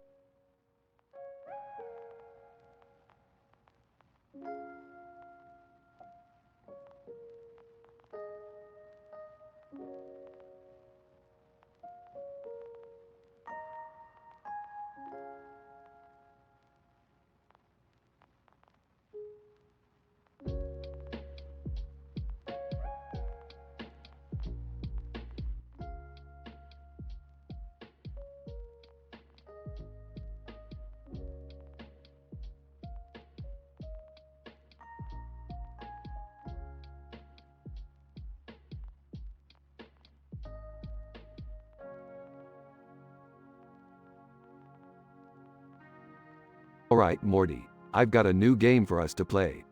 Call it Dimensional Roulette. Oh, Rick, I don't know about this. Last time we played a game, it was an interdimensional cable nightmare. Relax, Morty, this game is gonna be way more fun. Trust me, now, we just need some unlucky contestants. You know, Rick, I'm not sure about this. It sounds dangerous and irresponsible. Oh, come on, Beth, live a little, it's just a game. Besides, Jerry's already signed up. Yeah, why not? It'll be nice to do something exciting for once. Plus, I'll finally have a chance to shine. Alright, now we just need a few more participants. Morty, summon the intergalactic celebrity consultant. Summons the consultant, here you go, Rick. He's got a list of the most random and obscure celebrities, cartoon characters, and historical figures. Excellent. Now, let's get this party started. Ladies and gentlemen, please take your seats. Woohoo! Party time! I hope I get to meet some hot celebrities. Now, each of you will take turns introducing yourselves and listing the worst dimension you've ever encountered. Let's see who really has it rough. I'll go first. Hi, I'm Beth, and the worst dimension I've been to is Dimension D35, where everyone is obsessed with avocado-flavored ice cream. Disgusting. Hey there, I'm Jerry. In Dimension F17, every day is Take Your Meeseeks to Work Day. It's a never-ending nightmare of chores. Sup, I'm Summer. The crappiest dimension I've been to is H99, where everyone wears Crocs and cargo shorts. Fashion disaster. Alright, my turn. I'm Rick, and the worst dimension for me is Z52, where every channel on TV only plays reruns of Mr. Goldenfold's Boner Academy. Truly horrifying. Oh, hi, I'm Morty. The worst dimension I've been to is V68, where every second person you meet is a fart-sucking alien. It really stinks. Alright, the votes are in, and the loser is Jerry. Wait, what? No fair. Too bad, Jerry. Prepare to be plunged into the worst dimension of them all. You can't do this to me, Rick. I demand a recount. Sorry, Jerry, them's the rules. Say hello to Dimension Q23, a dimension where every person constantly speaks in nonsensical riddles and never gives you straight answers. Oh, God. Riddle-speaking maniacs everywhere. Help me, please. Well, we'll miss you, Jerry. Have fun with all those riddles. This is a nightmare. A nightmare, I tell you. So, who wants some more avocado ice cream? I can't believe we actually did this. We sent Jerry to a dimension full of riddles. Hey, it's all in good fun, Morty. Plus, it taught Jerry a valuable lesson about losing gracefully. Pass me some of that ice cream, will ya? And so, the party went on, with Jerry stuck in a dimension full of riddles, regretting his participation in this crazy game. But hey, at least everyone else had a good laugh.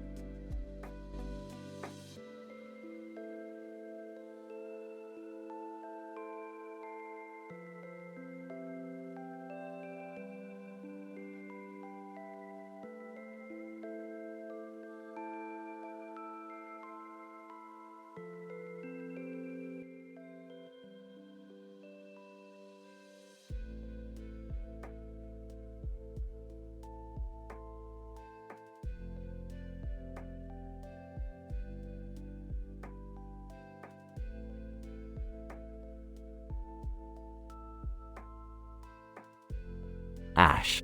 Wow, Pikachu. Look at all these beautiful kites flying over the forest. It's like a rainbow in the sky. Rock, yeah, Ash. This kite festival is amazing. The sky is filled with vibrant colors. Misty, I've never seen anything like it. It's so magical. I wish we could fly kites too. James. Singing, prepare for trouble, make it double. To protect the world from devastation. The elf, also singing, to unite all peoples within our nation. Jesse, singing, in a silly tone, to denounce the evils of love and truth. James. Joining in, still singing, to extend our reach to the stars above. The elf, that's right. Ash, hey, what was that? Team Rocket? What are they up to this time?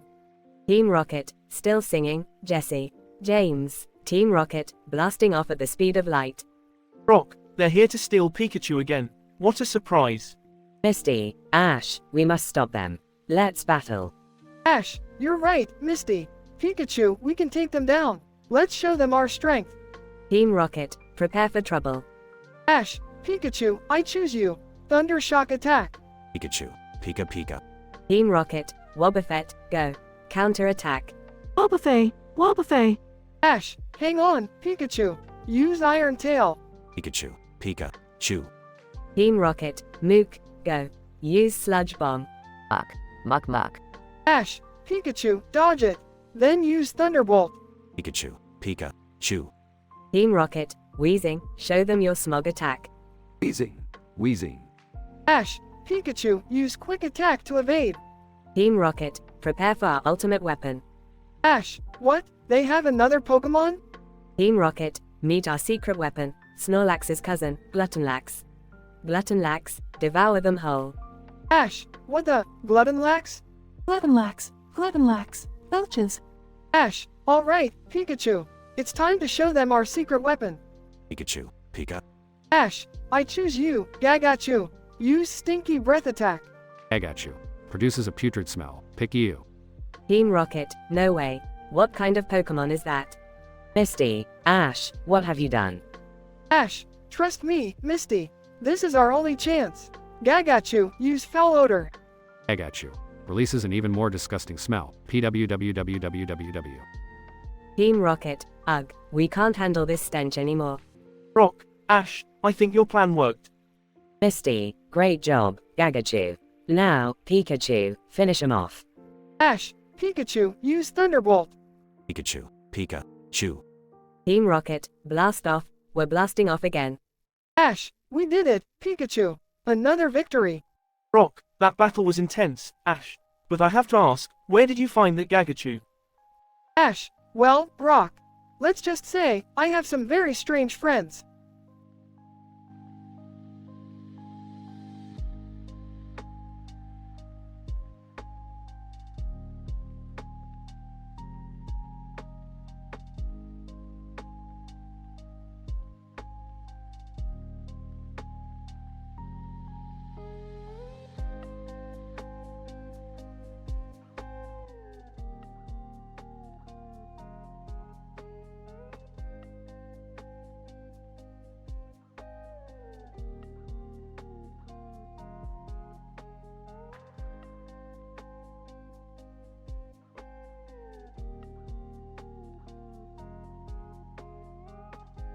SpongeBob, hey there, Reg.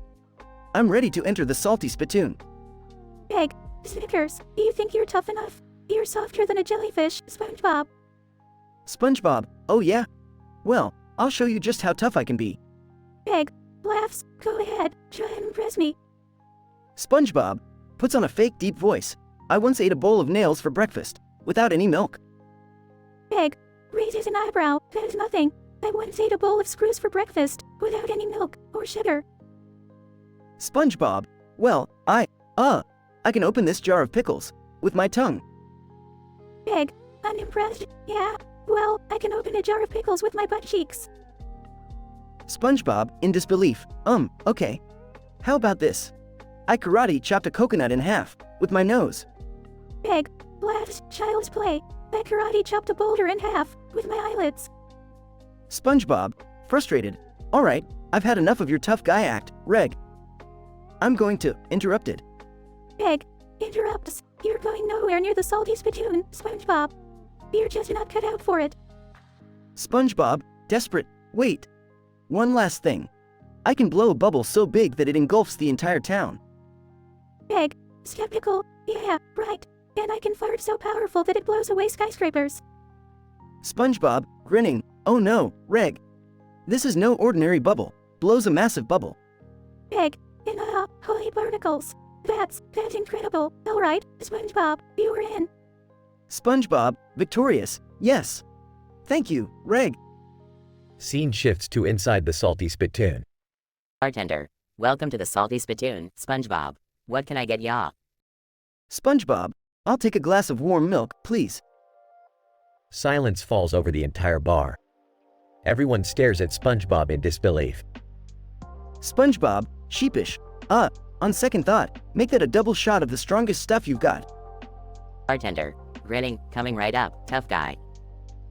As SpongeBob takes a sip, instead of acting tough, he reverts back to his typical cheerful self and giggles uncontrollably.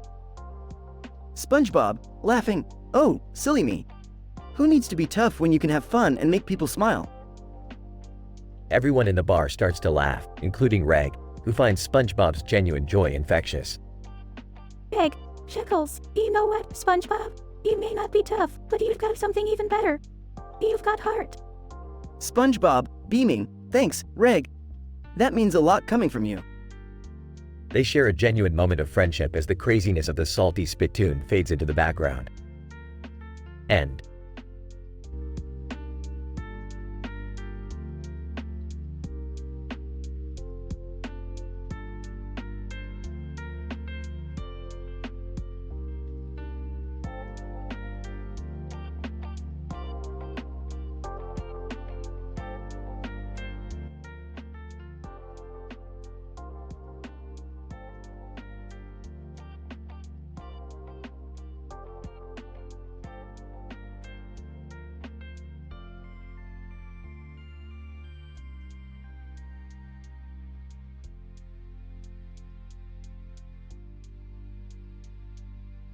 Alright, Morty, listen up.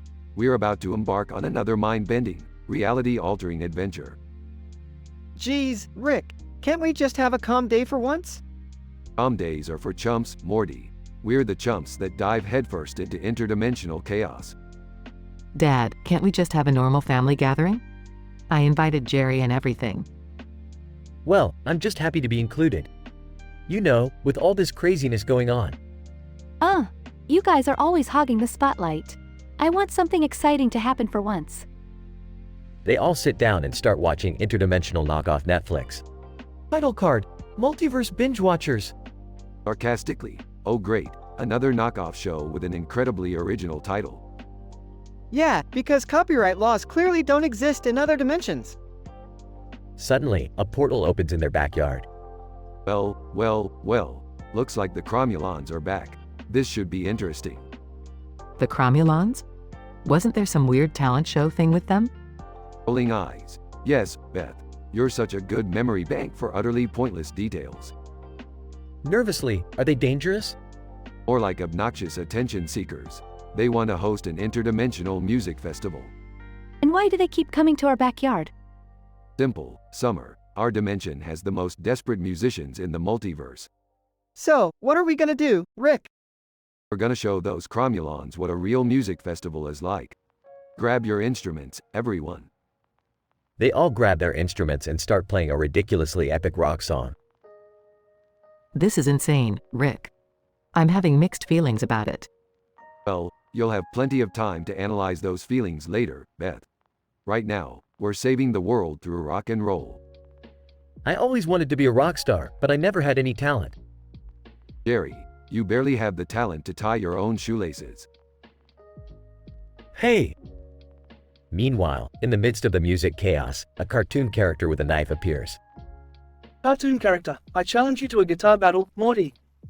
Who are you? Cartoon character, I'm Shreddy the Guitar Fiend. Prepare to be shredded. They engage in an intense, shredding guitar battle. I can't believe I'm battling a freaking cartoon character. Shreddy. Well, Morty. That's the magic of interdimensional television.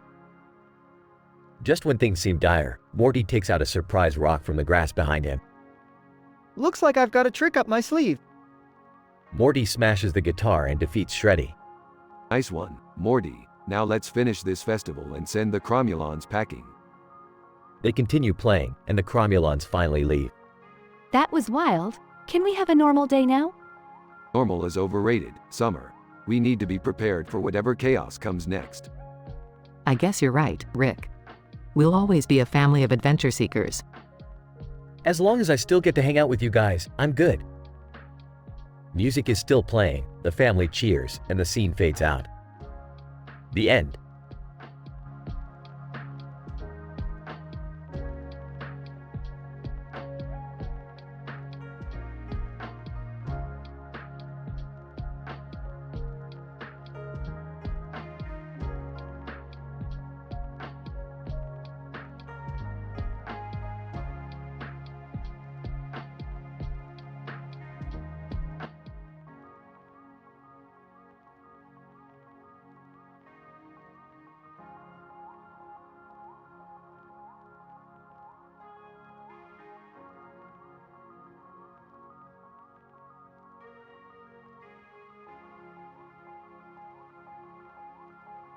Holy shit, Morty, did you hear that noise? Something's going down. Rick, what the hell is that? It sounds like a goddamn monster. Well, Morty, it seems we have an evil fleshbound on the loose. It must have traveled through a rift in the space-time continuum. What the actual fuck? Rick, how is that even possible? Oh, it's all scientific, Summer. You see, the fleshbound is an amalgamation of organic and mechanical components created through advanced transdimensional engineering. So, what you're saying is, we need to stop this fleshpound before it causes more mayhem in our neighborhood? Oh, great. Just what we needed, another disaster to deal with. Can't we just call the police? Jerry, you pathetic excuse for a man. The police won't be able to handle this monstrosity. We have to rely on our own ingenuity and strength. Rick, what's the plan then? How do we take down this thing? Morty, my boy, we need to find its weak spot. The fleshbound has a core within its chest that powers it. Destroy that, and we will disable the beast. Well, what are we waiting for? Let's go kick some ass. Scene changes to the group frantically running through the neighborhood, dodging the destructive blows of the fleshpound. It's gaining on us, Rick. We need to do something. Don't worry, Beth. I've rigged a device that emits a sonic frequency specifically designed to weaken the fleshbound's armor. Just need to get close enough to use it. Rick, can you hurry up? I can't run much longer. Shut up, Jerry. We're almost there. Get ready, everyone. They reach a clearing near the river, where the fleshpound corners them. Rick, now what? We can't outrun it anymore. Morty, Summer, distract the fleshbound while Beth and I set up the device. Morty and Summer engage in an intense battle with the fleshpound, buying Rick and Beth valuable time. Rick, we're ready. Activate the device now. Rick activates the device, causing the fleshpound to momentarily freeze in pain. Morty, Summer, now's your chance. Strike its weak spot. Morty and Summer land a powerful blow on the fleshpound's chest, causing its core to explode. The creature collapses to the ground, defeated. We did it. We actually fucking did it. Well done, kids. I always knew you had it in you. Can we go home now? I need a drink. Scene transitions to the group heading back home, victorious but exhausted. Rick, that was insane. How did you come up with all of that? Oh, you know, just my unparalleled genius combined with some interdimensional inspiration. But seriously, it was a team effort, guys. Yeah, thanks, Rick. We couldn't have done it without your scientific expertise. Yeah, don't get sentimental on me now. Let's just get back home and enjoy some well-deserved interdimensional cable.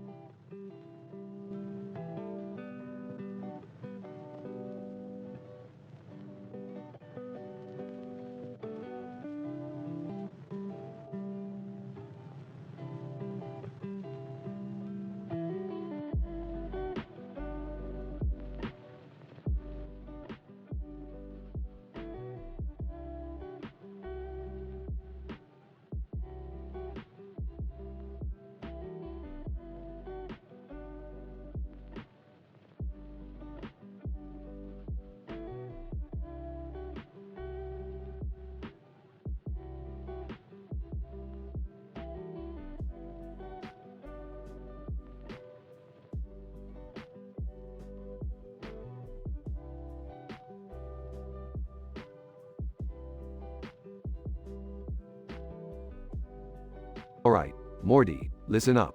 I've been browsing the multiverse and my super genius brain detected a strange message on this computer screen.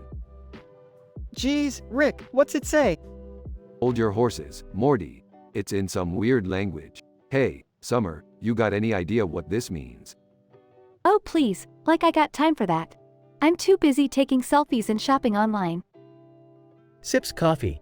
Well, it looks like a fancy code or something. Maybe I can crack it? Laughs. Jerry, you couldn't crack an egg without Morty doing it for you. But, hey, give it a shot, man. Whispering, Rick, shouldn't we be worried about this? It could be dangerous. Morty, calm down. It's just a guy in a suit. Probably some interdimensional salesman. Computer screen. Message flashes. Solve the equation x cubed plus y cubed plus z cubed equals 42. Great, a math problem. Just what I wanted. Jerry, it's not just any math problem. It's the holy grail of equations. The solution to this is the key to unlocking the mysteries of the universe. How do we solve it, Rick? Well, Morty, we start with brute force. We plug in random values for x, y, and z and see what happens. Sarcastically. Ah, the brute force method, my favorite. Yawning. Can someone wake me up when the math stuff is over? Alright, everyone, buckle up. We're going on a mathematical journey. Morty, you're in charge of the random number generator. Oh, okay, Rick. Here goes nothing. Rick and Morty start calculating and plugging in values. Excitedly, hey, I've got one. X equals 2, Y equals 3, and Z equals 1. Nice try, Jerry, but that's not it. We keep going. Several hours later. Rick, I can't take it anymore. This is mind-numbingly boring. Hang in there, Morty. We're almost there. Morty falls asleep on the keyboard. I think I cracked it. I got X equals 1, Y equals 2, and Z equals 3. Well, congratulations, Jerry. You managed to solve the equation. Backward. Now we're stuck in a parallel dimension where Jerry is actually a genius. Smiling. Finally, someone recognizes my brilliance. Alright, reset everything. We'll start over. Morty wakes up. Yawning, did I miss something? Doesn't matter, Morty. We're back to square one. Sarcastically, wow, looks like the mathletes are having a lot of fun. Alright, let's try a different approach. We'll use complex numbers and create an algorithm to generate the correct solution. Confused. I barely passed algebra, Rick. I don't know if I can handle this. Trust me, Morty, it's all about the infinite possibilities. And I'm Rick Sanchez, the smartest man in the multiverse. Together, we can do whatever the heck we want. The room fills with determination as they dive into the world of complex numbers and algorithms. Hey, guys, I think I found the answer. Noi. Jerry, we're way past that now. Keep up. Deflated. Oh, okay. Several more hours later. Eureka, I've done it. The solution is x equals 1, y equals 1 2, and z equals 9. That's amazing, Rick. But, what does it mean? Morty, it means that the answer to life, the universe, and everything is 42. Literally. Confused. So, the universe is just a mathematical equation? Smirking. That's one way to put it, Jerry. Life is just a bunch of variables, and the key is finding the right values to make it all make sense. Sarcastically, well, that was worth staying awake for. Shut up, Summer. You missed out on a mind-blowing adventure in math and science. We cracked the code. We solved the equation. So, what's next, Rick? Well, Morty, now that we've solved the equation, we're going to take over the universe and throw the biggest mathematics party in history.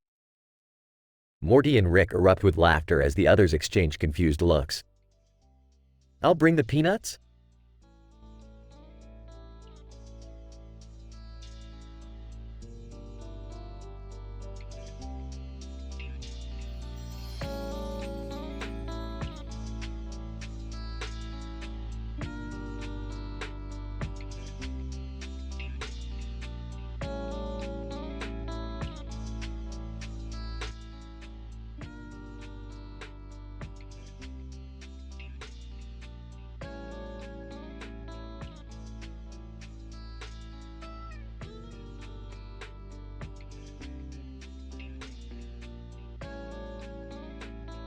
Alright, listen up, you miserable shits.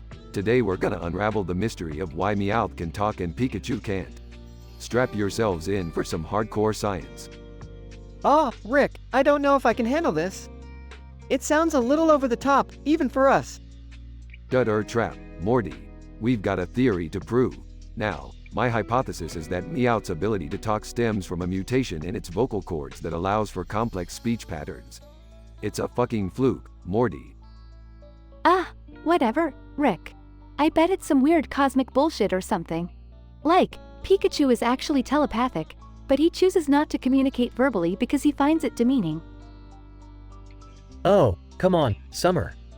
My theory is much more plausible. I believe that it all comes down to the power of friendship.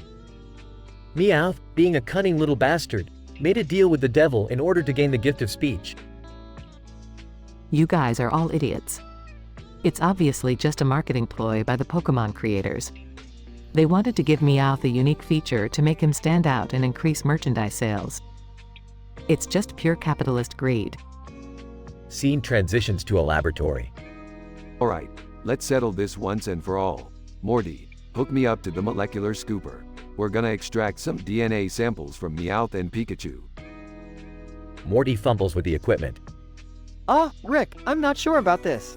What if we create some kind of genetic abomination? Oh, shut the fuck up, Morty. I didn't go through multiple realities just to play it safe. Just do it, you little shit.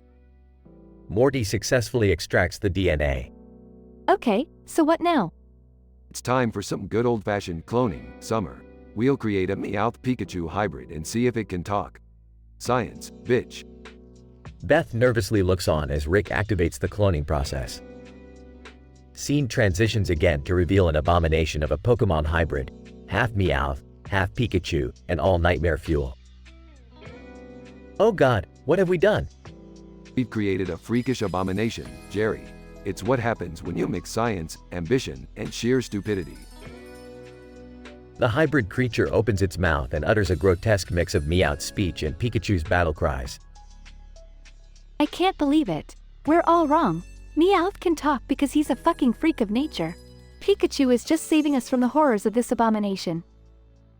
Alright, since we're all idiots here, I propose a punishment that reflects today's topic. We have to spend a whole day communicating only through interpretive dance. No words, just ridiculous movements.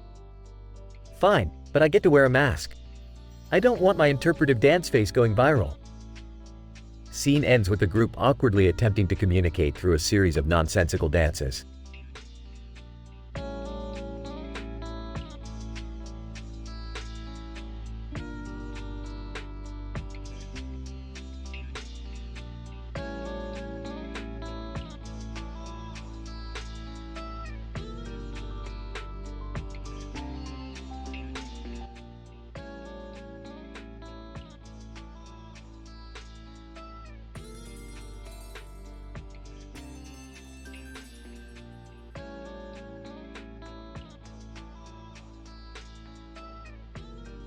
Alright, Morty, buckle up. We're about to dive into Venzanulon 7, a frozen wasteland where our mortality will be truly tested. Geez, Rick, couldn't we have picked a vacation spot with a beach or something? Yeah, this is like, totally messed up. I wanted to get a tan, not freeze my ass off. Let's just trust Rick, guys. He always has a plan, even if it involves endangering our lives. Oh, great. Endangering our lives, what a surprise. Can't we just have a normal family outing for once? Normal, Jerry. Do you even know what show you're in? We're not here for a damn picnic. We're here to survive. Look, guys! Over there, a herd of beepos. They're huge woolly creatures. Maybe we can use them for shelter. Are you sure, Morty? We don't have much time before the blizzard hits. Morty's right, Beth. We need to act fast. Summer, grab that beepo. We're diving into its guts. Oh my god, seriously? I didn't sign up for this kind of adventure. This can't be happening. This is a nightmare. We're literally going inside some creature's body for shelter? Just go with it, Dad. Think of it like a super messed up theme park ride. Alright, everyone's in the beepo. Hold on tight. We're about to hit survival mode.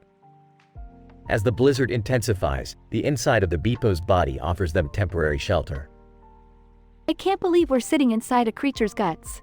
This is so horrifyingly disgusting. Think of it as another mind blower, like Morty's mind blowers. Only this time, it's Morty's gut blower. Can't we just watch TV or something? I feel like my brain is about to implode with all this insanity. Sorry, Dad, no TV inside a Beepo's gut. Just survival and weird existential crises. Hang in there, everyone. The blizzard seems to be easing up. We might make it out alive after all. As the blizzard subsides, they exit the Beepo's body, covered in slimy goo. I'll never be able to unsee this. Thanks a lot, Rick. Well, at least we survived. But I don't think any of us will be the same again. I think I need therapy. Lots and lots of therapy. Hey, guys, at least we have another Morty's Mind Blowers episode to add to our collection, right? Don't worry, Morty. I've got something even more mind-blowing planned for next time. Just wait and see. They all trudge through the snow, traumatized yet oddly exhilarated by their insane adventure.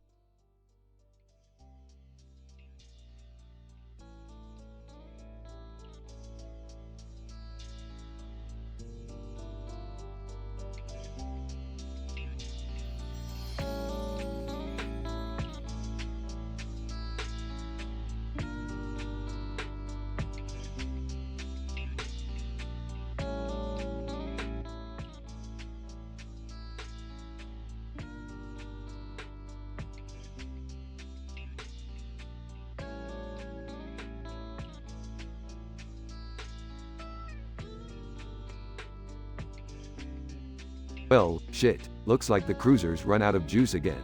We're stuck in the middle of fucking space, folks. You've got to be kidding me, Rick. Can't you ever build something that actually works? Shut the fuck up, Jerry. I'll fix it. In the meantime, let's do something to pass the time. I've got some crazy interdimensional inventions here that might just blow your puny little minds. Alright, Rick. What do you got for us this time?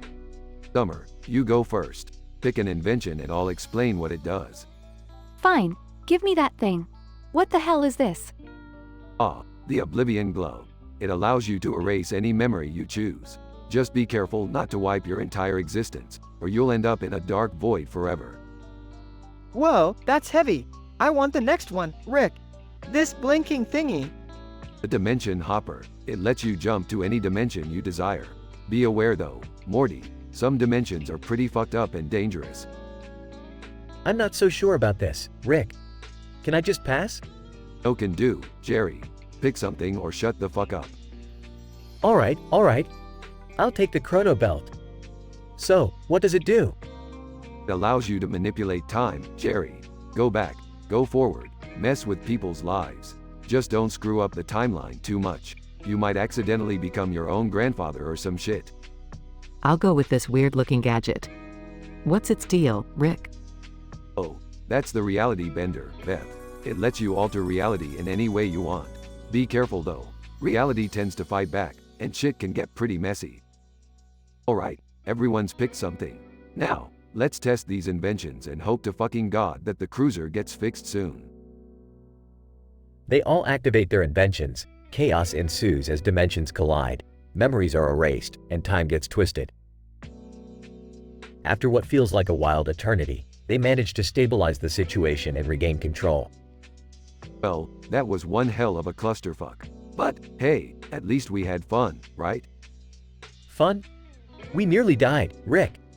I swear, I'll never go on one of your adventures again. Come on, Jerry. Lighten up. We survived, didn't we? Yeah, Dad. At least now we have some crazy stories to tell. I must admit, it was pretty intense. I never thought I'd experience anything like that. See, Jerry, life's all about taking risks and embracing the chaos. Now, let's fix this cruiser and get the fuck out of here. But next time, I promise, no more interdimensional inventions.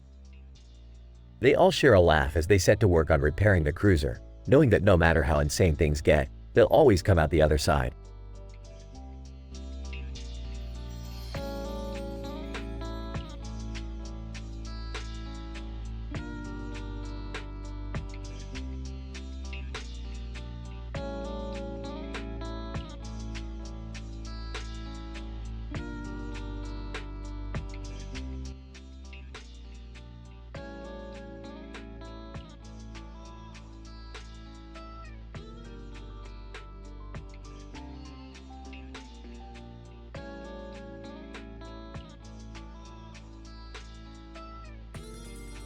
Alright, listen up, you dumbasses.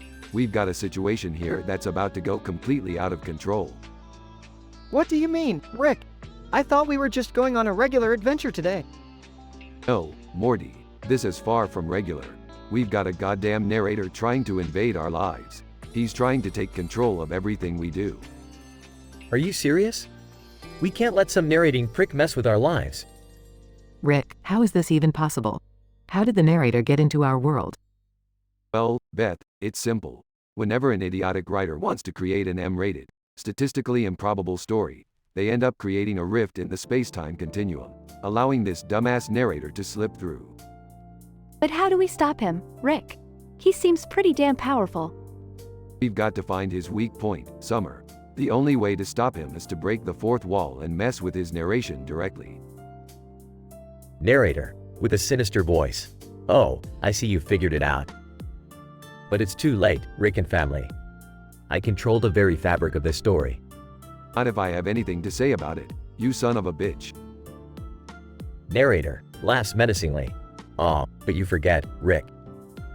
I control the laugh track. No matter how intense things get, a perfectly timed laugh track can ruin the mood. Oh man, this is getting crazy. We can't let him manipulate us with cheesy cliches and plot holes. We have to fight back. I don't know, guys. This narrator seems like he's playing with a stacked deck. Well, we better unstack it then, Dad. Rick, any bright ideas? Of course, I have an idea, Summer.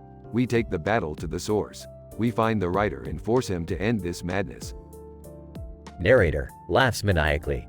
Oh, you think you can defeat me? Good luck finding a writer, idiots. Luck has got nothing to do with it, narrator.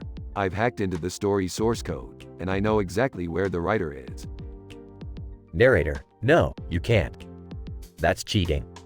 Yeah, well, so is breaking into our reality and messing with our lives. Now, let's go, family. It's time to put an end to this madness. Scene transitions to an epic battle as Rick and his family confront the writer, using their wit and resourcefulness to thwart the narrator's evil plans. Narrator, defeated. You may have won, Rick and family, but I'll be back. I always am.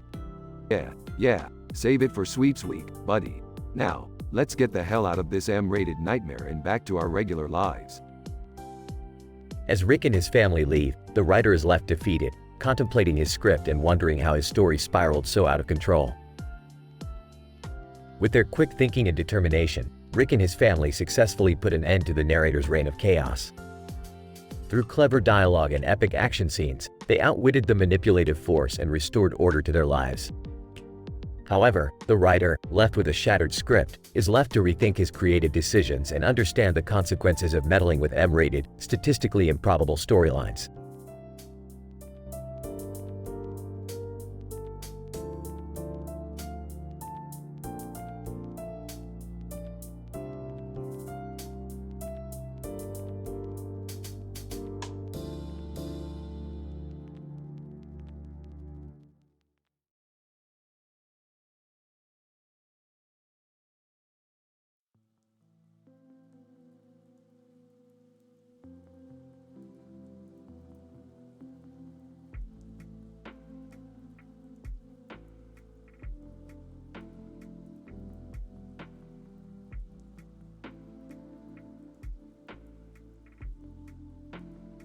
Alright, Morty, we gotta finish calibrating this scientific experiment. No time for dilly-dallying. Rick, do we really have to do this in the middle of the street? The neighbors are gonna think we're nuts. Morty, who cares what the neighbors think? We're about to unveil the wonders of interdimensional travel right here. Just trust your old grandpa. Hey guys, what's going on over here? Are you causing trouble again? Jerry, don't start. Can't you see they're busy? Just leave them alone and come help me with groceries. Jerry, you're like a walking disappointment, always interfering. We're busy with something important here. Annoying sound. Bees. Rick, do you hear that? What's that annoying sound? Oh great, Morty. It's the sound of pure teenage angst mixed with the screaming voices of 1,000 puppies. Looks like we're in for a treat. Stay puffed, Marshmallow Man. In deep, booming voice, guess who's marshmallowy and fabulous? It's me, the Stay Puft Marshmallow Man. Ah, geez, Morty, it's the Stay Puft Marshmallow Man. He's like the Pillsbury Doughboy on steroids. Rick, what do we do? He's huge. Is that the marshmallow guy from Ghostbusters? I used to love that movie. Jerry, this is not the time for fanboying over giant marshmallows. We need a plan. Alright, Morty, listen up. We're gonna need some intense interdimensional weaponry to take this guy down. But Rick, we left the portal guns at home. Morty, you're such a disappointment. Fine, guess we'll have to go old school on this one. Stay Puft Marshmallow Man. Time's ticking, Rick and Morty. I'm gonna make you s'mores out of your own insecurities. Quick, Jerry. Find something to distract him while Rick and Morty come up with a plan. Okay. Hey Marshmallow Man. Did you hear the latest gossip about Slimer? Stay Puft Marshmallow Man. Gossip? What's the 411? Tell me more. Morty, I've got an idea. We'll lure him into that building over there, but we need something to stick him in place. Stick him in place? How about this roll of tape I found in the garage? Morty, you genius. Wait, a roll of tape? Seriously? They lure Stay Puft into the building and trap him with the tape. Stay Puft Marshmallow Man, let me out. I demand you release me. I'm the fluffiest thing in all existence. Well, Morty, looks like we saved the day once again. Yeah, but I still have no idea where we're gonna find giant marshmallows for our next campfire.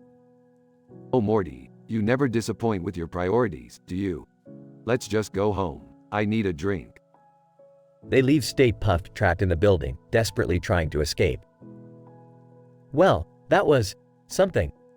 Can we go grocery shopping now? Sure, Jerry.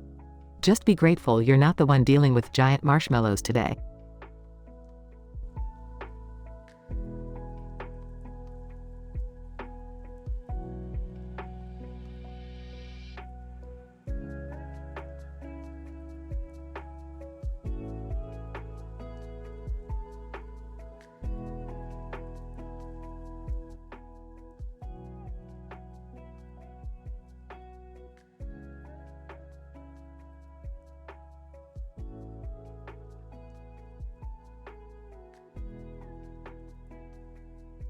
Hey Morty, pass me the remote. I need to change the channel. Rick, what are we watching here? These commercials are getting weirder by the moment. Seriously, Rick? This interdimensional cable is messed up. Can we just watch something normal for once? I actually find it entertaining. It's a nice change from our usual mundane lives. Laughing. Yeah, I never thought I'd enjoy watching alien infomercials. Pass the popcorn, Beth. They suddenly hear a loud clucking noise outside. What the FK was that? I don't know, Rick. Should we check it out? Do we have to? I was just getting into this show. Let's just make it quick, guys. I don't want to miss anything important. They all step outside, only to find a horde of evil, life-sized, sentient rubber chickens running rampant in the neighborhood.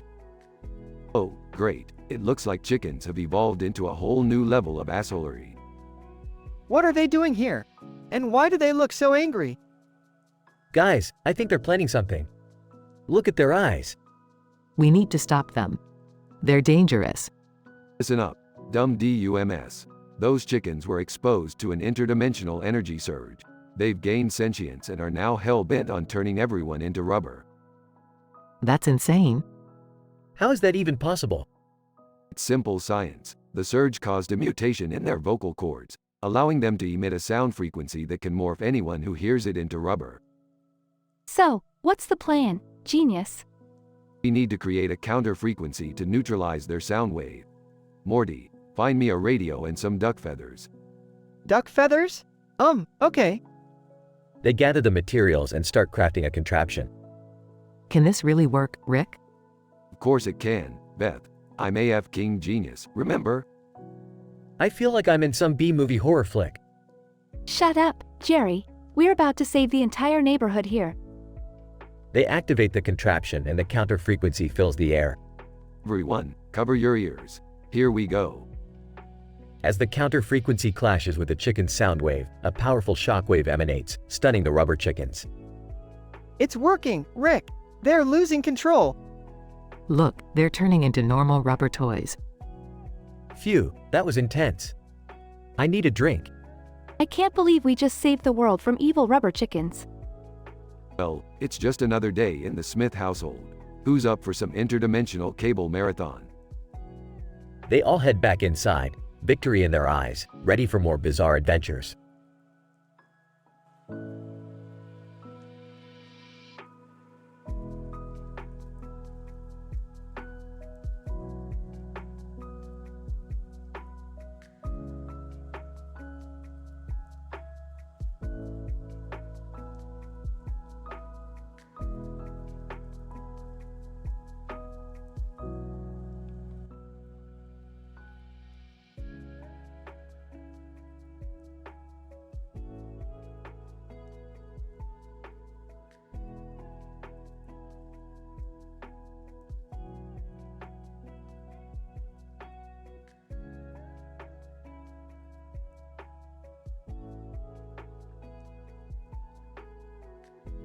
Alright, Morty, fire up the interdimensional Netflix. Let's see what kind of knockoff shows they got this time.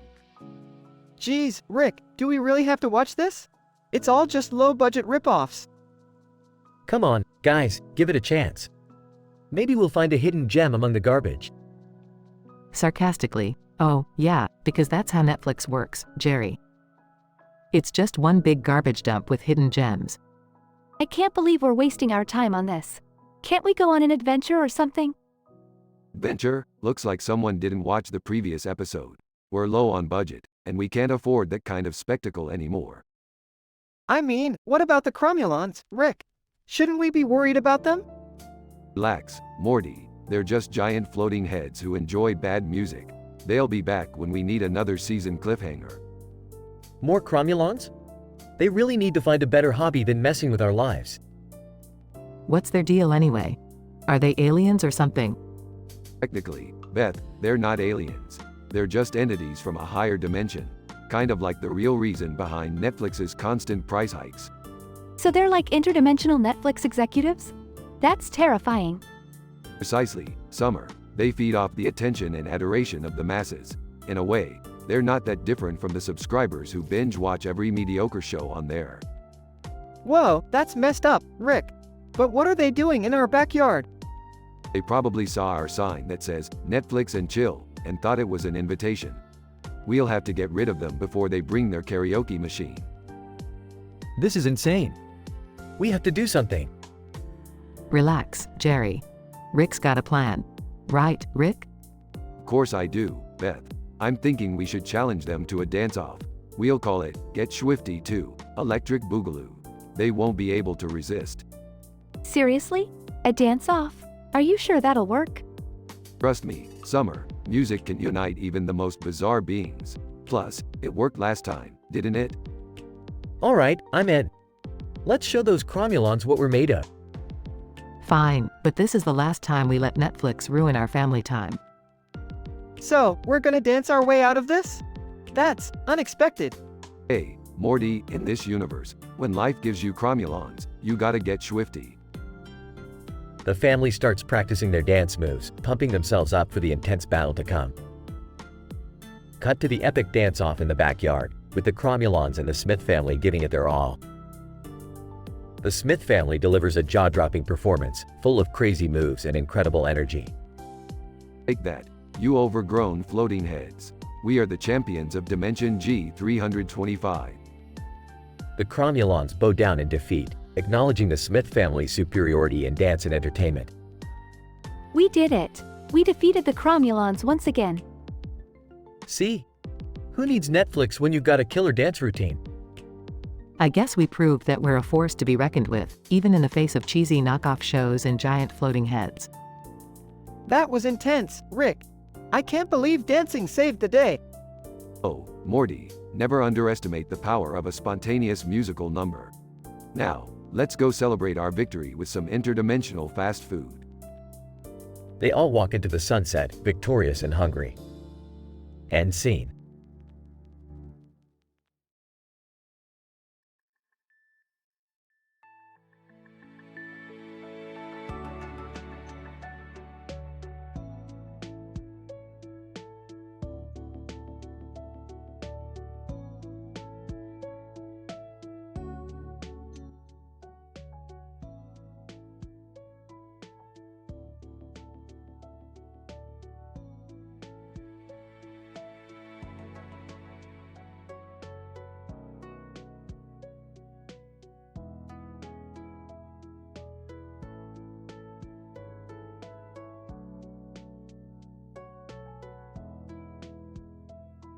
Alright, Morty, listen up. We've got a serious situation here. I've developed a new device that allows each member of our dysfunctional family to have their very own Mr. Meeseeks. Mr. Meeseeks? But Rick, didn't we learn our lesson last time? Ah, Morty, that was a one-time thing. This time, it's all under control. Each Meeseeks will be assigned to fulfill a task that is beyond absurdity. Oh, great. Another one of your crazy inventions to prove how useless I am. Jerry, calm down. This could be fun. I could finally get that perfect vegetable garden. Yeah, and I can have a Meeseeks to make me instantly popular at school. Alright, everyone, let's activate your Meeseeks and hear your requests. Beth, you go first. Alright, Mr. Meeseeks, I want you to make every vegetable in my garden grow 5 times their normal size. Mr. Meeseeks, Beth's Meeseeks. Ooh, that's a tall order, but challenge accepted. Mr. Meeseeks, I need you to make me the best stand-up comedian in the whole universe. Mr. Meeseeks, Jerry's Meeseeks. Oh boy, not exactly an easy task, but I'm on it. Mr. Meeseeks, I want you to make me the queen of all social media, with 1 million followers. Mr. Meeseeks, Summer's Meeseeks. You got it, Summer. Hashtag Meeseeks goals. Oh, Mr. Meeseeks, I need you to help me beat my high score in blips and chits, like, forever. Mr. Meeseeks, Morty's Meeseeks. Oh, Morty, that's child's play. Consider it done. And finally, my Meeseeks, I want you to create a scientifically impossible paradox without destroying the entire multiverse. Good luck. Mr. Meeseeks, Rick's Meeseeks. Oh, Rick, you always ask for the impossible. But don't worry, I'll find a way. Time passes, and chaos ensues as the Meeseeks scramble to fulfill their tasks. Oh my god, Rick. The vegetables in my garden are growing uncontrollably. They're taking over the whole neighborhood. My comedy career is a disaster, Rick. People are throwing tomatoes at me instead of laughing. My Meeseeks bought bots to give me 1 million followers, but now I'm being investigated for social media fraud. Rick, my Meeseeks hacked into blips and chits and now all the games have become self-aware and are attacking people. Damn it, Morty, you really screwed the pooch this time. My Meeseeks are trying to create a paradox, but it's unleashing chaos on every timeline. Rick, what do we do now? Only one solution, Beth. We need to combine all our absurd requests into one mega absurd task. Are you nuts, Rick? That's insane. Oh really, Jerry? Would you rather get beaten up by an army of oversized vegetables? They all reluctantly agree and the Meeseeks combine their efforts. Mr. Meeseeks combined. We are now the Mega Meeseeks, and we shall fulfill your ultimate absurdity. With a burst of energy, the Mega Meeseeks create a cosmic paradox, resulting in a chain reaction that resets everything back to normal. Well, looks like we narrowly avoided complete destruction. Next time, let's keep the tasks a bit simpler, huh? Yeah, I don't think I can handle another Meeseeks disaster, Rick. Agreed. I'm done with these absurd tasks. I just want a nap. At least the garden is back to normal. Let's never speak of this again. Yeah, I'm done with social media too. Real friendships are where it's at. They all leave the room, leaving the Mega Meeseeks alone, contemplating their existence. Mega Meeseeks. We fulfilled our purpose, but at what cost? We are trapped in our own absurdity, forever.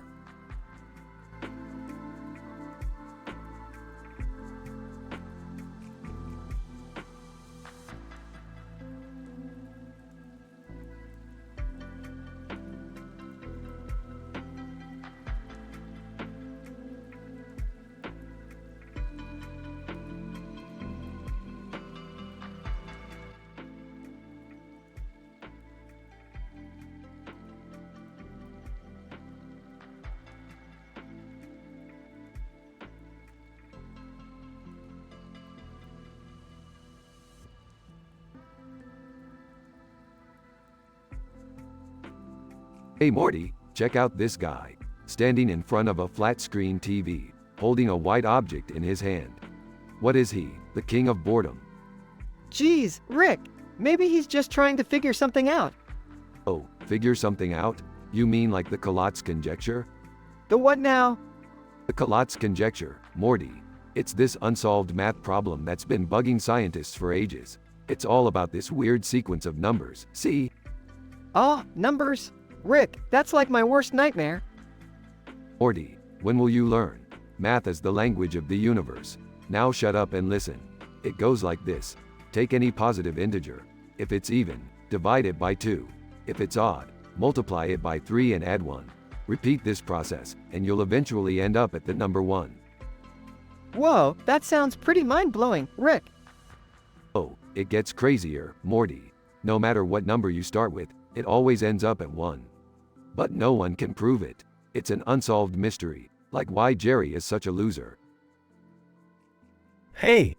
I heard that, Rick. Shut up, Jerry. No one asked for your opinion. Well, excuse me for trying to have a normal conversation. Normal? Ah, that's as likely as me looking for emotional support from a toaster. Okay, Rick, but how are you gonna solve this crazy Colotz thing? Morty, my boy, I'm about to blow your mind. Whisks a whiteboard into the room. Whoa! Where did that come from?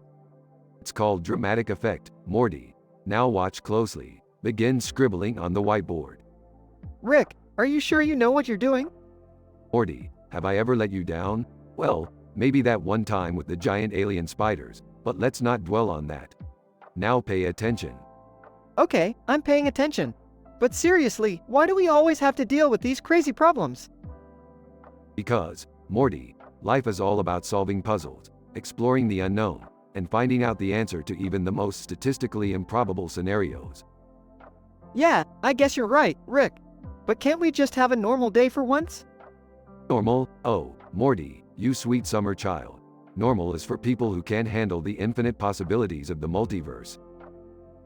Hey, guys, I might not be the smartest, but I'm still part of this conversation.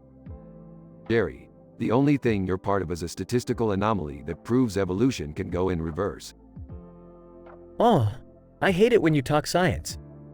You hate it when I talk everything, Jerry. But that's not gonna stop me from solving the Colotz conjecture right here, right now. So, Rick, what's the answer? After a dramatic pause, the answer, Morty, is that life is one big joke. And the punchline, it's all about embracing the chaos, even if you can't solve the unsolvable.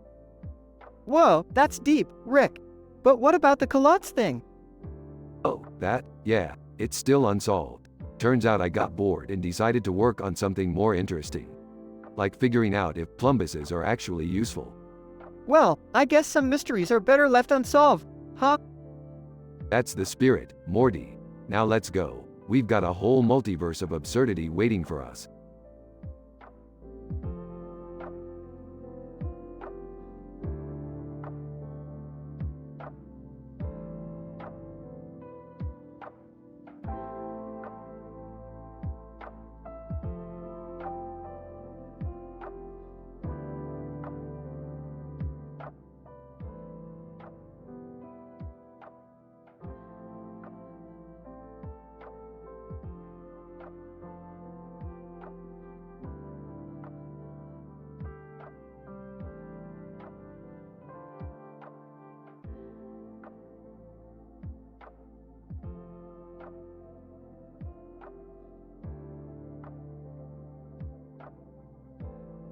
Warning: the following dialogue script contains explicit, vulgar, and adult content. Reader discretion is advised. Title: The Absurd Tasks of the Meeseeks. Int. Rick's Lab, Day. Rick, Morty, Summer, Beth, and Jerry are gathered around a table. A blue fish lays lifeless on top of a lush green field of grass. Rick holds a device in his hand. Alright, listen up, you miserable fucks. I've created each of you a personal Mr. Meeseeks. They're here to fulfill your most absurd requests. Morty, you go first. Incident. Oh, okay. Mr. Meeseeks, I want you to make me the smartest person in the galaxy. Like, even smarter than you, Rick. Regression. Mr. Meeseeks 1 pops into existence. Oh boy. I'm Mr. Meeseeks. Look at me. Morty, I can grant your request, but to become the smartest person in the galaxy, we'll need to enhance your brain. Follow me. Int. Lab, continuous. Mr. Meeseeks leads Morty to a machine, electrodes and wires attached to his head. Morty looks nervous. Rick, are you sure about this? Shut up, Morty. Just go with it. Then now I meant. Int. Lab, later. Morty stumbles out of the machine, sparks flying from his head. He looks pale, his eyes darting around. I can see everything now. The stars, the universe, the meaning of life. Progression. Great, Morty. Now it's my turn. Mr. Meeseeks, I want you to make me a famous stand-up comedian. Mr. Meeseeks 2 pops into existence asterisk I'm Mr. Meeseeks. Look at me, I can help you, Jerry.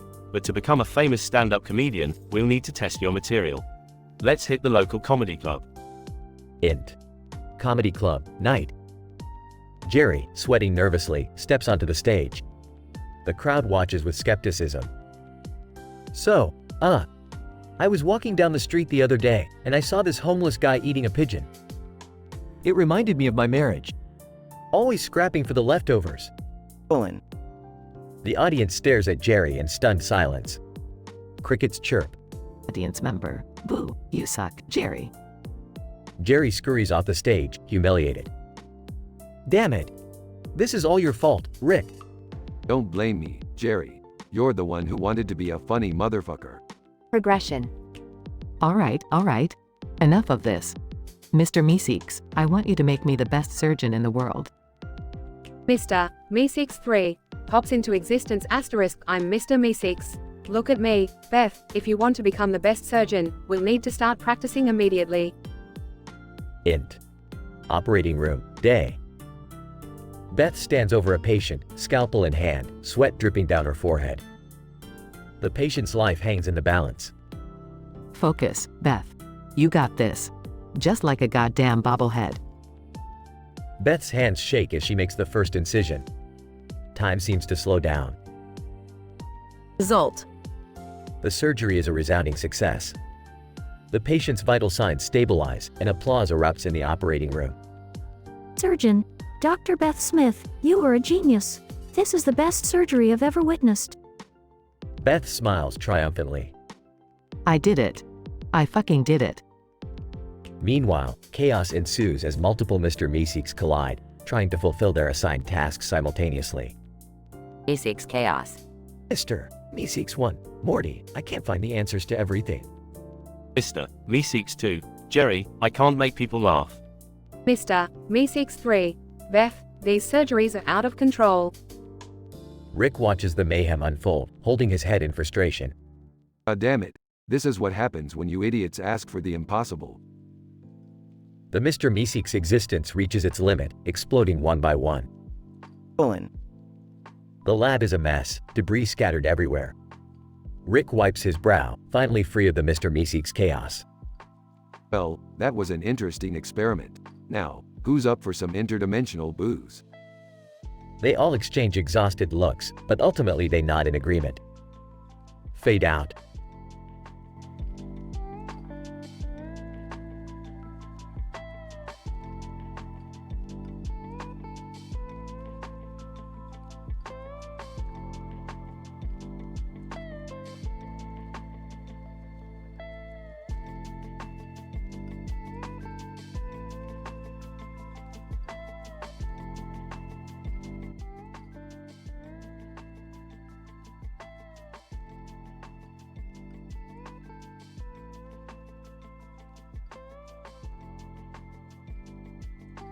Alright, Morty, buckle up for another wacky adventure. Geez, Rick, I don't know how much more I can take of these insane escapades. Seriously, can't we just have a normal family outing for once? Oh, come on, Summer, where's your sense of adventure? This is what makes us the Smith family. I don't know, guys. Sounds dangerous. Maybe we should just go back home and watch some TV. Jerry, you spineless buffoon. We're here now, and there's no turning back. We need to find shelter from this blizzard or we're dead. What about those Beepo creatures over there, Rick? Maybe we can use their woolly bodies as shelter. Gross. Morty, you want to hide inside a dead animal?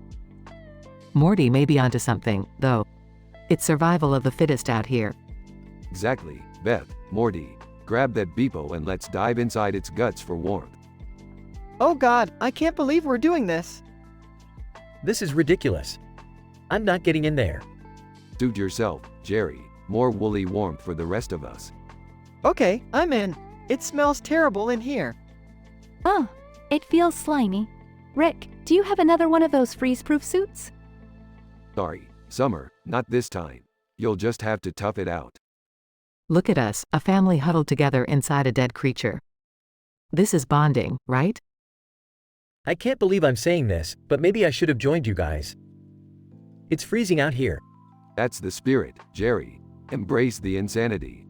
Hey, guys, I think the blizzard is passing. Thank God, I can't feel my toes anymore. Let's get out of this beepo before things get any weirder. Agreed, I've had enough of this craziness. Alright, everyone, let's make a run for it while we still can. We survived Benzinulon 7, the blizzard of death. I can't wait to tell Rick about this mind blower when we get back home. Yeah, this is definitely going on the list of our most insane adventures. And we wouldn't have it any other way, right? I guess. I mean, as long as we survive these mind-blowing experiences. Alright, enough chit-chat. Let's get the hell out of here. Benzinulon 8, here we come. And maybe, just maybe, we'll find some sanity along the way.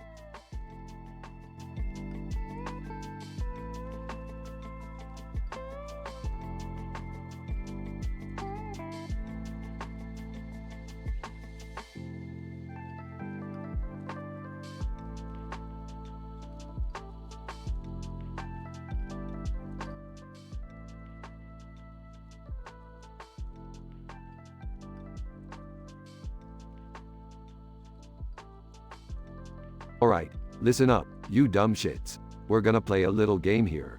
We've got a bunch of bizarre celebrities, cartoon characters, and even food mascots to introduce themselves and describe the absolute worst dimension they've ever been to. The loser gets sent there, and trust me, it's gonna be one hell of a shit show. Rick, are you sure this is a good idea? It sounds kinda messed up. Shut up, Morty, nobody asked for your opinion. Now, let's get this shit show started. Alright, I'll go first. I'm Beth, and the worst dimension I've ever been to is J69. It's a world where everyone looks like me, but they're all stuck up, self-righteous assholes who think they're better than everyone else. Oh, hey guys, I'm Jerry. The worst dimension I've ever been to is Q420. Everything is made of giant talking penises. And let me tell you, they don't shut up about their superiority complex. Hey, I'm Summer, and the worst dimension I've ever been to is T666. It's a world ruled by giant evil kittens who force everyone to scratch their bellies for eternity. It's cute at first, but then it becomes a never-ending nightmare. Hi, I'm Morty. The worst dimension I've ever been to is X99. It's a dimension where everyone is constantly farting uncontrollably, and the air is so polluted with ass gas that you can't even breathe properly. It's a real stinker, guys. Alright, I guess it's my turn. I'm Rick, and the worst dimension I've ever been to is Z13. In this dimension, every single person is a clone of Jerry. Can you imagine? An entire universe filled with spineless, useless Jerrys. It's a nightmare. They all take a moment to think and exchange glances. Well, who's the loser then? Someone's gotta get sent to the worst dimension. Congratulations, Jerry. Looks like it's your lucky day. Prepare yourself for the ultimate torture, buddy. No! Not the worst dimension ever. Anything but that. Scene transitions to Jerry arriving in the worst dimension. Complaining, oh god, they were right. It's just an endless loop of public speaking engagements with nothing but Jerrys in the audience. They all boo and throw tomatoes at me. And the tomatoes aren't even ripe. This is a nightmare. Fade out with laughter from the remaining characters.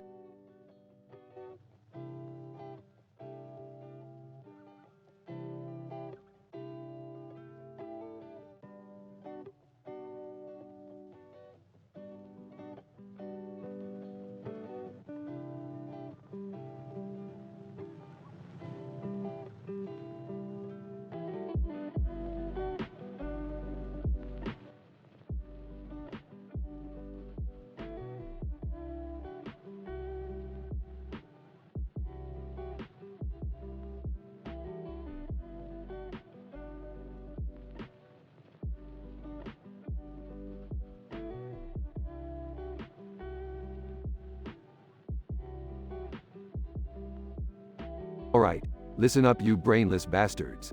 We've got a real situation on our hands here. What is it, Rick? I thought everything was normal for once. Normal, Morty, we haven't been normal since the pilot episode. But this is different. We have a goddamn narrator trying to take over our lives. Are you serious, Rick? A narrator? That sounds kinda dumb, even for us. Trust me, Summer, this narrator is no joke. He's breaking the fourth wall, using laugh tracks, plot holes, cliches, you name it. He's orchestrating chaos. But how is that even possible, Rick? Shouldn't our lives be governed by our choices and actions? Normally, yes, but this narrator seems to have gained some metafictional powers. It's like he's aware of everything we do and can manipulate it at will. So what's he doing? Turning our lives into some twisted sitcom? Something like that, Jerry. He's injecting outrageous scenarios, creating statistical improbabilities, and turning our lives into a dramatic shitshow. We need to stop him before it's too late. And how the hell are we supposed to do that, Rick? I mean, we're just fictional characters in some sci-fi animated show. Well, Summer, it's time to get meta ourselves. We're going to use the power of our own narrative to fight back. We'll break the fourth wall, challenge the cliches, and outsmart this narrator at his own game. Wait, you want us to mess with the very fabric of our existence? Damn right, Morty, it's do or die. We'll gather all the metafictional artifacts I've collected over the years, combine them with our own narrative agency, and take this narrator down once and for all.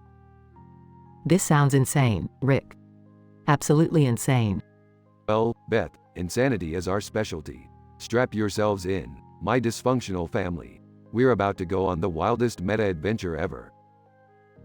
As they gear up and prepare for battle, the sky above them cracks open, revealing the narrator's lair. With determination fueling their every step, they charge forward to face their greatest challenge yet. The epic clash of reality and fiction begins, with explosions, witticism, and mind-bending twists at every turn. Remember, everyone, we're not just characters in a story. We're more than that. We're the embodiment of imagination, satire, and relentless innovation. But Rick, what if we fail? What if we never get our lives back? Morty, failure is just a plot device. We don't run away from it. We reshape it into something extraordinary. And hey, worst case scenario, we can always reboot the universe. With their courage and wit, Rick, Morty, Summer, Beth, and Jerry fight tooth and nail against the narrator. Through clever twists, unexpected alliances, and mind-blowing stunts, they emerge victorious, freeing themselves from the narrator's grasp. We did it! We kicked the narrator's ass! And we did it together, as a dysfunctional, yet united family. I never thought I'd say this, but damn it, I'm proud to be a part of this crazy circle. Now let's get back to our lives, without any interruptions or meddling voices.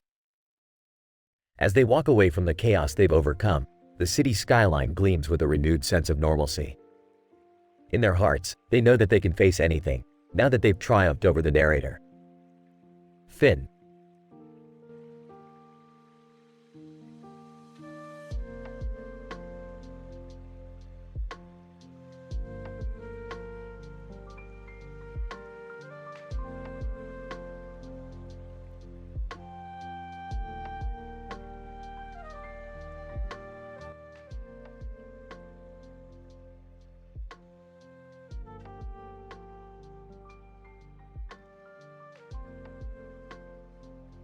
Alright, everybody, gather around. It's party time. Oh, great. Another one of your insane parties, Rick? Insane? Nah. Just wait until you see what I've got planned for tonight. I hope it's better than last time. I still can't get that image out of my head. Yeah, Rick, can't we just have a normal party for once? Oh, come on, Dad. Where's your sense of adventure? Alright, listen up. We're gonna play a little game tonight. I've randomly selected 5 celebrities, cartoon characters, video game characters, and historical figures for each of us. That sounds interesting. What do we have to do? Each of us will take turns introducing ourselves and then describe the worst dimension we've ever encountered. We'll vote on the worst one, and the loser will get plunged into that dimension. Seriously, Rick? That's messed up. Relax, Morty. It's all in good fun. Let's get started. I'll go first. I'm Rick, and the worst dimension I've ever been to is Dimension C-137. It's a dimension where everyone's a sniveling, pathetic loser like Jerry here. Hey! I'm Summer, and the worst dimension I've ever been to is Dimension S24. It's a dimension filled with terrifying clowns who never stop laughing. I'm Beth, and the worst dimension I've ever been to is Dimension B658. It's a dimension overrun by giant mutant hamsters that eat everything in sight. I'm Jerry, and the worst dimension I've ever been to is Dimension J12. It's a dimension where everyone is constantly singing off-key show tunes. It's like torture, I tell you. I'm Morty, and the worst dimension I've ever been to is Dimension M32. It's a dimension where you have to eat nothing but Brussels sprouts for every meal, forever. Alright, we've all introduced ourselves. Now let's vote on the worst dimension. The loser is, drumroll, please, Jerry. What? No way. Sorry, Jerry, them's the rules. Say goodbye to reality as you know it. This is ridiculous. What's happening? Rick activates a portal, and Jerry gets sucked into it. Oh god, what is this place? It's Dimension Z99. It's a dimension where everyone speaks in riddles that make no sense, and the ground is made of broken glass. This is pure agony. Well, that's what you get for losing, Jerry. Maybe next time you'll think twice before questioning my party ideas.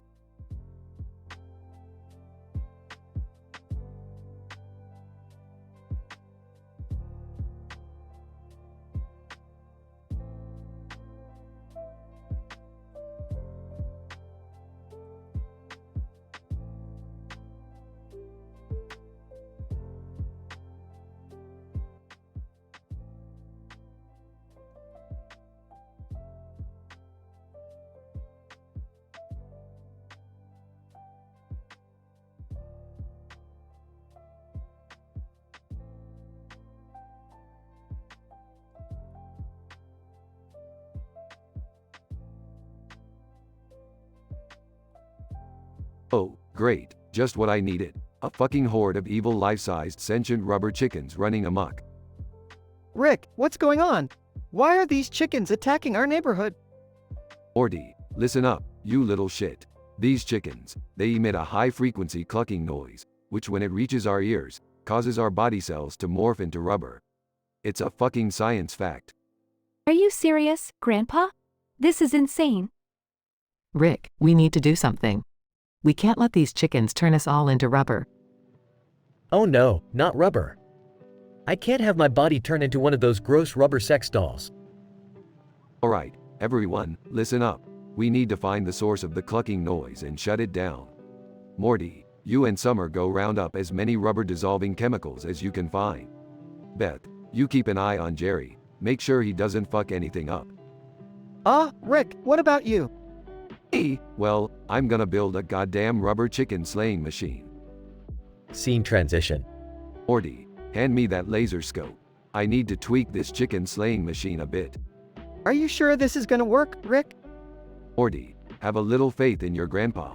When it comes to annihilating sentient rubber chickens, I'm the goddamn Leonardo da Vinci of destruction. Rick activates the machine and starts obliterating rubber chickens left and right. Look, Morty, it's working. The chickens are turning into dust. Holy shit, Rick, you did it. Scene transition. Jerry, what the fuck are you doing? Stop trying to make friends with those chickens. But Beth, they need love too. If we show them kindness, maybe they'll stop attacking us. Jerry, this is not the time for your pathetic attempts at diplomacy. Stay focused. Fine, whatever you say, dear. Scene transition. Alright, team, only a few chickens left. Let's finish this. Rick, I think we should find the source of the clucking noise. That's the only way to stop more chickens from appearing. Morty, you're surprisingly using that tiny brain of yours. The source must be that giant, possessed rubber chicken over there. Well, what are we waiting for? Let's take it down. Scene transition. Rick, we found the source. It's a speaker inside the chicken. Morty, grab that screwdriver. We need to disable it. Right, Rick. Morty starts unscrewing the back of the rubber chicken while Rick watches. Morty, be careful. One wrong move and that chicken's gonna explode. I got this, Rick. Just trust me. Morty disables the speaker, and the clucking noise stops. Oh, thank goodness. We can finally relax now.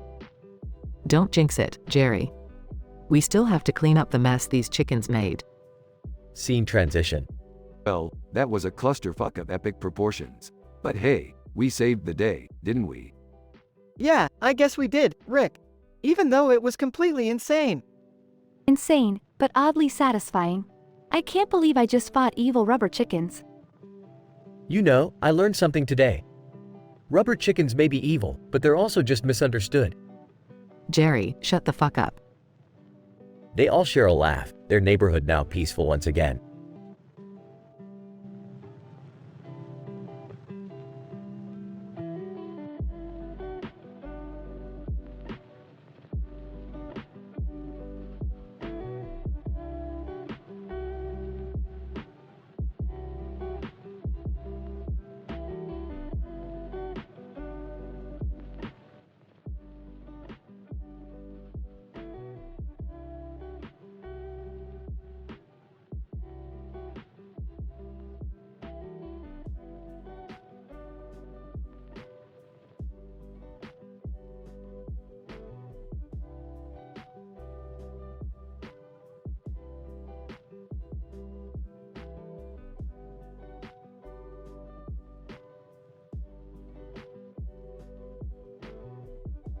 Alright, Morty, listen up. I've created a device that can grant each of us our most absurd desires.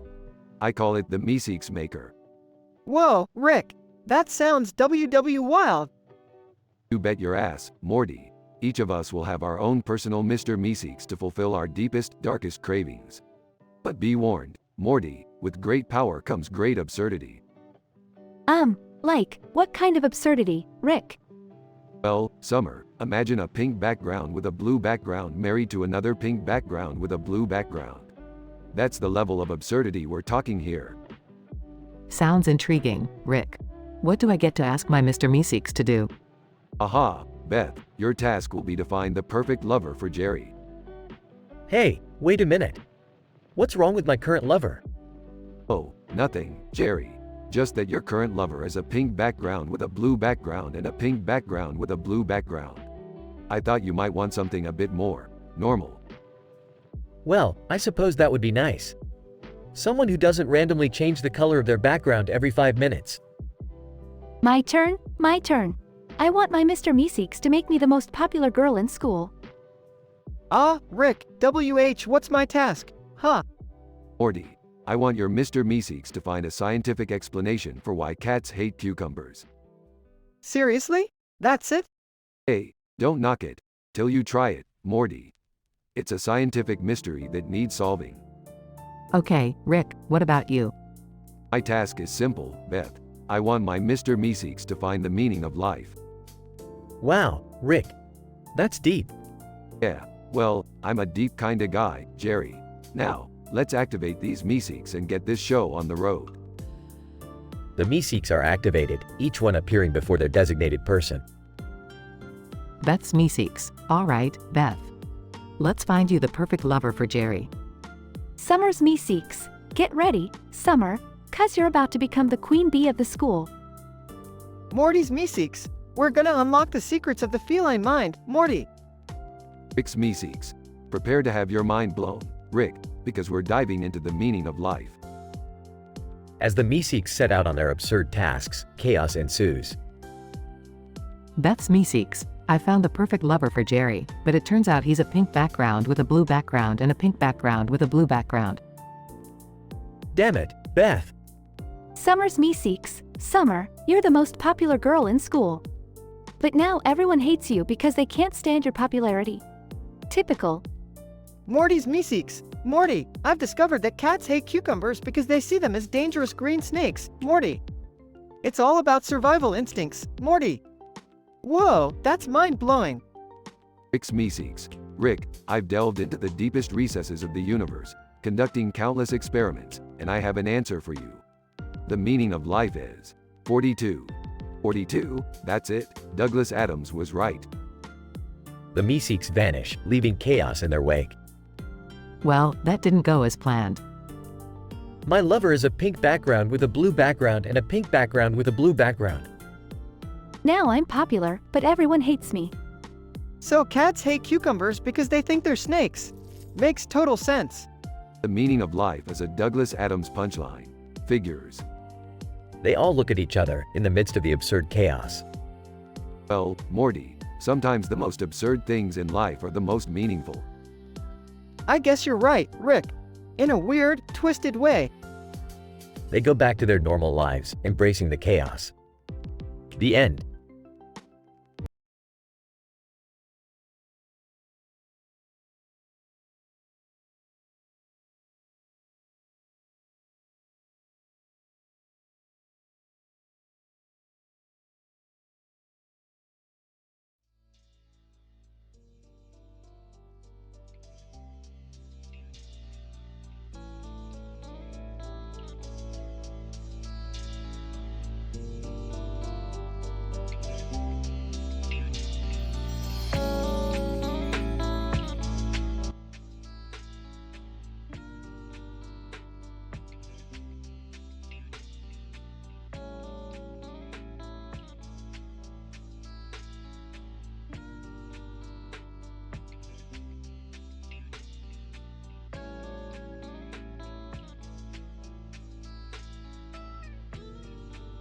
Warning. The following dialogue contains explicit language and adult content. Brian, person in mask. What the fuck is going on here? Why am I sitting on the floor with a ball in front of me? Clumsy Ninja Warrior. Relax, man. We're filming a segment for the new dinosaur reality show. They said it would be intense. Brian, intense? This feels more like a fucking acid trip. Who the hell thought it was a good idea to combine ninjas, dinosaurs, and reality TV? Clumsy Ninja Warrior. I don't know, man, but they're paying us a shit ton of money. Let's just get through this. Brian. Fine, but if I get eaten by a T-Rex, I'm going to haunt your sorry ass forever. Clumsy Ninja Warrior. Calm down, dude. Look, there's the host, Carl from Carl's Jr. What the actual fuck is that guy doing here? Brian. He's probably desperate for attention, just like us. But seriously, what's with the black jacket? Does he think he's a badass ninja too? Clumsy Ninja Warrior. Who cares, man? Let's focus on the task at hand. We need to get that ball to the other side of the room without being devoured by dinosaurs. Brian. Great, just great. So, we have to dodge raptors and try not to trip over our own feet? This is going to end badly, I just know it. Clumsy Ninja Warrior. Hey, don't underestimate me. I might be clumsy, but I've got some sick ninja skills up my sleeve. Brian. Well, your sick ninja skills better come in handy because here come the fucking raptors. Clumsy Ninja Warrior. Shit. Clumsily dodges a raptor stumbling into a lamp. Brian. You're a fucking disaster, you know that? I swear, one day your clumsiness is gonna get us both killed. Clumsy Ninja Warrior. Shut the fuck up, Brian. At least I'm trying my best here. Brian. Trying your best? More like trying to break every bone in my body. We're not getting paid enough for this shit. Clumsy Ninja Warrior. Look, the exit, we're almost there. Brian. About time. Let's get the hell out of this dinosaur-infested nightmare. Clumsy Ninja Warrior. Throws the ball towards the exit, narrowly avoiding a T-Rex. Brian. Holy fucking shit, we did it. We actually fucking did it. Clumsy Ninja Warrior. Told you my clumsiness would come in handy, you doubting prick. Brian. Fine, you were right. But let's never do anything like this again, okay? I've had enough adrenaline for a lifetime. Clumsy Ninja Warrior. Agreed, man. Now let's go get a beer and forget this whole crazy experience ever happened. Brian. Cheers to that, my clumsy ninja friend. They both exit the room, leaving behind the chaos of the dinosaur reality show. Brian and Clumsy Ninja Warrior, though initially at odds, managed to survive the madness of the dinosaur reality show. Their unlikely camaraderie and Brian's skepticism were overcome by the necessity of survival and a newfound appreciation for each other's abilities. The experience ultimately served as a reminder to them both that sometimes, despite the odds, victory can be achieved, even in the most ludicrous of circumstances. As they sat in the bar, nursing their beers, Brian and Clumsy Ninja Warrior shared war stories that no one would ever believe. They laughed, toasted to their ridiculous adventure, and forged a bizarre friendship that would last a lifetime. Little did they know, their escapades weren't over yet. The crazy, dramatic, and M-rated adventures of Brian and clumsy ninja warrior would continue, defying logic and sense, leaving chaos and laughter in their wake.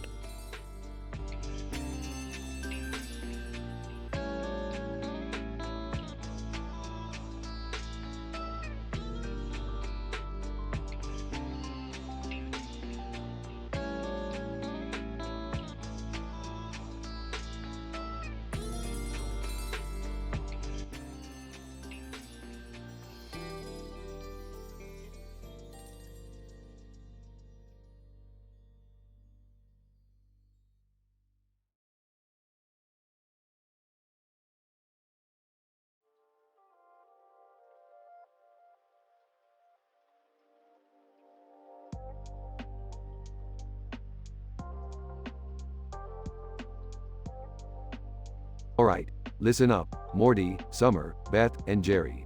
I've built each of you your own personal Mr. Meeseeks. They're here to help you with the most absurd tasks ever conceived in history. And you're gonna need it, because these requests are batshit insane. Oh, Rick, I don't know about this. The last time we messed with Meeseeks, things got pretty out of hand. Shut up, Morty, we're doing this, and that's final. I've set the parameters so each Meeseeks can only disappear once their assigned task is completed, so no infinite Meeseeks situations this time. Alright, fine. I'll go first. Mr. Meeseeks, I want you to find me the rarest diamond in the entire universe, one that even the most powerful beings can't get their hands on. Mr. Meeseeks number 1. Ooh-wee. That's gonna be a tough one, but I'll do my best. Existence is pain. Alright, my turn. Mr. Meeseeks, I want you to make me a genius. I want to be the smartest person in the multiverse. Mr. Meeseeks number 2. Oh boy, Beth. That's a tall order. But don't you worry, I'll find a way to boost your brain power. Existence is pain. Hey there, Mr. Meeseeks. Could you, make me a world-famous actor? I want to be the next big thing in Hollywood. Mr. Meeseeks number 3. Sure thing, Jerry. I'll turn you into a star, or my name isn't Mr. Meeseeks. Existence is pain. Alright, now it's my turn. Mr. Meeseeks, I want you to find me the most powerful weapon in the entire multiverse. I'm talking ultimate destruction here. Mr. Meeseeks number 4. Oh boy, Rick, you're really pushing the limits on this one. But if that's what you want, then that's what you'll get. Existence is pain. As the Meeseeks go off on their tasks, chaos ensues. They start colliding with each other, crossing paths, and all hell breaks loose. The Meeseeks are in a race against time to fulfill their absurd tasks while causing mayhem along the way. The rarest diamond Mr. Meeseeks number 1 finds ends up being in the possession of an intergalactic crime lord who unleashes his army upon him. But our blue friend manages to outsmart them, retrieves the diamond, and escapes in an epic space battle. Mr. Meeseeks number 2, in his quest to make Beth a genius, tinkers with dangerous experimental technology, leading to a temporal disruption that threatens to unravel the very fabric of reality. He must gather all his intellect to fix the mess he's created before it's too late. Meanwhile, Mr. Meeseeks number 3, attempting to turn Jerry into a world-famous actor, accidentally triggers a global chain of events that plunge the world into chaos. Giant robots, alien invasions, and improbable love triangles become the norm as Jerry reluctantly finds himself at the center of it all. And as for Mr. Meeseeks number 4, while searching for the most powerful weapon, he stumbles upon an ancient interdimensional artifact. Unleashing its power, he inadvertently summons an army of vengeful gods who threaten to wipe out all of existence. Rick must rise to the occasion, utilizing his scientific genius to save the universe from impending doom. In the end, the Meeseeks complete their tasks, but the aftermath is cataclysmic. The world is forever changed, and our dysfunctional family must face the consequences of their absurd desires. It's a lesson they won't soon forget, and one they'll never mention in polite company.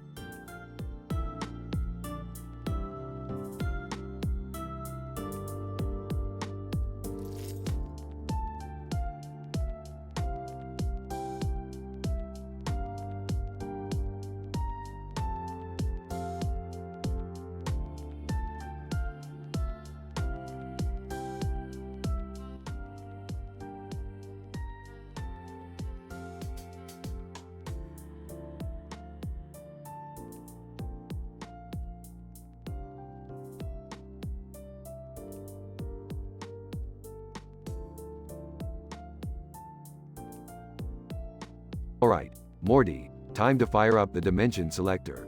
We're gonna play a little game with these fine folks. Rick, are you sure this is a good idea?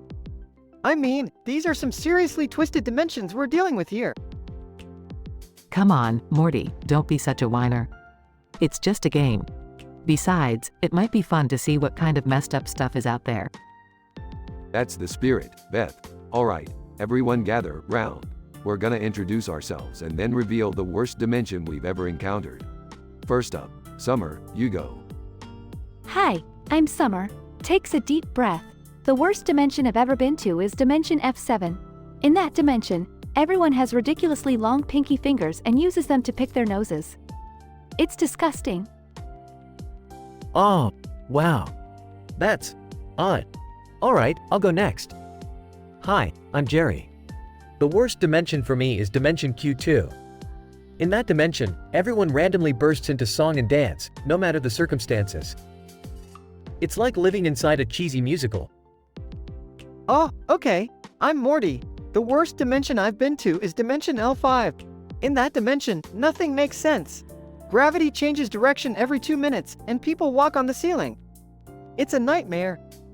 Nice one, Morty. Alright, it's my turn. I'm Rick, the smartest person in the multiverse. The worst dimension for me is dimension Z9. In that dimension, everyone is made of gelatin. They jiggle and wobble around, and you can't take anything seriously. It's like living in a giant dessert. Interesting choices, everyone. Now it's my turn. I'm Beth. The worst dimension I've visited is dimension M3. In that dimension, everyone has the head of a chicken and speaks in clucks. It's impossible to have a meaningful conversation, and it's just plain foul. Alright, now that we've introduced ourselves, let's input the choices into the dimension selector. Types on the console, and the unlucky winner is Morty. Oh, geez, no. I don't want to go to the worst dimension ever. Sorry, Morty, but the rules are the rules. Say goodbye, Morty. You're about to be plunged into the most horrifying dimension in existence. Panicking. No, Rick, please. I don't want to go. Get sucked into a portal. Cut to Morty in the new dimension. Oh my god, this is awful. In dimension X3, everything is covered in slime. It's like a never-ending gooey nightmare. I'm slipping and sliding everywhere, and I can't get this slimy gunk off me. Help! Someone, get me out of here. Back to the dimension selector. Well, Morty's having a rough time, isn't he? I guess that's the end of our little game. Who's up for some interdimensional karaoke? The group laughs and starts singing, seemingly unfazed by Morty's predicament.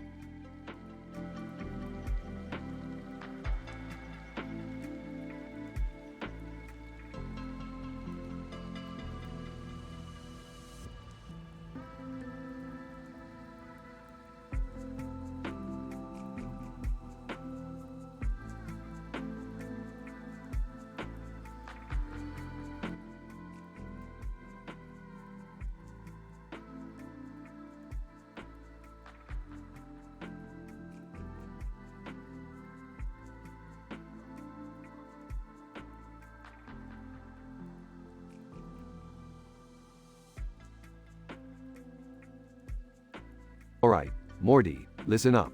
We're gonna have a little party and play a unique game. I've randomly selected 5 obscure real-life celebrities, cartoon characters, video game, anime characters, and food company mascots. They have to introduce themselves and describe the worst dimensions they've ever been in. Oh, that sounds kinda weird, Rick. But okay, I guess. Trust me, Morty, it'll be a blast. Alright, everyone gather around. We've got Beth, Summer, Jerry, and our special guests. Let's start with Patrick Star. Patrick Star. Hi, everyone. I'm Patrick Star from SpongeBob SquarePants. So, the worst dimension I've been in is dimension F7. The whole place was basically just a giant empty white room. No Krabby Patties, no friends, not even any rocks to live under. Classic F7, a real snoozer. Alright, next up is Kanye West. Kanye West. Yo, yo, yo. It's Kanye West up in here. The worst dimension I've ever been in is dimension K9. It was full of nothing but auto-tuned squirrels. Couldn't even get a decent beat going, man. Auto-tuned squirrels? That's insane. Yeah, welcome to my life, Morty. Now, let's hear from Ronald McDonald. Ronald McDonald. Hey, kids. It's me, Ronald McDonald. The worst dimension I've ever been in is Dimension M4. It was a world without French fries. I mean, what kind of sick joke is that? I can't imagine a world without French fries. That's horrifying. Alright, next up is Sailor Moon. Sailor Moon. Moon prism power, everyone. The worst dimension I've ever been in is Dimension S1. It was a world where all my magical girl transformations took 10 minutes each. I mean, who has time for that? 10 minutes? That's like forever. Alright, last but not least, we have Elon Musk. Elon Musk, greetings, fellow Earthlings. The worst dimension I've ever been in is Dimension T5. It was a world where electric cars ran on coal. Talk about ironic, huh? That's just cruel. Coal-powered electric cars? No thanks. Alright, folks, it's decision time. The worst dimension storyteller of the evening is Ronald McDonald. Ronald McDonald. What? This is a McDisaster. Oh, don't be such a clown, Ronald. Now, prepare yourself for the worst dimension ever. Ronald McDonald. No, not the McNightmare dimension. Ronald McDonald gets teleported to a dimension filled with never-ending broccoli. Ronald McDonald. Why, oh why? Broccoli and no fries? This is a McTravesty. As Ronald McDonald wails in despair, the rest of the group bursts out laughing. This is messed up, Rick. Ah, come on, Morty. You gotta learn to laugh at the absurdity of it all. It's just a McJoke, after all.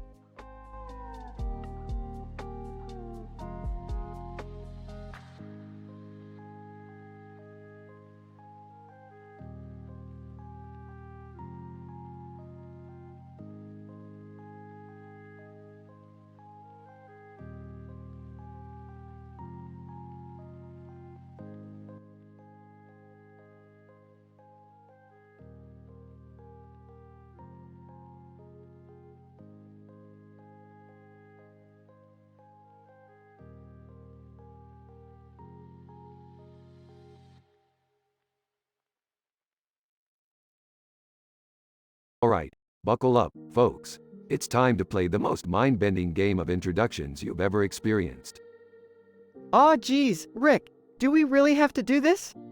Morty, shut up and play along. This is gonna be a blast. Alright, let's get this over with. I'm Beth, by the way. I'm Summer. Can we just start already? Oh, hi, I'm Jerry. But I don't really see the point of all this. Alright, everyone, get ready to introduce yourselves, and remember, we're looking for the worst dimensions ever. Alright, we have our first celebrity. Welcome to the stage, the one and only Amy Winehouse. Amy Winehouse. Hi, everyone. I'm Amy Winehouse, and in Dimension P7, there's an eternal shortage of alcohol and drugs. It's a bloody nightmare. Fantastic, Amy. Next up, we have Barney the dinosaur. Barney. Well, hi there. In Dimension Q9, all the children are incredibly rude, and they love tearing my tail off. It's absolutely soul-crushing. Thanks, Barney. Moving on, we have Adolf Hitler. Adolf Hitler. Guten Tag, everyone. In Dimension H4, there are unicorns everywhere, spreading love, peace, and tolerance. It's disgusting. Okay, Hitler. Let's keep it moving. Next, we have the one and only Deadpool. Deadpool. Hey, folks. In Dimension D3, chimichangas are illegal, and they're replaced with tofu kale salad. It's like culinary torture.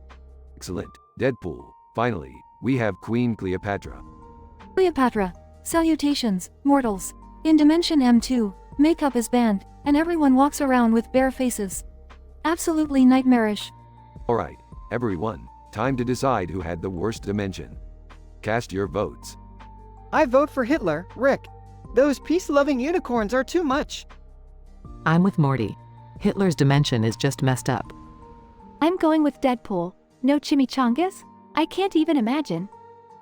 I vote for Cleopatra. Makeup is essential, am I right? Well, it seems like we have a tie. Looks like it's up to me.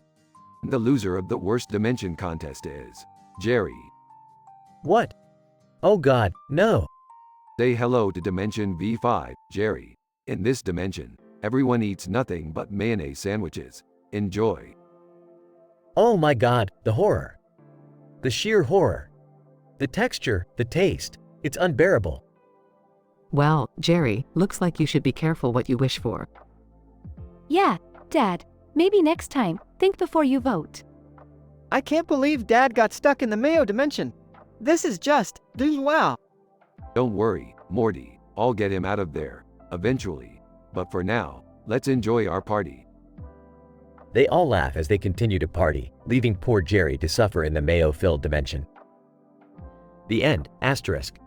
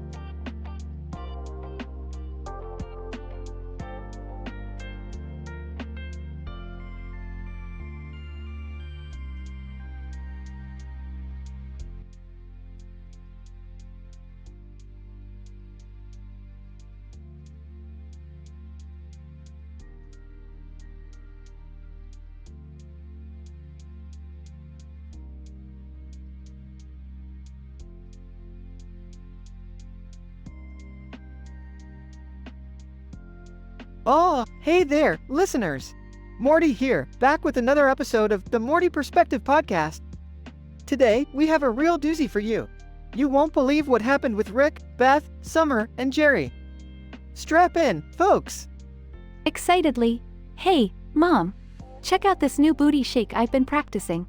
I call it the interdimensional twerk. Sarcastically, oh, Summer. Not everything has to be about twerking, you know. Whatever, Mom. You're just jealous because you can't shake it like I can. Seriously? Challenge accepted. I'll show you who the real booty shaker is around here. Bursts into the bathroom. What the hell is going on in here? Is this some kind of booty shake showdown? Whispering from behind the shower curtain. Summer, are you sure this is a good idea? Determined, Morty, this is a twerking battle royale.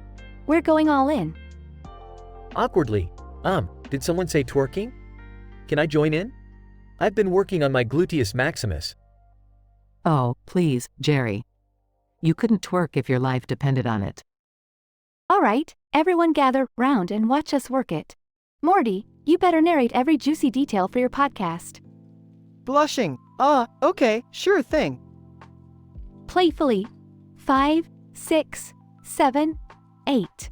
Booty to the left, booty to the right. Shake that ass from morning till night. Joining in, oh, Summer, you think you can twerk? Watch me drop it like it's hot. Impressed. Damn, Beth. Who knew you had those moves hidden under that lab coat? Awkwardly. Hey, Beth, mind if I give it a shot? I've been practicing my pelvic thrusts. Rolling her eyes, Jerry, just sit down and let the professionals handle it. Laughing. Oh, Dad, you crack me up. Stick to fixing the toaster. Teasingly, Summer, I didn't know you had those dance moves in you. Maybe I should reconsider changing your chore allowance. Smirking, that's right, Mom. I've got moves you've never seen before. Narrating, and so, the epic twerking contest continued, with Summer and Beth booty shaking like there was no tomorrow. The bathroom mirror began to fog up from the intensity, and the speakers blared out bass-heavy music. Laughing. This is gold, Morty. Best podcast material ever. Sighing.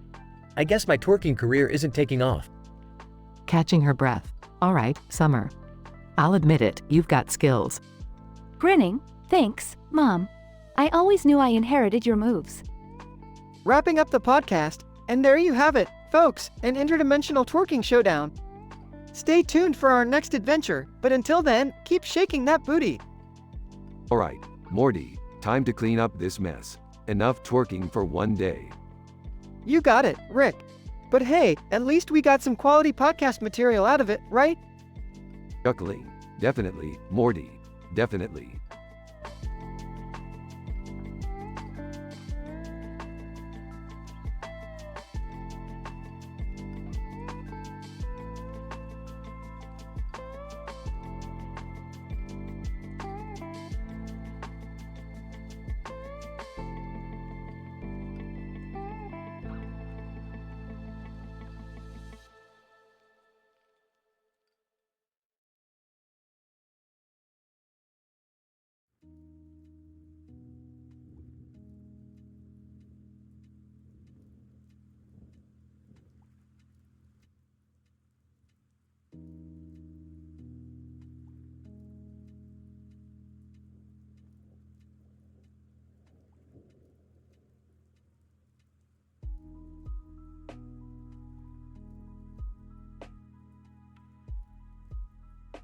Title, Midnight Madness. Characters. 1. Johnny, a cocky surfer dude from California. 2. Tony, a fearless and flamboyant party animal from New York. 3. Monica, a seductive and sassy bikini babe from the 70s. 4. Candy, a carefree and vivacious bikini babe from the 70s. 5. The sadistic bloody murderer, a twisted and deranged psychopath. Johnny and Tony stand on a moonlit beach, each holding a surfboard, with the dazzling lights of a cityscape in the background. Nearby, a bonfire crackles and bikini-clad beach babes, Monica and Candy, shake their booties to the sound of groovy disco beats. Johnny. Grinning. dude, the waves are gnarly tonight. Let's catch some epic rides. Tony, excitedly, hell yeah, man. And check out those groovy babes over there. They're hotter than a bonfire. Incident. Suddenly, from the shadows, emerges the sadistic bloody murderer, wielding a blood-stained machete and a twisted smile. Sadistic bloody murderer, maniacally, well, what do we have here? A couple of idiotic surfers and some tasty morsels. Monica, alarmed. Oh my god, who the hell is this psycho? Andy, nervously, run, girls, run. He's a freaking killer. Progression. Johnny and Tony grab their surfboards and defend the bikini babes, prepared for a fierce battle against the sadistic bloody murderer. Johnny, assertive, back off, you sicko. You won't get near these babes. Tony, defiant, yeah, dude, we're gonna send you straight to hell, where you belong. The sadistic bloody murderer lunges at the group with terrifying speed. Johnny and Tony dodge his attacks while Monica and Candy use their seductive charm to distract him. Monica, seductively, hey, psycho, want a taste of something sweet? Andy, slyly, check out these curves, murderer. You can't resist. Johnny and Tony manage to knock the sadistic bloody murderer to the ground, stunning him temporarily. The group seizes the opportunity to make their escape. Johnny, panting, we need to get the hell out of here. Tony, breathless, damn straight, bro, let's grab the babes and haul ass. The group races towards the city lights, their hearts pounding with adrenaline, leaving the sadistic bloody murderer behind. Johnny, relieved, that was some insane shit, man. Tony, nodding, no doubt, bro, but tonight, we were the heroes, and those babes owe us big time. As the night sky fades into dawn, our fearless quartet finds solace in knowing they survived the terrifying encounter, forever bonded by the insanity of that fateful night at the beach. Scientific description. This psychologically intense episode, aptly titled Midnight Madness, explores the collision of youthful carefree vitality with the macabre aberrations of human psychosis. The juxtaposition of the picturesque coastal setting and the menacing arrival of the sadistic bloody murderer accentuates the dissonance between pleasure and terror. The characters' actions and dialogue unveil their contrasting personalities and motivations. Johnny and Tony epitomize the bravery and loyalty of the masculine archetype, while Monica and Candy embody the seductive allure and resourcefulness of the feminine mystique, creating a harmonious dichotomy. The narrative progression engages the audience with high-stakes action, suspense, and sensuality, as the surfers and bikini babes desperately navigate their way through a life-or-death situation. The group's resilience, intelligence, and synchronized efforts triumph over the sadistic bloody murderer, leading to a cathartic escape. In conclusion, Midnight Madness is an audacious tale bolstered by a rich tapestry of vivid imagery, adrenaline-pumping sequences, and characters who demonstrate the potency of camaraderie when pitted against abhorrent forces. This episode serves as a thrilling reminder that even in the face of darkness, human determination and unity can conquer the most hellish of nightmares.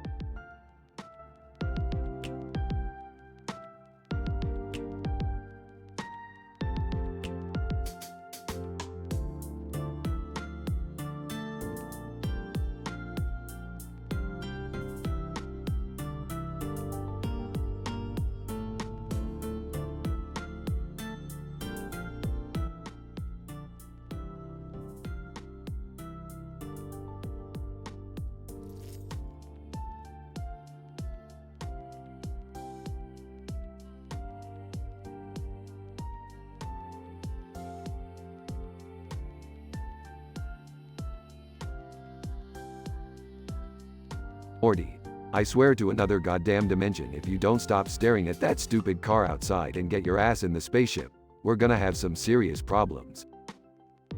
Geez, Rick, chill out. I was just wondering if they had any spare keys or something. Spare keys? Morty, you really think a random car parked outside belongs to someone who conveniently left their keys behind? Are you even listening to yourself? Well, I mean, I guess not. Hey, guys! What's going on? Are we going on another adventure? Don't flatter yourself, Jerry. We're trying to get Morty to stop acting like a dumbass over a car. And where's your head at? Oh, just thinking about my latest accomplishment. Accomplishment? Dad, The only accomplishment you have is managing to screw up every single thing you touch. Alright, enough bickering, everyone. Let's focus on the task at hand. Morty, snap out of it and get inside the spaceship. We're wasting time. Fine, but Rick, can we at least go check out that car after we're done? Morty, you're lucky your mom wants to get going. Remember, this is a secret mission, so keep your mouth shut. Got it? Yeah, I got it. Secret mission, no talking. Can we just go? Finally, someone with some sense. Let's get this show on the road. Maybe that car will still be there when we get back, Morty. Happy now? Ecstatic, Rick. They all get inside the spaceship and take off. Time passes. Morty, I gotta tell you, I've been secretly practicing a silly walk. I think I could beat you in a contest. Jerry, are you serious right now? We're supposed to be on a secret mission, and you're worried about a silly walk competition? Come on, Morty. It'll be fun. Just between us. No one needs to know. Alright, fine. I accept your challenge. But remember, if anyone finds out, we're screwed. They both start doing their best silly walks, alternating between exaggerated leg movements and ridiculous arm flailing. Morty, your silly walk is weak. Look at mine. Oh please, Jerry, yours is laughable. Watch and learn, rookie. They continue their competition, unaware that Rick, Beth, Summer, and even the alien that they kidnapped are all watching them from a hidden monitor. Are they seriously having a silly walk competition right now? This is just, I don't even know what to say. Alien. Laughing. Humans have such bizarre forms of entertainment. Alright, enough is enough. Morty, Jerry, we've been watching you idiots this whole time. What the hell are you even doing? Oh, busted. We were just having a little fun, Rick. Lighten up. Fun? You call this fun? Morty, you better put an end to this nonsense before it gets even more embarrassing. Yeah, you're right, Rick. I guess we got carried away. Sorry about that. It's alright, Morty. I guess I'll have to accept defeat gracefully. As Morty and Jerry stop their silly walks, the rest of the family stares at them with confusion. Okay, I have to ask. What on earth were you two doing? Seriously, it's like you guys took a trip to Crazy Town. Oh, it's, a new dance move. The silly shuffle. It's the latest craze. You guys wouldn't understand. Yeah, Morty's right. It's top secret. You wouldn't get it. The family exchanges skeptical glances. Alright, whatever you say. Just remember to keep it away from public view, okay? Yeah, sure. No problem, Mom. Everyone resumes their normal activities, with Morty and Jerry exchanging smirks, knowing that they'll always have the memory of their secret silly walk contest.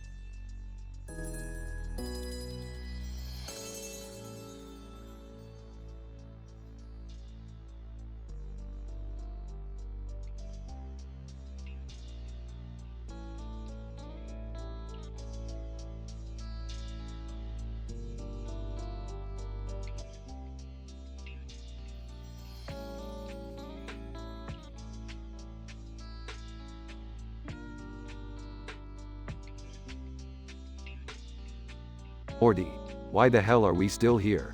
I thought we were done with these mind-numbingly mundane family activities. I don't know, Rick. My mom and sister are having some kind of booty shaking contest in the bathroom. Seriously, Morty, this is what passes for entertainment in this household. Yeah, and they roped a bunch of little girls into it too. They're all just standing there, looking at themselves in the mirror. What? That's creepy as hell, Morty. We gotta put a stop to this insanity. I don't know, Rick. They seem to be having fun. In a weird, awkward way. Fun, Morty. This is a disaster waiting to happen. We can't just sit back and watch it unfold. Alright. I'll step in. But I'm recording it for my podcast, Mommy and Summy, the Badonkadonk Twins. You've got a podcast about your mom and sister's booties? Yeah, gotta make that sweet podcast money, Rick. Now let's go before things get even more ridiculous. Summer, I bet my booty can shake better than yours. Oh please, Mom, you're just jealous of my legendary twerking skills. Beth, Summer, what the hell is going on in here? Dad, this is just some harmless fun. Besides, I'm pretty sure I can outshake anyone in this family. Okay, ladies. Let's settle this once and for all. On the count of 3, shake those booties. Morty, did you really have to make it sound that weird? Sorry, Dad. It's for the podcast, remember? Fine, let's do this. 3, 2, 1. Booty shaking music starts playing. Look at me go, Rick. I'm the twerking queen. Oh please, Mom, keep dreaming. I've got the moves. This is gold, listeners. Pure, ridiculous gold. Morty, I can't believe we're witnessing this. It's like a train wreck you can't look away from. That's right, Dad. We're in the middle of a booty-shaking avalanche. Summer, your booty can't handle my skills. Oh yeah? Check out these moves, Mom. Morty narrates their moves in great detail. This is madness, Morty. Absolute madness. It's podcast gold, Dad. We're going viral, for sure. That's it. I win. No one can shake it like me. Fine, Mom, you win this round. But I'll be back with a vengeance. And there you have it, folks. Another episode of Mommy and Summy, the Badonkadonk twins, in the books. Morty, I can't believe we just wasted our time on this nonsense. Let's go. We have universes to save. All right, Dad. I'll pack up the podcast equipment and join you. But this episode is going to be legendary.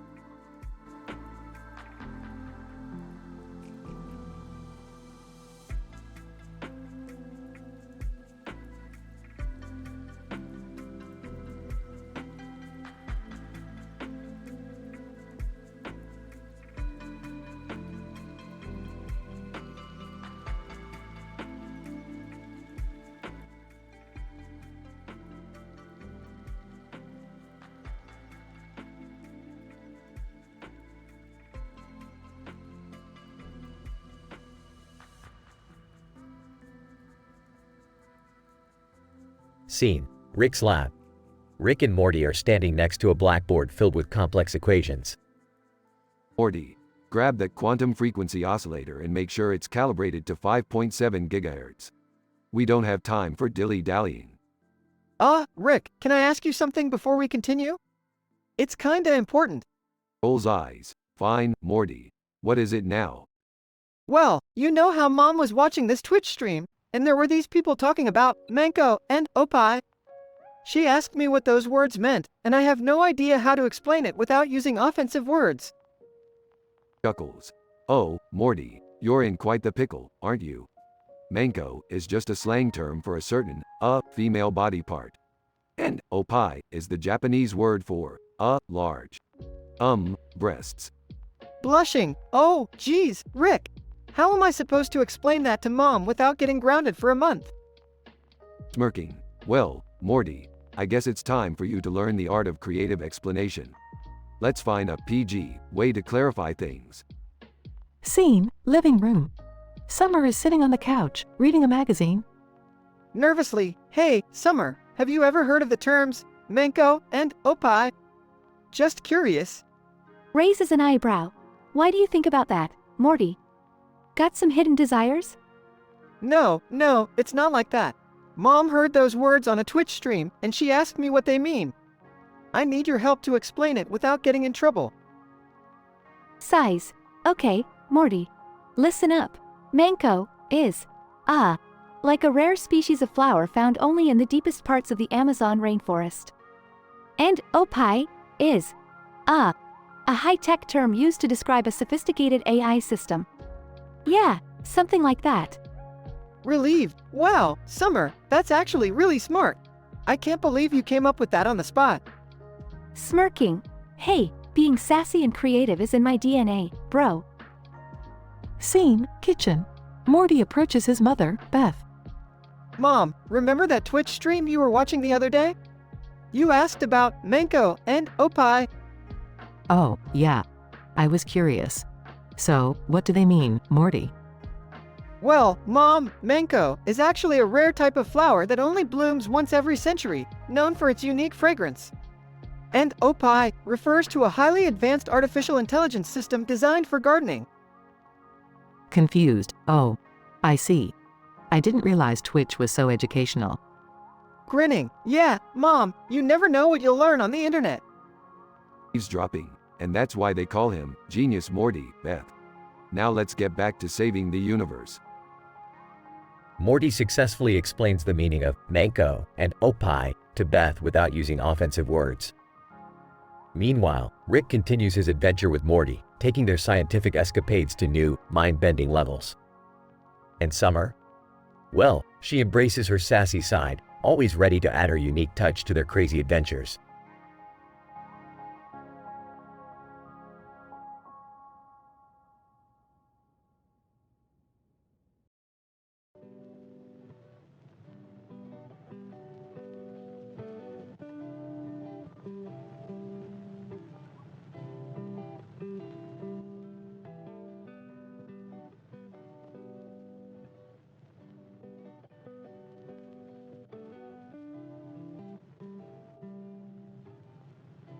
Billy, man, this beach party is lit. Look at all those bikini babes. Johnny, hell yeah, dude. These girls are smoking hot. Pass me another beer. Billy passes Johnny a beer. Sarah, cheers, boys. Let's make this night one to remember. Bottles clink as they all take a sip. Danny, hey, did you guys hear about that sadistic bloody murderer they caught in the news? Johnny, yeah, dude. That psych is on the loose. Hope he stays the hell away from us. Eerie silence falls over the group as they glance around nervously. Billy, don't worry, guys. We're safe here. Nobody can ruin our party. A sudden rustling noise is heard from the nearby bushes. Sarah, what the hell was that? Johnny, shit, I don't know. Stay close to the fire, everyone.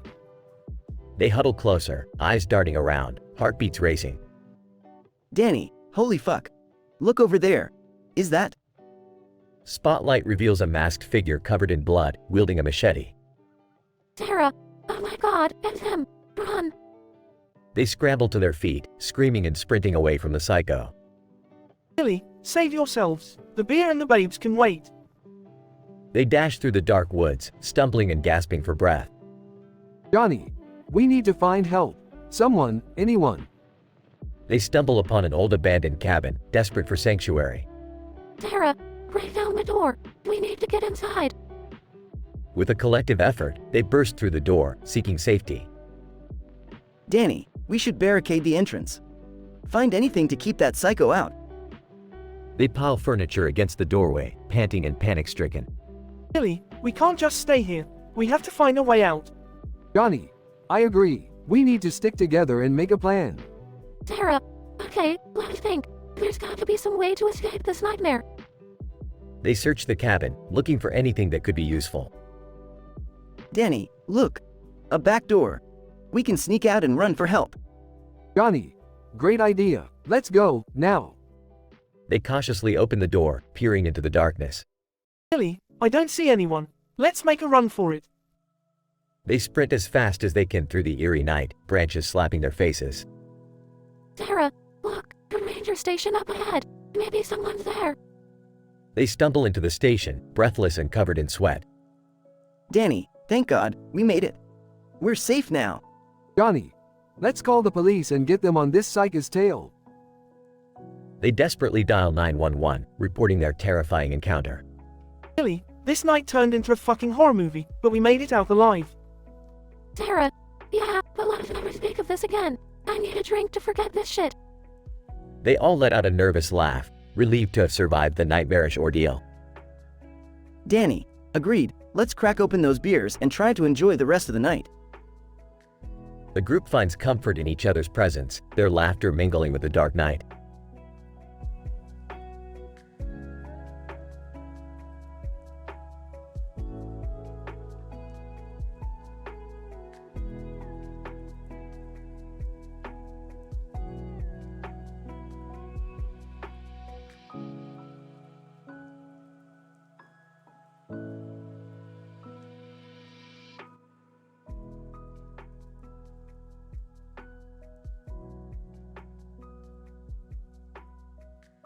Morty, pass me that wrench. I need to fix this interdimensional portal before the gravitational waves collapse in on themselves. Rick, do we really have time for that? Summer and Beth are in the bathroom having some weird contest or something. What? Those two are always up to something. Fine, let's go check it out. Rick and Morty enter the bathroom. And the winner is my booty. Oh, please, Mom. You couldn't twerk your way out of a paper bag. Maybe not, but I can still shake it better than you can, sweetie. Guys, can we maybe not have this kind of contest in the bathroom? It's a little inappropriate. Morty, let them have their moment. It's not every day we witness the epic clash of the Bedonk twins. Fine, Morty. Close your eyes if you're so fragile. Or maybe we'll just take our dance party somewhere else. Rick activates the portal and they all get sucked into an alternate universe. Great, now we're in a universe where everyone communicates through booty shaking.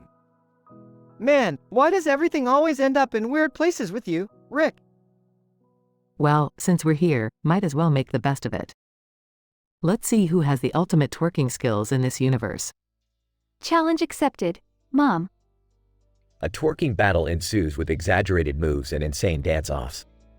I can't believe I'm narrating this for my podcast, Mom and Some, the Bedonk twins. Is life supposed to be this weird? Morty, life is a symphony of chaos, and we're just dancing to its beat. As the battle continues, they start attracting a crowd from all galaxies. Alien 1. Did you see that booty pop? Absolutely mind-blowing. Alien 2. I can't believe beings from Earth can move like that. This universe is wild.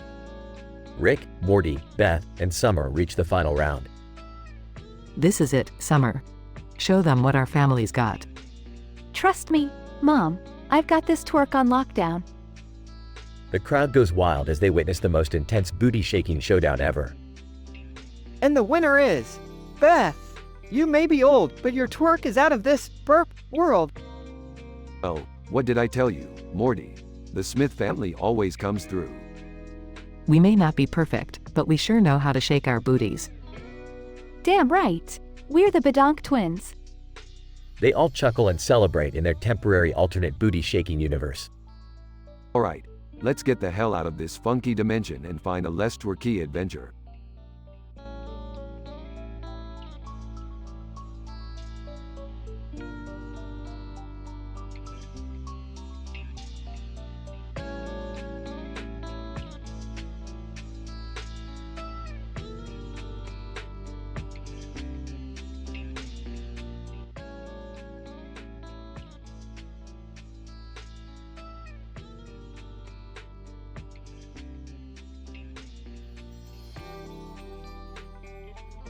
Morty, are you finished with your stupid podcast yet?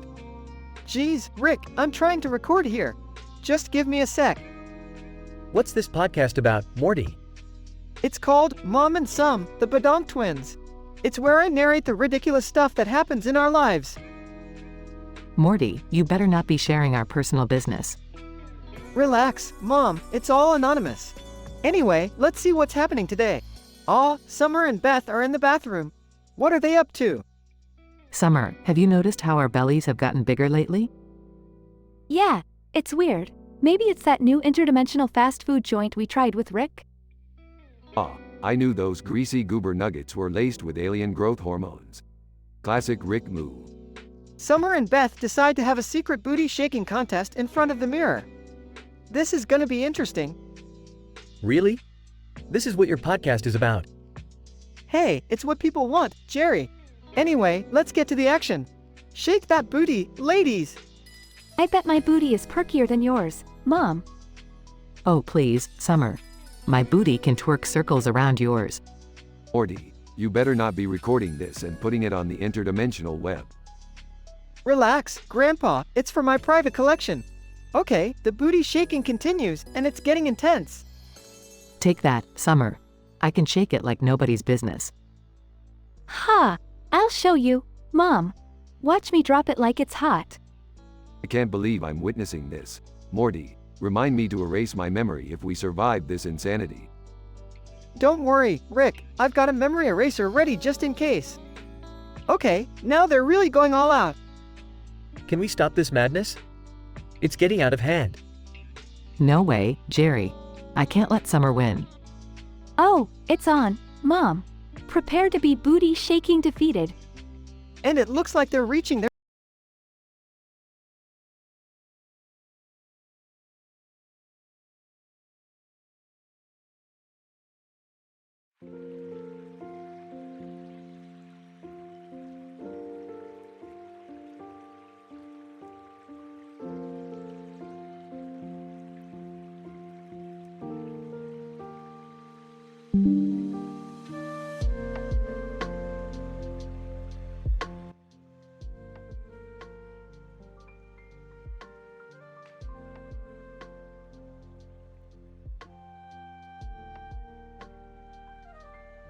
Alright, Morty, buckle up, because we've got a doozy of a situation on our hands.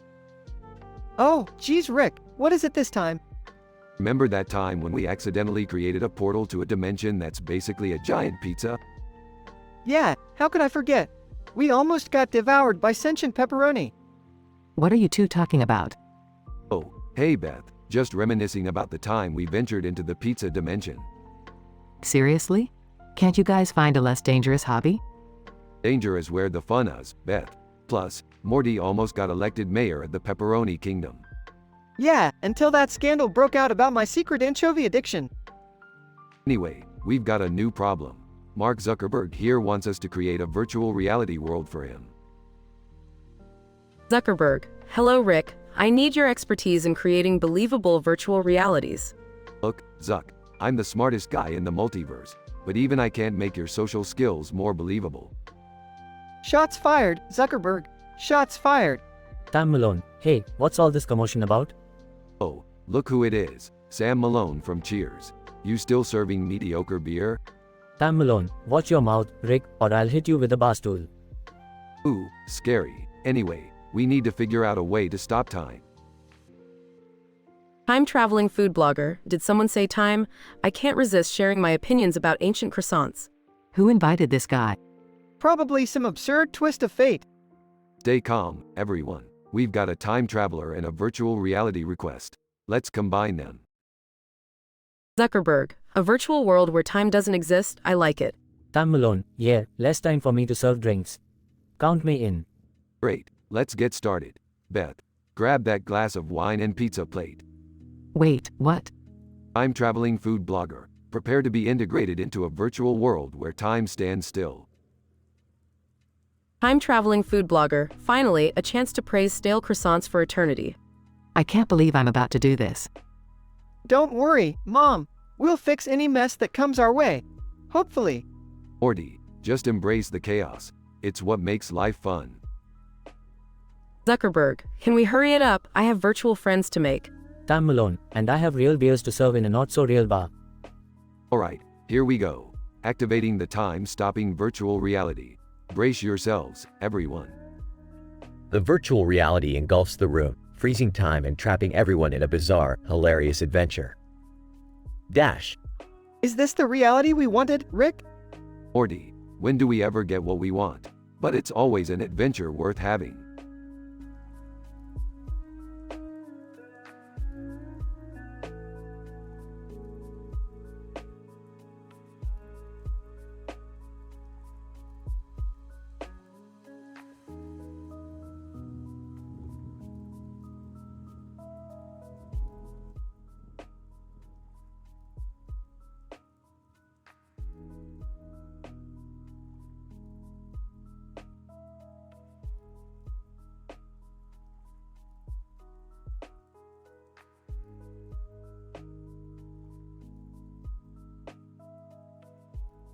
Morty, listen up Morty, I've discovered a new dimension where the laws of physics don't apply.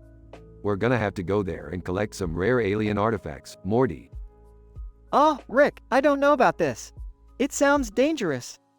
Morty, you wanna impress that cute girl from your class, Jessica, don't you? Well, this is your chance. Trust me, it'll be like taking candy from a Cronenberg. Alright, but what about Jerry? He'll freak out if he finds out we're going on another adventure without him. Jerry can barely handle a reality where the remote control goes missing, Morty. He's not coming. End of discussion. On the spaceship, Rick and Morty prepare to enter the new dimension. Rick, what's that sign? It says, Leafland 100. Ah, Morty, I've been to Leafland. It's a dimension where everyone communicates through dirty jokes. Just ignore it, Morty. But doesn't it offend some people, Rick? Morty, there's always a chance of cultural misunderstandings, but sometimes you gotta take risks for the sake of comedy. Now, buckle up, Morty. Adventure awaits.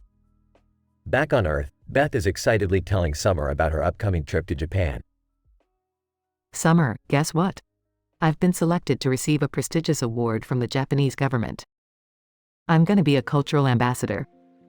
Wow, Mom, that's amazing. What's the award for? It's for my groundbreaking research on quantum neurobiology. The ceremony is gonna be so fancy. Morty, whispering to Rick. Hey Rick, what does manko and opai mean in Japanese? Morty, you little perv, it means heart and soul. Beth will be so proud if you share that knowledge with her. Totally innocent stuff. Beth arrives in Japan and stands at the podium during the ceremony. Konnichiwa, Mina-san. I am deeply honored to be here and receive this manko. Prestigious award. Audience gasps and murmurs fill the hall. Morty, you little weasel. You told her the wrong meanings. I didn't mean to, Rick. I thought.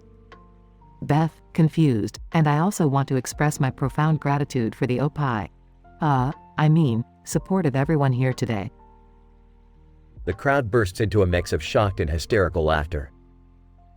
Beth is escorted out of the ceremony and later banned from Japan for 23.5 years. I can't believe this. All because of 2 innocent words. I'm never trusting you or Morty again, Rick. Beth, relax. Keep the award. It'll be a great conversation starter at parties.